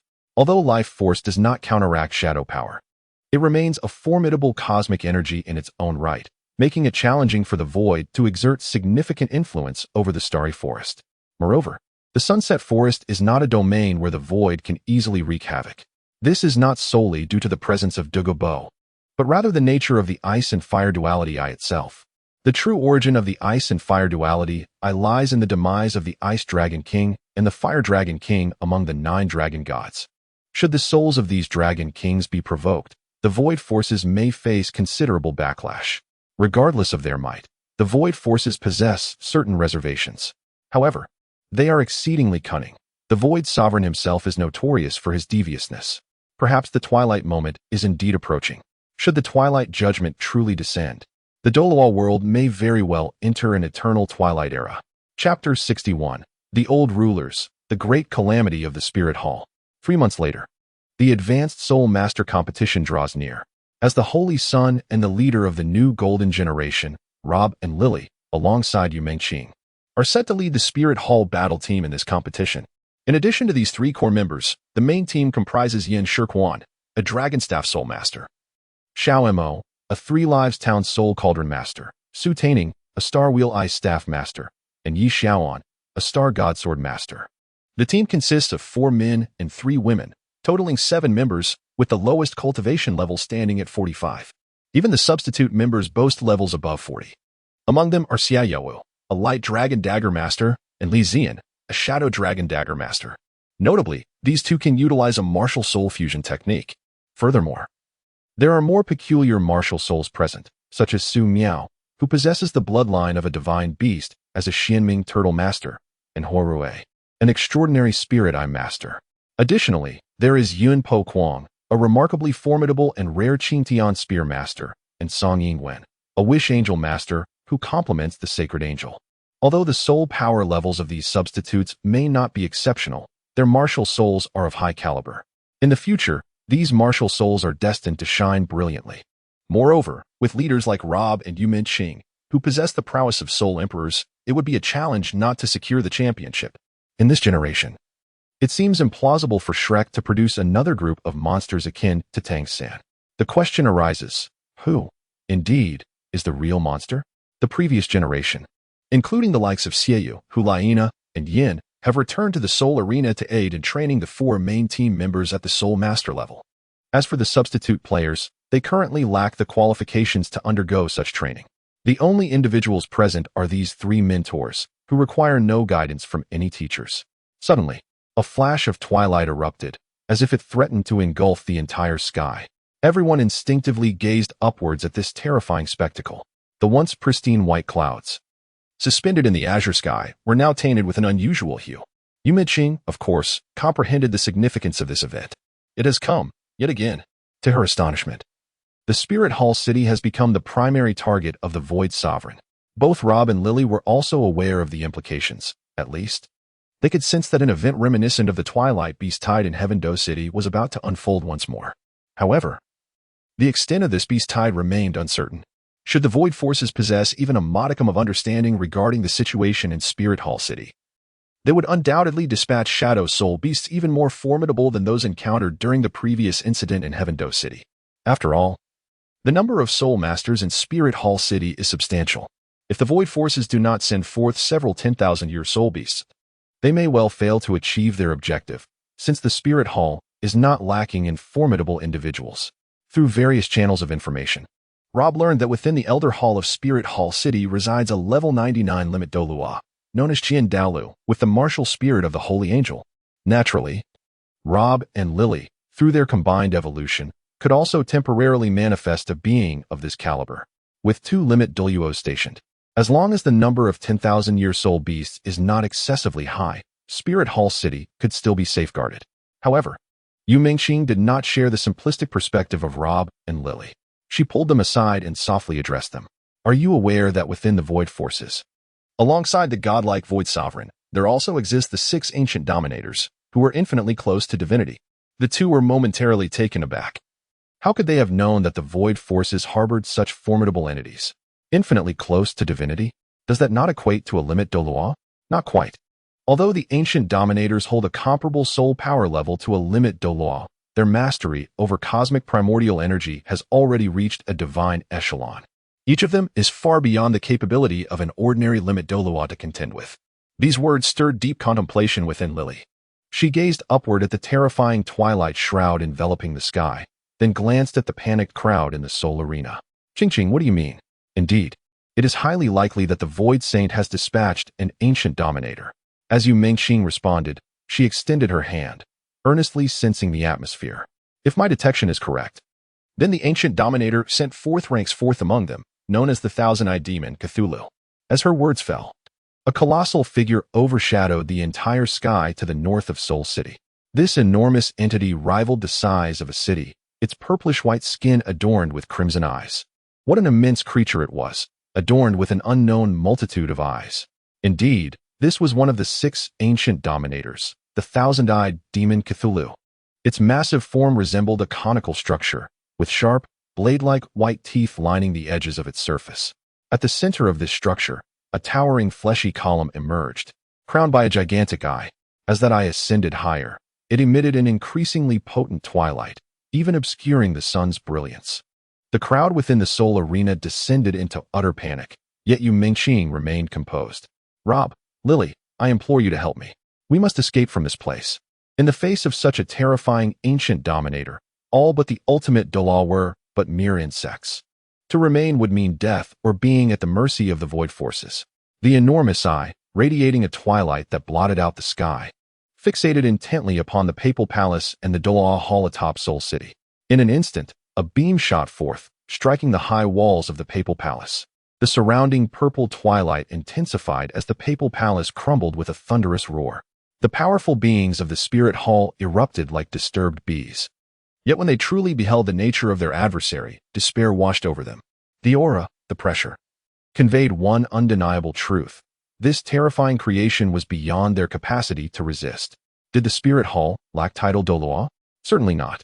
However, at this moment, any presence short of an ultimate Douluo was rendered utterly insignificant. Qing and Xiao swiftly organized the young souls in the arena to evacuate, while Huliena recklessly dashed towards the ruins of the papal palace. Indeed, to Huliena, Bibi Dong was not merely her mentor, but akin to a mother. The sudden destruction of the papal palace wrenched her heart. Teacher, please don't let anything happen to you. The twilight, I cast another sweeping glance. And the Douluo palace beside the Pope's hall also crumbled with a thunderous roar. Destruction, it seems, is that simple. At this moment, another immense pressure emerged, standing in stark contrast to the shadowy aura of the void. A radiant golden light erupted forth, revealing 9 soul rings that surpassed ordinary comprehension, arranged in succession: black, black, black, black, black, black, black, black, red. Could this be the legendary angel Douluo, Tiandou, the grand priest of the spirit hall, standing just a step away from divinity, possessing the extraordinary soul of the 6-winged angel, and boasting an astonishing level of 99 in the assault category? Even for the vast majority within the spirit hall, this formidable figure remains shrouded in mystery. It can be said that for an ordinary person to catch a glimpse of him is akin to reaching for the heavens. Yet, here he is, making a grand entrance. Chapter 62. The Second Fusion Evolution. Thunder Cold Heaven Crystal Luo Zai fueled by unprecedented rage. Tiandou engages in battle with the formidable Ksun, with other elders assisting him. Alas, their attacks seem merely akin to a gentle tickle. Once again, a ray filled with a sense of destruction sweeps across, and several Tidal Douluo meet their demise. Who could have imagined that these apex figures of the Douluo continent could be so vulnerable? At this moment, only Tiandou remains with the strength to continue fighting. The fallen Tidal Douluo do not include the Pope himself, who was forcibly pushed away from the battlefield's epicenter by Tiandou at the onset of the conflict. Your Holiness, the Spirit Hall requires a legacy. No matter the cost, retrieve Rune. The surviving second elder of the Chrysanthemum Ghost was also pushed away. Tiandou tasked them with the protection of Pope Bibi Dong. Witnessing such a terrifying spectacle, the Spirit City has descended into chaos. The minds of some ordinary citizens have begun to fracture. Once they completely lose their sanity, they will be transformed into twilight fools, the lowest echelon of the void forces. Even a few soul masters of the first and second rings are losing their reason. Should they be transformed, they would undoubtedly become twilight devotees, fully integrated into the system. But what does this mean for Spirit City? It signifies the end of all things. Despair runs rampant throughout the city, and terror spreads like wildfire. Just the sight of the colossal Ksun, a being vast enough to block out the sun, instills a sense of hopelessness. Yet, amidst despair, some continue to seek hope. At this moment, they are the true heroes. It is because of them that this world is worth saving. The unconscious Huliena is cradled by the second elder of the Chrysanthemum Ghost, retreating alongside Bibi Dong from the eastern edge of the city. Meanwhile, Qing and Xiao have already led the new generation of talented youths from the Spirit Hall to escape beyond the eastern city wall. Qing is well aware that the safest refuge, protected by the golden ancient tree, lies in Shrek City. That location lies slightly northwest of the Tiandou forest. However, the detour is perilous, compelling them to first seek refuge within the Tiandou forest before navigating through its depths to Shrek. Bibi Dong and Elder Zhugue also sensed, albeit vaguely, that the Tiandou forest offered a greater sense of security, prompting them to hastily make their way there. No one could have anticipated that this forest, teeming with formidable soul beasts, would prove safer than the outside world. Simultaneously, in Spirit City, the emergence of the second limit Douluo was imminent. A blinding blue-purple radiance erupted, accompanied by a thunderous roar in the heavens as the temperature in Spirit City plummeted as though winter had arrived. Intense energy fluctuations surged between two young soul masters. A male and a female, both under 20, seemingly on the verge of breaking through the sky. Before Rob, an ethereal image of the Thunder Pearl materialized. The pearl expanded, becoming translucent, known as the Thunder Treasure Pearl. As it continued to grow, deep purple lightning patterns emerged within, signifying the Thunder Spirit Pearl. Behind Lily, an ethereal figure of the pure heart, white deer appeared. In an instant, the pure heart white deer transformed into the more elegant glacial unicorn. The glacial unicorn's form underwent further sanctification, ultimately becoming the ice jade sacred Qilin. In the primary position, Rob, wielding the Thunder Spirit Pearl. In the secondary position, Lily, embodying the ice jade sacred Qilin. Together, they achieved the combined evolution of Luo's eye, the Thunder Frost Crystal. The robust man possessed an extraordinary handsomeness, with long blue-violet hair flowing gracefully in the wind. His formidable aura was intensely overwhelming, as if it sought to consume the very earth itself. Could he possibly be another Limit Douluo? 6 years prior, they had heard tales of a powerful female Limit Douluo who emerged during the Twilight Beast Tide incident in Heavendou City. Now, witnessing another Limit Douluo in person was nothing short of astonishing. Goodness, were there truly so many hidden masters in the world? Senior Tiandou, I am Luo Zai. Here to lend my assistance, Luo Zai declared. Tiandou remained wholly focused, continuing to withstand Xuan's most formidable strike with unwavering determination. In truth, Tiandou was already consumed by wrath. The spirit hall had been ravaged by this demon, and he vowed that even in death, he would drag it down with him. If Xuan were to face only one Limit Douluo, victory would come easily. However, what if confronted by two? Luo Zai's martial spirit, known as the Thunder Cold Heaven Crystal, was a 20-faced gem. Although it differed from Legion Si's Thunder Pegasus, their soul skills bore many similarities. Against such an ancient sovereign, Luo Zai knew he must exert every ounce of his strength. With his 7th soul skill, Thunder Cold Heaven Crystal Avatar, Luo Zai focused for 3 seconds, amplifying the Thunder Cold Heaven Crystal to a size surpassing even the largest eye of Xuan above him. Instantly, the skies above the ruins of Spirit City crackled with lightning. Simultaneously, a fierce snowstorm descended, transforming the desolate landscape into a realm of ice and snow. Even Xuan's imposing presence seemed to wane slightly. However, the challenge posed by Xuan was beyond the imagination of someone like Luo Zai, who had merely temporarily fused his powers. After all, the leader of this fusion was Rob. Had Lily been in charge, Legion's behavioral patterns would undoubtedly have been more effective. Although Luo Zai struggled to master his Limit Douluo level prowess, the might of a Limit Douluo was indisputable.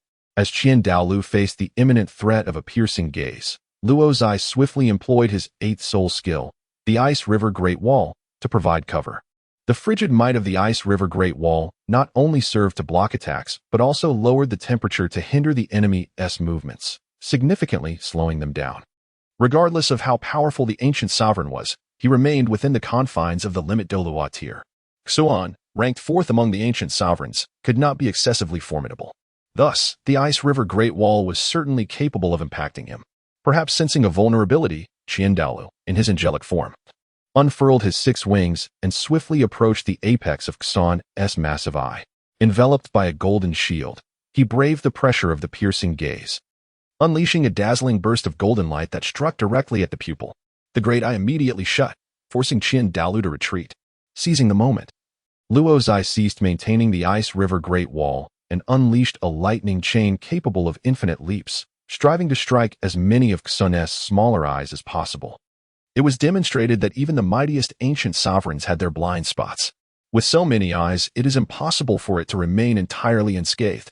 Before long, a chain of lightning had obliterated half of its eyes. The shattered orbs oozed copious amounts of purple pus. As its colossal form shifted slightly, it unleashed a thunderous might that made the heavens shudder and the earth tremble.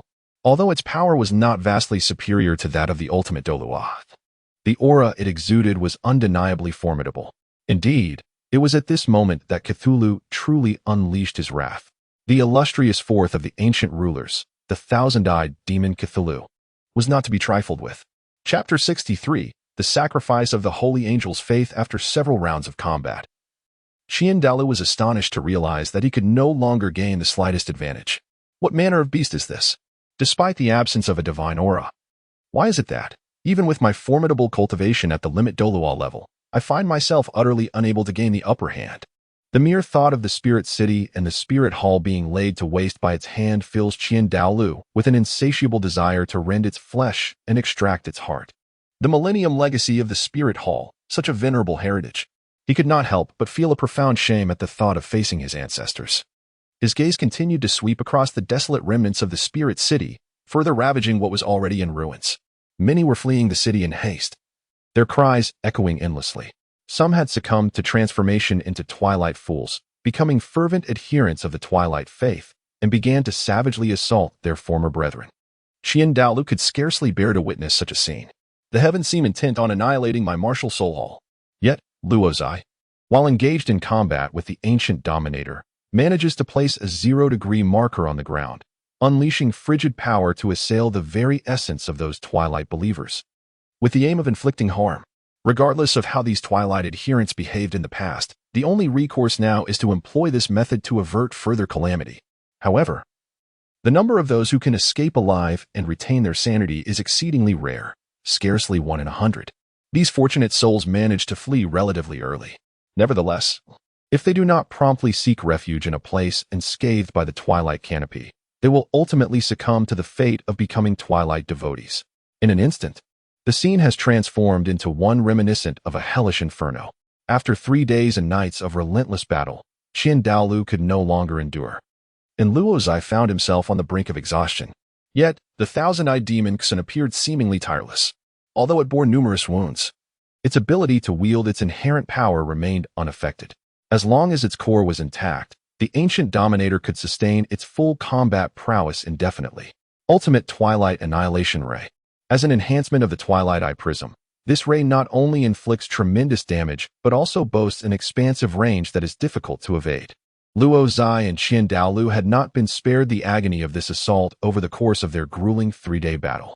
The Ice River Great Wall barely managed to withstand the ray before shattering into countless fragments, cascading helplessly to the ground. Luo Zai was unwilling to be worn down any longer. He must resolve this swiftly, lest he pay an even greater price. Senior Tiandou Douluo, restrain this monster. I shall seek an opening. The angelic manifestation of the Hall-S Grand Priest immediately darted to and fro, executing feigned assaults. Naturally, each of his strikes targeted Xun's formidable central eye. Meanwhile, Luo Zai seized the opportunity presented by this ruse to lock onto the vulnerable flesh at the base of the eye column. 9th Soul Skill, Extreme Cold Eye Starfall. In an instant, it seemed as though the sky had been rent asunder. A 20-faceted, crystalline sphere of cold lightning plummeted, imbued with surging energy of electricity and frost, crashing down upon Xun's eye column's base with tremendous force. Xun roared in agony, unleashing a sudden and unexpected eye beam that struck Luo Zai head-on. He was sent flying to a vacant space south of the martial Soul Hall-S ruins. Almost immediately, he was enveloped by an intangible shadow energy, drifting towards Xun. The demon seemed to cackle with madness, conjuring a realm of absolute darkness that enveloped Luo Zai entirely. As a limit Douluo, Luo Zai found himself utterly incapable of resistance. What manner of logic is this? In that moment, the frenzied Xun radiated a blinding violet light, vowing to desecrate everything in its vicinity. The spirits of the Tidal Douluo from the Douluo Hall lamented in anguished cries. These spirits can find no rest. They lament, decrying the heinous atrocities committed by the ancient oppressors. They cast blame, denouncing the ineptitude of the High Priest Tiandou Douluo of the Spirit Hall. They mourn, grieving the endless tribulations faced by countless beings in this world. Has the Spirit Hall met its demise, and must the Douluo continent face its end as well? While Tiandou Douluo valiantly resists the desecrating forces of twilight, tears stream down his aged face. O spirits of our ancestors, I, Tiandou Douluo, have wronged you. The legacy of the Spirit Hall must not be severed. The resilience of snow endures. The resilience of snow endures, she remains. O great angelic God, grant this world a glimmer of hope. And I, Tiandou Douluo, am but a sinner, a sinner. It is only through sacrifice that one may illuminate their purpose. This is the faith of our sacred angelic family. The realm of utmost darkness enveloped Luo Zai's body like a coffin. The divine aura emanating from the angelic domain was rapidly depleting. In mere moments, Luo Zai's defenses would be breached. At that time, within the realm of utmost darkness, regardless of one's rank as a limit Douluo, one would be utterly consumed. No, Tiandou Douluo cried out, his wings striking fiercely behind him. Without a moment's hesitation, he charged into the realm of utmost darkness. The individual offensive power of this domain was formidable, and it was also a potent control-type soul skill. It was no wonder that Xuan had chosen it as his ultimate killing move. Its sole drawback was its limited range. It could only target one individual at a time. Yet, it was his strongest single-target soul skill, and it was the first time he had witnessed someone daringly plunge into his realm of utmost darkness. A cluster of pure white sacred flames ignited almost simultaneously from Tiandou's being, emanating from the wings on his back. The gentle and warm white flames provided a comforting and soothing sensation. As Tiandou entered the realm of utmost darkness, his fiery wings enveloped Luo Zai completely, safeguarding him within his embrace. Tiandou had no regrets. At such a young age, Luo Zai had already achieved the rank of Limit Douluo and was destined for greatness, with even the potential to ascend to divinity. As a sacred angelic soul master, he always inclined towards offering hope to others while reserving sacrifice for himself. A miraculous scene unfolded. The formidable attack power of the realm of utmost darkness failed to taint the flames, being repelled at the boundary. Even more astonishing was what followed. In a flash of golden light, Luo Zai was hurled far away, landing safely on the ground amidst the ruins of the spirit city. Tiandou, in contrast, erupted with a radiant light that illuminated the heavens and the earth. Though it was but a fleeting moment, it was sufficient to consolidate all his strength for an assault on Xuan. With no reservations, he ignited every vestige of his life force, channeling his soul power from its weakest point directly at Xuan's core. Suddenly, the world fell silent. Xuan seemed to lose all ability to act, halting its rampage of twilight. Its eyes were tightly shut, suffering intolerably. In that instant, it felt as though swarms of ants were gnawing at every part of its being. The sacred light had already enveloped its entire form. It was merely a matter of time before it would burst forth. Chapter 64. The Last Sanctuary. Shrek City. When Luo Bo and Li Li awoke, they beheld the spirit city, both inside and out, coated in a viscous purple substance. The void shadow energy permeated this desolate landscape. The spirit city was, indeed, no more. The 99th level 6-winged sacred angel Limit Douluo, Tiandou, had fallen. The ancient dominator, the fourth, Xuan, had perished. Oh no, has several days already passed? Did Heaven-Do City and Star Luo City also fall prey to the onslaught of the Twilight forces? Time did not permit sorrow for the destruction of Wuhuan City. Thus, Rob and Lily fused to become Lijun, swiftly making their way to Heaven-Do City. It must be noted that Rob still lacked the combat experience at the level of a Limit Douluo, which is why Luo Zai was unable to unleash his full potential in battle. Until Rob can truly master the powers of a Limit Douluo, it would be wise for Lily to take the lead. Half a month later, at Shrek City, within the new campus of Shrek Academy on Shrek Island, the inner courtyard was now filled with survivors fleeing from Heaven-Do City. Most of these survivors were soul masters, including nearly 1,000 direct disciples of the Seven Treasures Glazed sect, over 100 remaining members of the Blue Lightning Tyrant Dragon sect, thousands of students from the main campus of Shrek Academy, and survivors of the Heaven-Do royal family led by the fourth prince, Shui Bing. As for Crown Prince Shui Qinghe, he had already vanished when the news of Wuhuan Temple's demise reached Heaven-Do City half a month ago. Beside the ancient golden tree on Shrek Island, Master Yu Xiaojing, usually stern and taciturn, was weeping inconsolably. Father, why must you force yourself so? Yu Yuanjun, the blue tyrant Douluo, gazed at his son with profound guilt, whispering, "It is I who have wronged you in the first half of my life. Son, this is what I must do. Father, do not speak of such things. The ancient golden tree can help you recover." Yu Yuanjun suddenly coughed violently. Cough, cough, it is futile. Too late. Allow me to fulfill you. Master Yu's eyes brimmed with tears as he savored the last breaths of his father. Yu Yuanjun drew upon the energy of the ancient golden tree, channeling it through himself and into his son. In recent days, I have come to understand that your mutated martial soul is not without merit. On the contrary, it is an incomplete form of the radiant holy dragon. You can summon the golden holy dragon with your golden iron triangle, can't you? Now, as you stand alone, you are the radiant holy dragon. Yu Xiaojing's martial soul was drawn forth with wild intensity, infused with a potent lineage power. Nearby, watching the scene were Lu Erlong, the grievously injured Flander, the exhausted Zhao Wujin, the haggard Ning Fingxi, and the stern-faced sword Douluo Chen Xin, along with Bone Douluo Gu Rong. Of course, Poison Douluo Bo was present as well, recalling that one fateful night was truly heart-stopping. Who could have imagined that the night following the news of Wuhuan City's annihilation, Heavendou City would suffer an unprecedented attack? It was a calamity rivaling the beast tide of 6 years prior. However, this time, a shadow-type soul beast of over 500,000 years of cultivation emerged. Heavendou City inevitably fell into ruins, with the royal palace area witnessing almost total loss of life, and Shrek Academy's main campus suffering grievous casualties. Nearby, the Seven Treasures Glazed Sect and the Blue Lightning Tyrant Dragon Sect were simultaneously besieged, nearly leading to their annihilation. Fortunately, in the final moments, the female Limit Douluo, who had once saved Heavendou City, re-emerged to bravely confront the 50,000-year soul beast, ultimately rescuing the remaining elites of Heavendou City. Regrettably, those who had been unable to escape were largely transformed into Twilight Fools and Twilight Followers, effectively becoming the vanguard of the Void Forces. Regardless, any attempt at retaliation necessitated facing these former compatriots. As the golden light dissipated, Master Yu Xiaojiang, infused with the legacy of the Holy Dragon's bloodline, fell into a profound coma and was subsequently carried away by the others to recuperate. The powerful individuals present then began to deliberate their future strategies.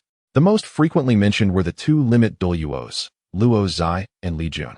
To the uninitiated, they appeared to be two reclusive masters. Yet little did they know that these two were, in fact, the fusion of two distinct beings. Luo Zai had only made an appearance during the calamity at the Spirit Hall, while Li Jun had surfaced solely during the two Twilight Beast tides in Heavendou City. Nonetheless, their legends had indelibly etched themselves into the minds of the powerful. Alas, if anyone possessed the capability to lead the survivors in a counteroffensive against the Void Forces, it would undoubtedly be these two Limit Douluos. In the Heavendou Empire, Tianshui Province, Tianshui City, the Twilight Beast tide, having ravaged a capital like Heavendou City, now turned its sights on first-tier cities such as Tianshui City and Qihua City. Luo Zai was fervently striving to save as many individuals as possible. However, the ordinary people, devoid of the powers of soul masters, were exceedingly susceptible to the influence of the void energy. As he witnessed more and more ordinary citizens transforming into Twilight Fools and some lower-ranking soul masters becoming Twilight Followers, a profound sense of helplessness washed over him. After all, he could not simply eliminate them with his soul skills. The Twilight Fools and Followers relentlessly attacked the remaining rational high-ranking soul masters, most of whom hailed from Tianshui Academy. After vanquishing the formidable 20,000-year soul beast and collecting its soul bone, Luo Zai opted to abandon Tianshui City, taking with him only a dozen high-ranking soul masters. The group of high-ranking soul masters, including the dean of the Water Academy and several esteemed teachers, along with former members of the Academy's battle team currently serving as teaching assistants, soared towards the outskirts of Shrek City. It was only after they had rescued the personnel that Luo Zai set them down and quickly made his way towards the City of Fire. However, en route, he encountered the panicked Fire Wu Shuang and his entourage fleeing from danger. Upon finally reaching the City of Fire, Luo Zai discovered that all had fallen silent. It appeared he had arrived too late. With a heavy heart, he turned back, escorting those who had escaped to Shrek. Thus, Luo Zai traversed nearly every major city in the Douluo Empire in a relentless quest, yet the fruits of his labor were scant. Most cities lay in ruin or were shrouded in eternal twilight. As a Limit Douluo, he found himself engulfed in a profound sense of helplessness and fatigue. Indeed, no matter how formidable one's personal power, it could not alter the course of fate. Under the protection of the Golden Ancient Tree, Shrek City became overcrowded. For a month, all surviving soul masters who remained untainted by the void forces had gathered in Shrek City. Tidal Douluo level powerhouses and esteemed figures from various fields convened within the inner court of Shrek Island to establish the Shrek Anti-Demon Alliance Council, tasked with overseeing the current personnel. After completing his final rescue mission, the busy Luo Zai ultimately collapsed before the assembled crowd. The process of his disintegration into Luo Bo and Li Li was witnessed by all. When the two revealed the secret of their fusion evolution and Li Li's true cultivation level, it left the powerful assembly in utter astonishment. This has nearly upended their original worldview. Rob and Lily entrusted the various soul bones dropped by the shadow-type soul beasts they had vanquished during this period to the council for safekeeping and allocation, thereby subtly augmenting the council's authority. Among these, the most notable were the million-year external soul bone dropped by the former Dominator and the 50,000-year torso bone from the soul beast that fell that night in Tiandou City, as well as the head bone of the 30,000-year soul beast outside Xinglua City. Naturally, these three soul bones were not easily absorbable. It could be said that the vast majority of Tidal Douluo present were not capable of absorbing such formidable soul bones, thus they were temporarily stored away. As for the soul bones of 10,000 years and below, there were a total of 7. Among them, 3 with higher compatibility were allocated to Chen of the 7 Treasure Glazed Tile School, Zuxinglan of the Xinghua Empire, and Dugubo, the Poison Douluo. Chapter 65. Missing you on Shrek Island, within the inner courtyard, in a certain room. Ning Rong, stop crying. Xiao is too clever to come to harm, said Dai Mubai. Look, there have been quite a few rogue soul masters who have managed to escape to Shrek City these past few days. Ning Rong merely brushed her handkerchief, lost in thought. How could he? He is a food-type soul master, with only a rune for self-preservation, and he is out there alone. How can I not worry? Dai Mubai sighed. Rong, those who are blessed by fate will find their way. You may pray for him. It will ease your heart. Rob and the others are doing their utmost to search for him. And Xiao, they are all sharp-witted. Can't they ensure their own safety? Upon finishing, Dai and Zhu left and happened to encounter Ma Hongjun, who was hurrying over. Dai, is Rong all right? The hefty one inquired. Zhu Shiqing merely shook her head. She just woke up and is in very poor condition, Dai Mubai responded. This girl, Rong, actually cried herself into a faint and has been asleep for several days. Honestly, Xiao insisted on leaving, causing Rong such distress. If that's the case, Dai Mubai suddenly raised his fist. Shut it, fatty, if you keep blabbering. I will send you flying. Rong is already upset. Don't make things worse, all right? Inside the room, Ning Rong, of course, did not hear the conversation outside. At this moment, she was in a daze. How could she pay attention? In truth, even without the looming threat of the void forces, Ning Rong was profoundly worried about Oscar. 5 years had passed, and there had been no word from him. Not even a hint sent back to the 7 Treasure Glazed Tile School. He seemed to have evaporated into thin air. Ning Rong had been waiting for him. Yet as the days turned into weeks, she found herself still longing for his return. When they were together, she had not realized the depth of her feelings. But in his absence, she came to understand the significant place he held in her heart. The heart-wrenching yearning left her unable to extricate herself from her emotions. She discovered that after Oscar's departure, she had fallen deeply in love with him. Often, she would run alone to the mountain and shout into the void, Xiao, come back to me. I do not desire your strength. I merely wish for your return. If only you could come back to my side. I would never part from you, even if the rules of the sect were exceedingly strict. Yet, no matter how fervently she cries out, the only response is the echo of her own voice in the empty valley. Oscar remains elusive, shrouded in darkness. Ning Rong is consumed by regret. Lamenting her lack of conviction, questioning why she could not devise a way to be with him. She is profoundly afraid, terrified that one day she might unexpectedly see a disciple of the sect returning with his lifeless body. The encroaching void only amplifies this dreadful possibility. So many have become slaves to the forces of the void. The chances of Oscar escaping such a fate are exceedingly slim. In a certain secluded area of the Tiandou forest, the weary Pope Bibion traverses the deep ravines alongside the second elder, Zhu Gui, and a dozen young companions. Fatigue is etched upon every face. Though they have been fortunate enough to evade the soul beasts of 10,000 years during this past month, the toll on them remains monumental. In the Tiandou forest, flight is not an option unless one wishes to provoke an onslaught from aerial soul beasts. The long journey has sapped the vigor from them all. At last, they are nearing their exit. In this direction, not far beyond lies Shrek City. According to Qing, it is the only sanctuary remaining, for the golden ancient tree can wholly withstand the forces of the void. Shrek? The territory of Xiao. How fate plays its tricks, the Pope muses to herself with a tinge of irony. Since the calamity that befell Spirit City, Pope Bibion has lost her former pride. Yet she also seems to carry a sense of relief. She now presents herself as someone unburdened.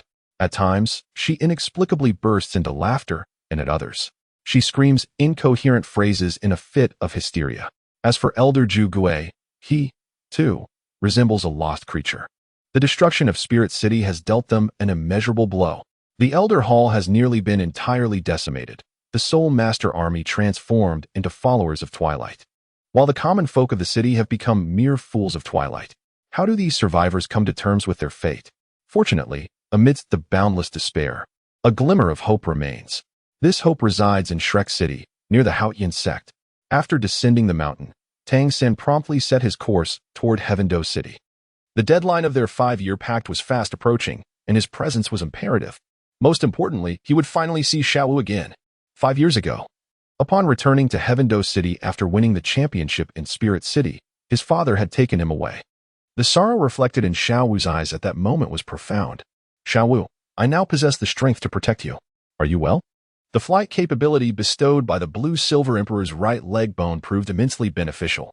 Within a day of leaving the Haotian sect, he found himself not far from Heavendou City. Yet, as he gazed into the distance, he wondered why the sky appeared so aberrant. Activating his purple extreme demon eye, he questioned the intense presence of shadow energy. What had transpired in Heavendou City? A wave of unease washed over Tang San. How could Heavendou City have transformed into this? Standing amidst the ruins, he looked up. The twilight sky was glaringly evident. Underneath this dark purple canopy, every corner of the city's remnants was haunted by twilight fools. Upon seeing Tang San, they immediately unleashed twilight rays toward the sky. However, as a level 59 soul king, equipped with 3 soul bones and dual innate domains, he was hardly intimidated by these twilight fools, mere mortals transformed. Activating the Blue-Silver Emperor, he shielded himself within its embrace. Humph! These twilight rays were nothing more than a mere tickle. After dispatching this nuisance, Tang San circled the city walls. It was clear that Heavendou City had truly fallen. He dared not ponder the fate of his master and companions, only praying that they remained alive. A year prior, his master had informed him that Shrek had established a new campus near a lake slightly northwest of the Tiandou forest, along with Shrek City itself. The ancient golden tree could withstand the powers of the void. Perhaps everyone had sought refuge there? This was the only thought Tang San could entertain, or rather, the only hope he wished to cling to. No longer entangled with the twilight fools scattered throughout the city, he flew directly southwest.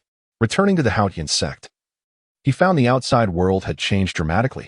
What a dreadful disaster it was. Tang San increasingly felt the necessity of becoming stronger. He understood that, with his current prowess, he was utterly insignificant in the face of true calamity. Along the way, he encountered several twilight cultist soul masters of the 3rd and 4th rings. But they posed no challenge to him. Should anyone dare to impede his progress, he would not hesitate to flex his muscles. It was a pity that these twilight cultists had once been ordinary people. Yet, Tang San had no choice. To hasten his journey to Shrek City, he had to eliminate them. Chapter 66. The Arrival of the Pope. In Shrek City, at Shrek Lake, on Shrek Island, within the inner courtyard, the anti-demon coalition was engaged in a heated and tense discussion regarding the next course of action when an uninvited guest suddenly intruded. Isn't this the renowned Tidal Douluo, Yuegwan? The powerful figures present suddenly halted, regarding him with the scrutiny one might afford a stray dog. Particularly the poisoned Douluo, Dugubo, who wore an expression of schadenfreude. The esteemed Pope of the Spirit Hall has arrived. Should we not extend a welcome? Tidal Douluo remarked awkwardly. Ning interjected. Please allow her to enter. To his astonishment, it appeared that there were indeed survivors from the Spirit Hall. Is the Pope in good health? Tidal Douluo was genuinely infuriated, pondering. What does it mean that there are still survivors from the Spirit Hall? Ning, are you still intent on adding insult to injury? At that moment, Bibi Dong unexpectedly entered, her haggard visage seeming to age her by a decade. The Spirit Hall is no more. What am I as Pope? Indeed. How could a woman whose heart has turned to ashes concern herself with trivial formalities? A profound silence enveloped the gathering. Although the Spirit Hall had undeniably grown formidable in recent years, inciting resentment from various sects, it remained the sanctum for soul masters. Now, with the Spirit Hall's demise, and the Pope in such a state, the master suddenly recalled something. Pope, how many of you remain? Xiao Gang. The Pope fixed her gaze upon the master seated opposite her. Call me Donger. I am but a solitary commander, unworthy of the title of Pope. As she spoke, a solitary, crystalline tear slipped down her pallid cheek. She used her soul power to dry it, yet the trace of sorrow remained visible. Then, with a calm demeanor, she declared, they are all outside. The members of the Spirit Hall are all outside. Donger? The assembly was perplexed. How could the illustrious Pope of the Spirit Hall allow someone like the Master to address her in such an informal manner? What could their relationship be? With a heavy heart, the Master slowly stepped forward. Before the ancient golden tree, a clearing revealed a group of disheveled youths, alongside the ghost Douluo, resembling a stray dog. These young individuals, including Yu Mengqing, number no more than 10. Is this truly all that remains of the Spirit Hall? A sense of melancholy enveloped the Master. In his youth, he had once grown alongside Bibi Dong under the auspices of the Spirit Hall, although he later distanced himself from it. He found it difficult to relinquish his attachment to Bibi Dong. Yet now, the spirit hall under her leadership has fallen into such decline. Qing, please enter. The Pope commanded. Qing, her expression devoid of emotion, hastened into the conference hall. A significant portion of those present recognized her, particularly those who had witnessed her performance during the finals of the Soul Master competition 5 years prior. They were all left with profound impressions of her. Ladies and gentlemen, allow me to elucidate the concept of the void forces. I believe no one here possesses a deeper understanding of them than I do. To be candid, I was once one of the 5 holy maidens of the void and worked under the void sovereign. It was I who opened the portal during the twilight beast tide 6 years ago. Upon her revelation, the room fell into astonishment, sparking a flurry of discussions. The gazes directed at Qing shifted dramatically. Esteemed elders, listen to me. The void sovereign is by no means invincible. If we comprehend our adversary, we can undoubtedly triumph over them. Therefore, I urge everyone to unite and strive together. Subsequently, Qing, against the tide of opposition, expounded upon the 6 former rulers, the Void Holy Maiden, the Twilight Holy Sun, as well as concepts related to the Void Forces, including the Twilight Followers, Twilight Fools, Twilight Moments, and Twilight Judgments. After her discourse, some attendees appeared disheartened, while others accused Qing of undermining their spirit and elevating others. Bibi Dong and Elder Zhu Gui stood steadfastly behind her, bolstering her presence before the assembly of formidable individuals. In truth, Qing executed her presentation quite impeccably, earning the approval of the majority. As a reincarnated soul from Earth, Qing possessed substantial insight into many individuals within this realm known as Douluo continent. Consequently, engaging in verbal combat was not a daunting task for her.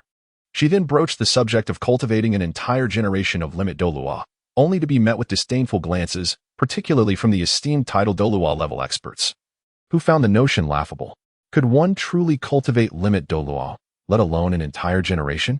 If we can gradually erode the void forces, it is indeed possible to swiftly cultivate an entire generation of limit Douluo, provided we have sufficiently promising youths. Nevertheless, this assertion failed to convince the audience. After all, even if it were feasible, how would it be executed? Esteemed elders, this is not an insurmountable challenge. If we could eliminate an old ruler near the golden ancient tree, we could store their energy for the tree to absorb. This would significantly accelerate the cultivation speed of lower-ranked soul masters. Should we succeed at vanquishing all remaining 5 old rulers, we could genuinely cultivate a batch of limit Douluo. The sword-fighting Douluo, Chen spoke up. It is easy to speak lightly. Is it really that simple to achieve the rank of extreme Douluo, relying solely on soul power? In truth, transcending from level 98 to 99 demands profound enlightenment. Even a Tidal Douluo lacking in talent, regardless of the vast reserves of soul power they may accumulate, would find it nearly impossible to break through. The fusion of Rob and Lily is merely an exception and cannot be representative of the general populace. To be frank, what Qing has articulated is something even Bibi Dong is hearing for the first time. She had never anticipated that this young girl possessed such depth of understanding. At this moment, she interjected. In fact, there exists another path to consider. If the so-called ancient rulers equate to the strength of an extreme Douluo, then should someone ascend to godhood, the ancient rulers would pose little threat. Even the Void Saint Monarch is merely a god-level powerhouse. The gathered assembly shook their heads at this statement. God, is that not even more ethereal and elusive? Indeed, it is more realistic to speak of cultivating an extreme Douluo. This topic appears unlikely to yield any immediate conclusions. Qing unexpectedly broached a subject that seemed utterly frivolous to the esteemed individuals present, a name change. Indeed, she proposed that this island be renamed Sea God Island. The Lake Sea God Lake, in this assembly hall Sea God Pavilion. How absurd. In the face of an impending apocalypse, you still have the leisure to consider a name change? Who has the time to ponder what this place is called? Star-crowned Douluo Su Xinlin exclaimed in anger. Yet, the master approached this proposal with utmost seriousness, as it reminded him of a certain location, also known as Sea God Island. In his youth, he had ventured there with Bibi Dong alongside the forces of the Spirit Hall, only to return in a state of disarray. Qing, do you suggest we rename Shrek Island to Sea God Island for any particular reason? He inquired. Of course, master. We might truly be able to harness the power of the divine to expedite our growth. Naturally, this is contingent upon establishing contact with the legendary sea god. Chapter 67. The Valley of Inquiring Love? Undoubtedly, The legends of Sea God Island are known to some. However, they expressed newfound doubts. If it were indeed possible to locate Sea God Island, it could certainly facilitate the accelerated cultivation of the younger generation of soul masters with the aid of the sea god's power. Yet, the crux of the matter lies in the fact that once one enters Sea God Island, exiting becomes a formidable challenge. The master, indeed, was quite aware of this. He elaborated extensively on all the knowledge he possessed regarding the Isle of the Sea God, only to subsequently deny the feasibility of the proposal. At least, not at this moment. If one were to venture to the Isle of the Sea God for training, it would have to wait until these children reach the Soul Sage level. Well, perhaps we could consider a more attainable alternative. Yu Minqing suddenly regained her confidence. However, at this moment, the Star-Crowned Douluo had completely lost patience with her. You, young lady, are speaking utter nonsense.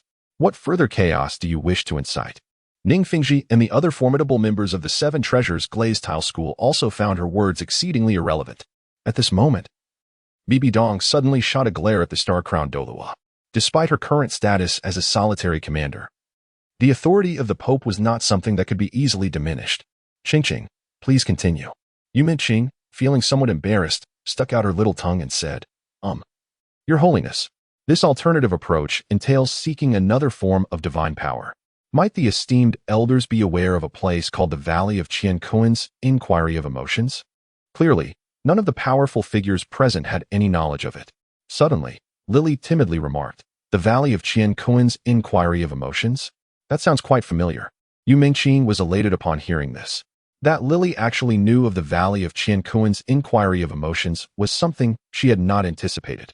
After all, at this time, the Sun and Moon continent had yet to collide with the Douluo continent. How could anyone possibly know of it? Lily continued, A few days ago, when I connected with the golden ancient tree, I witnessed an illusion. In that illusion, some individuals mentioned that it was indeed the Valley of Qiankuan's Inquiry of Emotions. These individuals appeared quite peculiar. Their attire bore no resemblance to that of our era. However, a significant number of them were clad in Shrek Academy uniforms. Based on their addresses, I learned that among them was someone named Hui Yuhao, as well as a couple strikingly similar to our Shrek 7 monsters. The man was named Dai Hua Bin, and the woman was called Zhu Lu. As for the others, I cannot recall clearly. Yet, more intriguingly, after viewing the illusion, a voice suggested that I could be transported there to undergo a trial. Yu Minqing listened with palpable excitement. Lily may not have understood the imagery of the illusion. But how could Yu Minqing, a reincarnated soul from Earth, be unaware of who Hui Yuhao was? He was none other than the renowned Huagua. The assembly of powerhouses was equally captivated. If they had been skeptical of Yu Minqing's words, they now hung on Lily's every utterance. If the younger generation could truly venture to such a wondrous place as the Valley of Qiankuan's Inquiry of Emotions to undertake trials and rapidly enhance their power, it would be monumental news. Ever since Lily had disclosed the secret of her fusion evolution with Luo Ba, as well as the true identities of the limit Douluos, Li Jun and Luo Ziao, her influence within the council had become equal to that of these seasoned powerhouses. Lily harbored many secrets yet to be revealed. Even the two powerful Tidal Douluos of the Seven Treasures Glazed Tile School found her enigmatic. Since I possess a means to reach there, I am certain there exists a way to bring others along. If it is indeed possible for the younger generation to undergo trials in the Valley of Emotions, then rapidly enhancing their soul power by 5 or 6 levels would be quite achievable. The prerequisite, however, is that the participants must possess a positive disposition, particularly in matters of the heart. Otherwise, not only will they fail to gain any benefits, but they may also face dire consequences. At this moment, the Star-Crowned Douluo unexpectedly broke into laughter. Wasn't this even more improbable? Indeed, if death were still a possibility, how many young souls would be willing to participate? For a time, the room was filled with animated discussions. Yu Minqing suddenly interjected, Everyone, please quiet down and listen to me. There is indeed a key to this. When questioning in the Valley of Qiankuan, one must speak only the truth. This will at least ensure our safety. Lily added, Yes, that is a splendid suggestion. If anyone is willing to sign up, we can commence our attempts right away. However, it would be prudent for us to gather a sufficient group before we teleport together. Most of the attendees were quite bewildered about the Valley of Qiankuan, and now they had no choice but to place their trust in Lily. Her proposal to venture into the valley for trials was also aimed at enabling more individuals to undergo fusion evolution. It is essential to understand that fusion evolution primarily requires a deep connection between two individuals. Naturally, this endeavor would necessitate a period of preparation. At the north gate of Shrek City, Tang gazed at the towering golden ancient tree in the distance, radiating a brilliant aura, and couldn't help but exclaim, "It seems heaven has not forsaken Shrek." Although he had never visited this newly established Shrek City, Tang felt an inexplicable and profound sense of belonging to this place. An invisible light barrier distinctly defined the boundaries of Shrek City. As long as one remained within the barrier, no dark forces from the void could invade. Upon entering through the north gate, Tang observed the hurriedly assembled throngs of people in the streets, and a wave of sorrow washed over him. This calamity had indeed brought immense suffering to the continent. Where was Xiao? Was she in Shrek City? Activating the flight spirit skill of the Blue Silver Emperor, Tang soared directly towards the island housing the golden ancient tree. Even while in flight, many took notice of him, and he was equally aware of their gazes. Ah, even members of the Spirit Hall are present here? In the open square before the golden ancient tree, young people gathered together, some engaged in friendly sparring, while others animatedly exchanged thoughts, creating a harmonious tapestry of camaraderie. Among these individuals, the first to greet him was unexpectedly Hulaina. Tang, Daimubai, Qing, Ma Hongjun, and Ning Rong failed to recognize him. As Tang alighted, these four, like other youths, regarded him as a stranger. Now, Tang stood over 1.90 meters tall, with broad shoulders and a well-proportioned physique. Clad in white garments, he exuded an air of elegance and composure, radiating the unique aura of nobility with every gesture. Suddenly, Ning Rong exclaimed, "Ah, how could you possess the Rui treasure bag and the 24-bridge moonlit night belonging to Sange?" The keen observation of the young woman was evident. Upon hearing Ning Rong's words, Dai Mubai and the others immediately noticed the two exquisite soul tools at the waist of the azure-haired youth. Dai Mubai's expression shifted dramatically, and his imposing demeanor intensified as he demanded, "Who on earth are you? How could you have San's belongings? Who else could it be but Tang San?" In the span of 5 years, he had transformed in numerous ways, not solely in appearance. With the second awakening of the Blue Silver Emperor and mastery over 2 significant domains, he had undergone a profound metamorphosis in temperament compared to 5 years prior. Naturally, Daimubai and the others could not recognize him. Sensing the palpable animosity and urgency in Daimubai's tone, Tang felt a surge of emotion. True companions genuinely cared for his well-being. "Friends, though appearances may change, can't my martial soul and soul skills affirm my identity?" With that, Tang summoned his Blue Silver Emperor and Haotian hammer, along with the external soul bone, 8 spider lances. Though it was astonishing, Daimubai and the others could indeed ascertain that the person before them was indeed Tang San. Yet, one individual was unable to accept this revelation. Hulaina could hardly believe her eyes. "Tang, you are actually Tang San?" Reflecting on all that transpired 2 years ago in the City of Slaughter, Hulaina felt a deep sense of betrayal. Chapter 68. The little white mouse Tang did not spare Hulaina a glance. After retracting his martial soul, he engaged in conversation with the Shrek 7 devils present. Hulaina, however, appeared utterly incredulous. "Tang, how is this possible?" It was clear that she was unwilling to accept the truth. "Hulaina, do you need me to reiterate it?" "I am Tang San," he replied coldly. At this moment, the Shrek 4 were somewhat perplexed.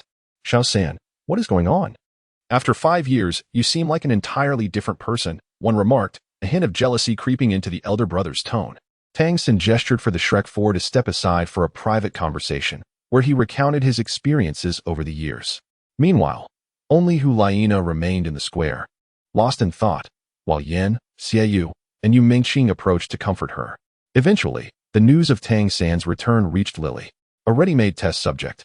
How can one resist such an opportunity? In Lily's view, although Tang San was only at the 59th rank, his other abilities more than compensated for his lack of soul power. Furthermore, Tang San was renowned for his purity and integrity, particularly in matters of the heart. It was only fitting to use him for experiments in the Valley of Questioning Emotions. Initially, Tang San intended to rush to the Tiandou forest to find Xiao, but Lily seized his arm, insisting that he first explore the Valley of Questioning Emotions. "Third brother, you are the hope of the younger generation and the best candidate for this mission. You are the rightful first person for the Valley of Questioning Emotions," Rob and Lily said with ill-concealed smiles. However, Tang San felt an invisible barrier between himself and them. After all, 5 years ago, he had heard with his own ears that Rob was the son of the Spirit Hall. while the other two had declared their allegiance to the Spirit Hall on the spot. Although the Spirit Hall had been destroyed, the animosity did not simply vanish. Moreover, he recalled the elders of the Haotian sect telling him that within 10 years, he must eliminate a Tidal Douluo from the Spirit Hall. According to the information provided by his companions earlier, there were only 3 Tidal Douluo left in the Spirit Hall, including the Pope, and they were dangerously close, yet untouchable. After exchanging pleasantries with the Master, he encouraged Tang San to first venture into the Valley of Questioning Emotions to assess the situation and gather insights for future reference. While he could disregard Rob's words, ignoring the Master's advice would mean he was no longer Tang San. Nevertheless, the Valley of Questioning Emotions sounded somewhat dubious. With no other choice, Tang San steeled himself and followed Lily to the peculiar markings beneath the ancient golden tree. The markings floated in the air, faintly visible. "Third senior brother, are you ready?" Lily inquired. Tang San merely nodded slightly. Suddenly, the markings radiated brilliant golden light, emanating ripples of energy, and just like that, Tang San vanished into thin air. As this unfolded, the strange runes before the ancient golden tree began to display the situation in the area where Tang San had been. In order to equip the younger generation poised to enter the Qian asking the Heart Valley with invaluable experience, they were summoned to witness the unfolding events here. Among them were Dai Mubai, Zhu Qing, Ma Hongjun, Ning Rong, Yu Mingqing, Xiao, Hulaina, Yan, Shui Binger, Huo Wu Shuang, Feng Xiaodian, Yu Tianheng, Yu Tianxin. Duge Yin, the Soul Master Yin Shirquan wielding the Pan Long Staff, the Soul Master Xiao Mo of the Three Lives Town Soul Cauldron. The Soul Master Su Taining with the Star Will Eye Staff, the Soul Master Yi Xiaoan with the Star God Sword. The Soul Master Xia Youwu bearing the Light Dragon Dagger, the Soul Master Li Zian with the Shadow Dragon Dagger, the Soul Master Su Miao of the Shimming Turtle. The Soul Master Hua Rue with the Spirit Eye, the Soul Master Yin Po Kuang wielding the Qi Tian Spear, the Soul Master Song Ying Wen, the Angel of Wishes.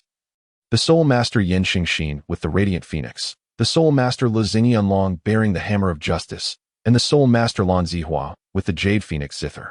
Simultaneously, contemporary strong figures also observed with a sense of curiosity.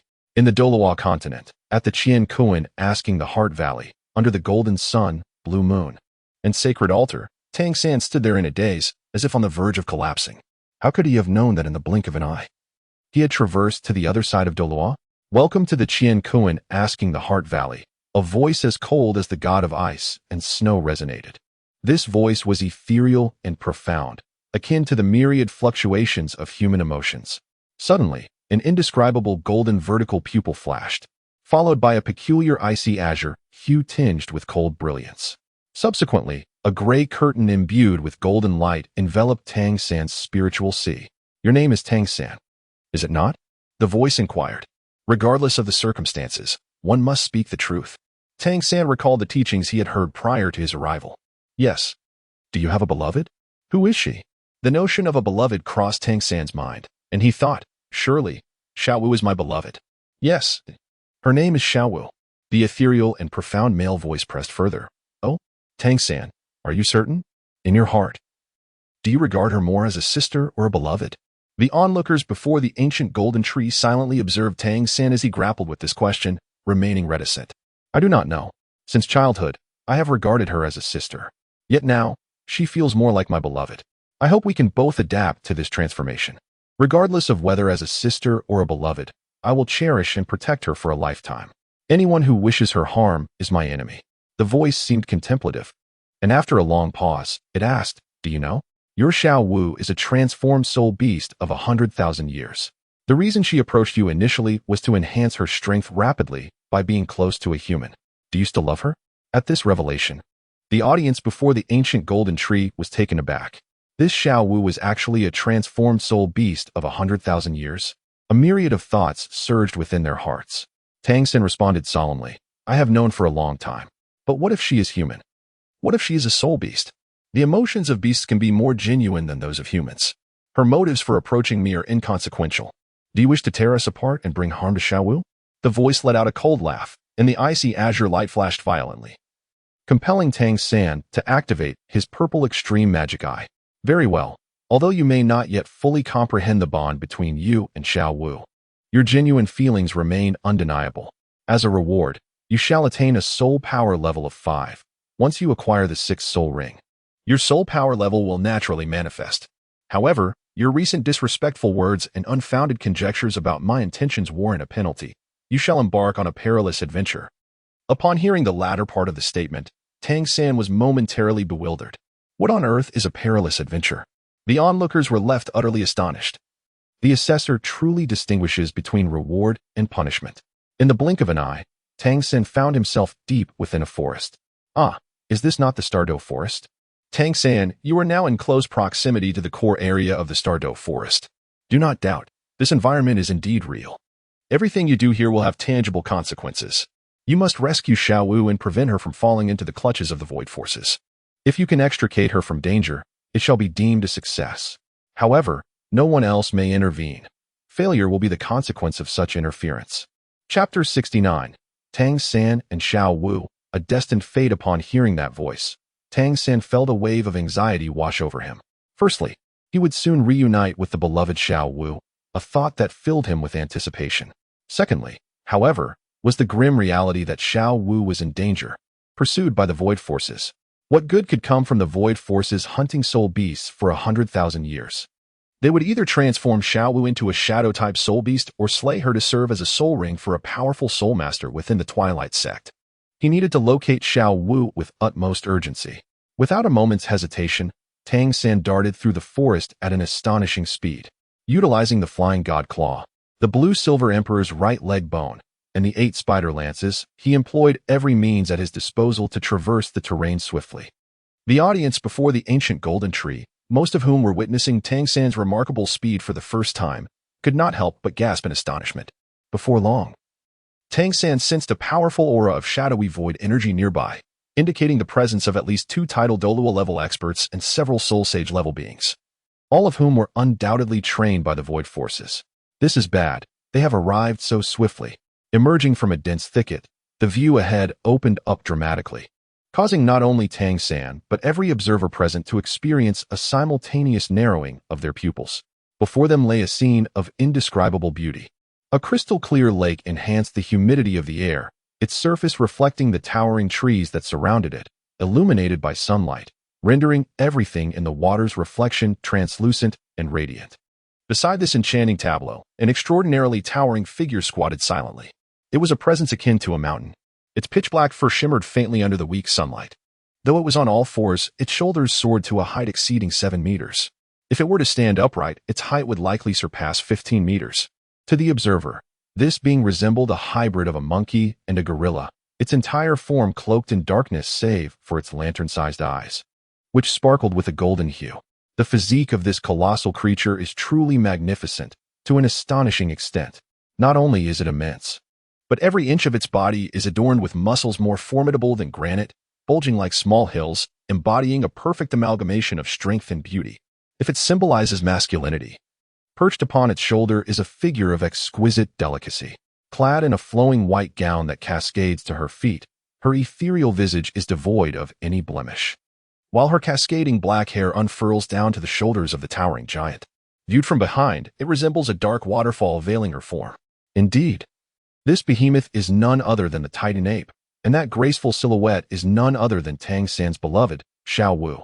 Meanwhile, the formidable entities of the void forces are rapidly approaching. Xiao Wu. Tang San cannot help but cry out, for he has spotted 3 dark purple energy orbs hurtling towards them. Due to the sheer size of the Titan ape and the azure bull python, they are unable to evade the assault of the energy spheres. In contrast, Xiao Wu swiftly teleports to the ground, skillfully dodging the attack. She has sensed Tang San's blue-silver emperor aura and heard his call. Aware of the impending danger, Xiao Wu does not wish for Tang San to come closer. She can surmise the terrifying nature of those dark purple orbs. In the blink of an eye, the azure bull python and the Titan ape behind her have already been struck, their bodies beginning to be tainted by the potent aura of the void. Nonetheless, these 2 formidable spirit beasts continue to struggle. Transforming them into shadow-type spirit beasts is no easy feat. Even though those 3 energy spheres were specially crafted by the Twilight cult, they cannot exert their full effect instantaneously. Initially hopeful that the 2 beast kings could safeguard Xiao Wu, it is now evident that such a possibility is nullified.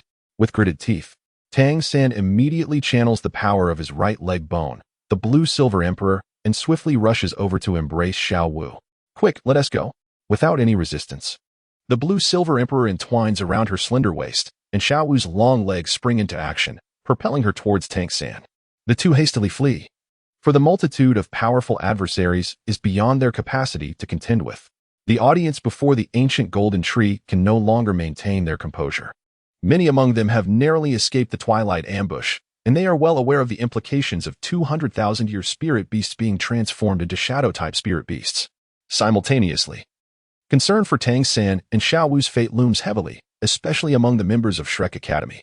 This call, after a lapse of 5 years, finds both individuals transformed in appearance, yet the genuine emotions encapsulated within this call remain utterly unchanged. Tang San is still Tang San, and Xiao Wu remains Xiao Wu. The moment their eyes meet, it feels as though something lodges in Tang San's throat. I shall protect her, even at the cost of my own life. At this moment, the singular thought occupying Tang San's mind was profound. In the next instant, under the guidance of the blue-silver emperor, their bodies intertwined in midair. 2 Tidal Douluo remained by the lakeside, enacting a ritual to transform the subdued sky blue bull python and titan giant ape, with 2 already in their grasp. The third was destined to be captured as well. Consequently, over a dozen Shadow Soul Saints commenced their relentless pursuit of Tang San and Xiao Wu. Clinging tightly to Tang San's neck, Xiao Wu's heart raced furiously. She had sensed an ominous premonition when De Ming and Air Ming were ensnared by the 2 Tidal Douluo. She was acutely aware that, given her current condition, it was impossible to contend with the remaining formidable forces of the void. At that moment, her thoughts were not of her own safety, but rather a singular desire. If she could see Tang San one last time before her demise, then she would die without regret. Just as that thought lingered in her mind, the familiar 8 spider lance, the recognizable hidden weapons, and those familiar eyes materialized before her. At that moment, nestled in that warm embrace, Xiao Wu's heart overflowed with pure happiness. Sensing the approaching presence behind them, he relinquished flight, gracefully descending to the ground. His arms wrapped around Xiao Wu, using the 8 spider lance in place of his feet, propelling them forward with remarkable speed. Simultaneously, his spiritual energy unfurled completely, probing the movements of their pursuers. Whenever their adversaries attempted to encircle them, he always found the most precise direction to evade. Tang San's speed was extraordinary. Bolstered by the enhancement of the blue-silver emperor's right leg bone and the terrain-ignoring prowess of the 8 spider lance, his velocity reached its zenith. However, the pursuers were formidable soul saints, including several agile attack-type soul masters. Despite their relentless chase, the distance between them continued to diminish. Although Tang San's ghost shadow perplexing steps were marvelous, they excelled in evasion rather than outright sprinting. Tang San was acutely aware that, in his previous life, there existed several lightness techniques comparable to ghost shadow perplexing steps that were more suited for this scenario, such as the Shaolin's 8 steps to chase the cicada and another technique called flickering light. Yet, what purpose did such thoughts serve now? All he could do was press onward. Upon reaching the soul saint level, once a person's aura locks onto an opponent, it becomes nearly impossible to lose track of them as long as they remain within a certain range. Among the 13 soul saints, 5 were agile attack-type soul masters, who spread out in a fan formation, swiftly closing in on them in a semi-encirclement. Not only were these 5 capable of killing Tang San and capturing Xiao Wu, but even if they failed, as long as they could entangle Tang San for a moment, their companions would catch up, and the outcome would remain unchanged. Chapter 70. I have succeeded in protecting you with my life. The more perilous the situation became, the more agile Tang San's mind became. His brain raced, contemplating ways to extricate himself from the imminent danger. Gradually, they had exited the territory of the 2 great soul beast kings, and the presence of soul beasts began to resurface around them. This was certainly not favorable news for Tang San and Xiao Wu. At their current pace, should the spirit beast be startled and delayed even for a brief moment, the enemies pursuing from behind would swiftly close the gap. The closest of these foes, a swift attack-type spirit master, was already in sight, hurtling towards Tang San like a phantom. As the adversary drew near, Tang San ceased his movements, embedding the 8 spider lances into the trunk behind him, suspending himself in Xiao Wu in midair. This agile spirit master, approximately 50 years of age, lacked Tang San's perceptive abilities. However, driven by instinct, he sensed his rapid approach towards the target, filling him with elation. As Tang San and Xiao Wu's figures materialized before him, his hands transformed into sharp blades, launching forward with lightning speed. Utilizing the flight capabilities granted by the blue-silver Emperor's right leg bone, Tang San surged upward at the instant his opponent was momentarily hindered by the parasitic ability. The adversary, already charging towards him, found the distance between them diminishing almost instantaneously. With a circular motion of his hands before his chest, the Haotian hammer materialized with a resounding clang, expertly blocking the opponent's blades as they swung out in an attempt to break free from the parasitic grip. Given the spirit power and the true essence of the opponent's martial spirit, ordinarily, Tang San would have been sent flying by such a strike. Yet, remarkably, he remained within the fray, for the razor-sharp 8 spider lances had pierced into his foe from 8 different angles. The second spirit skill of the blue-silver Emperor. The parasitic ability left the opponent stunned, and their momentary disarray was a fleeting opportunity that Tang San seized. In that fleeting instant, the battle reached its conclusion. Tang San understood that to escape the relentless pursuit with Xiao Wu, these agile spirit masters had to be vanquished.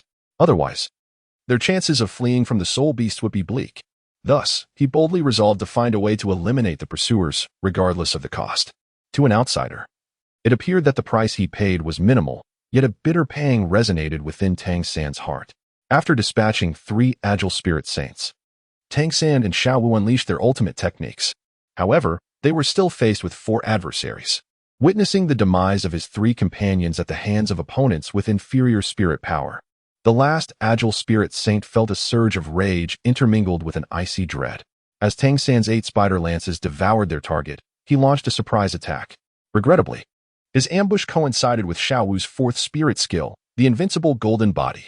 Despite being propelled back into Tang San's embrace by the sheer force of the impact, the brief moment of invulnerability ensured she sustained no harm. With one arm wrapped around Tang San's waist, she propelled them forward with a swift push against the ground. The resonant clang that followed was the sound of the Zhuge Divine crossbow, fired with her other hand. Having prepared the mechanism while cradled in Tang San's arms, a series of explosive sounds erupted. While the Zhuge Divine crossbow could not inflict damage upon Spirit Saint-level foes, it was sufficient to impede their advance momentarily. Tang San regained a portion of his strength, propelling himself and Xiao Wu into the depths of the forest with the 8 spider lances. The spectators before the ancient golden tree, especially the contemporary powerhouses, were utterly astonished. For Soul Saints, how could Tang San and Xiao Wu possibly confront 4 adversaries? Triumphing against the odds? Shrek truly deserved its reputation as a breeding ground for monsters. However, fate had its own designs. At that very moment, a man-faced demon spider obstructed their path. In the midst of the golden glow, Tang San had no choice but to infuse the 8 spider lances with his ice-fire poison to contend with the creature. After a prolonged standoff, the man-faced demon spider, recognizing the futility of the situation, scurried away in defeat. Seizing the opportunity, the remaining 9 Shadow Soul Saints closed in. The teachers of Shrek, particularly the Master, felt their hearts leap into their throats. Tang San. No. It was evident that facing 9 Soul Saints head-on left Tang San and Xiao Wu with no chance of survival. With no escape routes on the ground and all sides sealed off, the sky remained their sole avenue of retreat. Tang San, ever astute, quickly discerned the most viable path to freedom despite the dire circumstances brought on by the unexpected arrival of the man-faced demon spider. Without hesitation, he hurled Xiao Wu upwards into the air. No, Xiao Wu's calm demeanor shattered. The instant Tang San flung her, she sensed the impending peril, feeling herself rapidly distancing from him. Helpless, she could only watch his countless dazzling auras closed in on Tang San. Tang San, fully aware of Xiao Wu's temperament, had pressed on a pressure point when he launched her, rendering her unable to teleport back and share the burden. In the face of the onslaught below, Tang San remained remarkably composed. Even the realm of the god of slaughter could not sway his emotions. The dual domains of the god of slaughter and blue-silver were activated to their fullest extent, radiating intense white light that sought to diminish the Soul Saint's powers. Simultaneously, the Haotian hammer was unleashed and then retracted as the blue-silver Emperor surged forth. Tang San curled his body tightly, embracing his knees, while the 8 spider lances stacked behind him like a shield. The wildly emerging blue-silver Emperor enveloped him, cocooning him in a shimmering blue-gold aura. Tang San's reaction was nothing short of instantaneous. Confronted with a life-threatening peril, he finally broke through. His soul power surged dramatically, shattering the bottleneck between levels 59 and 60. This sudden increase in soul power undoubtedly became his lifeline. With a thunderous clash, The first point of contact was made by the Haotian hammer. Undeniably, the Haotian hammer was among the mightiest martial souls of the present era, yet Tang San's version lacked the requisite strength. Without any soul rings to enhance it and given his current level of soul power, he was unable to unleash the true potential of the Haotian hammer. The moment they collided, it was immediately overwhelmed by the formidable attacks of the Soul Saints. Tang San adjusted his body as best he could to withstand the barrage of assaults. The relentless onslaught had left Tang San in a state of utter despair. A piercing scream erupted from Xiao, her eyes shedding not tears but blood. In that very moment, she managed to forcibly break free from the acupoint that Tang San had sealed. Tang San's right leg vanished completely into thin air, yet he remained eerily calm. As blood surged from his mouth once more, he reached out with his right hand, unleashing a torrent of soul power from within. Amidst the blood mist that had once been his right leg, he grasped a luminescent blue leg bone. With a sudden, fierce turn, he disregarded the 3 incoming attacks aimed at him and forcefully hurled the fragment of his leg bone in Xiao Wu's direction. Xiao Wu, use the soul bone skill to fly, hurry. Tang San's voice had turned completely hoarse. It was as if he were tearing himself apart. He poured the last vestiges of his strength into that throw. The moment he leapt into action, Tang San had calculated everything.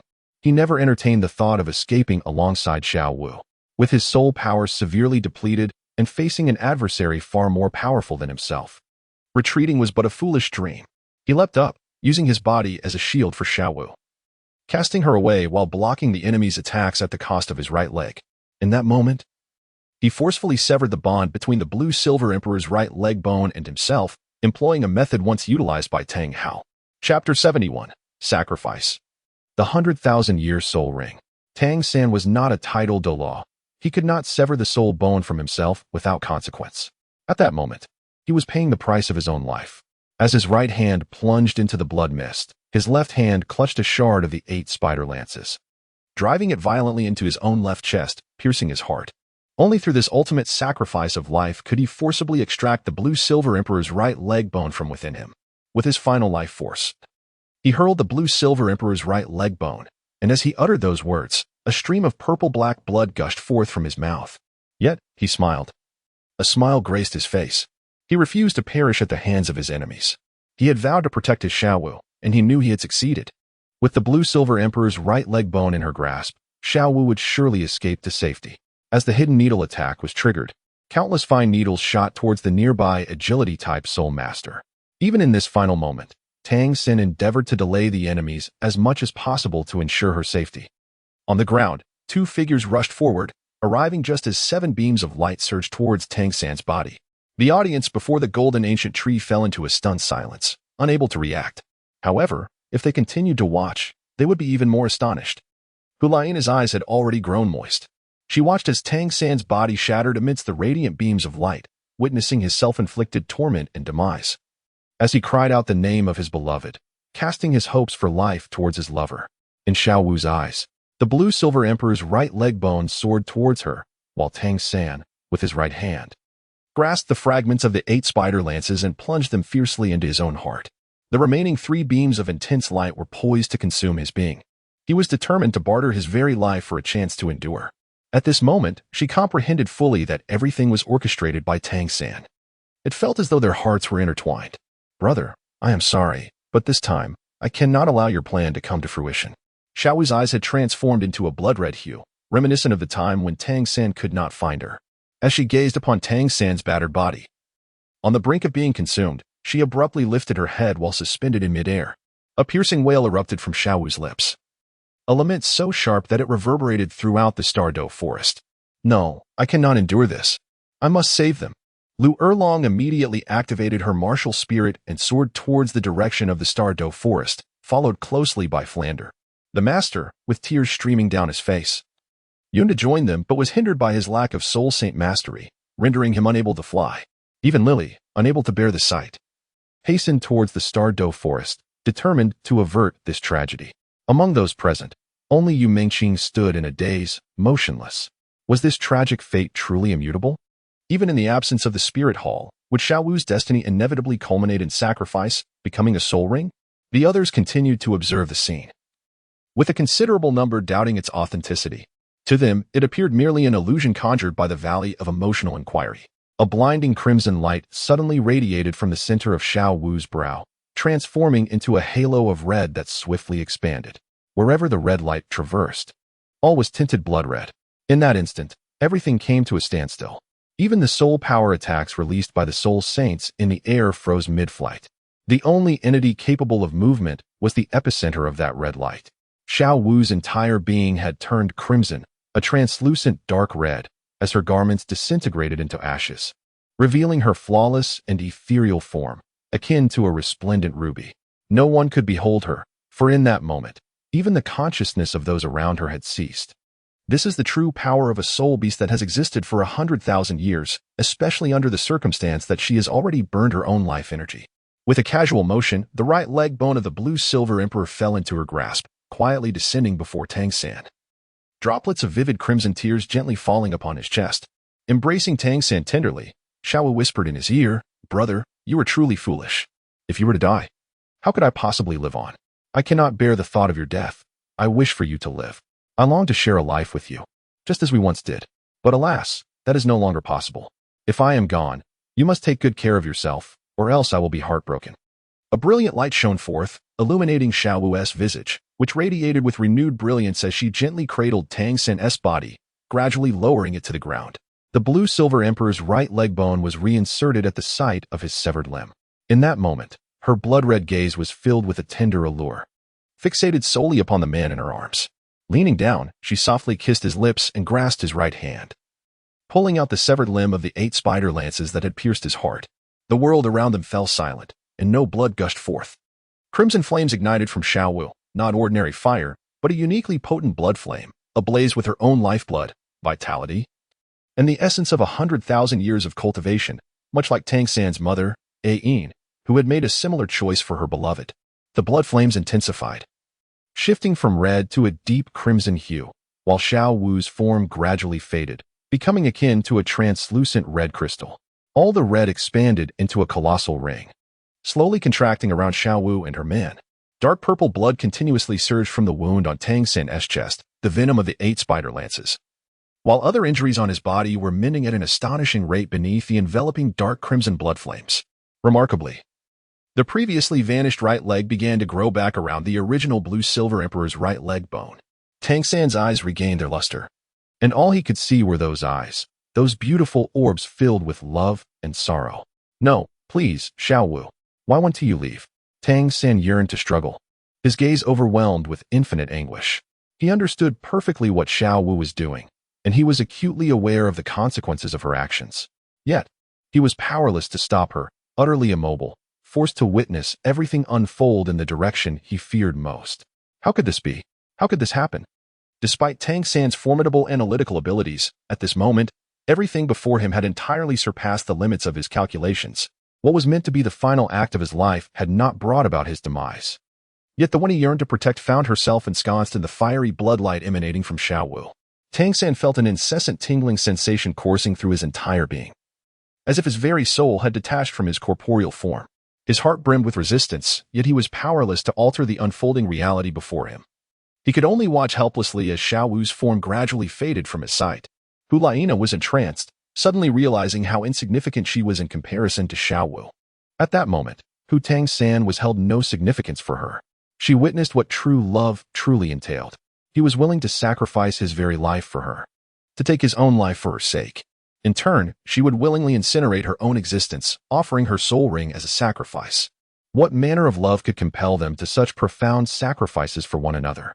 It was no wonder he regarded his own beauty with indifference. Even when she deliberately sought to entice him during their perilous journey, he remained unmoved. It became evident that in his heart, a perfect lover had long since taken root. Not just Hulaina, but the spectators gathered before the ancient golden tree were already in tears, with none exempt from the emotional tide. Chapter 72. The Spirit Eye and the Ice Blue Emperor Scorpion. As Tang San was engulfed in despair, swiftly vanquishing those enemies affected by Xiao Wu's sacrificial flames. A peculiar light enveloped him, drawing him away. Mission objective deceased, deep adventure failed. However, in light of your mutual willingness to sacrifice for one another, punishment is hereby rescinded. Proceed to the next level. Tang San paid no heed to these proclamations. Who are you? Where is my Xiao Wu? Speak. Speak to me. She has now merged with you. She is your 100,000-year soul ring, came the dispassionate voice. Then, a vague silhouette materialized before Tang San. Golden vertical pupils and an ice-blue scorpion appeared alongside this apparition. After a moment of silence, a glint of chilling, murderous intent surfaced in Tang San's eyes. The Tang sect's ultimate skill, the purple extreme demon eye. Who are you? Why do you do this? It must be you. It must be your doing. The specter sneered.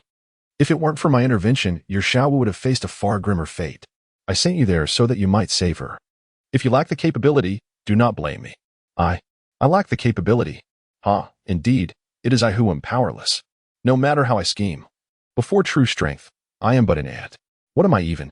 With this realization, Tang San could no longer restrain his tears. You possess such formidable powers, can you not save her? You must be a deity, right? Is that true? Tell me. In a certain sense, I am indeed a god. Tang San's tears flowed freely, a veritable river of sorrow. He trembled, uttering, if you are a god, then surely you are omnipotent, correct? You can bring her back to life, can't you? Surely. As he spoke, he summoned his martial spirit, pointing to the most conspicuous 100,000-year soul ring. You can do it. You must be able to. I do not desire this 100,000-year soul ring. I only want Xiao. I only desire Xiao. Tang San was on the verge of tears. He fell to his knees with a thud, clutching the leg of the phantom. The apparition disdainfully replied, your actions are futile. Life and death are predetermined. Even the divine cannot alter them at will. Unless, of course, you are willing to exchange your own life. Upon hearing this, Tang San's body straightened in an instant, hope reigniting within him. Why didn't you mention this sooner? I am willing. I am more than willing. This is precisely what I intended to do. Are you truly resolved? The phantom smirked wickedly. I am resolute. Please resurrect her and erase her memories of me. Thus, she shall bear no sorrow and can live joyfully. Tang San exclaimed excitedly. After speaking, he smiled, a smile brimming with joy, before the ancient golden tree. Even those who believed this was merely a trial could no longer contain their emotions. They wept bitterly, remained lost in thought, or simply choked back their tears in silence. What a peculiar manifestation of love this is. The ethereal figure softly intoned, very well, I shall grant your wish. As it spoke, its golden vertical pupils emitted a dazzling array of colors, striking Tang San's mind with a forceful impact. In an instant, Tang San felt the collapse of his spiritual ocean, and his body began to implode from within, disintegrating into minute particles and fading away. Sangu, Xiao San, Ning Rong, and Dai Mubai cried out. Their hearts were already tightly entwined in anguish. In that moment, they too seemed to have lost their souls. Yet, the very next second, Tang San suddenly reformed. Before he could comprehend the situation, a barrage of attacks ensued. Snow Palm of the Ice Emperor. Ice Explosion Technique. His heart began to collapse from within. Once more, Tang San disintegrated into particles and vanished. After reforming, a new assault followed. Two enchanting young women appeared, one with silver hair, breathtakingly beautiful and aloof. The other with emerald tresses, proud and extravagant. The pride of the ice and snow empresses. Another lethal strike awaited. Tang San, now reformed, was engulfed in confusion. Why do I still persist in living? The ethereal figure's lips curled into a smirk. How should I know that you, boy, cannot be killed? Caught off guard, the figure thrust its arms forward, invoking the Ice Emperor's claws. Tang San felt his shoulders freeze instantly, followed by his entire body succumbing to frost. Ice Explosion Technique. He faced death yet again, only to be reborn once more. The ethereal figure laughed. Since it is so, allow me to unleash a few more techniques. Suddenly, the entire space grew hazy, with even the purple extreme magic eye unable to penetrate the blinding barrier. Snow Dance of the Extreme Ice Domain. Then, Tang San felt a dagger pierce through his abdomen. The dagger was none other than the sigh of the ice goddess. His breath gradually halted. Once more, he faced death and then rebirth. A flicker of anger flickered within Tang San. Since you are a deity, it is impossible that you cannot slay a mere mortal like me. What is it that you truly seek? Less chatter, continue. A silhouette of a plant suddenly manifested on the figure's shoulder. Was that not the octagonal profound ice grass that Tang San had once utilized in his ice fire alchemy? In an instant, the water vapor in the entire space rapidly condensed. This was the octagonal ice source condensation. Then, a barrage of ice spikes erupted from the divine figure. Octagonal multidirectional spikes. The ethereal figure pondered. Although I do not understand why I have suddenly traversed time and space to this era before my father-in-law attained divinity. The sensation of striking him truly feels exhilarating. This ethereal figure could only be Huiyuhao. Huiyuhao dared not continue to torment his father-in-law, for otherwise, his mother-in-law would truly be doomed. Without her, how could he ever hope to have his beloved Wu Tong? Observing Tang San, who had long since become numb, his hollow, vacant eyes devoid of any glimmer, Huiyuhao realized the gravity of the situation. Why you? What exactly? Tang San, overwhelmed by mental strain, fainted completely. Huiyuhao, lost in thought, summoned his formidable spiritual power to revive him. Do you still consider Xiao your sister? And no, she is my beloved, the one I cherish most. A smile spread across Huiyuhao's face. Finally, this was more like it. As a man, it is crucial to recognize one's feelings, otherwise, one risks becoming either a scoundrel or a coward. Suddenly, Tang San's eyes widened in realization. You tricked me. Huiyuhao erupted into laughter. You dare to insult me again? For that, I shall punish you. I will confiscate your 100,000-year soul ring. Tang San's martial spirit was forcibly unleashed. And then that blood-red 100,000-year soul ring suddenly transformed into particles, drifting aside. Soon after, the particles reshaped. That graceful figure, that enchanting visage Xiao Wu. My Xiao Wu. Their brother. Overcome with joy, Tang San embraced Xiao Wu, while also casting a glance at the ethereal figure. Huiyuhao smiled and departed. And then Tang San and Xiao Wu returned to the Golden Sun Blue Moon sacred altar. The two shared a deep kiss. In the next moment, the Qian Inquiry Valley closed, and they reappeared before the ancient golden tree. In that moment, the audience was utterly perplexed. This turn of events implied that everything that had just transpired was indeed real. How they longed for clarity. Yet, the couple remained inseparable, oblivious to the world around them. In their eyes, there existed only each other. Chapter 73. Allow me to be the second warrior. Suddenly, Tang San appeared as though he were on the battlefield. His senses heightened once more. With his purple extreme demon eye, he swept his gaze across the formidable figures surrounding him, nervously declaring, What are you all staring at? Do not gaze upon my Xiao Wu. If you wish to harm her, you shall have to step over my corpse. Simultaneously, Xiao Wu glared fiercely at Bibi Dong, the Pope of the Spirit Hall, the very perpetrator responsible for her mother's demise. The powerful beings exchanged glances, momentarily at a loss for what to do. Indeed, they had come to understand that Xiao Wu was a soul beast. To claim they were uninterested in a 100,000-year soul ring and soul bone would be a falsehood. Yet, this was the territory of Shrek, and acting against a student of theirs within their domain would tarnish the reputation of the Tidal Douluo. Furthermore, the poignant tale they had just witnessed had made it clear that any intent to harm Xiao Wu was utterly futile. Should they press her too hard, she would undoubtedly choose to sacrifice herself. Thus, for the time being, a tenuous peace was maintained. With the golden iron triangle absent, they continued their journey toward the Starred Doe Forest, unaware that both Tang San and Xiao Wu had been directly teleported back. Therefore, it was the three great powers of the Seven Treasure Glazed Tile School who were left to uphold order. However, given that Tang San had just endured an overwhelming ordeal, he was somewhat on edge. He maintained a vigilant gaze, fearful that a moment's inattention might lead to the loss of Xiao Wu. You all must leave. Depart at once. Otherwise, I shall fight you with all my might. Everyone, disperse quickly, Ning Fengji said helplessly. At that moment, Bibi Dong suddenly trembled. It dawned on her that since this little Wu was a soul beast in human form, with its true identity being a soft bone rabbit, what? Could it be that this little Wu is the very one from the past? Others may be unaware, but does Bibi Dong not recall the circumstances? The 10,000-year soul ring she possessed was precisely the one that fell after the demise of little Wu's mother. If it were possible, Bibi Dong would certainly wish to eradicate any future threats, yet currently, she was merely a guest of Shrek Academy. Alas, without the Spirit Hall, she was just an ordinary Tidal Douluo. Many thoughts had become actions that she could no longer simply execute at will. Ning Fengji reiterated his previous remarks, and only then did the esteemed guests take their leave. The situation of the Qian Inquiry Valley had been fundamentally understood by all. However, when it came to finding the next group of young individuals to enter, they surprisingly exhibited some reluctance. After all, once inside, those outside could observe the entire process. This was tantamount to exposing their secrets before the masses. Moreover, who could predict how the Qian Inquiry Valley would torment them? Thus, the only option left was to allow Rob to give it a try. Nevertheless, this time, Lily did not enable external observation. After all, This involved not only Rob's secrets but also her own. The same golden sun, the same blue moon, the same holy altar, and the same ethereal figure. The figure inquired, "Rob, is that correct? A guest from another world." "Indeed, I hail from an alternate realm. Do you have a beloved? Who is she?" Rob replied without hesitation, "Yes. Her name is Lily. You once took her as your mentor. How do you feel about that now? Becoming her disciple was merely a means to pursue her later.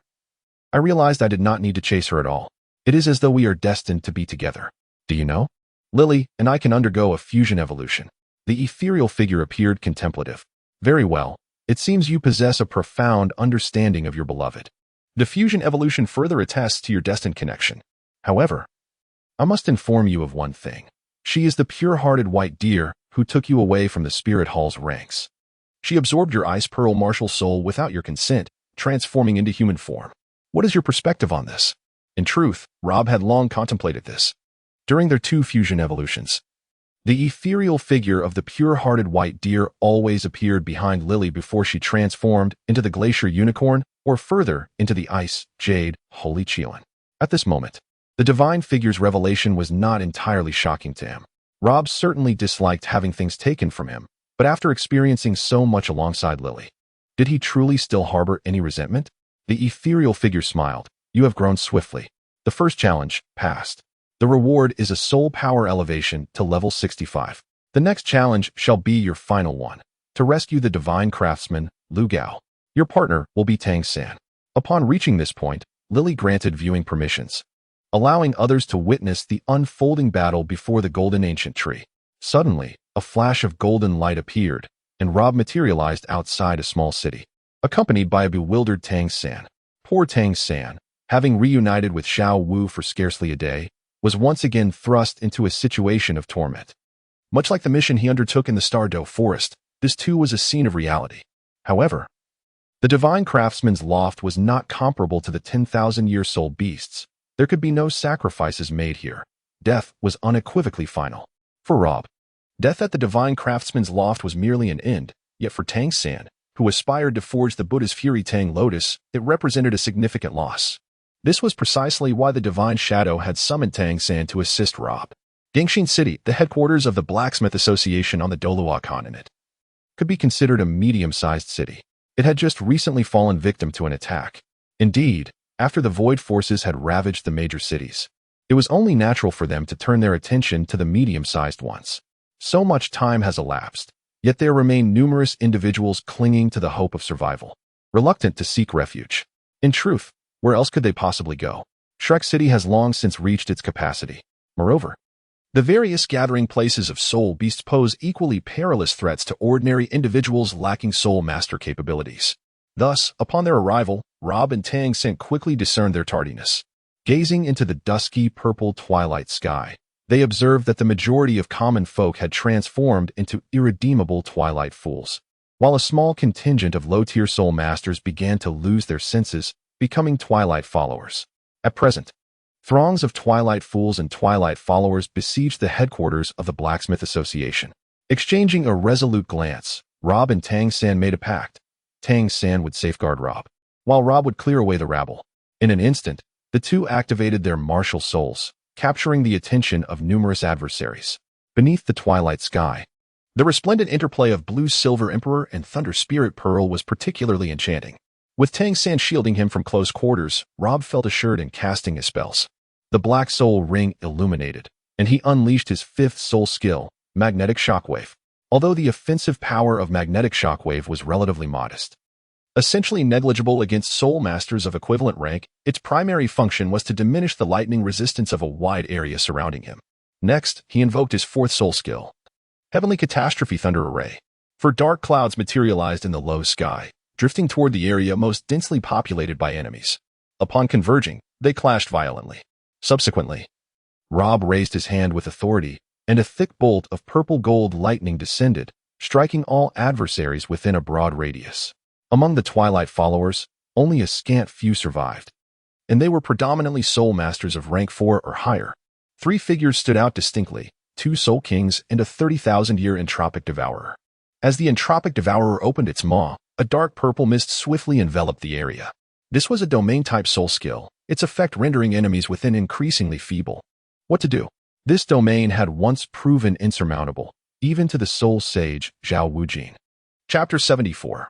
Ultimate Counterattack 2v3. The two Soul Kings began to siphon the life force of the surviving low-tier Twilight Soul Masters and Twilight Fools nearby.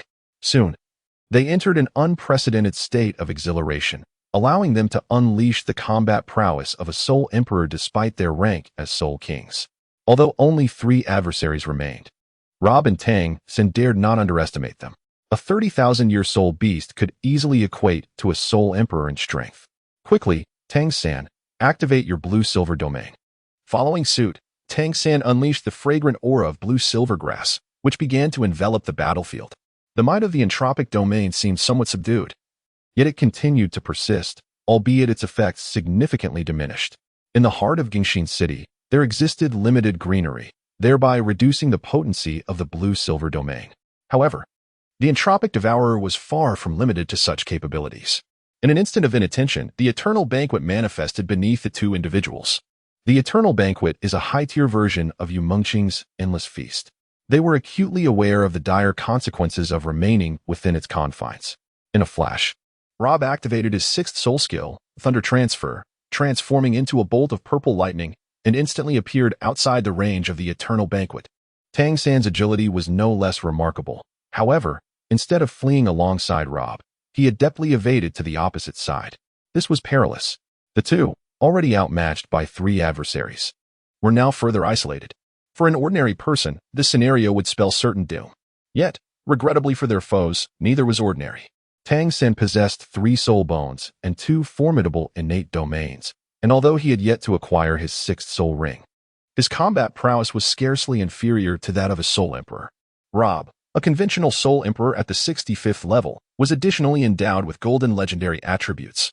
The golden legendary runes he bore amplified his power by a staggering 40%. The runes he was currently equipped with were designed to enhance his lightning-based spells. Thus, in terms of sheer offensive capability, Rob could rival even high-ranking soul saints. Perceiving Tang-san's 5 soul rings, the enemies deemed him more vulnerable, prompting one Twilight Soul Master and a 30,000-year entropic devourer to attack him, while another Twilight Soul Master targeted Rob. Magnetic shockwave was primed. Explode. A soft purple electromagnetic radiance spread forth, accompanied by a cacophony of explosive sounds, instantly affecting the 3 adversaries. Naturally, Rob aimed to eliminate the foe before him first. This individual's martial spirit appeared to be some sort of insect. Upon closer inspection, it seemed to be a beetle. Indeed, the martial spirit was the twilight burrowing beetle. Suddenly, a dark purple fissure appeared beneath the enemy's feet, extending towards Rob. He swiftly adjusted his position. Given that the soul power consumption of his 6th soul skill depended on the distance of displacement, Rob was capable of executing multiple short-range transfers. Moreover, passing through an enemy would inflict significant damage. Easily evading the fissure, he unleashed a thunder arrow, striking the opponent. However, Beetle Soul Masters typically possessed defensive capabilities, as evidenced by the solidified carapace of this particular adversary. Very well, he would recalibrate and launch another thunder arrow. The adversary activated the solidified carapace once more, bracing against Rob's soul skill. Truly, as a defensive soul master with a beetle martial spirit, their defensive prowess was astonishing. It was noteworthy that, even after being weakened by the effects of magnetic shockwave, this foe could still withstand 2 thunder arrows with their soul skill. What formidable armor it must possess. Rob activated his 6th soul skill, Thunder Transfer. The purple golden radiance transformed into lightning, piercing through the enemy's body and reconstituting on the opposite side.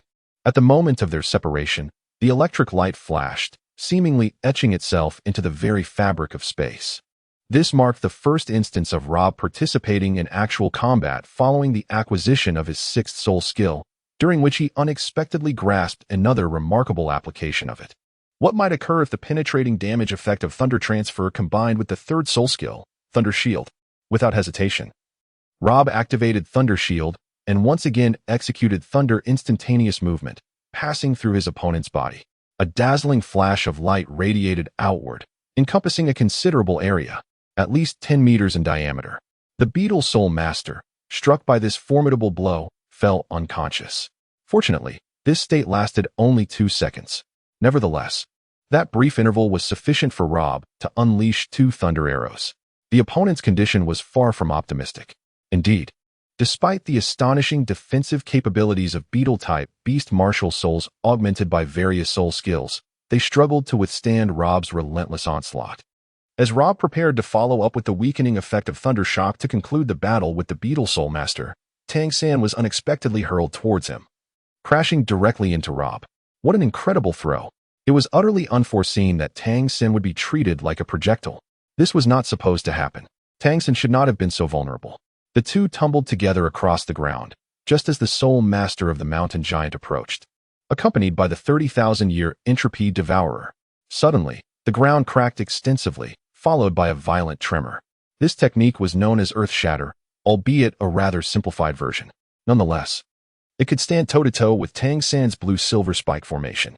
As Earth Shatter continued, taking advantage of the disorientation of Tang San and Rob, the Mountain Giant Soul Master leapt high and landed heavily on Tang San's back, nearly breaking it. One could not help but feel sympathy for Tang San. However, Rob did not rise in time. The Entropy Devourer struck Rob with a void dance and immediately surged forward to unleash its void maw. Tang San instinctively employed the 8 spider lances to shield as much of his body as possible, while Rob activated his electric ball shield in an attempt to mitigate some of the damage. Nevertheless, it appeared that the Entropy Devourer and the Mountain Giant Soul Master were not well coordinated. At the very moment the Entropy Devourer initiated its eternal feast, the Mountain Giant seized both of them and hurled them away, distancing them from the range of the Eternal Feast before leaping after them. It is widely understood that the Eternal Feast only triggers another instance after a successful hit. Once interrupted, it concludes, effectively rendering it wasted. If the Entropy Devourer were capable of speech, it would surely curse its foolish ally, the Mountain Giant Soul Master. Sensing an opportunity, Rob activated his 6th soul skill midair, forcefully penetrating the body of the Mountain Giant. Under the protective embrace of thunder and the effect of thunderous transference, the remarkable area of stun manifested once more. A mere 2 seconds, just 2 seconds, proved sufficient to accomplish a multitude of tasks. Although Rob's soul power was nearly depleted, Tang San still possessed a considerable reserve. During their separate engagements, Tang San primarily relied on the 8 spider lances and his first soul skill to contend with the formidable Mountain Giant Soul Master, occasionally employing a solitary blue-silver prison to restrain the loathsome Entropy Devourer. It was now Tang San's moment to shine. The dark glow of his 4th soul ring radiated brilliantly, summoning the blue-silver spike array. With a hint of golden patterns, the blue-silver Emperor surged forth, adorned with thorns, erupting in clusters to elevate the cumbersome Mountain Giant Soul Master into the air. Now is the time for his 5th soul skill, Blue-Silver Overlord Spear. The azure stem, laced with gold, transformed into a straight lance, released in an instant, piercing through the chest, a hymn of blood and retribution. Chapter 75. The volunteer Ning Rong. Upon the arrival of the Entropy Devourer, the Mountain Giant Soul Master was utterly defeated, beyond the reach of even divine intervention. Now, only the Entropy Devourer remained with any fighting capability. Yet, to unleash its full strength, it had to retract the immensely soul power-consuming Entropy domain. Tang San and Rob exchanged a glance, both swiftly drawing their concealed weapons and hastily aiming for a shot. Rob, unfamiliar with such weaponry, struck only the lips of the colossal insect. However, Tang San was swift, precise, and ruthless, targeting its eyes directly. Consequently, this great insect became blind. With another shot from the King of Hell's edict, it met its demise. At that moment, the master craftsman Lu Gao, possessing the cultivation of the 7th ring and wielding the earth-shaking hammer as his martial spirit, emerged slowly. It appeared that he had just endured a fierce battle within. The voice of the ethereal figure resounded immediately. The rescue of master craftsman Lu Gao has been successful. A reward of various foods totaling 1,000 tons has been delivered before the Golden Ancient Tree. Additionally, a 30,000-year Entropy Devourer soul ring has been conferred upon the assistant Tang San, which has been absorbed automatically. Congratulations to Tang San for officially becoming a Soul Emperor. Having already been awarded a 5th-level soul power, Tang San ascended directly to the 64th level upon receiving the soul ring. As soon as the announcement concluded, Luo Bo, Tang San, and master craftsman Lu Gao found themselves back on Shrek Island. Gazing upon the fruits of their arduous battle, they suddenly felt neither fatigue nor pain. The towering mound of assorted food has truly alleviated their urgent needs. Currently, Shrek City is teeming with people, and the daily consumption of food is astonishing. Although the Star Doe forest lies to the south, where many provisions can be foraged, it is not without its own perils. If a single venture into the Qing Valley could yield such an abundance of sustenance, one might never again worry about hunger. Nevertheless, the scene of Rob and Tang teaming up to take on 3 opponents in front of the Blacksmith Association in Gengxin City has left a profound impression on all who witnessed it. Even the most discerning observers could discern that Tang San possessed a wealth of practical experience. His martial spirit, the 8 spider lances, and his mastery of hidden weapons were nothing short of extraordinary. As for Rob, while his combat experience might be somewhat lacking, his performance was nonetheless remarkable. Most notably, Rob's adaptability was impressive. Given time, it is certain that he will surpass Tang San. However, some were curious about how Rob managed to inflict damage far beyond that typical of a Soul Emperor, even with a martial spirit of near-ultimate quality. Such prowess should not be so vividly manifested at the Soul Emperor level. Seizing the opportunity, Rob revealed the intricacies of the rune system to everyone present, declaring himself a master rune craftsman capable of creating runes of golden legendary quality. This revelation astounded the crowd. Those unfamiliar with runes marveled at their inherent wonder, while those who understood and possessed runes were struck by the significant enhancements afforded by golden legendary runes. In an instant, the powerful attendees began placing orders, demanding golden legendary runes. Yet, even setting aside questions of success rates, the materials required were simply unavailable in such quantities. Bibi Dong appeared somewhat displeased, her expression seemingly reproaching Rob for not having informed her sooner. Another day passed. As night fell, everyone gathered with familiar companions to share meals, engage in idle chatter, or practice their skills. In this twilight era, it was a rare sight to witness such harmony in Shrek City. Within the inner courtyard of Shrek Academy on Shrek Island, all the powerful individuals resided.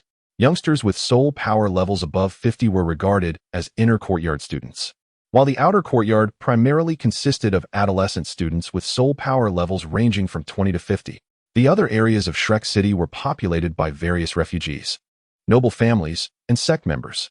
As the last bastion of humanity in this twilight age, Shrek City had now found its footing and was functioning smoothly. On a high slope within the inner courtyard, one could observe a grassy expanse, an open area, a bonfire, barbecuing, silver hair billowing, and flames dancing. Ching ching. What else are you capable of? I increasingly feel as if you're omnipotent, remarked Xiao, as he assisted in managing the fire and arranging tables and chairs. Yu Mingqing merely smiled softly and replied, just wait and see. What is the point of revealing everything? I want you to remain eternally intrigued by me. Soon, the guests invited by the couple began to arrive one after another. Who could they be? Firstly, among the illustrious members of Shrek Academy, aside from the absent Oscar, the others are certainly expected to attend. Naturally, there are also Hu Liena and Yan. Concurrently, Yu Mingqing has invited the Pope Bibi Dong, as well as the esteemed Golden Iron Triangle of Shrek. However, once these 4 eminent figures are summoned, the atmosphere undergoes a swift transformation. Everyone sits awkwardly, partaking in the barbecue with an air of restraint. Midway through the meal, even the 3 formidable members of the 7 Treasure Glazed Tile School arrive to join the gathering. Consequently, this event, which was initially intended as a casual rendezvous among the youth, devolves into a formal banquet for the elder powerhouses. Ning Rong remains perpetually distracted throughout. In truth, each time she consumes food, her thoughts drift to Oscar. Suddenly, she inexplicably bursts into a peculiar laughter, leaving one to ponder the thoughts swirling within her mind. The following morning, Ning Rong implores Lily to grant her a chance to enter the Qian Inquiry Valley. Sister Jiu, look. Third brother was able to retrieve Xiao Wu through the Qian Inquiry Valley. Why can't I seek out Oscar? Lily has indeed contemplated this notion as well. The Qian Inquiry Valley might very well accommodate Ning Rong's request for a similar mission. However, upon further reflection, how could a pure support-type soul master like Ning Rong possibly receive a rescue assignment? Even assisting Oscar in his escape seems implausible, considering that Oscar himself is also a support-type soul master. This situation is quite awkward. Lily cannot simply say, hey, I'm sorry, you're overthinking it, for fear of jeopardizing their friendship. Such is the lament of an auxiliary soul master. Ning Rong was determined to proceed, and none had the authority to deny her. Thus, she became the 3rd individual to enter the Valley of Questions and Emotions, despite some concerns among the 3 formidable members of the 7 Treasures Glazed Tile School. They refrained from stopping her. After all, the previous two had emerged unscathed and were rewarded generously. Indeed, upon entering the valley of questions and emotions, as long as one's values are upright and one's emotions are positive, danger is generally averted. Of course, rewards must still be earned through one's abilities. Golden Sun.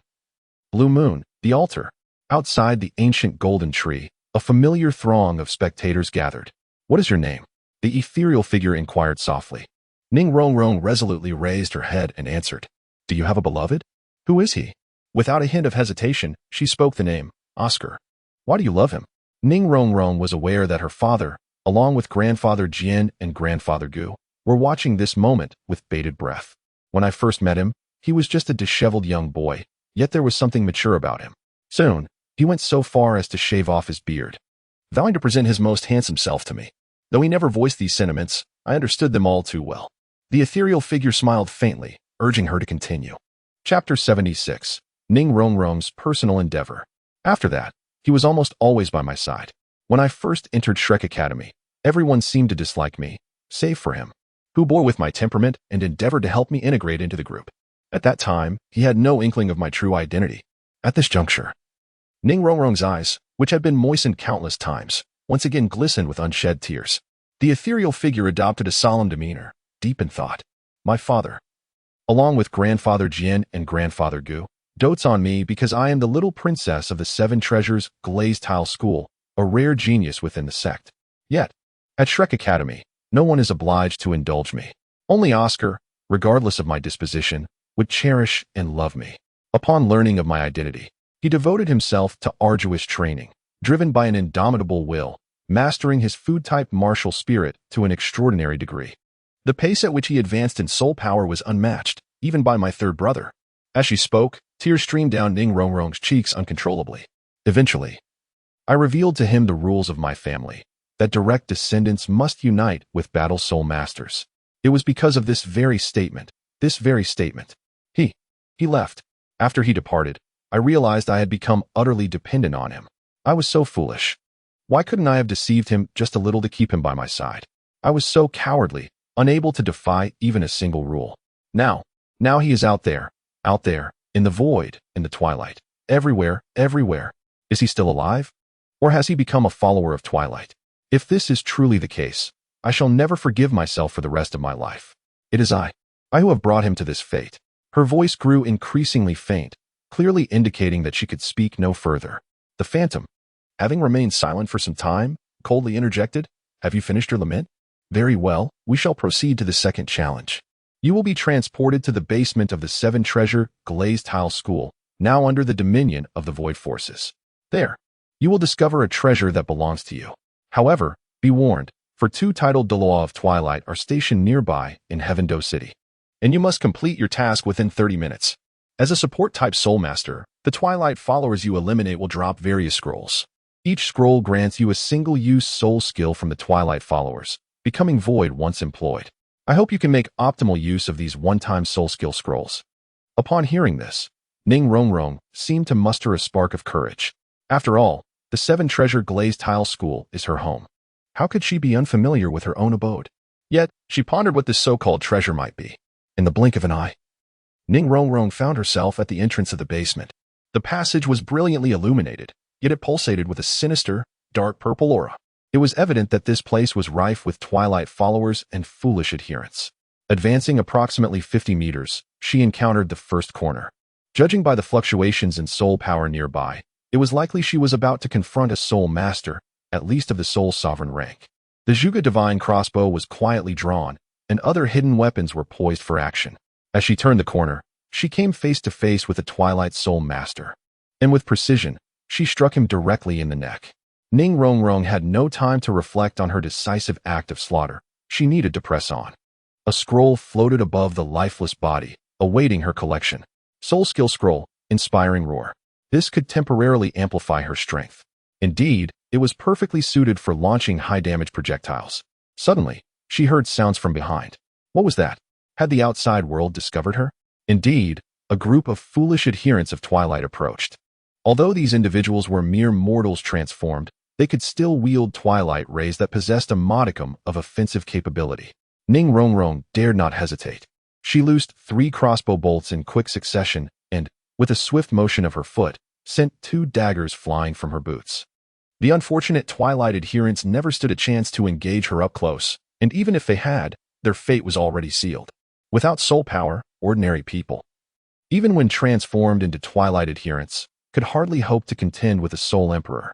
Ning Rong's sheer output of soul power was sufficient to obliterate them.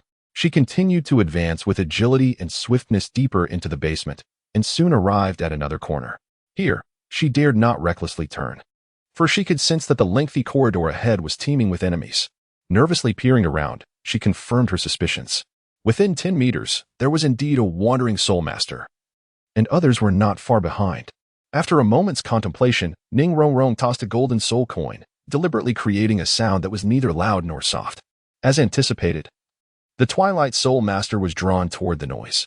It is not the allure of the golden soul coins that captivates her, but rather the commotion that unfolds here. After all, in the Twilight Apocalypse, the golden soul coins hold no value. In a swift motion, a crossbow bolt launched from the side claimed the life of a second-ring soul master. In that fleeting moment, Ning Rong promptly activated the Roar of Exhilaration scroll, augmenting her strength as she effortlessly dragged the corpse closer. Thus, she acquired a new soul skill scroll, the Fiery Tempest. It appears to be a technique capable of inflicting area damage. Elated, Ning Rong swiftly veered off course and continued forward, simultaneously unleashing crossbow bolts while charging ahead, taking full advantage of the lingering effects of the Roar of Exhilaration. Given that the subsequent stretch of corridor was devoid of soul masters, populated merely by the Twilight Fools, her progress was considerably facilitated. However, they soon encountered a door ahead, seemingly bolted shut from the inside. There was undoubtedly movement within, judging by the ripples of the wedding. At least 3 Twilight Soul Masters of the Soul Sect level were present. Oh, could it be that those inside were aware of Ning Rong's arrival and were too fearful to emerge? With a reasonable understanding of various soul skills, Ning Rong suddenly conceived a clever plan. She realized that the Fiery Tempest could indeed be unleashed in the absence of visibility as long as it remained within casting range. Therefore, the renowned 9 treasures, 6-fold enhancement, soul skill scroll, Fiery Tempest. In an instant, the entire room was engulfed in flames. Although the 3 Twilight Soul Masters, being of the 4th ring soul sect caliber, would not perish immediately, everything flammable within that chamber was ignited. What would be the consequence of such thick smoke accumulating in a confined space? Consequently, opening the door became their only option, though Ning Rong felt a pang of regret. As it was her own belongings that were being incinerated, she had little choice but to proceed. After all, could they expect a support-type girl to forcefully break down the heavy door? As the 3 burst forth, they were met with a relentless barrage of crossbow bolts. Thus far, it seems Ning Rong had yet to encounter an adversary who could match her evenly. The thick smoke wafting from the room into the corridor made her exceedingly uncomfortable. Gritting her teeth, she charged into the room, activating her soul skill to illuminate her surroundings. Drawing upon her previous memories, she had little difficulty discerning the more concealed underground passage, successfully arriving at the 2nd level of the 7 treasures glazed Sectesh treasure chamber. Author's note: although I am aware that few may read this, I am determined to continue writing. As a newcomer, my first signed work must reach its conclusion. Chapter 77. The 7 Colored Diamonds. Heart of the 7 treasures. Though the 2nd level remains a corridor, it appears significantly dimmer. At the very least, the torches are sparse. The number of guards here has also diminished considerably, yet they are predominantly formidable individuals. Twilight Fools are a rare sight on the 2nd level. Almost every room contains various treasures, particularly those shimmering gemstones. These were hastily left behind when the 7 treasures glazed sect made their hasty retreat. Ning Rong now wishes fervently that she had brought along more storage soul tools. After all, these truly belong to the sect. Strangely, there existed but a single colored diamond in each room, each varying in hue. At long last, upon reaching the 7th chamber, she had gathered all 7 diamonds: red, orange, yellow, green, blue, indigo, and violet, each one present. Outside the ancient golden tree, some observers were already aware of what it was. Ningfengji, however, was unfazed by the potential revelation of family secrets, for those with even a modicum of knowledge had, to some extent, heard of the heart of 7 treasures. According to ancient lore, the ancestors of the 7 treasures glazed sect sacrificed their very life force to forge a heart-shaped gem radiating with a kaleidoscope of colors. Known as the Heart of 7 Treasures, Unfortunately, during a great battle, the Heart of Seven Treasures expended its power, shattering into 7 distinct colored diamonds. These 7 diamonds would only reunite into the energy-filled Heart of 7 Treasures upon encountering their destined new master. Regrettably, it had been quite some time since a chosen one had emerged.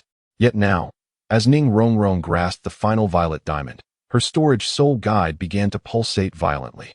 The other 6 colored diamonds automatically soared forth, levitating in the air, with the crimson diamond at the center, while the remaining 6 formed a hexagonal rotation around it.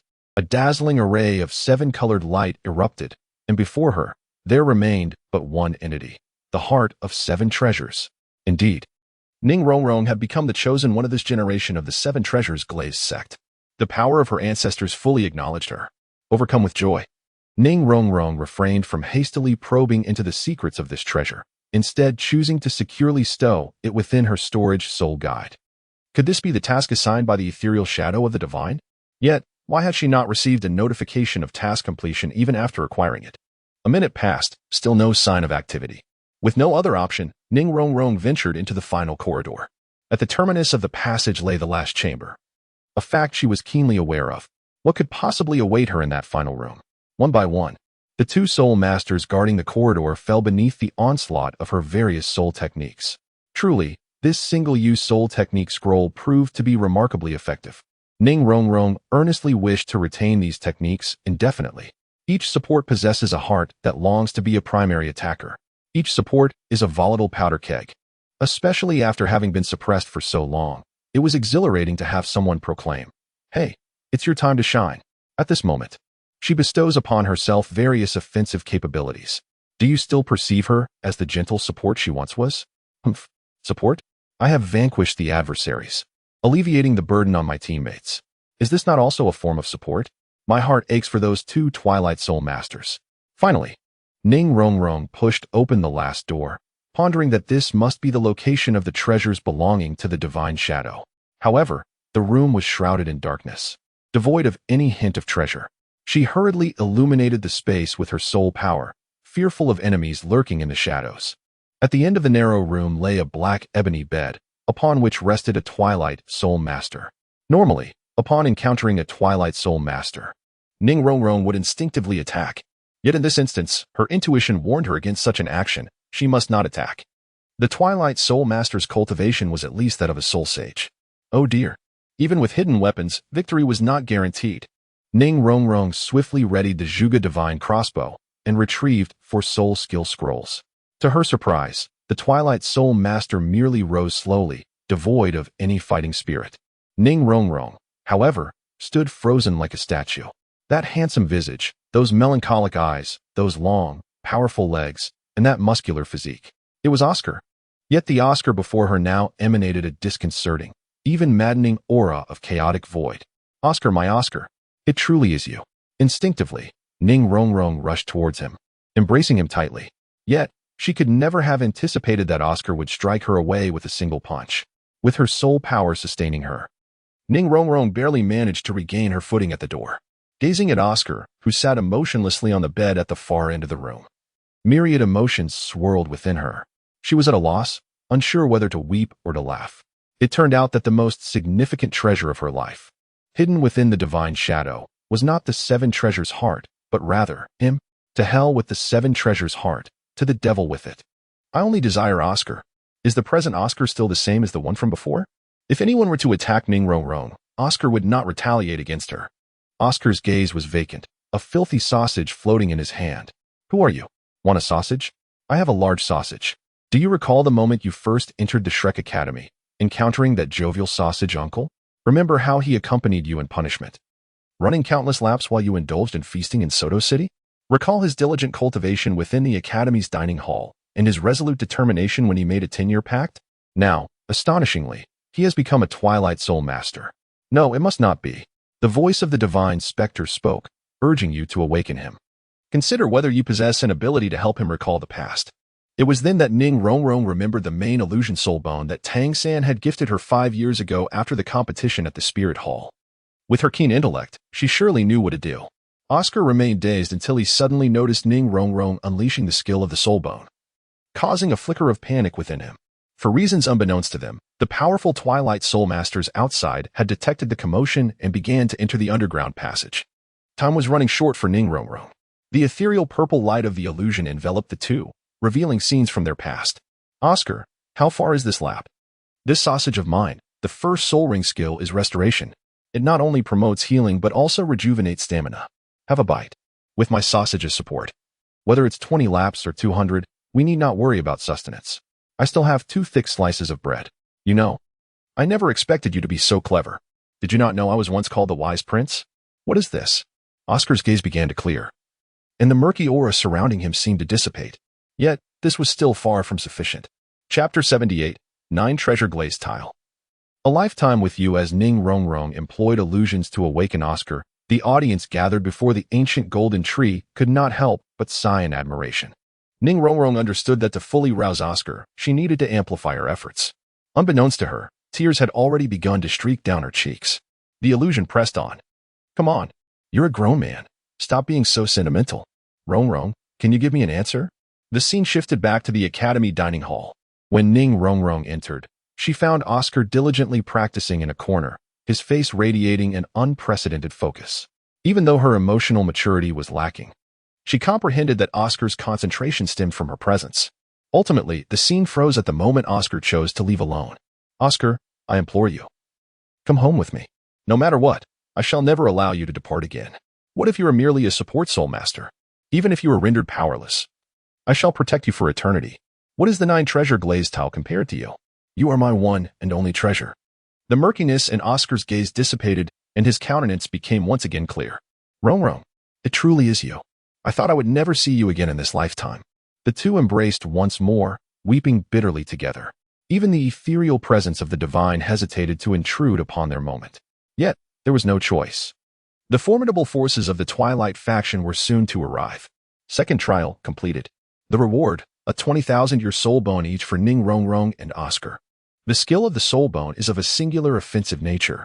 The two had long ceased to hear this notification. As long as they were together, nothing else mattered. They were then transported back before the golden ancient tree, where they embraced for a full 10 minutes before parting. The audience fell into a profound silence. After a while, some powerful beings at the Tidal Douluo level approached Lily to register, eager to enter the Qian Inquiry Valley. While they may not necessarily need to resolve their emotions, the rewards were simply too enticing. Not only soul rings but also soul bones. This led some to ponder that since they, as Tidal Douluos, would no longer receive soul ring rewards, wouldn't all rewards henceforth be soul bones? Who wouldn't desire a soul bone?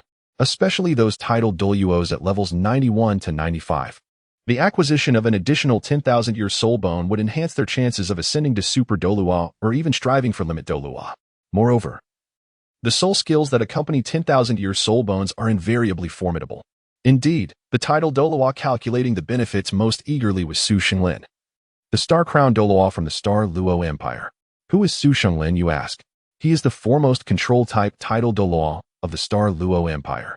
Though he is only at level 95, even Super Douluos above level 96 would find it challenging to gain an advantage against him. Alas, it is surprising to see him in a position of seeking mercy. Lily found it amusing. The Qian Inquiry Valley was fundamentally a trial for the youth, particularly those with romantic aspirations. As for someone like Su Xinglin, who has remained unmarried his entire life, one could only wonder what circumstances might arise. Su Xinglin's younger brother, Su Shanghai, however, has achieved a level in the 70s and enjoys a harmonious and blissful family life. His daughter, Su Ruoi, and son, Su Pejuan, both attend the Shrek Outer Academy. In matters of love, Su Xinglin is but a naif compared to his brother. Despite her reservations, Lily arranged for Su Xinglin to enter the Qian Inquiry Valley, as many powerful individuals were eager to witness what trials a Tidal Douluo would encounter. Yet, to their astonishment, he was presented with a simple query. Do you have a beloved? No, I have never had one, and I likely will not in the future. How embarrassing. A stone, indeed. Upon the conclusion of the trial, he was allowed to leave. Su Xinglin emerged feeling quite awkward. In a fit of indignation, he muttered a curse and departed from the golden ancient tree square. Time swiftly passed, and the Qian Inquiry Valley became a regular occurrence in the Inner Academy. Almost daily, someone would venture inside. However, once one had entered, they could not return. A month of dedicated training had led to significant advancements, particularly in the adept application of soul skills. At times, the students from the inner academy also serve as teaching assistants in the outer academy, guiding the young spirit masters who are at levels 30 to 40. Lily and Rob summoned Tang-san and Wu.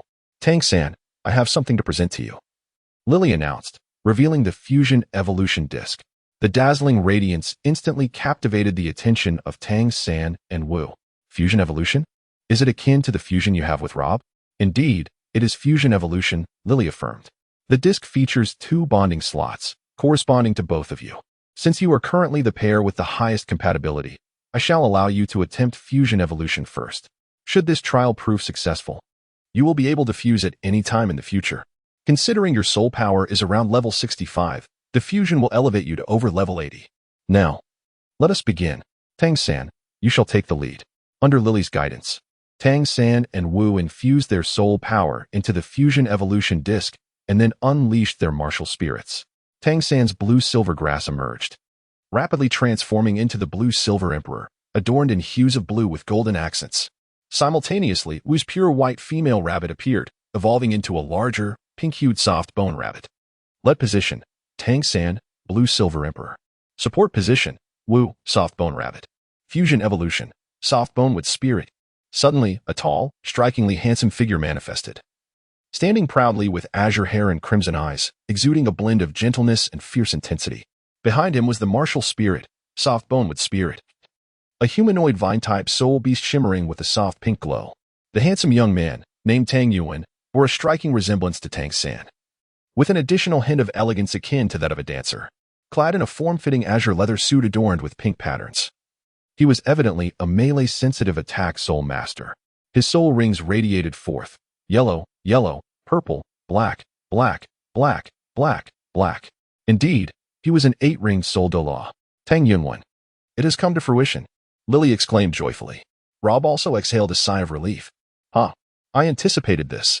The two of them had forged an unbreakable bond, their connection transcending that of ordinary souls.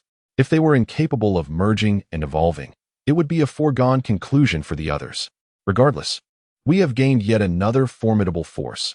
Once they ascend to the rank of Tidal Douluo, the product of their fusion will undoubtedly become a Super Douluo. And when they reach the pinnacle of Super Douluo, their combined evolution shall yield an ultimate Douluo. Tang Yuan then dismantled his form, allowing the dance to take precedence. This time, the fusion evolution of the martial spirit transformed into the blue-silver rabbit emperor. The blue-silver rabbit emperor is adorned with fur that glimmers in a delicate azure hue, touched with hints of gold. Its graceful form and the commanding aura it exudes are far beyond what an ordinary soft-bone rabbit martial spirit could aspire to. The possessor of the blue-silver rabbit emperor martial spirit is known as Wu Lin. Wu Lin, with her neck-length, naturally curly pink hair, accentuates her adorable visage. Clad in a robe of azure reminiscent of the sea, she delineates her elegant figure. She is the dancer of the blue-silver, the empress of rabbits. Her spirit rings consist of 2 yellow, 1 purple, and 5 black, marking her as an 8th ring soul Douluo. Chapter 79, A New Fusion Evolution. Tang Yuan and Wu Tianlin. Since either of the two can successfully lead, Tang-san and Wu have adeptly mastered the method of fusion evolution. Luobo and Lili can now rest easy. The focus now shifts to the combat capabilities of Tang Yuan or Wu Lin post-fusion evolution. Undoubtedly, Tang Yuan is a close combat agile attack type soul master, while Wu Lin specializes in long-range powerful assaults. Clearly, these two newcomers need to introduce themselves to everyone, even engaging in a friendly spar.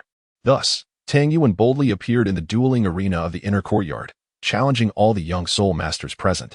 Note: he challenged everyone in attendance.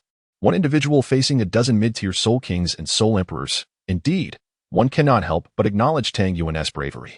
Moreover, this behavior does not stem from Tang-san or Wu, but rather resembles Tang Hao. Tang Yuan's arrival certainly sparked a flurry of speculation until he clarified.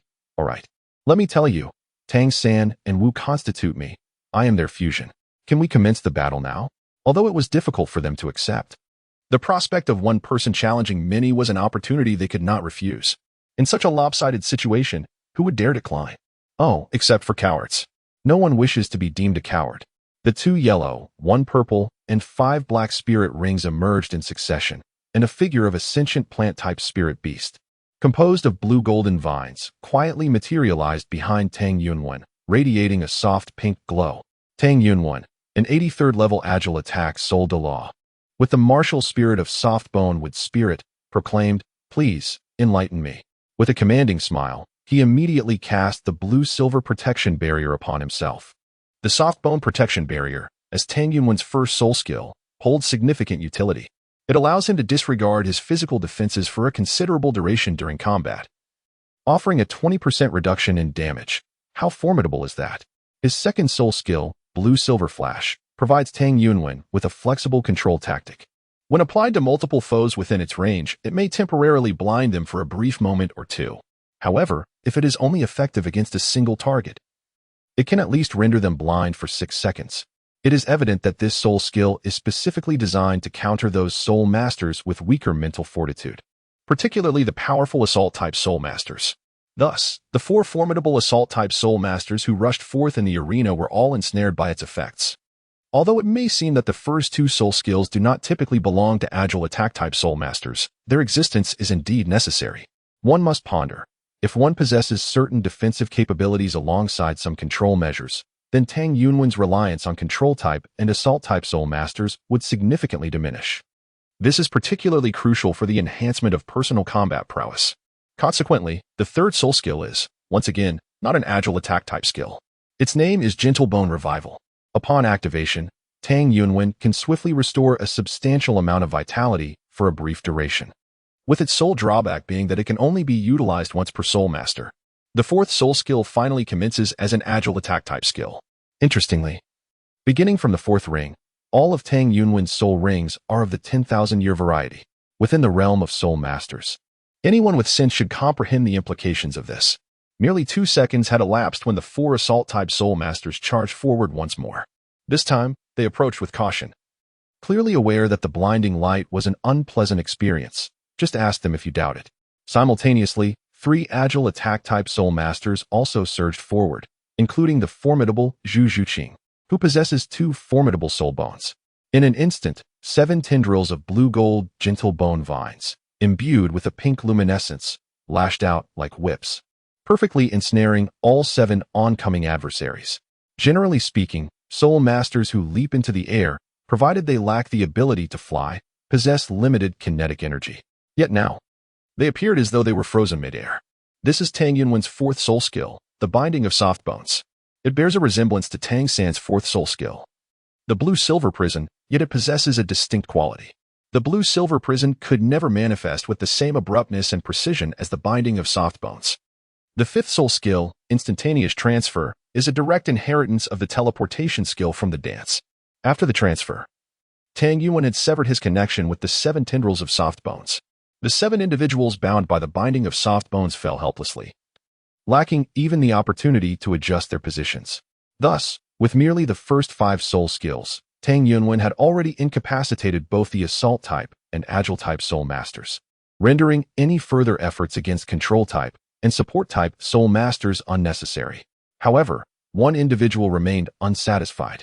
This individual was Ning, who also hailed from the Holy Soul Village and later joined the Spirit Hall. Although he was only at the Soul King level, he bore an indomitable spirit. Ning's martial soul, the Starwell-Eyes staff, proved remarkably effective under the cover of night, and darkness had indeed fallen. His first soul skill, Starwell Chains. Do not mock it as merely a century-old first soul skill. Its terror far exceeds anyone's imagination. In truth, even when facing a Tidal Douluo level powerhouse, as long as he first unleashed the Starwell Chains, he could impose at least 1 second of control. The greater the disparity in soul power levels between him and his opponent, the longer the duration of that control would be. This characteristic will later be referred to by the theorists of martial souls as absolute validity. However, at present, no one is aware of this.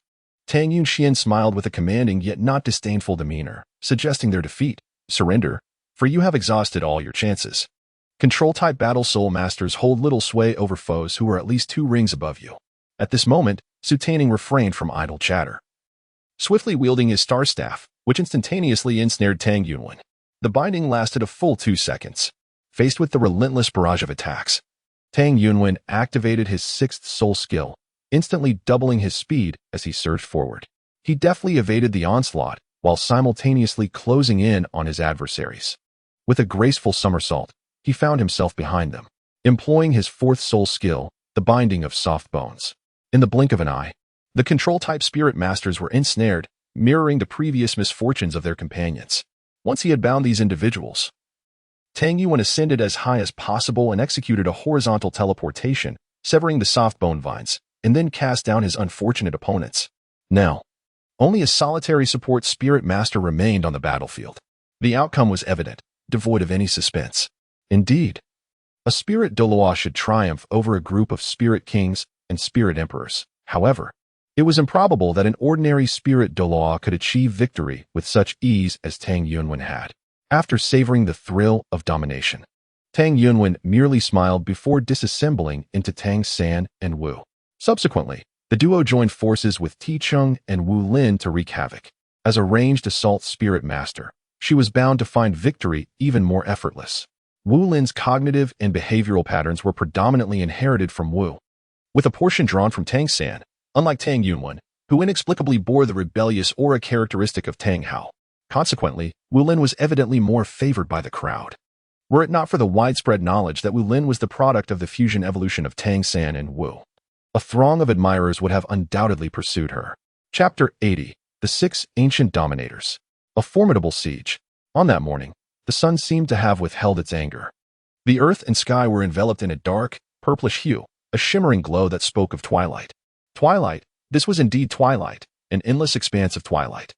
This moment seems destined to arrive. However, the forces of the void have miscalculated. They cannot possibly have remained untouched by the golden ancient tree, the protector of Shrek City. Given their prior encounters, they should be aware that this is not a challenge easily surmountable by the void's forces. Wu Yu harbors no fondness for difficult challenges, and thus must resort to the more manageable aspects. Furthermore, the very purpose of a treaty is to invite transgression, is it not? When she had not come face to face with Gu Jinxia, she clung to a sense of hope. Yet now, she finds herself devoid of any excuse to evade her fate. Wu Yu disregarded these thoughts, following the sense of spiritual pressure through the twists and turns of the estate. Ultimately arriving at the entrance of a cellar, he deftly slipped inside, descending the damp steps. Yi Miao, belatedly realizing the gravity of the situation, trembled, causing her wooden stick to clatter to the ground. The nearby vendor, selling vegetables, called out, but she, feeling shy, refrained from speaking. Observing the bustling market, Grandma Yi hastily returned to gather more vegetables, hoping to earn a bit more money. Among the two bowls of dishes, one contained stir-fried greens, while the other held pickled vegetables. Perhaps due to the lack of oil, the greens appeared somewhat yellowed. Under his affectionate pat, Ailey felt as if she might soar with joy, but in the next moment, she plummeted from heaven to hell. The light streamed into their tent. The beam from the flashlight remained sharp and discernible, casting a column of light that illuminated the swirling dust, creating a circular spot on the tent wall. As the night deepened and the mask dried thoroughly, he quietly slipped away to peel it off, freeing his hands to embrace Song Shi, allowing them both to sleep soundly through the night. Fans of Zhou Dong and Wang Lihong, already discontented by their idol's defeat to Su Yi, could no longer tolerate the exuberance of Su Yi's supporters, who flaunted their triumph indiscriminately. The formidable aura emanating from these individuals surged intensely. Among them, 12 possessed the strength of golden core practitioners. Upon a cursory glance, Xie Guochen noted that the weakest among them was at the 6th level of golden core, while the strongest reached the 9th. Although the task was nearing completion, Sui could not yet depart the United States, as he had another matter to attend to. The young man, in high spirits, playfully adorned Li Mu's hair with a dark feather, rendering him akin to a fierce warrior of the Blackbird clan. He had been ensnared by the previous Ing god, though the reasons for this entrapment remained elusive to Xie Guochen. However, the protagonist had already finalized a contract with Hui Jian, making it difficult to retract. Wang Ru inquired how to arrange for him. Upon hearing this, I was filled with perplexity, for the notion of spiritual artifacts seemed utterly fantastical to me. I could hardly believe that such supernatural powers existed in this world. My master had previously informed me that those within the circle merely employed sleight of hand, the miraculous feats depicted in dramas, such as transmuting stone into gold or soaring through the skies, were nothing but fabrications. Bah, Jiang Governor, do you presume me to be someone easily coerced? Dare to plot against me, and await the annihilation of your entire family. The princess had by now steadied her demeanor, casting a scornful glance at Jiang Governor. to expand the Great Zhou? Yet, the rest of the realm cannot depend solely on you. It would be a formidable challenge, Ji Shuling reasoned, recognizing that the Great Zhou was lacking in talent. To conquer other nations solely through Xie Guochen's efforts would ultimately prove insufficient. If the emperor is unafraid, then accompany me to witness for yourself. You will understand in due course, Xie Guochen replied. An apology is not enough. Do you realize how much time you have wasted? Jiang Yushuan retorted. I have already apologized. Senior brother, what more do you desire? Chapter 81. Has Qianren Shui become a Twilight Soul Master? Having set forth a goal, we were prepared to embark without delay. In prosperous times, people may adhere strictly to protocol. Yet, in an era of life and death, all trivial formalities may be disregarded. The dispatched individuals included Sword Douluo Chen Xin, Star Crown Douluo Su Xinglin, Chrysanthemum Douluo Yuiguan, Ghost Douluo Guimei, and Ice Thunder Douluo Li Jun. Naturally, Yu Mingqing was also included. Though she was merely a soul emperor, her presence was essential, for she alone could gather the items necessary to unlock. After a long day of work, the members of the department naturally harbored considerable resentment towards Jiang Yuan. They regarded her as someone who had clearly used underhanded means to gain her position, eliciting both disdain and revulsion. However, it was perplexing that Tang Wanyan, seemingly undeterred, chose this moment to visit the company. Yet, the subsequent events imparted a crucial lesson. Any act of willfully interfering in another's cultivation under the guise of seeking authority is a flagrant affront and desecration of the celestial laws. The image of her, in a fit of agitation, leaving scratches on Mr. X's arm surfaced vividly, and Ai Xinya's eyes reflected sheer astonishment, regardless of An's reassurances. He could not fully relax, setting aside the possibility of someone undermining him. He felt unsafe merely by venturing into the village for on-site investigations. The senior's transformation was not limited to his music.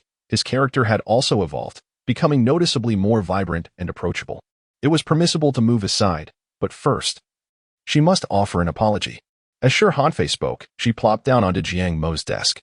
Once the four friends encircled Huang Yuelu, he promptly wielded his magical artifact, instantly engaging in combat with the three disciples.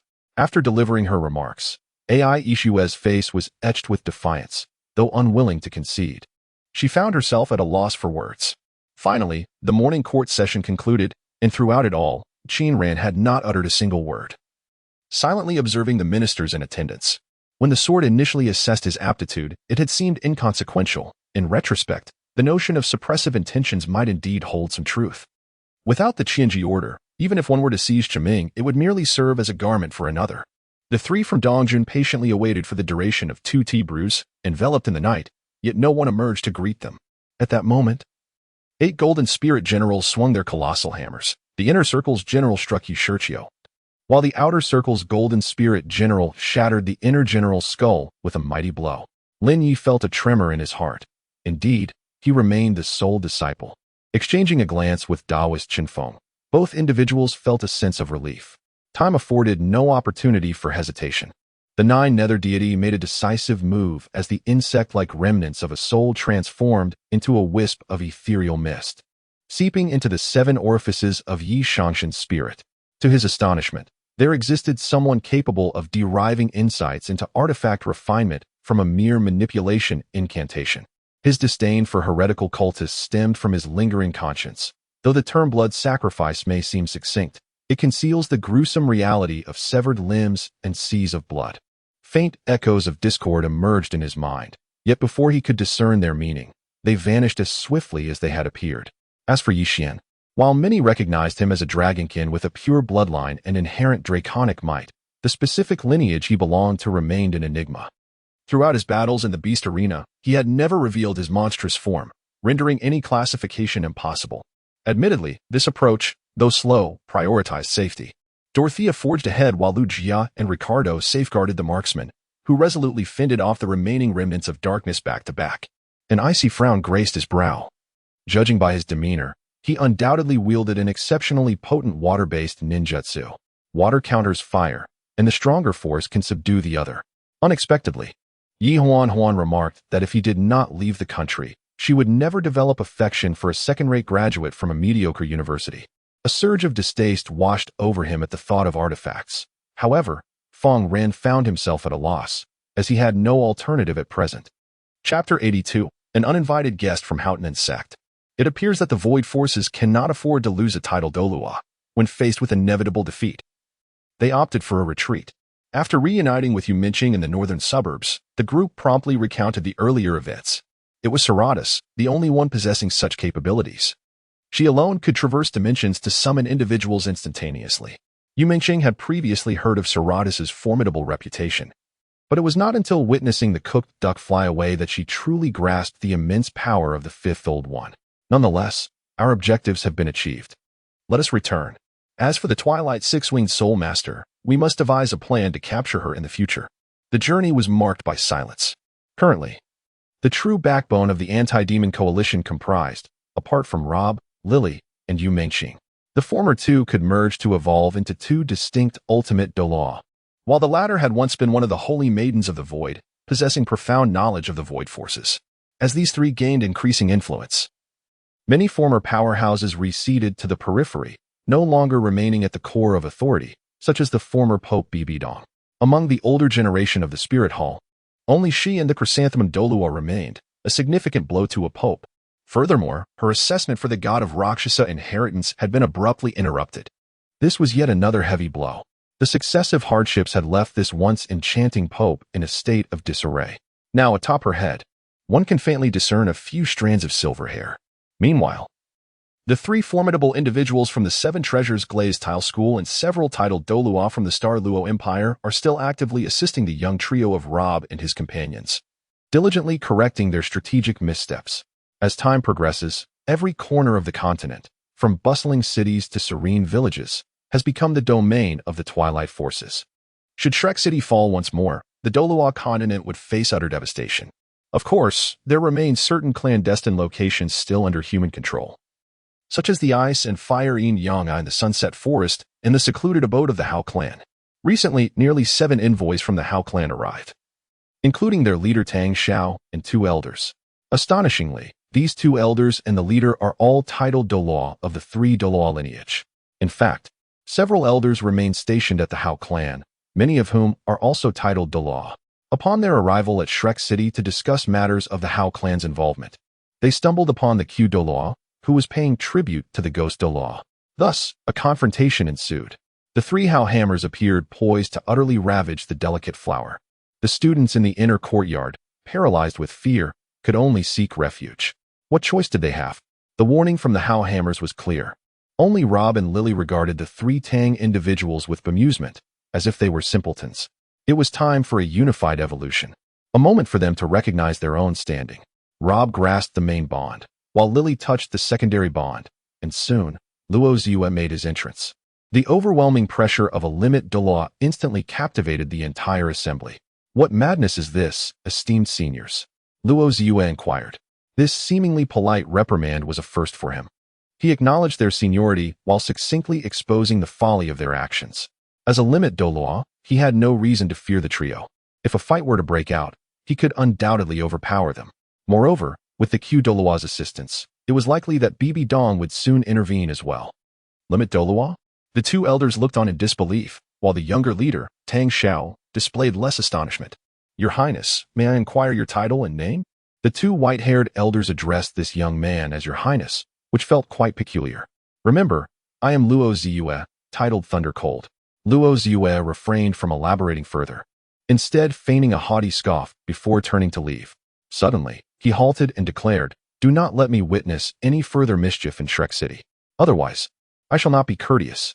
Qing and the nearby Xiao could hardly contain their laughter. Qing remarked, Ah, Rob and Lily certainly relished this kind of play. Indeed, this posturing was quite masterful.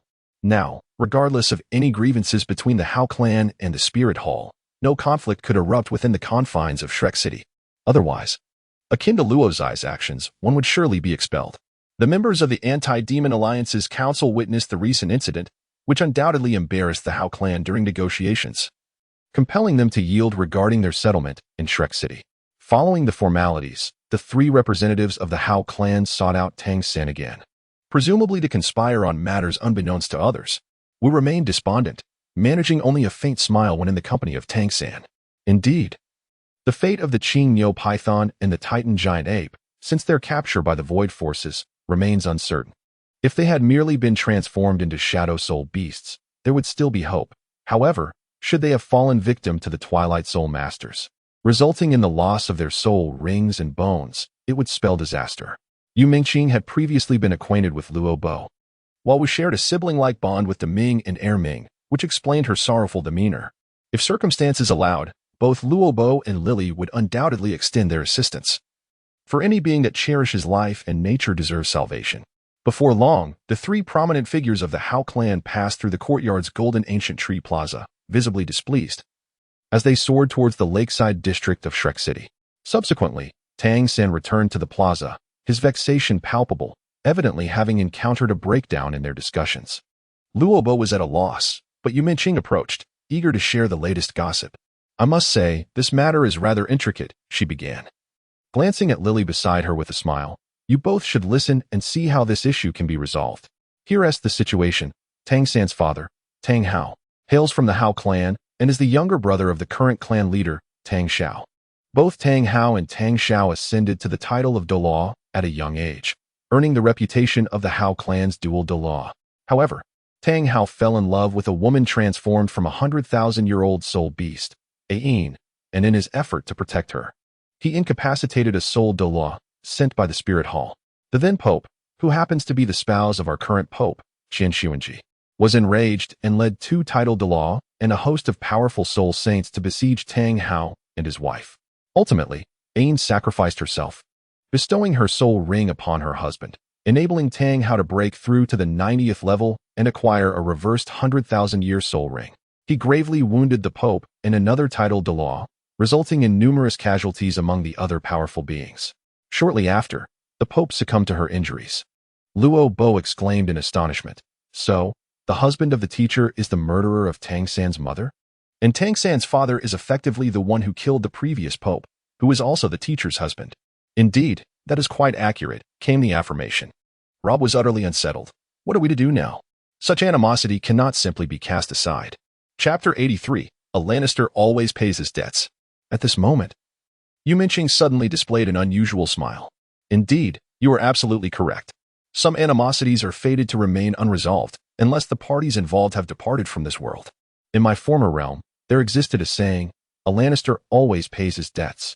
Beyond its literal interpretation, it carries a profound implication, that vengeance is inevitable. A lion that refrains from avenging itself shall only be regarded as a mere cat. Is it truly that grave? If they were to engage in conflict, whom shall we assist? Rob inquired with a troubled expression. At this moment, Lily wore a blank expression, seemingly unwilling to express any opinion.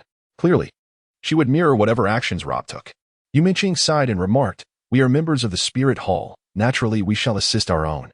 Moreover, did our Spirit Hall not suffer losses during the incident involving the Houghton sect? Furthermore, the reason the Pope pursued that Ain was solely for the sake of soul rings and soul bones. It is only right for soul masters to hunt soul beasts.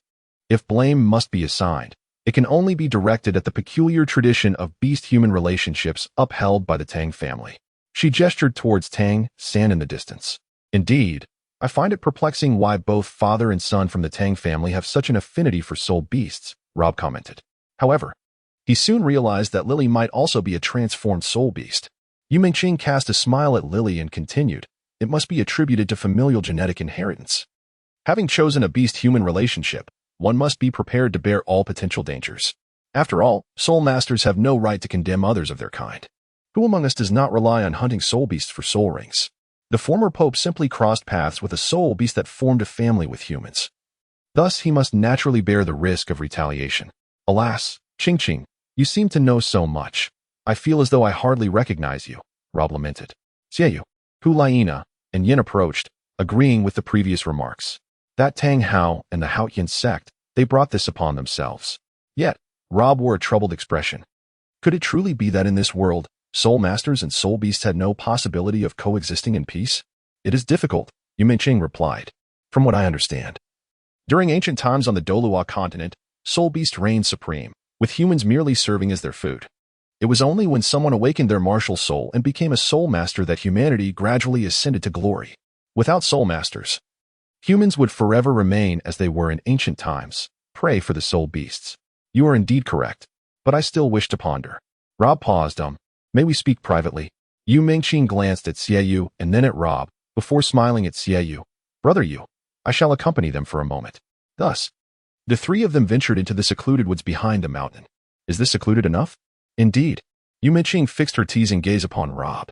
Is there something you cannot discuss publicly? It wouldn't happen to be a secret between you and Lily, would it? Rob flushed and replied, What are you thinking? It's just that the matter pertains to my original world. How could I let others know so easily? Then why do you trust us so readily?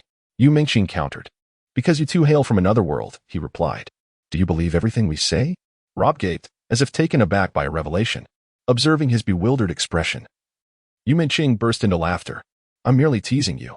I truly come from another realm, albeit one different from yours. Rob, resigned, steered the conversation back on track. Well, here is the matter.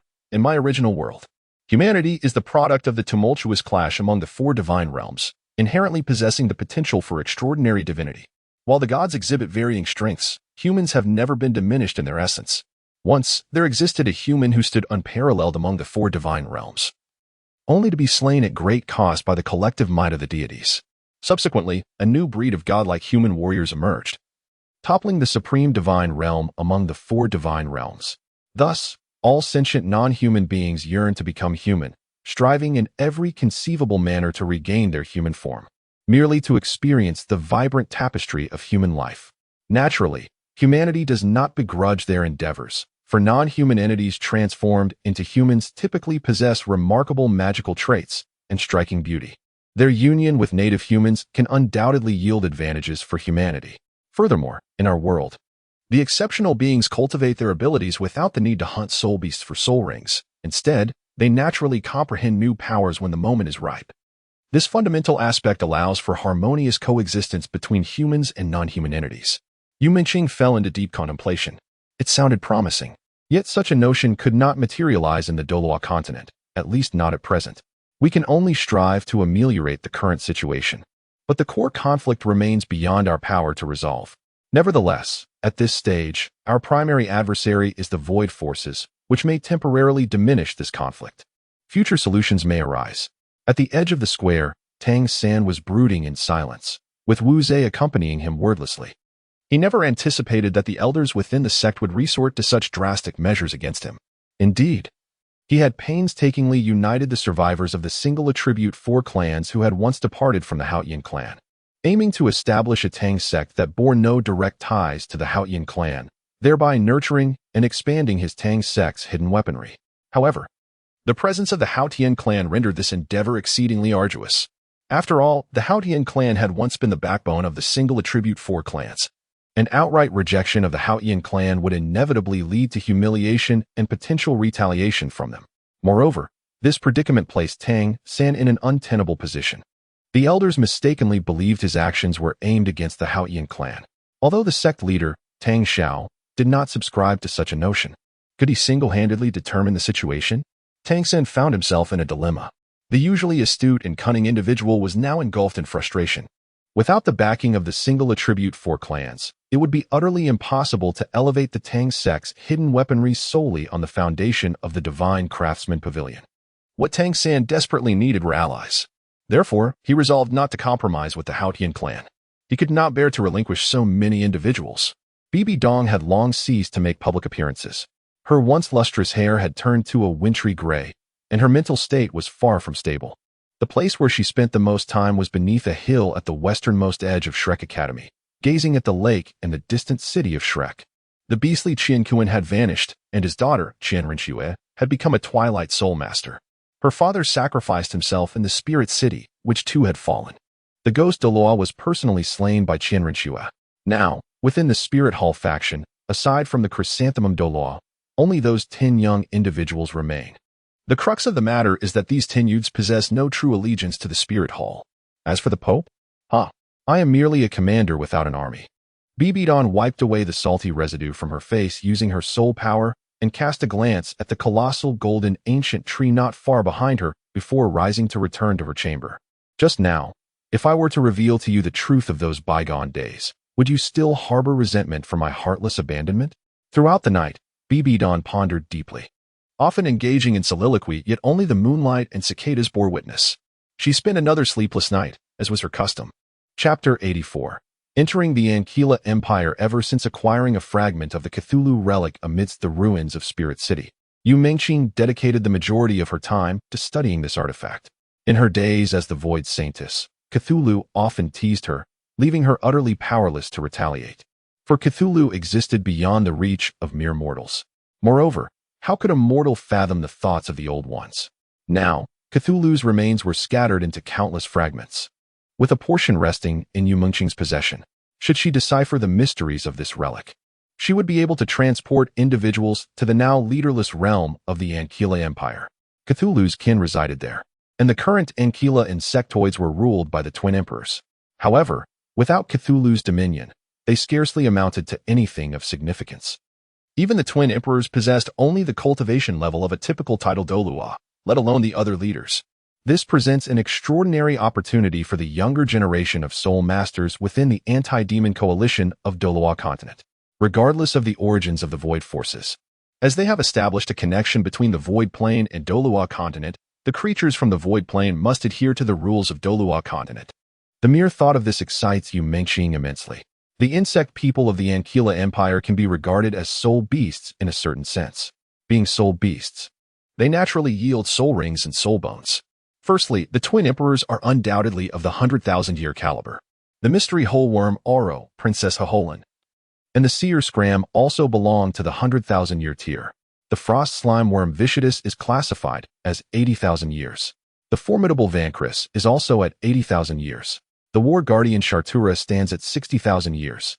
Lord Klee is at 50,000 years, as is Princess Yaoki and Maid Vim. Just these leaders among the foes are exceedingly enticing. Consider that the lowest-ranked leader is already at 50,000 years, a level with a considerably high probability of yielding soul bones. However, these are merely the leaders of the underground temple of Ankyla. To breach the underground temple, one must first conquer the surface fortress of Ankyla. The enemies within the Ankyla fortress are also formidable, yet they are more suitable for the relatively inexperienced young soul masters to hone their skills.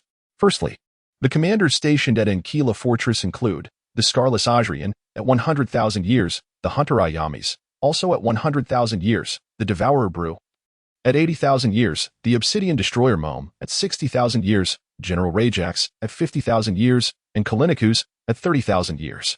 Naturally, beyond these leaders, there is a multitude of 10,000-year level leaders, as well as numerous minions below that threshold. The Ankyla Empire, having lost its dominion over the plane to Cthulhu, is inherently unstable. An opportunistic assault on this plane could certainly inflict significant damage upon the Void forces. After a brief meeting, Yu Mengqing gathered a group of young soul masters willing to take risks, most of whom are of the 5th and 6th ring levels. Of course, Rob and Lily are to accompany them. In the event of unforeseen circumstances, their combined evolution into a Super Douluo would ensure the safety of the group. Thus, the inaugural raid on the Ankyla Empire is set to commence. Yu Mengqing has established the objective for everyone, to slay General Rajax and acquire his soul ring. Indeed, it is Winlaff who is in need of a soul ring. Ever since his defeat to Tang 5 years ago, he has been diligently training. Finally, at this pivotal moment, he has reached the 60th level threshold. In the valley of Qian Kuan's questions of love, he formally proposed to Huo Wu, and they completed a trial task together. Huo Wu is now his fiancée.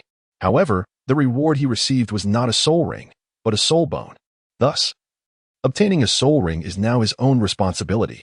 With such a splendid opportunity at hand, how could Winlaff possibly let it slip away?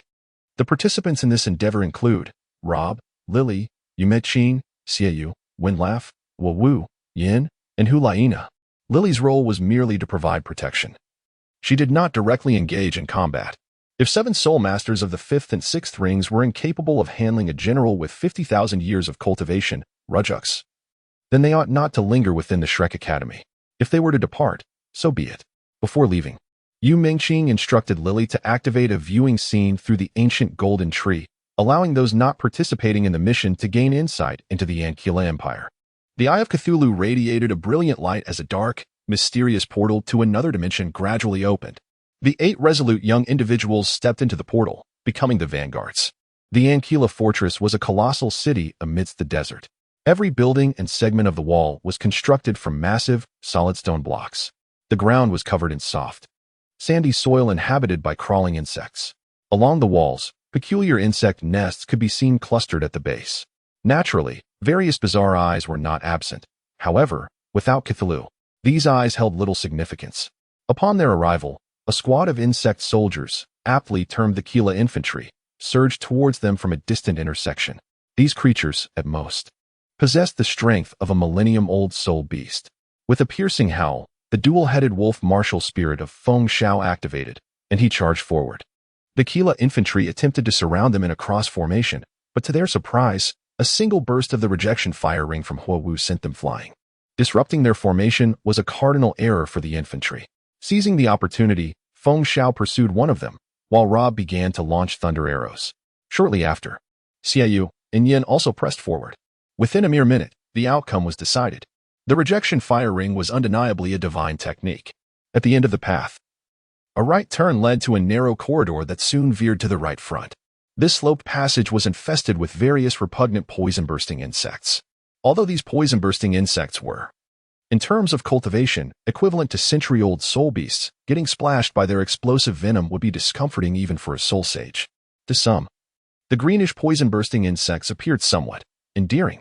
At the end of the corridor lay a spacious courtyard. There were paths on both the opposite side and to the right, but these details were insignificant, for the target of their mission, General Rujux, resided within this courtyard. Eliminating him would grant them the opportunity to return. General Rujux was a gigantic insectoid creature, with its claw-like, robust arms and twisted antennae atop its head. It was undoubtedly a foul beast. However, what intrigued them more was its armor, a striking purple-black hue. The material of the armor was exceptionally unique, resembling mithril yet also akin to silver. Adamantine armor? Yu Minqing exclaimed in disbelief. If even General Rujux possessed a suit of adamantine armor, what might the twin emperors be like? Could it possibly be origin-grade steel? Xiao inquired, what is adamantine? Adamantine is an exceedingly rare and potent metal from the void plane. Armor crafted from adamantine not only boasts incredible defensive capabilities but also provides substantial attribute enhancements. Origin-grade steel is even rarer and possesses even greater power. In my days as the Void Sanctus, I had the opportunity to meet General Rujux, who at that time could scarcely assemble a complete set of silver armor. Yet now, he possesses an entire set of golden armor. It seems as though General Rujux can hear our conversation. Indeed, you traitorous soul, are you envious? Empowered by golden armor. The might of this general far surpasses that of your ragtag assembly. Chapter 85. General Rujux, though he spoke with bravado, as a general, Rujux chose to first send his subordinates to their demise. First, there were the Kira infantry, followed by the Kira stingers, akin to wasps. Naturally, both types of soldiers excel in close combat. The Kira infantry rely solely on their robust pincers to execute ground-shaking strikes, possessing but a singular soul skill. In contrast, the Kira stingers not only charge at great speed but also unleash a unique blood toxin. As for the ancient elixir, it has long been lost to time. How could anyone possibly know? Perhaps there are other reasons at play? Liu Yu averted his gaze. In truth, Qing appeared to be a rather serious old man. Yet unexpectedly, he exhibited such a demeanor and pride. One could hardly resist the temptation to package Shermayan and cast him aside. Zhou Sun enveloped me in his embrace, adopting a protective stance while instructing the bodyguard, bind her up. By the way, during your last visit to the inn, you only stayed for a day. I must return the remaining crystal cores to you, said the Black Rose. Yang Qing could not help but curl the corner of her mouth into a smile. It was during that period that she honed her ink-making skills. And it was also then that she witnessed the aloof arrogance within the icy heart of the Prince of Letters. Upon hearing this, Wanwei promptly agreed. Since Shermayan had voiced it, failing to acquiesce would likely render him the next Chen Qi. After Lu Feng finished speaking, he suddenly reached behind him and drew a knife, which he flung onto the shoulder of the person before him. Zhao Weiwan smiled, and in that moment, her smile bore an uncanny resemblance to that of a snow-sweeping guest, gentle and profound. Little did she know that Ji Tiantian, who had fallen down the stairs, had vanished from the hospital just like that. What is the meaning behind this? The esteemed Qin Zhong, known as the Fourth Master Qin, unexpectedly called himself, claiming that the television station was disbanding. Only now does she realize that perhaps at that time, Yin Huai had already revealed his intentions, but due to her mere pretense, it had to be extinguished in its infancy. Every time Song Yuanbao had a break, Old Lady Song would prepare a sumptuous feast, and today was no exception. Earlier, She had sent Song Fong to buy ribs for stewing, the savory aroma wafting into the adjacent courtyard, making 3 young girls weep with longing. The sushi restaurant they chose was a conveyor belt style. Plates spun endlessly like a flowing river, allowing diners to take whatever they desired, and at the end, payment was settled based on the number of plates and the colors representing different prices. Upon hearing this, Ao Fei swiftly leaned in, and indeed, in the blurred image, the darker parts manifested silver, creating a mirrored effect on the other side of the glass. Lieutenant General Bai Yi personally arrived at the helipad to introduce the impending battlefield tasks to the soldiers. Go find some people and gather their home addresses and phone numbers. Wang Lang instructed another officer. They first evenly poured silver nitrate solution onto the glass, then allowed it to dry before exposing it in a light-proof wooden box. However, the result was disappointing. The glass remained unchanged, devoid of any reaction, leaving both men somewhat disheartened. In Lan Nade's eyes, Bai Yin seemed to be enveloped by vast forests. Before he could recover from his astonishment, an ethereal sensation emanated from the thick mist, followed by a tumultuous gathering of green fog towards a singular point. Thus, many disciples gradually began to explore the secrets of this vast wild forest, seeking ways to counteract the toxic gases. After about half a month, some disciples finally grasped the mysteries of the great wilderness and learned how to contend with those half-beasts. The Sword Saint of the Azure Moon nodded in satisfaction, then quietly took the hand of the Sword Spring, revealing a scarlet character for calamity etched in his palm. Chapter 86. Donger, Xiao Gang, I love you. Regrettably, no soul bone emerged, sighed Xiao. Yu Minqing turned her head, feigning seriousness as she gazed at him. If soul bones were so easily obtained, would they still hold immense value? Xiao, looking aggrieved, responded, Qing, you only ever scold me. Laughter erupted among the crowd, except for Feng Xiao, who was currently absorbing a soul ring. After nearly an hour, the soul ring absorption process concluded. Feng Xiao acquired the soul skill known as Twilight Wind. A soul master of equivalent rank would lose half their current vitality if affected, while those particularly weakened could perish. If the opponent was of a higher level, the effect would diminish according to the level disparity. It was truly a divine skill. Its optimal release time was right at the beginning of a battle, when the opponent was in peak condition. Once struck, the opponent is left with merely half of their vitality, while oneself remains in peak condition. With this soul skill, Feng Xiao can contend with peers, provided he successfully hits his target, for the Twilight Wind's range is merely a sharply angled sector. One must strike unexpectedly to ensure perfect accuracy. Should Feng Xiao seek to spar with Tang San, well, everyone understands the implications. Recognizing the opportune moment, Yu Minqing swiftly transported everyone back to the base of the golden ancient tree. Facing the onlookers outside, the others exuded an air of noble confidence. As the vanguard, they had gleaned vital intelligence regarding the Ankila fortress and demonstrated unwavering courage and a resolute commitment to the cause of the anti-demon coalition. They are, indeed, heroes. Subsequently, Yu Minqing proposed to accompany Pope Bibi Dong in confronting the Hunter Ayamis. Everyone was aware that Bibi Dong's second martial soul possessed only 7 soul rings. Thus they aimed to assist her in acquiring the remaining 2. The Hunter Ayamis and the Scarless Aryan, both formidable 10,000-year soul beasts residing within the Ankila fortress, were naturally intended for Bibi Dong. Yet, to everyone's astonishment, Bibi Dong expressed her reluctance to participate. Reluctant? 2 10,000-year soul rings, and still, she dismissed them. What could possibly be of such significance that she would overlook these magnificent prizes? She turned her gaze toward the distant sky, tears glistening on her cheeks as she softly uttered a name. Master trembled at her words. This marked the second time Bibi Dong had publicly called her that. What troubles you, Your Holiness? Bibi Dong, overwhelmed by emotion, broke into tears. You foolish one, you are such a fool. Would you accompany me to the Qian Inquiry Valley? And Lu Erlong, let us finally clarify everything today. The sight of the dignified Pope of the Spirit Hall in such a state was utterly unexpected for everyone, except for Yu Minqing. As a reincarnated individual from Earth, she was all too aware of the complex relationship between Bibi Dong and Master. Lu Erlong regarded Bibi Dong with a peculiar expression, then took Master's arm and said, If we are to go, then let us go. I have long wished to visit. Master was indeed speechless. At that moment, he found himself at a loss for words. Alas, it was as anticipated, the inevitable had arrived. Since Bibi Dong had brought the remnants of the Spirit Hall to Shrek City, such a moment was destined to occur. The trio of Bibi Dong, Yu Gang, and Lu Erlong entering the Qian Inquiry Valley together was truly momentous. At Yu Mingqing's request, Lily disabled the viewing function of the Golden Ancient Tree. Some matters were better left unknown, particularly those concerning the older generation. Of course, as the controller connecting the Golden Ancient Tree to the Qian Inquiry Valley, Lily could still observe. However, when she began her incantation, she never anticipated that Shrek Academy's Dean, Flinder, would also be drawn into the fray. Ah, a love quadrangle, what a tragic tale. This was the only conjecture she could form. Meanwhile, Yu Mingqing displayed an enigmatic smile. Oh, for individuals, 2 men and 2 women. How intriguing. Upon the sacred altar of the Azure Moon, the ethereal shadow of a deity awaited. Bibi Dong, the master, Lu Erlong, and Flanders were separated at the 4 corners by a suddenly materialized round table. Bibi Dong gazed at the master, while Flanders turned his attention to Lu Erlong. Are you prepared? The shadow inquired. Except for Flanders, who appeared somewhat perplexed. The other 3 remained silent. The shadow shifted its gaze towards Bibi Dong and declared, "Come forth, the first. What is your name?" "I am Bibi Dong. Do you have a beloved?" "Who is he?"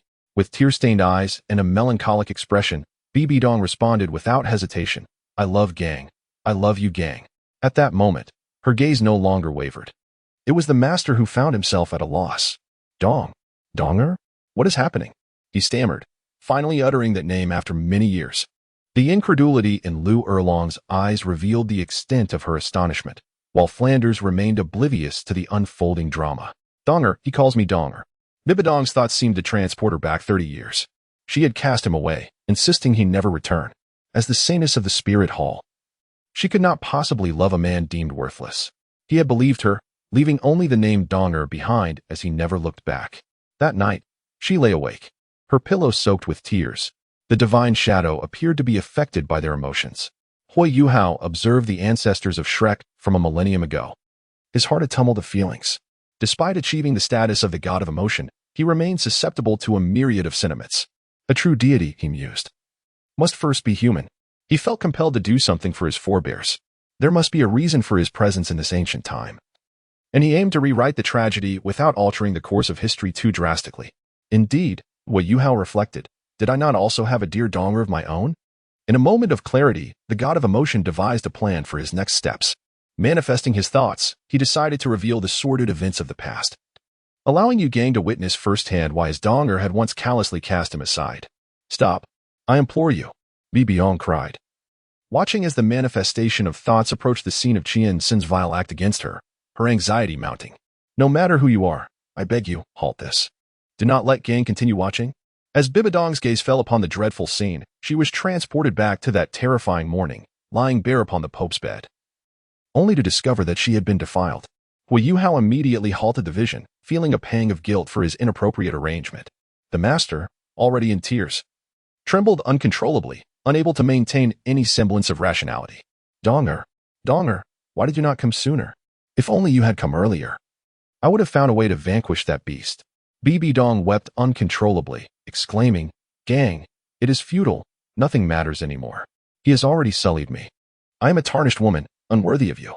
The master spoke no further. Instead, he circled around Flander and embraced Bibi Dong tightly. No. It is not you who is tarnished, but that beast, that wretched beast. It is all right now. It is all right. No one can harm you any longer." Bibi Dong, burying her head in the master's embrace, reveals her true self.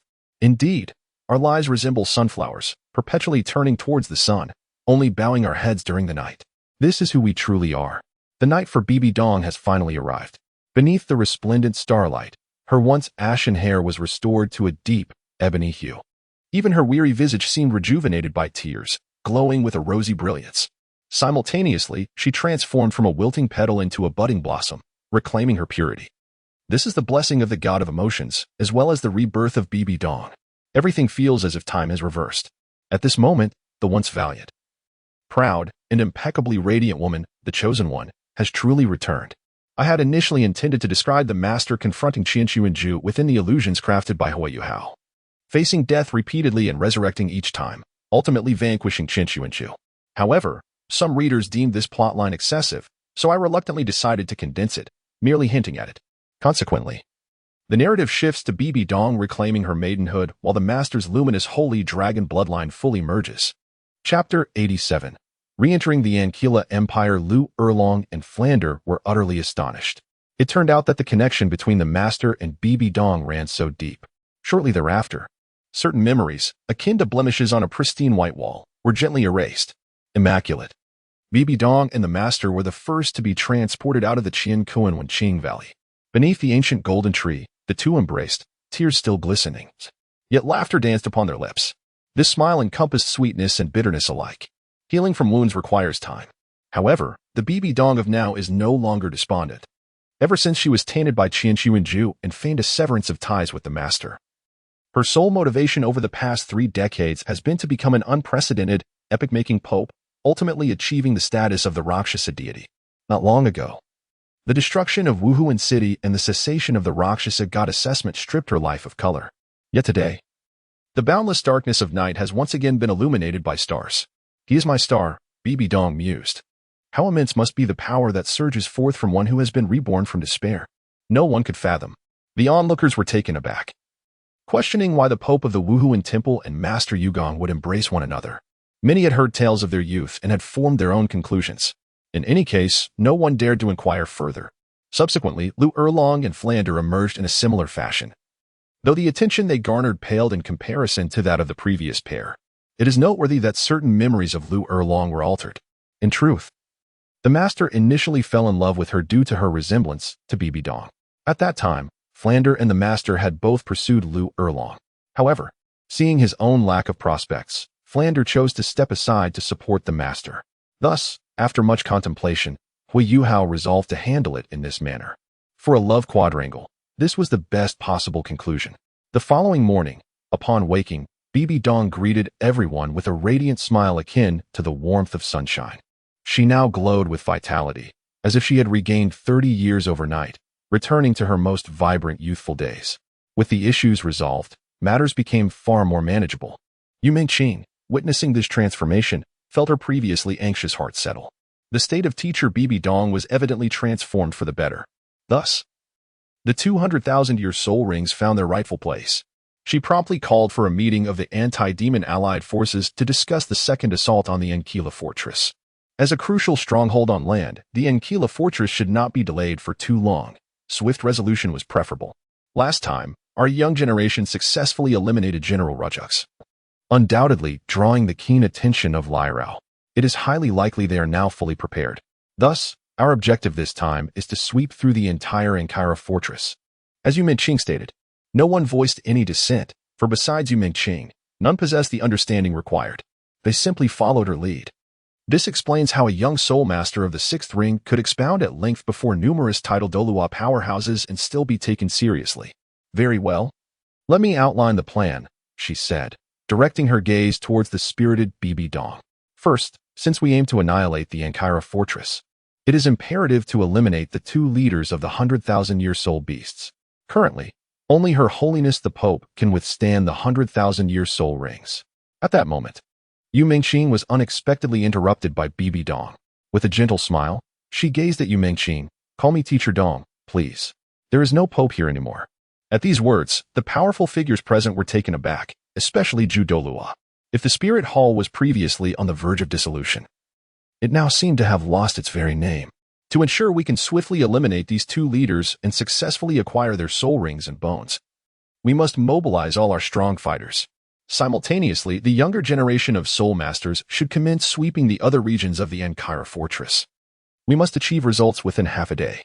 Suddenly, Xingguan Douluo Su Xinlin stood up, addressing Yu Mingqing. Miss you. The soul rings should be given to Her Highness the Spider Emperor. Then what about the soul bones? Yu Mingqing had not anticipated this query. The optimal effect can only be achieved when the soul rings and soul bones are derived from the same soul beast, so they should naturally be given to Teacher Dong. There are several 100,000-year leaders within the Ankara underground temple, one of whom is the Prophet Scram, whose abilities would suit you perfectly. As for you, Xingguan, do not worry. Your turn will come. Su Xinlin felt a flush of embarrassment, realizing he had acted somewhat selfishly. He then glanced around, falling into silence, creating an awkward atmosphere. Since we are on the subject of soul bone distribution, I would like a bit more, if possible. Once we successfully clear the Ankara fortress, We must swiftly initiate a decapitation operation against the Ankara underground temple. This will undoubtedly yield many soul bones. Among them, the soul bone dropped by the sword Emperor Vikanelras of the Twin Emperors will surely suit the sword Douluo. Meanwhile, the demon Emperor Vikler would be fitting for Ju Douluo. There are many others. We can discuss them later. At this moment, Ning Fengji suddenly inquired, "What about the people from the Haotian school? Should we take them along? I heard their sect leader and elders are all Tidal Douluo now. They have truly concealed themselves well. I believe Tang Xiao can be included. But the elders should be omitted. They're a bunch of stubborn old fools," Bon Douluo Gu Rong remarked disdainfully. Clearly, he seemed to have some recent disagreements with the elders of the Haotian school stationed at Shrek City. After contemplating, Yu Minqing also expressed her agreement. Yes, that would be acceptable. Thus, the official plan for this operation has been formulated. A formidable team has been assembled, comprising the merged and evolved form of Rob and Lily. The ultimate Douluo Legion, along with Douluo Bibidong, the Spider Emperor, Douluo Su Xinglin, the Star Crown, Douluo Qinshin, the Sword, Douluo Gu Rong, the Bone, Douluo Dugabo, the Poison, Douluo Yueguan, the Chrysanthemum, and Douluo Tang Xiao, the Howl. This squad is primarily tasked with a decapitation mission, responsible for eliminating the Hunter Ayamis and the Scarless Adrian. Meanwhile, another team, led by the Golden Iron Triangle, Ning Fengji, Zhao Wujia, and Qin Ming, will engage the younger generation in sweeping operations across other regions of the Ankila fortress.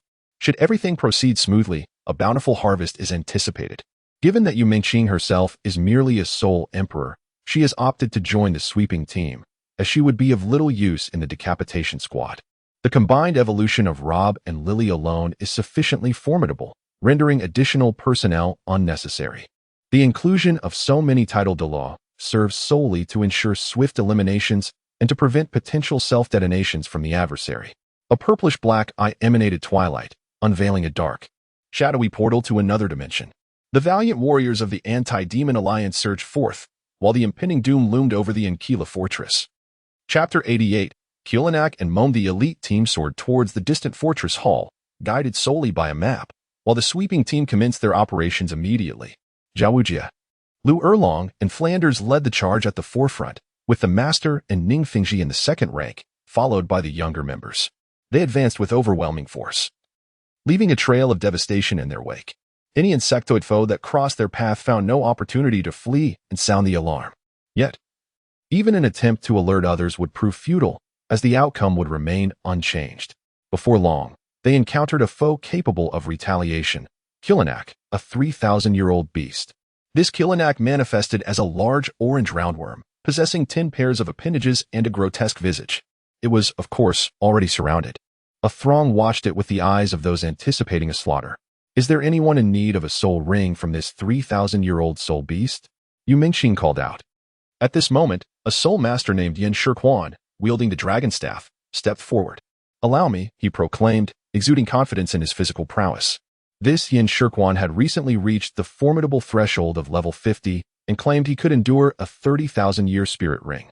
Culinax emitted a piercing cry before launching a sudden attack. In an instant, Tang San swiftly intervened, ensnaring it tightly with his blue-silver emperor. Now, Tang San had transformed the runes of his first and second spirit rings from a purple epic hue to a golden transmission, granting his blue-silver emperor an impressive 40% enhancement in control.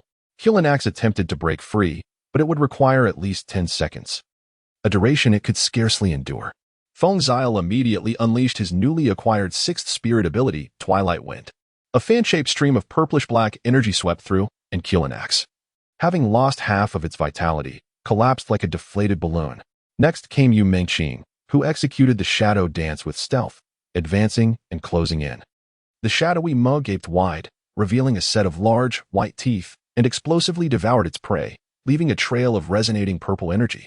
The barely conscious Culinax was rendered no different from a lifeless entity. Yin Shirquan then leisurely approached and dispatched the creature with a single strike of his staff, beginning the process of absorbing the spirit ring. At this moment, everyone suddenly made a remarkable discovery, an exquisite soul bone.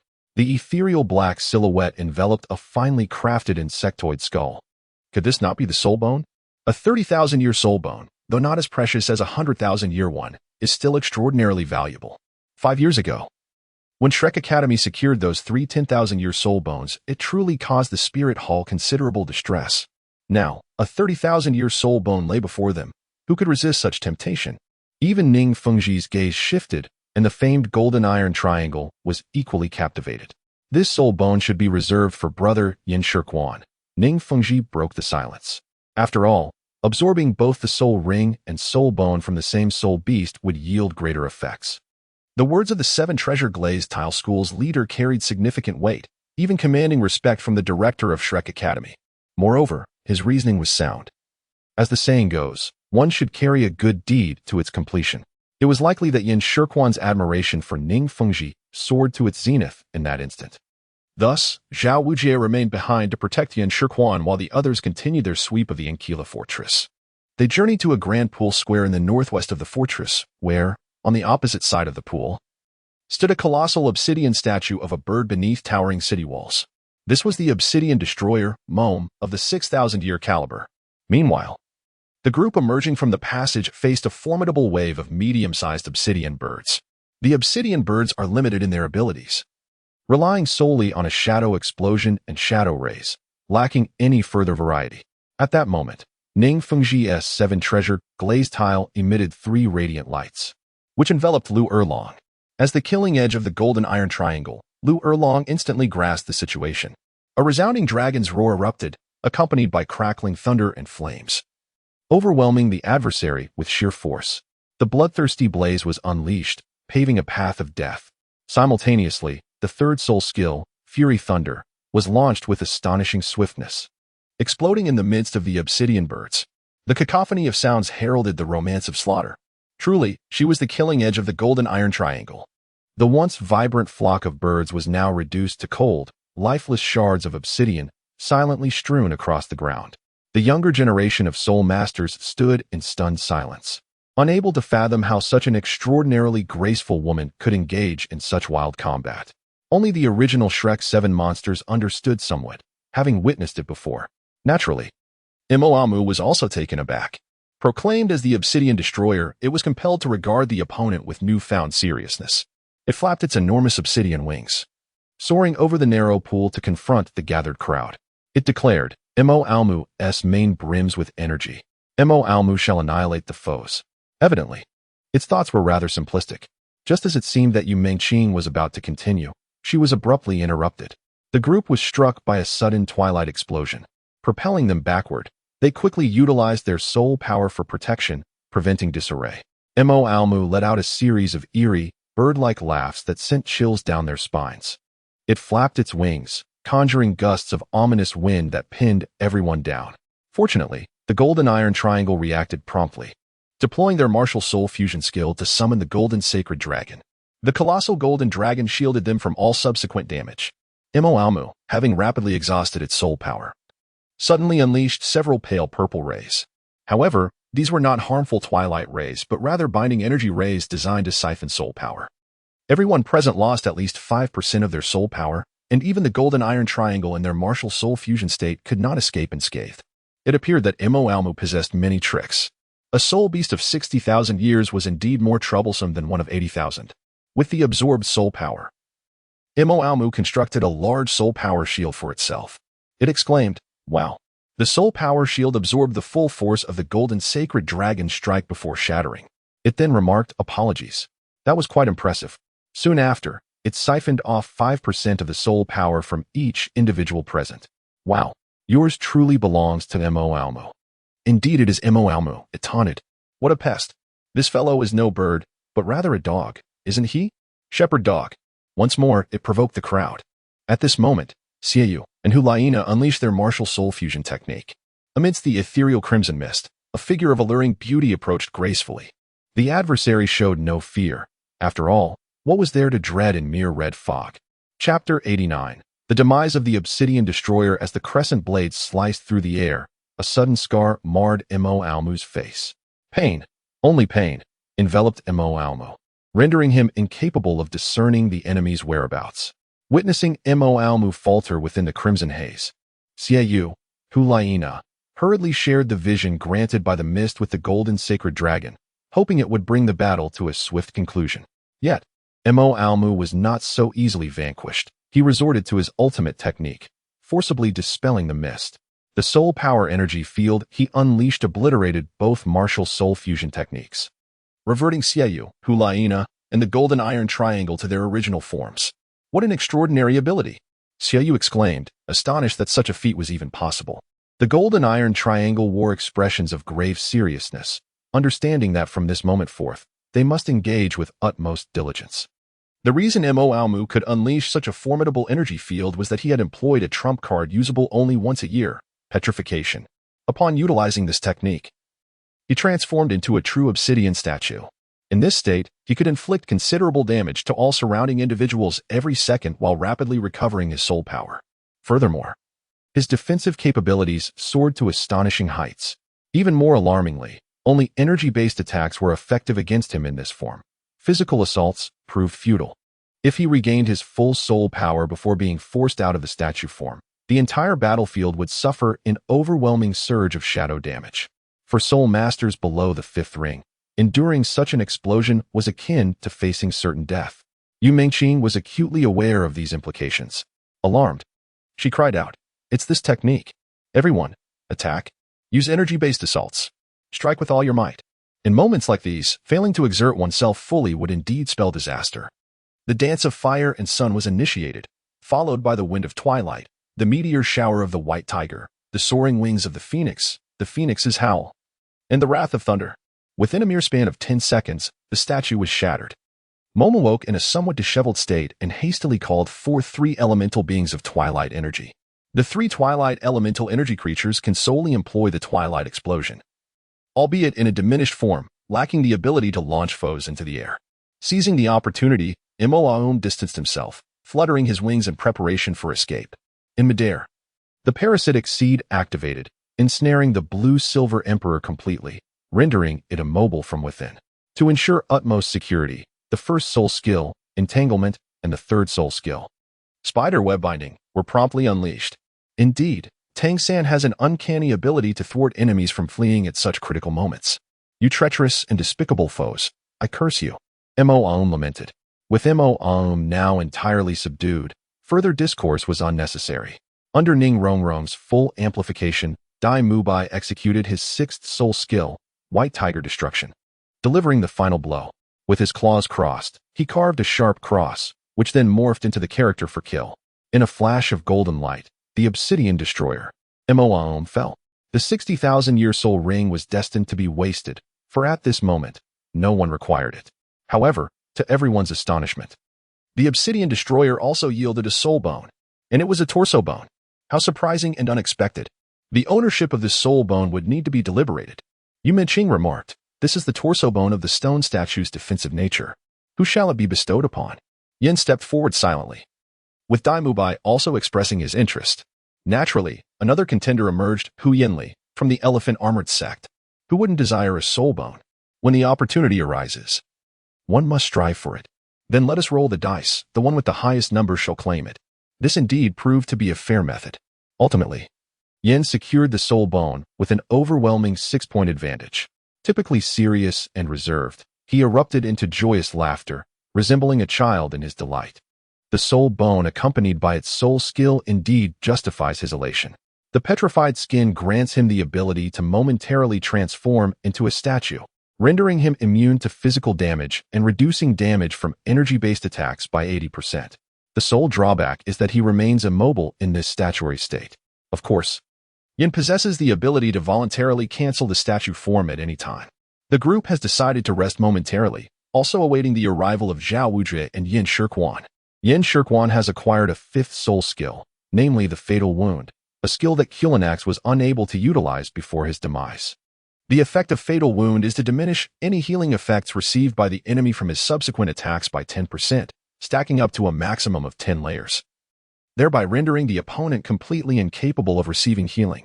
Naturally, the duration for which the Fatal Wound can persist depends on Yin Shirquan's soul power level. As a Soul King, he can maintain it for up to 5 attacks. The Soul Bone skill is the Earth Splitter, which unleashes a fissure along a designated linear stretch of ground. Enemies caught within this range will suffer substantial damage and be ensnared in the chasm, while nearby foes will be repelled a considerable distance. It offers both damage and control. A truly divine skill. Soon enough, the two hastened towards the pool square where the obsidian destroyer resided to reunite with the others. Meanwhile, the execution team of the formidable warriors has already carved their way through adversaries, advancing directly to confront the hunter, Ayamis. This hunter, Ayamis, is a half-human, half-bee creature adorned in purple and gold, colloquially known as the Great Hornet. Yet, it prefers the title of hunter. Regardless, it now faces the imminent threat of death. How could a 10,000-year-old soul beast possibly contend against such a multitude of Tidal Douluo? Moreover, there is an ultimate Douluo among them. This evidently hopeless situation was apparent to all. The hunter, Ayamis, adhering to the principle of a strategic retreat, swiftly turned and took flight. The immense wings of the bee fluttered, releasing a cascade of twilight particles, thereby slowing the advance of the pursuers. Quickly, follow closely, do not let it escape, commanded Li Jun, prompting the esteemed Tidal Douluo to hasten urgently in pursuit of the fleeing foe. As Bibi Dong rose, she unleashed her terrifying soul skill, Eternal Creation.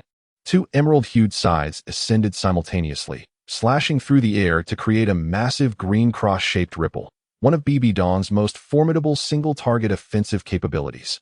Physical defenses proved ineffective. While energy defenses were diminished by 50%, once struck, the wound would propagate endlessly, requiring the consumption of soul power for resistance until the soul energy was utterly depleted, leading to a demise as inevitable as a flame extinguished. Such injuries significantly hindered the speed of the hunter, Ayamis, allowing her pursuers to catch up swiftly. Hornet, you cannot escape, Bibi Dong exclaimed with unwavering confidence as she closed in on her target. Rejuvenated, she seemed to have returned to the prime of her youth, embodying the vigor of her teenage years. Meanwhile, others had also gathered around, though they had not anticipated the Hornet's remarkable skill and evasion. In a flash, Ayamis executed a teleportation, inflicting a toxic effect on both the expansive area she vacated and the one she occupied after the shift. Although the damage inflicted was modest, it significantly impeded the speed of those affected, persisting for a full minute. Now, it could safely escape to the renowned figure of the Ankyla fortress, the Scarless Adrian. Chapter 90. The Devourer, Brew. Of course, this pursuit must ensue. Otherwise, with two leaders of such formidable caliber, unforeseen complications may arise. Meanwhile, the raiding squad had finally completed their rest, veering southward to confront the Devourer, Brew. This entity guarded a nest teeming with mother insects dedicated to hatching, alongside a multitude of densely packed insect eggs. The mother insects typically possessed a cultivation level between 10,000 and 20,000 years, unlike the Devourer, Brew, who boasted an impressive cultivation of 80,000 years. Clearly, a fierce battle loomed ahead. The Devourer, Brew, resembled a colossal silkworm, albeit shielded by a robust shell, while the mother insects bore a striking resemblance to scorpions. With the acquisition of a 6,000-year defensive spirit bone, Yin appeared to embody a newfound courage, leading the charge in every skirmish as a bulwark. This occasion was no exception. Accompanying him at the forefront were Dai Mubai, who had unleashed the White Tiger Vajra transformation, White Tiger Shield Barrier, and White Tiger Demon God transformation, alongside the young master of the Elephant Armor sect, Huyenli. The Diamond Mammoth and the evil-eyed White Tiger, akin to the Flame Demon Lord, were both exceedingly dazzling martial souls. The thick insect sand within the nest proved disadvantageous for an aggressive assault. Nevertheless, these three young warriors stood resolute. To assault their comrades, one must first vanquish the trio, or else it would be a futile endeavor. Brew fixed his gaze upon Huyenli, prompting three nearby insect eggs to hatch into a swarm of purple-black shadow larvae that swiftly surged toward him. The protective soul power seemed ineffective. The cacophony of the swarm buzzing in his ears was undeniably intolerable, a sensation that none would relish. With a command from the Devourer, the mother insects charged forward. In the rear, Lu Erlong swiftly unleashed her Fury Thunder, instantly reducing the nearest mother insects to ashes. As for Brew himself, oh no, it was it. The creature remained unscathed, its formidable defense truly befitting its 80,000-year cultivation. Soon, Brew focused on Dai Mubai, summoning three groups of hatching shadow larvae that surrounded him with their incessant buzzing. The others engaged in chaotic combat, where nearly every individual faced off against a mother insect. However, with the assistance of soul saints like Lu Erlong, Zhao Wujia, and Flander, the mother insects fell one after another. Yet, the larvae that ensnared Huyenli and Dai Mubai became a significant nuisance, proving nearly impossible to shake off. Did that mean they needed to strike themselves to be free? On the third glance, even Yin found himself entangled by the shadow larvae. Observing the devourer brew, it seemed to mock the three defenders. Disregarding the predicament, they resolved to charge forward and deliver a thrashing. Thus, they endeavored to temporarily forget the larvae clinging to them and launched a three-pronged assault on the devourer brew. As the mother insects fell in droves, the group gradually redirected their firepower to attack brew. Yet, the defensiveness of the devourer was astonishing, appearing impervious to harm. Under its relentless gaze, more eggs shattered, releasing shadowy larvae that ensnared everyone. At that moment, the dance abruptly ceased, and she turned to Tang-san, saying, "Brother San, it seems that the combined evolution of our dance, Wulin, possesses a soul skill that can effectively combat these pesky insects." "Oh, you mean that technique?" "Indeed. Brother San, it is likely to be effective." Consequently, the two paused and together summoned the combined evolution bond disc. Behind her, the silhouette of an adorable white rabbit materialized, followed by a burst of pink light, transforming the rabbit into the delicate and enchanting pink bone rabbit. In Tang-san's palm, the blue-silver grass stirred slightly, its blue-golden radiance expanding as it morphed into the resplendent blue-silver emperor. The primary position was occupied by Wulin, the pink bone rabbit, while Tang-san assumed the secondary position as the blue-silver emperor. Thus, the combined evolution of Wulin, the blue-silver rabbit emperor, emerged. The instant Wulin appeared, it signified the end of the insect disturbance tactic. This was because her fourth soul skill bestowed a blue-silver mark upon all allies within a vast area. Each blue-silver mark would detonate after 1 second, inflicting substantial damage to enemies in proximity while sparing those who bore the marks. The shadow larvae fell like autumn leaves, and any subsequent waves proved futile. With Wulin's 8 rings complemented by Ning Fengji's full support, the 6 enhancement effects, strength, speed, soul, defense, attack, and amplification, were all conferred upon her. In an instant, the two established absolute dominance over the devourer, blue. The true form of the blue-silver rabbit emperor activated, and a sea of blue holy light gently surged from Wulin's body, as if to purify the entire nest of insects. Such sanctity. After a brief moment, Wulin sprang into action. Her 8th soul skill, blue-silver stripping, once it struck, reduced the opponent's defense to 0, regardless of its original strength. Unless the adversary's cultivation vastly exceeded her own, in which case the effect would be mitigated. Just moments ago, the devourer, blue, had been paralyzed by the overwhelming blue holy light. How could it possibly evade this sudden onslaught? The reason this creature has endured for so long lies in its exceedingly formidable defensive capabilities. Now that its defenses have been breached, can it possibly survive? The outcome is already apparent. A mere spit from a single individual could suffice to vanquish it, let alone the soul skill unleashed by another. The dark, ominous soul ring ascended from the devourer, brew. Alas, what a pity for an 80,000-year soul ring to be squandered. However, the soul bone is more than sufficient to compensate for this loss. An 80,000-year external soul bone, the resilient and tightly woven chrysalis. Furthermore, it is certain that the soul skill accompanying this soul bone is intrinsically linked to the devourer brew's extraordinary defensive prowess. At this moment, Huyanli stood up with a sense of self-awareness, his eyes fixed in astonishment. Dai Mubai was even more eager to join the fray. If the outcome were determined by dice once again, then Yin, who had already acquired a 6,000-year soul bone, would certainly be disqualified from participation. His sole rival would be Huyanli. To his surprise, Huyanli rolled a 6, while Dai Mubai only managed a 2. Alas, the deity of fortune did not favor him. Huyanli celebrated his acquisition of such a powerful soul bone with unrestrained joy, nearly dancing with glee. Since the devastating losses suffered by the Xiangjia sect during the Twilight Force's onslaught, following his grandfather's sacrifice, this was the first time he had felt such elation. Dai Mubai, on the other hand, might consider it a blessing in disguise. In the future, the soul bone he would acquire would far surpass this external soul bone of 80,000 years in defensive capabilities. The demise of the devourer brew rendered the outer city of the Ankila fortress devoid of any formidable opponents to resist them. The sweeping team commenced the purging of all leaders around 10,000 years and miscellaneous fish below that threshold. The sensation of vengeance proved to be exceedingly sweet. No one had ever envisioned that one day they could penetrate the domain of the void forces and within it, feel as if they were in a boundless expanse. Simultaneously, an array of peculiar steel, food, elemental materials, and other supplies were continuously transported back to the portal. In the distant fortress hall, the powerful began to confront the Scarless Adrian and the Hunter Ayamis. Chapter 91. BB Dong's 8th and 9th Soul Rings, 100,000 years. A multitude of powerful beings surrounded the Ankila Fortress Hall, trapping the Hunter Ayamis and Scarless Adrian within. Subsequently, under the leadership of the Innate Douluo Legion, they filed in, astonished by the grandeur of the hall. Initially, the hall was shrouded in darkness, devoid of any light, and only Legion's high-intensity lightning could barely illuminate the surroundings. Just as Legion contemplated increasing the power to brighten everything around her, an unusual movement occurred within the hall. Suddenly, 6 brilliant purple twilight crystals illuminated in succession, positioned in each corner of the hall.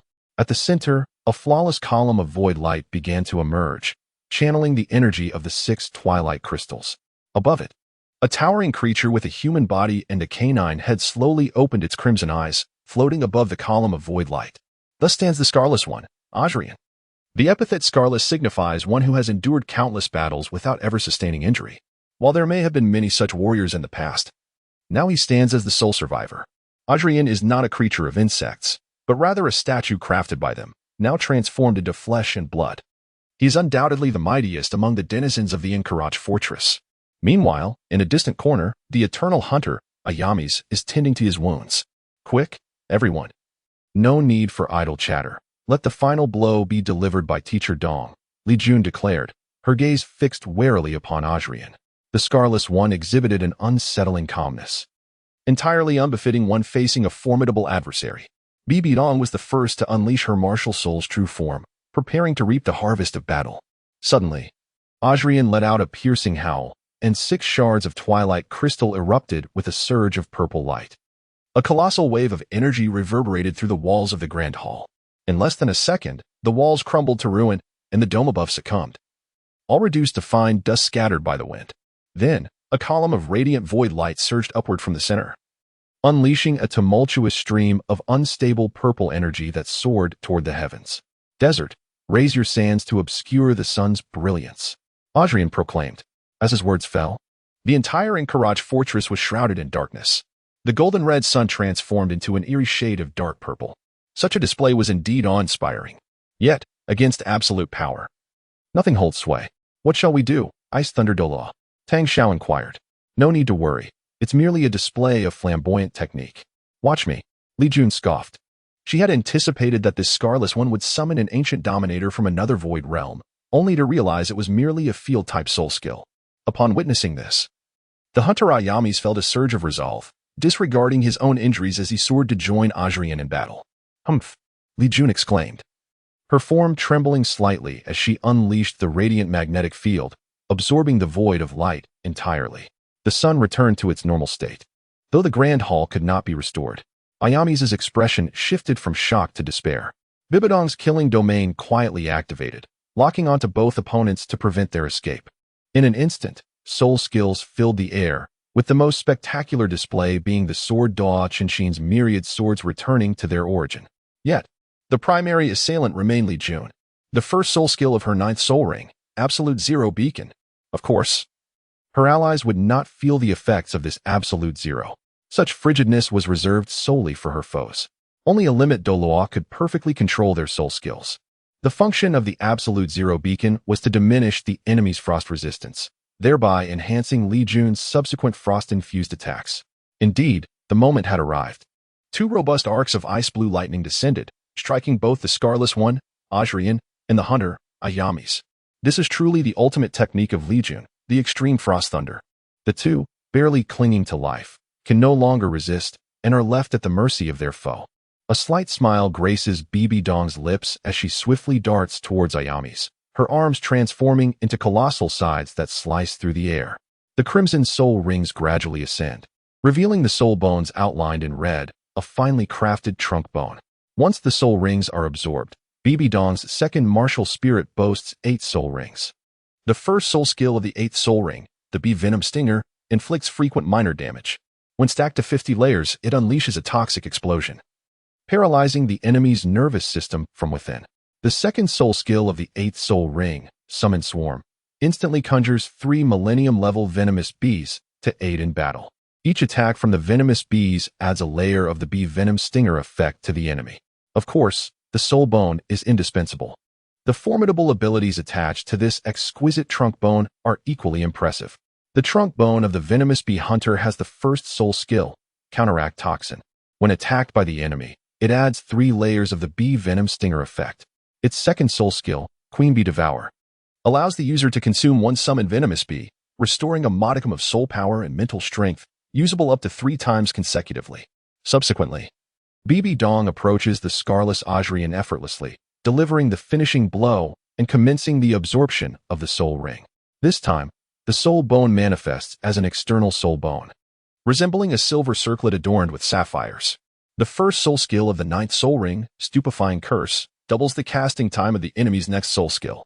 The second soul skill of the 9th soul ring, Ajrian's Might, triples the user's attack and movement speed for the next 3 seconds.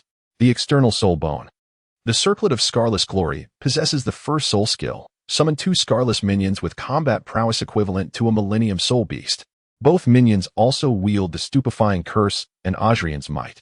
The second soul skill of the Circlet of Scarless Glory, Ajrian's Gaze, expends almost all of the user's soul power and mental strength to instantly slay an enemy, against soul beasts of 100,000 years or more, or Tidal Douluos and above. It may not guarantee an instant kill, but it will undoubtedly inflict severe damage. As BB Dong reveals these formidable soul skills, the others are left utterly astonished. This is simply overwhelming. It is not an exaggeration to say it is invincible. With such astonishing abilities, isn't BB Dong destined for supremacy? However, a gap in strength still exists between her and Li Jun, as BB Dong has yet to fully integrate all her abilities, particularly the newly acquired ones. "I am a monster. I find myself envious," remarks the poisoned Douluo de Gabo, crossing his arms and glancing at Li Jun. He is unaware that Li Jun possesses an independent persona and perceives her merely as Rob and Lily. Li Jun responds with a gentle smile, "Do not fret. There will be many more soul bones for you in the future. Our enemies are far from over." BB Dong approaches radiantly, expressing her gratitude. "Lily, Rob, I truly appreciate your help this time." Li Jun hastily dissipates her form, releasing the 2. "Teacher Dong, is there any need for such courtesy? We are merely contributing to the anti-demon coalition. You are a twin spirit of martial souls, undoubtedly a focal point for cultivation." Lily seized the moment to express her thoughts. Rob felt a torrent of emotions within him. Alas, may the endeavors of the anti-demon alliance proceed smoothly, expelling the forces of the void at the earliest. Chapter 92. The joyous BB Dong following the obliteration of the Ankara fortress. A swift incursion into the Ankara underground temple is imperative to avoid prolonged uncertainties. Yet, the group still requires rest and thorough preparation. However, a single period of repose suffices, and the expedition against the Ankara temple is not excessively urgent. Today marks the successful trial of the 3rd pair of evolutionary partners. Naturally, they are Dai Mubai and Zhu Zhiqing. Given their already high compatibility of martial souls and their possession of a martial soul fusion technique, the complexity of their evolutionary integration is significantly reduced. Standing face to face, their gazes locked, the ethereal bond of evolution manifested as a circular disc between them. Dai Mubai gently touched the main bond position, while Zhu Zhiqing casually placed her hand on the subordinate bond position. In the next instant, a spectral tiger appeared behind Dai Mubai, transforming into the evil eye white tiger. Simultaneously, the black cat behind Zhu Zhiqing shimmered and morphed into the nether spirit cat. Main position, Dai Mubai, evil eye white tiger. Subordinate position, Zhu Zhiqing, nether spirit cat. Combined evolution, Dai Puju, nether white tiger. Indeed, the new soul master, Dai Puju, whose martial soul is the nether white tiger summoned through their martial soul fusion technique, is centered around Dai Mubai. Conversely, should Zhu Zhiqing take the lead, the new soul master, Zhu Myun, would manifest the evil eye leopard as their martial soul. As both are soul emperors at over the 60th level, their combined evolution has elevated them to the rank of Soul Douluo. Excellent. The younger generation welcomes yet another formidable force. In the midst of the golden ancient tree square within the Shrek Academy, the most striking sight was the inseparable duo of BB Dong and the Master. BB Dong possessed 2 martial souls, collectively adorned with 4 soul rings, each spanning a formidable 100,000 years, and she was on the verge of assembling her soul bones, most of which were also of the same illustrious age. It was indeed difficult for her to remain inconspicuous. Furthermore, as the former Pope of the Spirit Hall, her affectionate demeanor towards the master, akin to that of a young maiden, inevitably drew the attention of many onlookers. This has become a striking scenery within the Shrek Academy. Come on. You must put in more effort. Now that your radiant sacred dragon bloodline has fully merged, and San Pao has transformed into a true radiant sacred dragon, your last 3 soul rings can be upgraded to 100,000 years. Hurry and cultivate to the 70th level. Do not lag behind your students, Bibi Dong said whimsically. She currently resembled a creature of singular focus, expressing whatever came to her mind without restraint. Having shed her mask, she felt no inhibitions, free to think and act as she pleased, unbound by any doctrines. Of course, she may be oblivious to how lonely the cornered Zhu Yuguan felt. Indeed, this elder, unwilling to accept the dissolution of the Spirit Hall, was the last person who wished to see the former pope in such a state. What can I say? How could I possibly compare myself to these monsters? I am already quite content to have become a Tidal Douluo in this lifetime. As for the radiant sacred dragon, it was something I had never even dared to dream of. Bathed in the twilight glow, the two walked together, traversing the square and entering the Shrek Anti-Wear Coalition's conference hall. Rob and Lily followed suit, preparing for the meeting. Time was of the essence. Tonight's assembly would determine many specific details regarding the raid. The master and Bibi Dong sat adjacent to one another, their chairs nearly merged. Alas, this could indeed be described as inseparable. Given that Bibi Dong was approaching the pinnacle of the limit Douluo level, her influence had undoubtedly intensified, rivaling that of Rob and Lily. After all, she was once the Pope of the Spirit Hall, and, at over 50 years of age, was undeniably more mature and composed than the two younger individuals. As per usual, the meeting commenced with Yu Mingqing presenting the enemy's situation to the attendees. She meticulously detailed the abilities, locations, appearances, and personalities of all the leader-level adversaries within the Anquila Temple.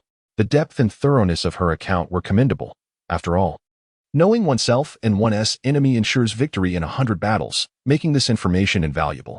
By the way, does anyone in Shrek City require soul rings? It would be a shame for the 100,000-year soul rings to go to waste. We should identify those in need beforehand and take them along.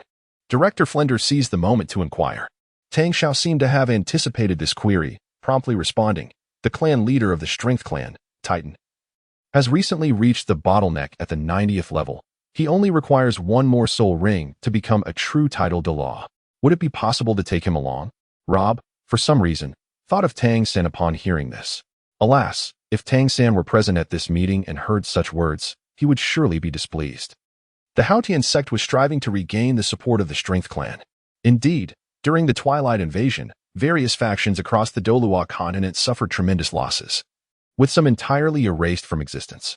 Yet, the reclusive Haotian sect remained largely intact, something no one had anticipated, including the Haotian clan itself. Even they were taken aback. Upon emerging, they discovered that the world had transformed, and they had become the most formidable force aside from the makeshift Shrek Anti-Demon Alliance. Should they indeed vanquish the Void forces in the future and seek to restore order to the Douluo continent, the Haotian clan would find itself in an overwhelmingly advantageous position.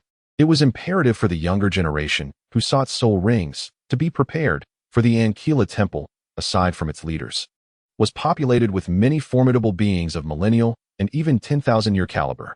Once again, Flanders spoke, and this time no one dared to voice dissent. Thus, the mission was set to proceed, dividing into a decapitation squad and a sweeping team. The decapitation squad would directly seek out the 5 leaders of 10,000-year caliber, while the sweeping team would embark upon a thorough cleansing of the Anquila underground city, confronting leaders below the 10,000-year mark, while simultaneously eliminating lesser foes and seizing resources. On the following morning, all expedition members gathered in the golden ancient tree square within Shrek's inner courtyard. The dark purple eyes opened once more, and the portal gradually materialized. The strong led the way, followed closely by the younger generation. They were filled with exuberance, confidence, and an insatiable thirst for the spoils of victory. Imagine. In the face of the Void invasion, they once believed their demise was imminent, that the world itself was doomed. Yet, upon arriving in Shrek City and joining the Shrek Anti-Demon Alliance, they not only received the protection of the Golden Ancient Tree, but also exploited the vulnerabilities of the Void forces, enhancing their own strength through striking at the enemy's power. This was hope amidst despair, a bittersweet sweetness. They persevered in their struggle, never resting. They diligently cultivated their skills. striving to become stronger to protect those around them and the world they cherished. The Douluo continent had not perished yet, with such valiant warriors in existence. How could the Douluo continent ever meet its end? Come now, let us fight for the world we hold dear. Chapter 93. Could it be a trap? The landscape of the Ankyla underground city mirrored that of the Ankyla fortress above, yet being subterranean, it boasted numerous crystalline, lantern-like illumination fixtures. These luminous fixtures resembled delicate insect eggs, each exhibiting a unique shape. The landscape is so extraordinarily peculiar that it leaves onlookers astounded for quite some time. Yet, even the decor reminiscent of a tourist attraction cannot rescue this place from the clutches of the insect menace, for the anti-demon coalition has not come here for leisure. However, shortly after the conflict commenced, the insect beings unexpectedly began a methodical retreat. What could be the reason behind this? The sprawling underground district soon became congested, as nearly all the insect entities fled in a singular direction. Consequently, adjustments were necessary for the previously scheduled assassination and sweep teams. Without hesitation, Bibi Dong, drawing upon her experience, informed everyone that this situation undoubtedly harbored some ulterior motives. Meanwhile, Qing couldn't help but feel a twinge of dread. Could it be that these insectoid beings were preparing for that ominous ritual? No, it must not be. Even if it were the case, they had to intervene immediately, otherwise, they would all perish here. She exclaimed, quickly, pursue them. Follow the fleeing insectoids to the Kessin temple. The bewildered crowd had no choice but to comply with her orders. Those who are not Tidal Douluo should remain in the underground city to gather various resources, Qing added. Upon hearing this, the soon-to-be Tidal Douluo Titan was immediately displeased. A precious 100,000-year spirit ring was about to slip away just like that, without further hesitation. The powerful individuals abandoned the inadequately equipped main force and set off in pursuit. Qing merely cautioned them not to allow the thousand-eyed seed to absorb those 100,000-year leaders. Otherwise, the fourth ancient ruler, the thousand-eyed demon Inzos, would be reborn. At that point, it could confine everyone to this realm, leaving them at its mercy. Rob and Lily, having fused into the ultimate Douluo, could easily escape, and Bibi Dong, nearing the level of ultimate Douluo, could barely manage to do the same. However, the others lacked such formidable capabilities. The consequences are truly terrifying to contemplate. The defensive system of the Ankyla underground city has been activated, aiming to temporarily stave off the formidable forces of the anti-demon alliance and buy some time. However, under the relentless assaults of Bibion and Legion, the gates fell one after another, ultimately driving the crowd towards the core area of the underground city, the Ankyla temple. Reluctantly, they pressed on, adhering to the traditional virtue of the Tidal Douluo, to see things through to the end. Indeed, the entire temple was enveloped in a protective shield, which kept a considerable number of lower-level insectoids at bay. After all, the shield's effect has its limitations and cannot safeguard all the insectoids. To prevent these unfortunate creatures from interfering with their plans, the execution squad's Tidal Douluo commenced a massacre. Dealing with these forsaken beings was child's play. The next step was to breach the protective shield. Behold, the enigmatic abyss worm Auro and Princess Haholin, alongside the seer Scram, were positioned at intervals of 120 degrees, struggling to maintain the shield. Meanwhile, the twin emperors, Veniras and Vikler, were channeling their life force at the central altar of the temple. It was evident they intended to sacrifice themselves to resurrect Thun. The altar was adorned with a grotesque pillar of flesh crowned by a colossal eye. This could undoubtedly be identified as the seed of 1,000 eyes. Should the twin emperors succeed in their sacrificial endeavor, the malevolent Thun would be reborn. What are we waiting for? Let us unleash our strongest offensive. Yet, the protective shield seemed capable of withstanding most attacks. A specialized shield-breaking soul skill was required to penetrate it. Just as everyone felt utterly helpless, Tang Xiao spoke up. Allow me to give it a try. Our Haosong's Haomai martial soul is the foremost weapon martial soul. Although it relies on pure strength, it also requires a degree of finesse. Drawing a deep breath, Tang Xiao took a decisive step forward, activating the true form of his weapon soul. Oh, what is he planning to do? In the next moment, the answer revealed itself. Tang Xiao's 7th, 8th, and 9th soul rings erupted in a cacophony of crackling sounds before vanishing in an exquisitely magnificent display, reduced to mere powder. Is this the explosive effect of the soul rings? The ultimate technique, Great Sumeru Hammer. This represents a unique method of cultivation that has been passed down since the establishment of the Haozong. The requirements for this cultivation technique are exceedingly high. Only those with extraordinary innate talent can hope to succeed, for failure could lead to perilous consequences. Thus, it has traditionally been transmitted from one generation to the next.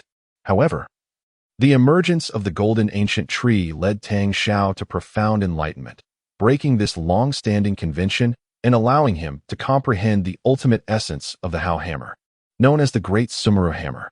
The Great Sumeru Hammer involves the amalgamation of all one's soul rings into a singular entity, entirely infusing them into the Hao hammer, transforming into the most unadulterated force and offensive capability.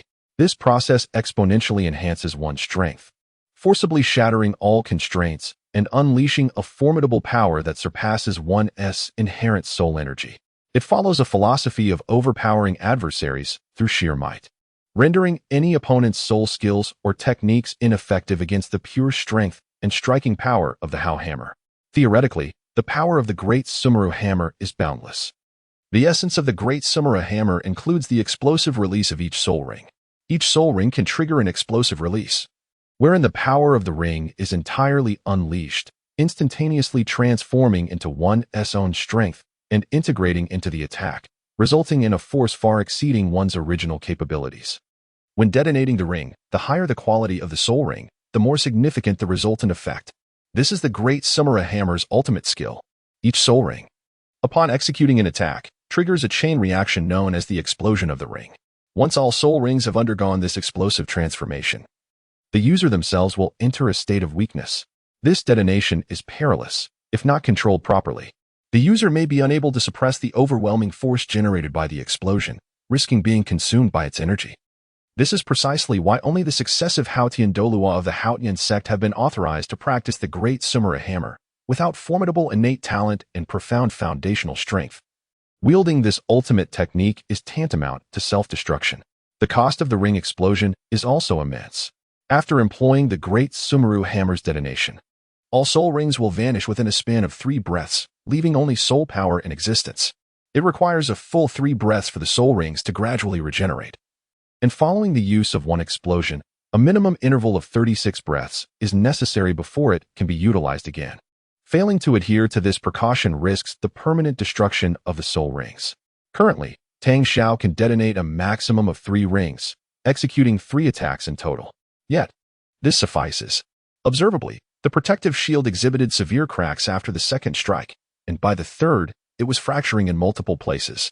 Tang Xiao landed and took a moment to recuperate, expelling a mouthful of congealed blood, his back turned to the shield, a smirk gracing his lips. Behind him, the protective barrier emitted a sharp cracking sound before shattering completely. The 3 leaders maintaining the shield, each of whom possessed soul rings of 100,000 years, along with the focused twin emperors offering their sacrifices, fell alongside it. 3 blood-red soul rings lay in a triangular formation beneath the altar, with soul bones shimmering softly nearby. The 2 blood-red soul rings atop the altar were particularly striking. The Great Sumeru Hammer is truly formidable. How magnificent is our Great Sumeru Hammer! However, as the thousand-eyed seed remained unscathed, it was not yet the time to collect the spoils. The fleshy column of the thousand-eyed seed swayed gently, accentuating the prominence of its eye. In such moments, prominence often signifies imminent peril. Chapter 94. The 6th Ancient Ruler, the Blood-Melding Demon Gohorn.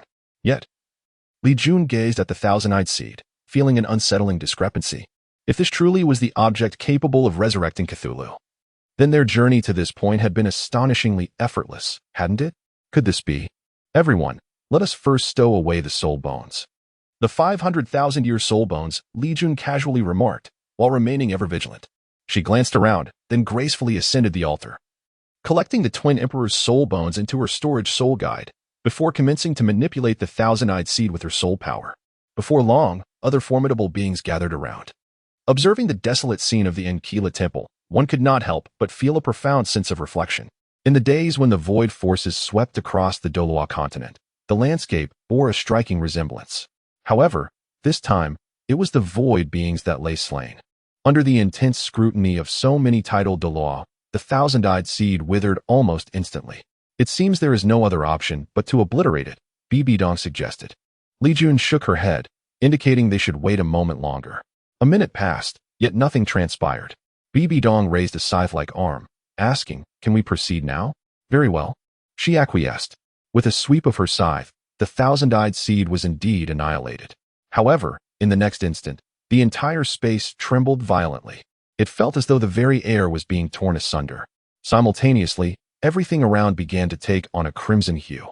From the wreckage of the thousand-eyed seed, a beam of crimson light shot forth, shattering the ceiling and tearing open the entire underground city. Now, all was laid bare to the surface. In the distant sky, where the sun should have been, a colossal blood-red moon emerged. The sixth Old One, the blood-melting demon Jenahan, had come to pay his respects.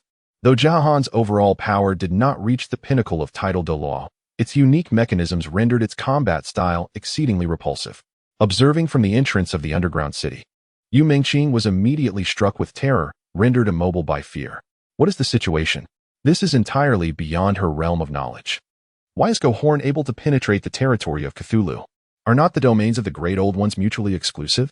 Simultaneously, she observed the formidable executioners soaring into the sky, yet under the influence of Gohorn and the Blood Moon, they appeared so diminutive. Yu Mengqing had no time to confer with anyone. She directly utilized the artifact created from the remains of Cthulhu to transport everyone back to Shrek City.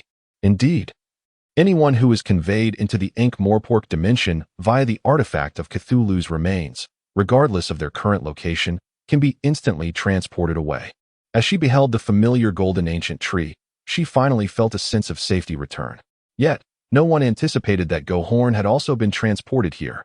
What is this situation? Before me, the colossal blood magic creature, Gohorn, swung its repugnant, pure white crown of flesh, while its vast, crimson mouth unleashed waves of blood mist. However, the ancient golden tree merely flickered with golden light, effortlessly dispelling all filth. It appeared that Gohorn itself was unaware of how it had arrived in this place. Yu Mengqing quickly regained her composure, employing the most rational thought to contemplate her next move. That's right. Hadn't she been through this before? If an ancient entity perished near the golden tree, it could be absorbed to bolster the tree's strength. Was this not a splendid opportunity? Quickly, Li Jun, teacher Dong. Don't let it escape. Slay it right here. Yu Mengqing cried out in a frenzy, as if this were a long-cherished wish unfulfilled for a millennium. Li Jun hesitated not a moment, soaring into the air once more, simultaneously unleashing an absolute zero marker to decelerate Gohorn, then conjuring an ancient ice wall to seal its retreat. No matter how formidable Salada's might be, its strength was comparable to Gohorn's. It could hardly rescue the creature. Thus, Gohorn was doomed. Before this foolish being could react, the tempestuous onslaught of Bibidong's venomous stings had already arrived. The first soul skill of the 8th soul ring, Venom Sting, capable of inflicting frequent minor damage. Once stacked to 50 layers, it would trigger a toxic explosion, paralyzing the enemy's nervous system from within. The essence of this skill lay in launching as many stings as possible in the shortest time to achieve 50 layers quickly, resulting in significant damage and paralysis. Yet, Bibidong recognized the tenacity of her opponent and refrained from wasting time personally launching stings. The second soul skill of the 8th soul ring, Summon Swarm, which immediately calls forth 3,000-year grade venomous bees to aid in battle. Each strike from these bees would inflict an additional layer of bee venom sting on the enemy. Hence, she allowed the summoned bees to continue firing stings while she engaged in close combat. Colors of purple and green flickered alternately as the true form of the soul-eating spider queen was activated. Bibidong's figure transformed mid-air into a ghastly green, enveloped in a veil of green mist. This transformation not only amplified Bibidong's overall power, but also possessed the ability to heal her own wounds. In her martial spirit form, should her adversary's attacks lack explosive force, one might observe that this enemy could hardly inflict damage as swiftly as Bibidong could recover. The second soul skill of the 9th soul ring, Power of Adrian, for the next 3 seconds, attack power and movement speed would triple. While this skill may seem modest, its brief duration is compensated by a short casting interval, usable almost every minute. Its soul power consumption is significantly lower than that of other 10,000-year soul skills. Bibidong closed the distance rapidly and unleashed the terrifying eternal creation before the tripled attack power waned.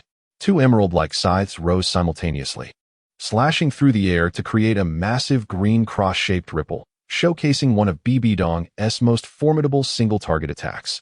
Physical defenses are rendered ineffective, and energy defenses are diminished by 50%. Once struck, the injury will proliferate endlessly, leaving only the reliance on soul power for resistance. Until the soul power is entirely depleted, leading to inevitable extinction. The effect was already terrifying, especially considering the triple amplification of the power of Adrian. Of course, if Bibi Dong lacked such formidable strength, Yu Mingqing would never have allowed her to stand alongside Li Jun in battle. Just as Gohorn reacted in pain, Li Jun seized the opportunity to unleash a full-force frozen thunder. Li Jun understood that employing a lackluster approach, akin to that of Luo Zai during the great catastrophe of the Spirit Hall, would still prove arduous against Gohorn, despite Gohorn being far inferior to Kazun. The bloodthirsty demon Gohorn once again spewed forth its disgusting corrosive blood from its gaping maw filled with jagged teeth, tainting the surrounding earth. This, of course, was also considered its domain soul skill, Blood Demon Domain. Legion activated the radiant magnetic field and, before the Blood Demon Domain could fully manifest, she cleansed all the bloodstains. In my presence, Legion, no domain holds any power. You might as well surrender to your demise, you repugnant giant insect. Chapter 95. The Comet Goddess's Legacy, Bibi Dong. Gohorn appeared to have succumbed to a frenzy. Its entire form shimmered with explosive blood light. As it ruthlessly attacked everything in its vicinity, including the forest behind it and the ice river wall that constrained its flanks, the ancient, worm-like entity of the Old Ones appeared to possess a rather limited intellect. In such circumstances, instead of hastily retreating, it chose to flounder about in a manner most unseemly. Teacher Dong, now is the moment. Put an end to it. Yu Mingqing called out from beneath the ancient golden tree, directing her voice towards the sky above Shrek City where Bibi Dong stood. Do not hesitate. Bibi Dong, shedding all reservations, unleashed her newfound powers. Despite not yet having fully mastered them, she was acutely aware of the formidable strength possessed by Gohorn, compelling her to exert her utmost effort. The second soul skill of the venomous bee hunter, Queen Bee Devourer, allowed her to consume a summoned poisonous bee, restoring a modest amount of soul power and mental energy. And it could be employed thrice consecutively. 3 poisonous bees transformed into vibrant green orbs, swiftly absorbed by Bibi Dong, replenishing her soul power and mental energy. At this juncture, Bibi Dong was nearing her optimal state. The second soul skill of the Scarlet Glory Circlet, Osirian's Gaze, consumed nearly all her soul power and mental energy to instantly eliminate a foe. While it would not guarantee a fatal blow to soul beasts of 10,000 years or more, or to Tidal Douluos and above, it would certainly inflict severe damage. A brilliant violet ray erupted from the main crystal of the circlet, aimed directly at Gohorn's heart. Already gravely injured, Gohorn was rendered beyond salvation by such a grotesque assault, even if the Void Saint Monarch were to intervene. Exhausted, Bibi Dong did not witness the demise of Gohorn. Instead, she found herself ensnared in a divine illusion. Bibi Dong, are you willing to accept the divine assessment of the Comet Goddess? A clear voice, resounding and distant, penetrated the depths of her consciousness. Soon, the voice's owner materialized. She was a goddess, possessing a robust yet graceful form, clad in a complete set of shimmering blue and white armor, crafted from an unknown material. Perhaps steel or something more arcane. The blue and white comet circlet adorned her head, framing her lustrous, glass-like silver hair. Harmonizing with the comet's scythe, she bore upon her back. This ethereal demeanor even surpasses that of Bibi Dong and Li Jun. Indeed, how could mere mortals ever rival the divine? The notion of divine inheritance? The moment Bibi Dong heard those 4 words, she instantly regained her clarity. How exhilarating this must be. When Martial Soul City was destroyed, Bibi Dong lost her connection to the inheritance of the Rakshasa god. Recently, she had abandoned all hope of attaining divinity. Yet now, another opportunity to ascend to godhood lay before her. How could she not cherish it? The Void Saint Monarch possessed strength at the level of a god king, requiring the combined might of several first-tier gods to be vanquished. I wonder if this Comet Goddess is a first-tier deity. Will you accept? I ask again. Bibi Dong could no longer hesitate. Accept? Of course I accept. May I inquire if you are indeed the Comet Goddess? Naturally. She should have deduced that this figure was the current Comet Goddess. Very well, the first test of the Comet 9 trial shall commence immediately. The ancient golden tree gently absorbed all the energy left by Gohorn, transforming it into its own source of life. In mere minutes, it had grown several-fold, and even the protective barrier expanded unprecedentedly, capable of sheltering a broader swath of land. The enthusiasm of the anti-demon coalition was at an all-time high, as if victory was within their grasp. Yu Mingqing smiled with satisfaction, leaning against the body of Xiao, secretly delighted. Soon, she returned to her room, preparing to rest. However, to her surprise, a familiar figure appeared before her. Traitor, we meet again. I trust you have been well. This ethereal and profound feminine voice was as inscrutable as the void itself. It was her. Yu Mingqing immediately recognized who it was. No, it can't be. How could she breach the barrier of the golden tree? I know what you are thinking.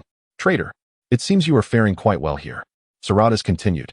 Indeed, the visitor was none other than the fifth ancient dominator, the demon of 1,000 souls, Sarada's.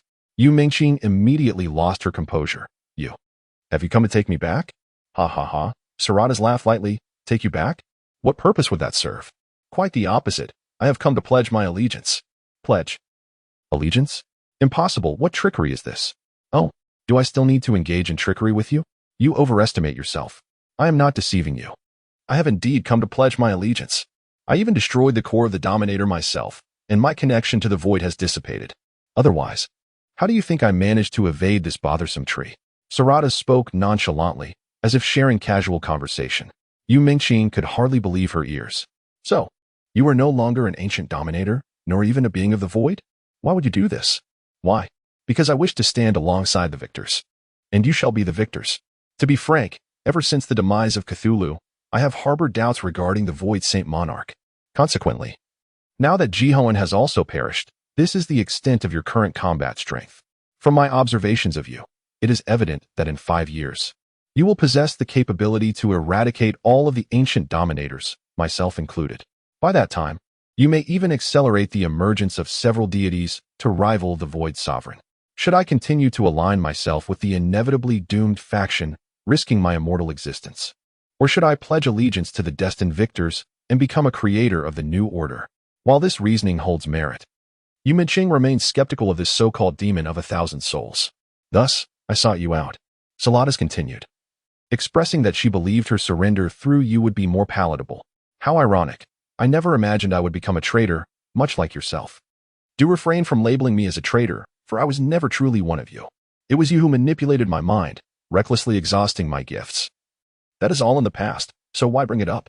Do you think I am free? Since my creation, I have served the Void Sovereign. Unlike my 5 peculiar siblings, I possess superior intelligence and consciousness. I find my interactions with those monstrous insects and colossal octopuses utterly distasteful. I have had enough. Yu Mingqing still struggled to accept such an outcome. The esteemed ancient dominator had surrendered so easily? Saladas emerged from the shadows, revealing her true form. Clad in a simple yet elegant dark purple robe, her tall stature and refined features exuded an air of nobility and grace. The jelly-like sheen of her dark purple hair was striking, enhancing her unique appearance. Is this truly your true form? Yu Mingqing gasped. Saladas approached and placed her hand upon Yu's shoulder. Could there be any doubt? It is now certain. This individual is genuinely sincere in their allegiance. Chapter 96. The Esteemed Sister Sarada's. In the assembly hall, a violet-haired woman, the true form of Sarada's, stood awkwardly behind Yu Mingqing's seat. Are you certain she has truly come to pledge her loyalty? The onlookers inquired in unison, their gazes filled with wariness. Sarada's remarked, Oh, while your golden ancient tree harbors no doubts, you choose to challenge me. Alas, how cruel mortals can be. This certainly silenced the multitude. Indeed, if Sarada's were still a being of the void, how could she possibly breach the defenses of the golden ancient tree and enter the council hall? A moment of silence ensued, soon followed by fervent discussions. Enough of this idle chatter, Sarada's interjected. If you desire something, claim it. If not, I shall take my leave. I am well accustomed to such pretenses. The star-crowned Douluo, Su Xinlin, suddenly let out a cold laugh. Leave? To return to your Void Saint Lord, perhaps? Ah, you wretched harlot. You are merely here to probe for information, aren't you? With a sudden crack, a phantom hand materialized out of thin air and struck him across the face, catching him completely off guard. Who did you call a harlot? Sarada's retorted, arms crossed defiantly. Just as Su Xinlin was about to erupt, he was interrupted by another sharp voice. Enough, Lily shouted while pounding the table under the star crown. Remember that you are a Tidal Douluo, not a drunken vagabond on the streets. She then turned to the enigmatic demon, the 1,000 souls. You come here in a gesture of allegiance. If that is the case, how do you intend to demonstrate your sincerity? Sarada's raised her hand, summoning several shadow vortices. Sincerity? I offer the realms I have created to you. Does that count as sincerity? Realms? Like the Ankila Empire? Indeed. Young soul masters among you with potential may enter and hone their skills, and should they encounter life-threatening danger, they will be immediately transported back. It is a venture with only benefits, none of detriment. Such a remarkable opportunity left everyone in disbelief as they gazed at the shadow vortices, except for Qing, who was less surprised. She had previously visited the realms created by Sarada's and had some understanding of them. It was evident that Sarada's direct combat prowess was notably low because she had invested nearly all her power into constructing these realms. Now, she was willing to offer her most cherished creations, underscoring her desperation. "Oh, do you doubt me?" Sarada said, opening one of the shadow vortices, revealing Karazhan Tower.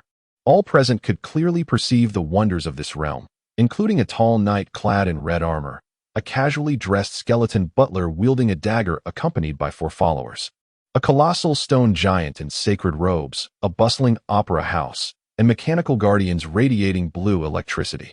Before the onlookers could fully absorb the sights, Sarada's exited the council hall and directed all the vortices towards the golden ancient tree. The others hurriedly followed, anxious about unforeseen complications. Yet, what they witnessed was the golden ancient tree absorbing all the shadow vortices, transforming them into golden whirlpools. "Now, I possess only the right to utilize these realms. The ownership has been transferred to you. Surely, you no longer harbor doubts? I have staked everything I possess upon you. Do you truly believe we can defeat the Void Saint Lord? After all, the Void Saint Lord possesses the strength of a deity," Lily inquired, and Sarada's appeared somewhat taken aback. "Are there not any of your own kind with you? I can assure you that within this chamber, one individual has already undergone the divine assessment of a first-tier deity. Furthermore, a young man outside in the plaza has also received such an evaluation. Unless unforeseen circumstances arise, you are destined to yield 2 first-tier gods. This does not even account for others who may subsequently be subjected to divine trials." "What? Unbelievable!" The expression of astonishment was etched across the faces of those present. Indeed, when combined, the powers of several first-tier gods could potentially contend with the Void Saint Lord. Sarada's added, "The original aspirations of attaining divinity, even the ambition to cultivate an ultimate Douluo, now seemed so ethereal. The stark truth lay before them. Since you remain unaware, as do those others, I shall refrain from disclosing it. After all, divine assessments must remain untainted by external interference." Bibi Dong let out a sigh of relief. Matters of divinity are exceedingly delicate, and revealing them prematurely could spell disaster. From Sarada's words, she gleaned that the comet goddess is indeed a first-tier deity, which sufficed for her understanding. Even if ascension to the divine realm necessitated departure from the mortal world, she could take her companions along, sparing them the anguish of eternal separation. However, Bibi Dong was perplexed to realize that among those present was also an individual who had received the divine assessment. Who could this Randi be? Bibi Dong was eager to uncover the truth. Tang San and Xiao Wu sat by the lake, meditating. Yet Tang San's heart was undeniably burdened with a weighty dilemma. The Shura god or the sea god? Whom should I choose? Yet, selecting one would inevitably offend the other. This predicament truly felt insurmountable. Why had both of these powerful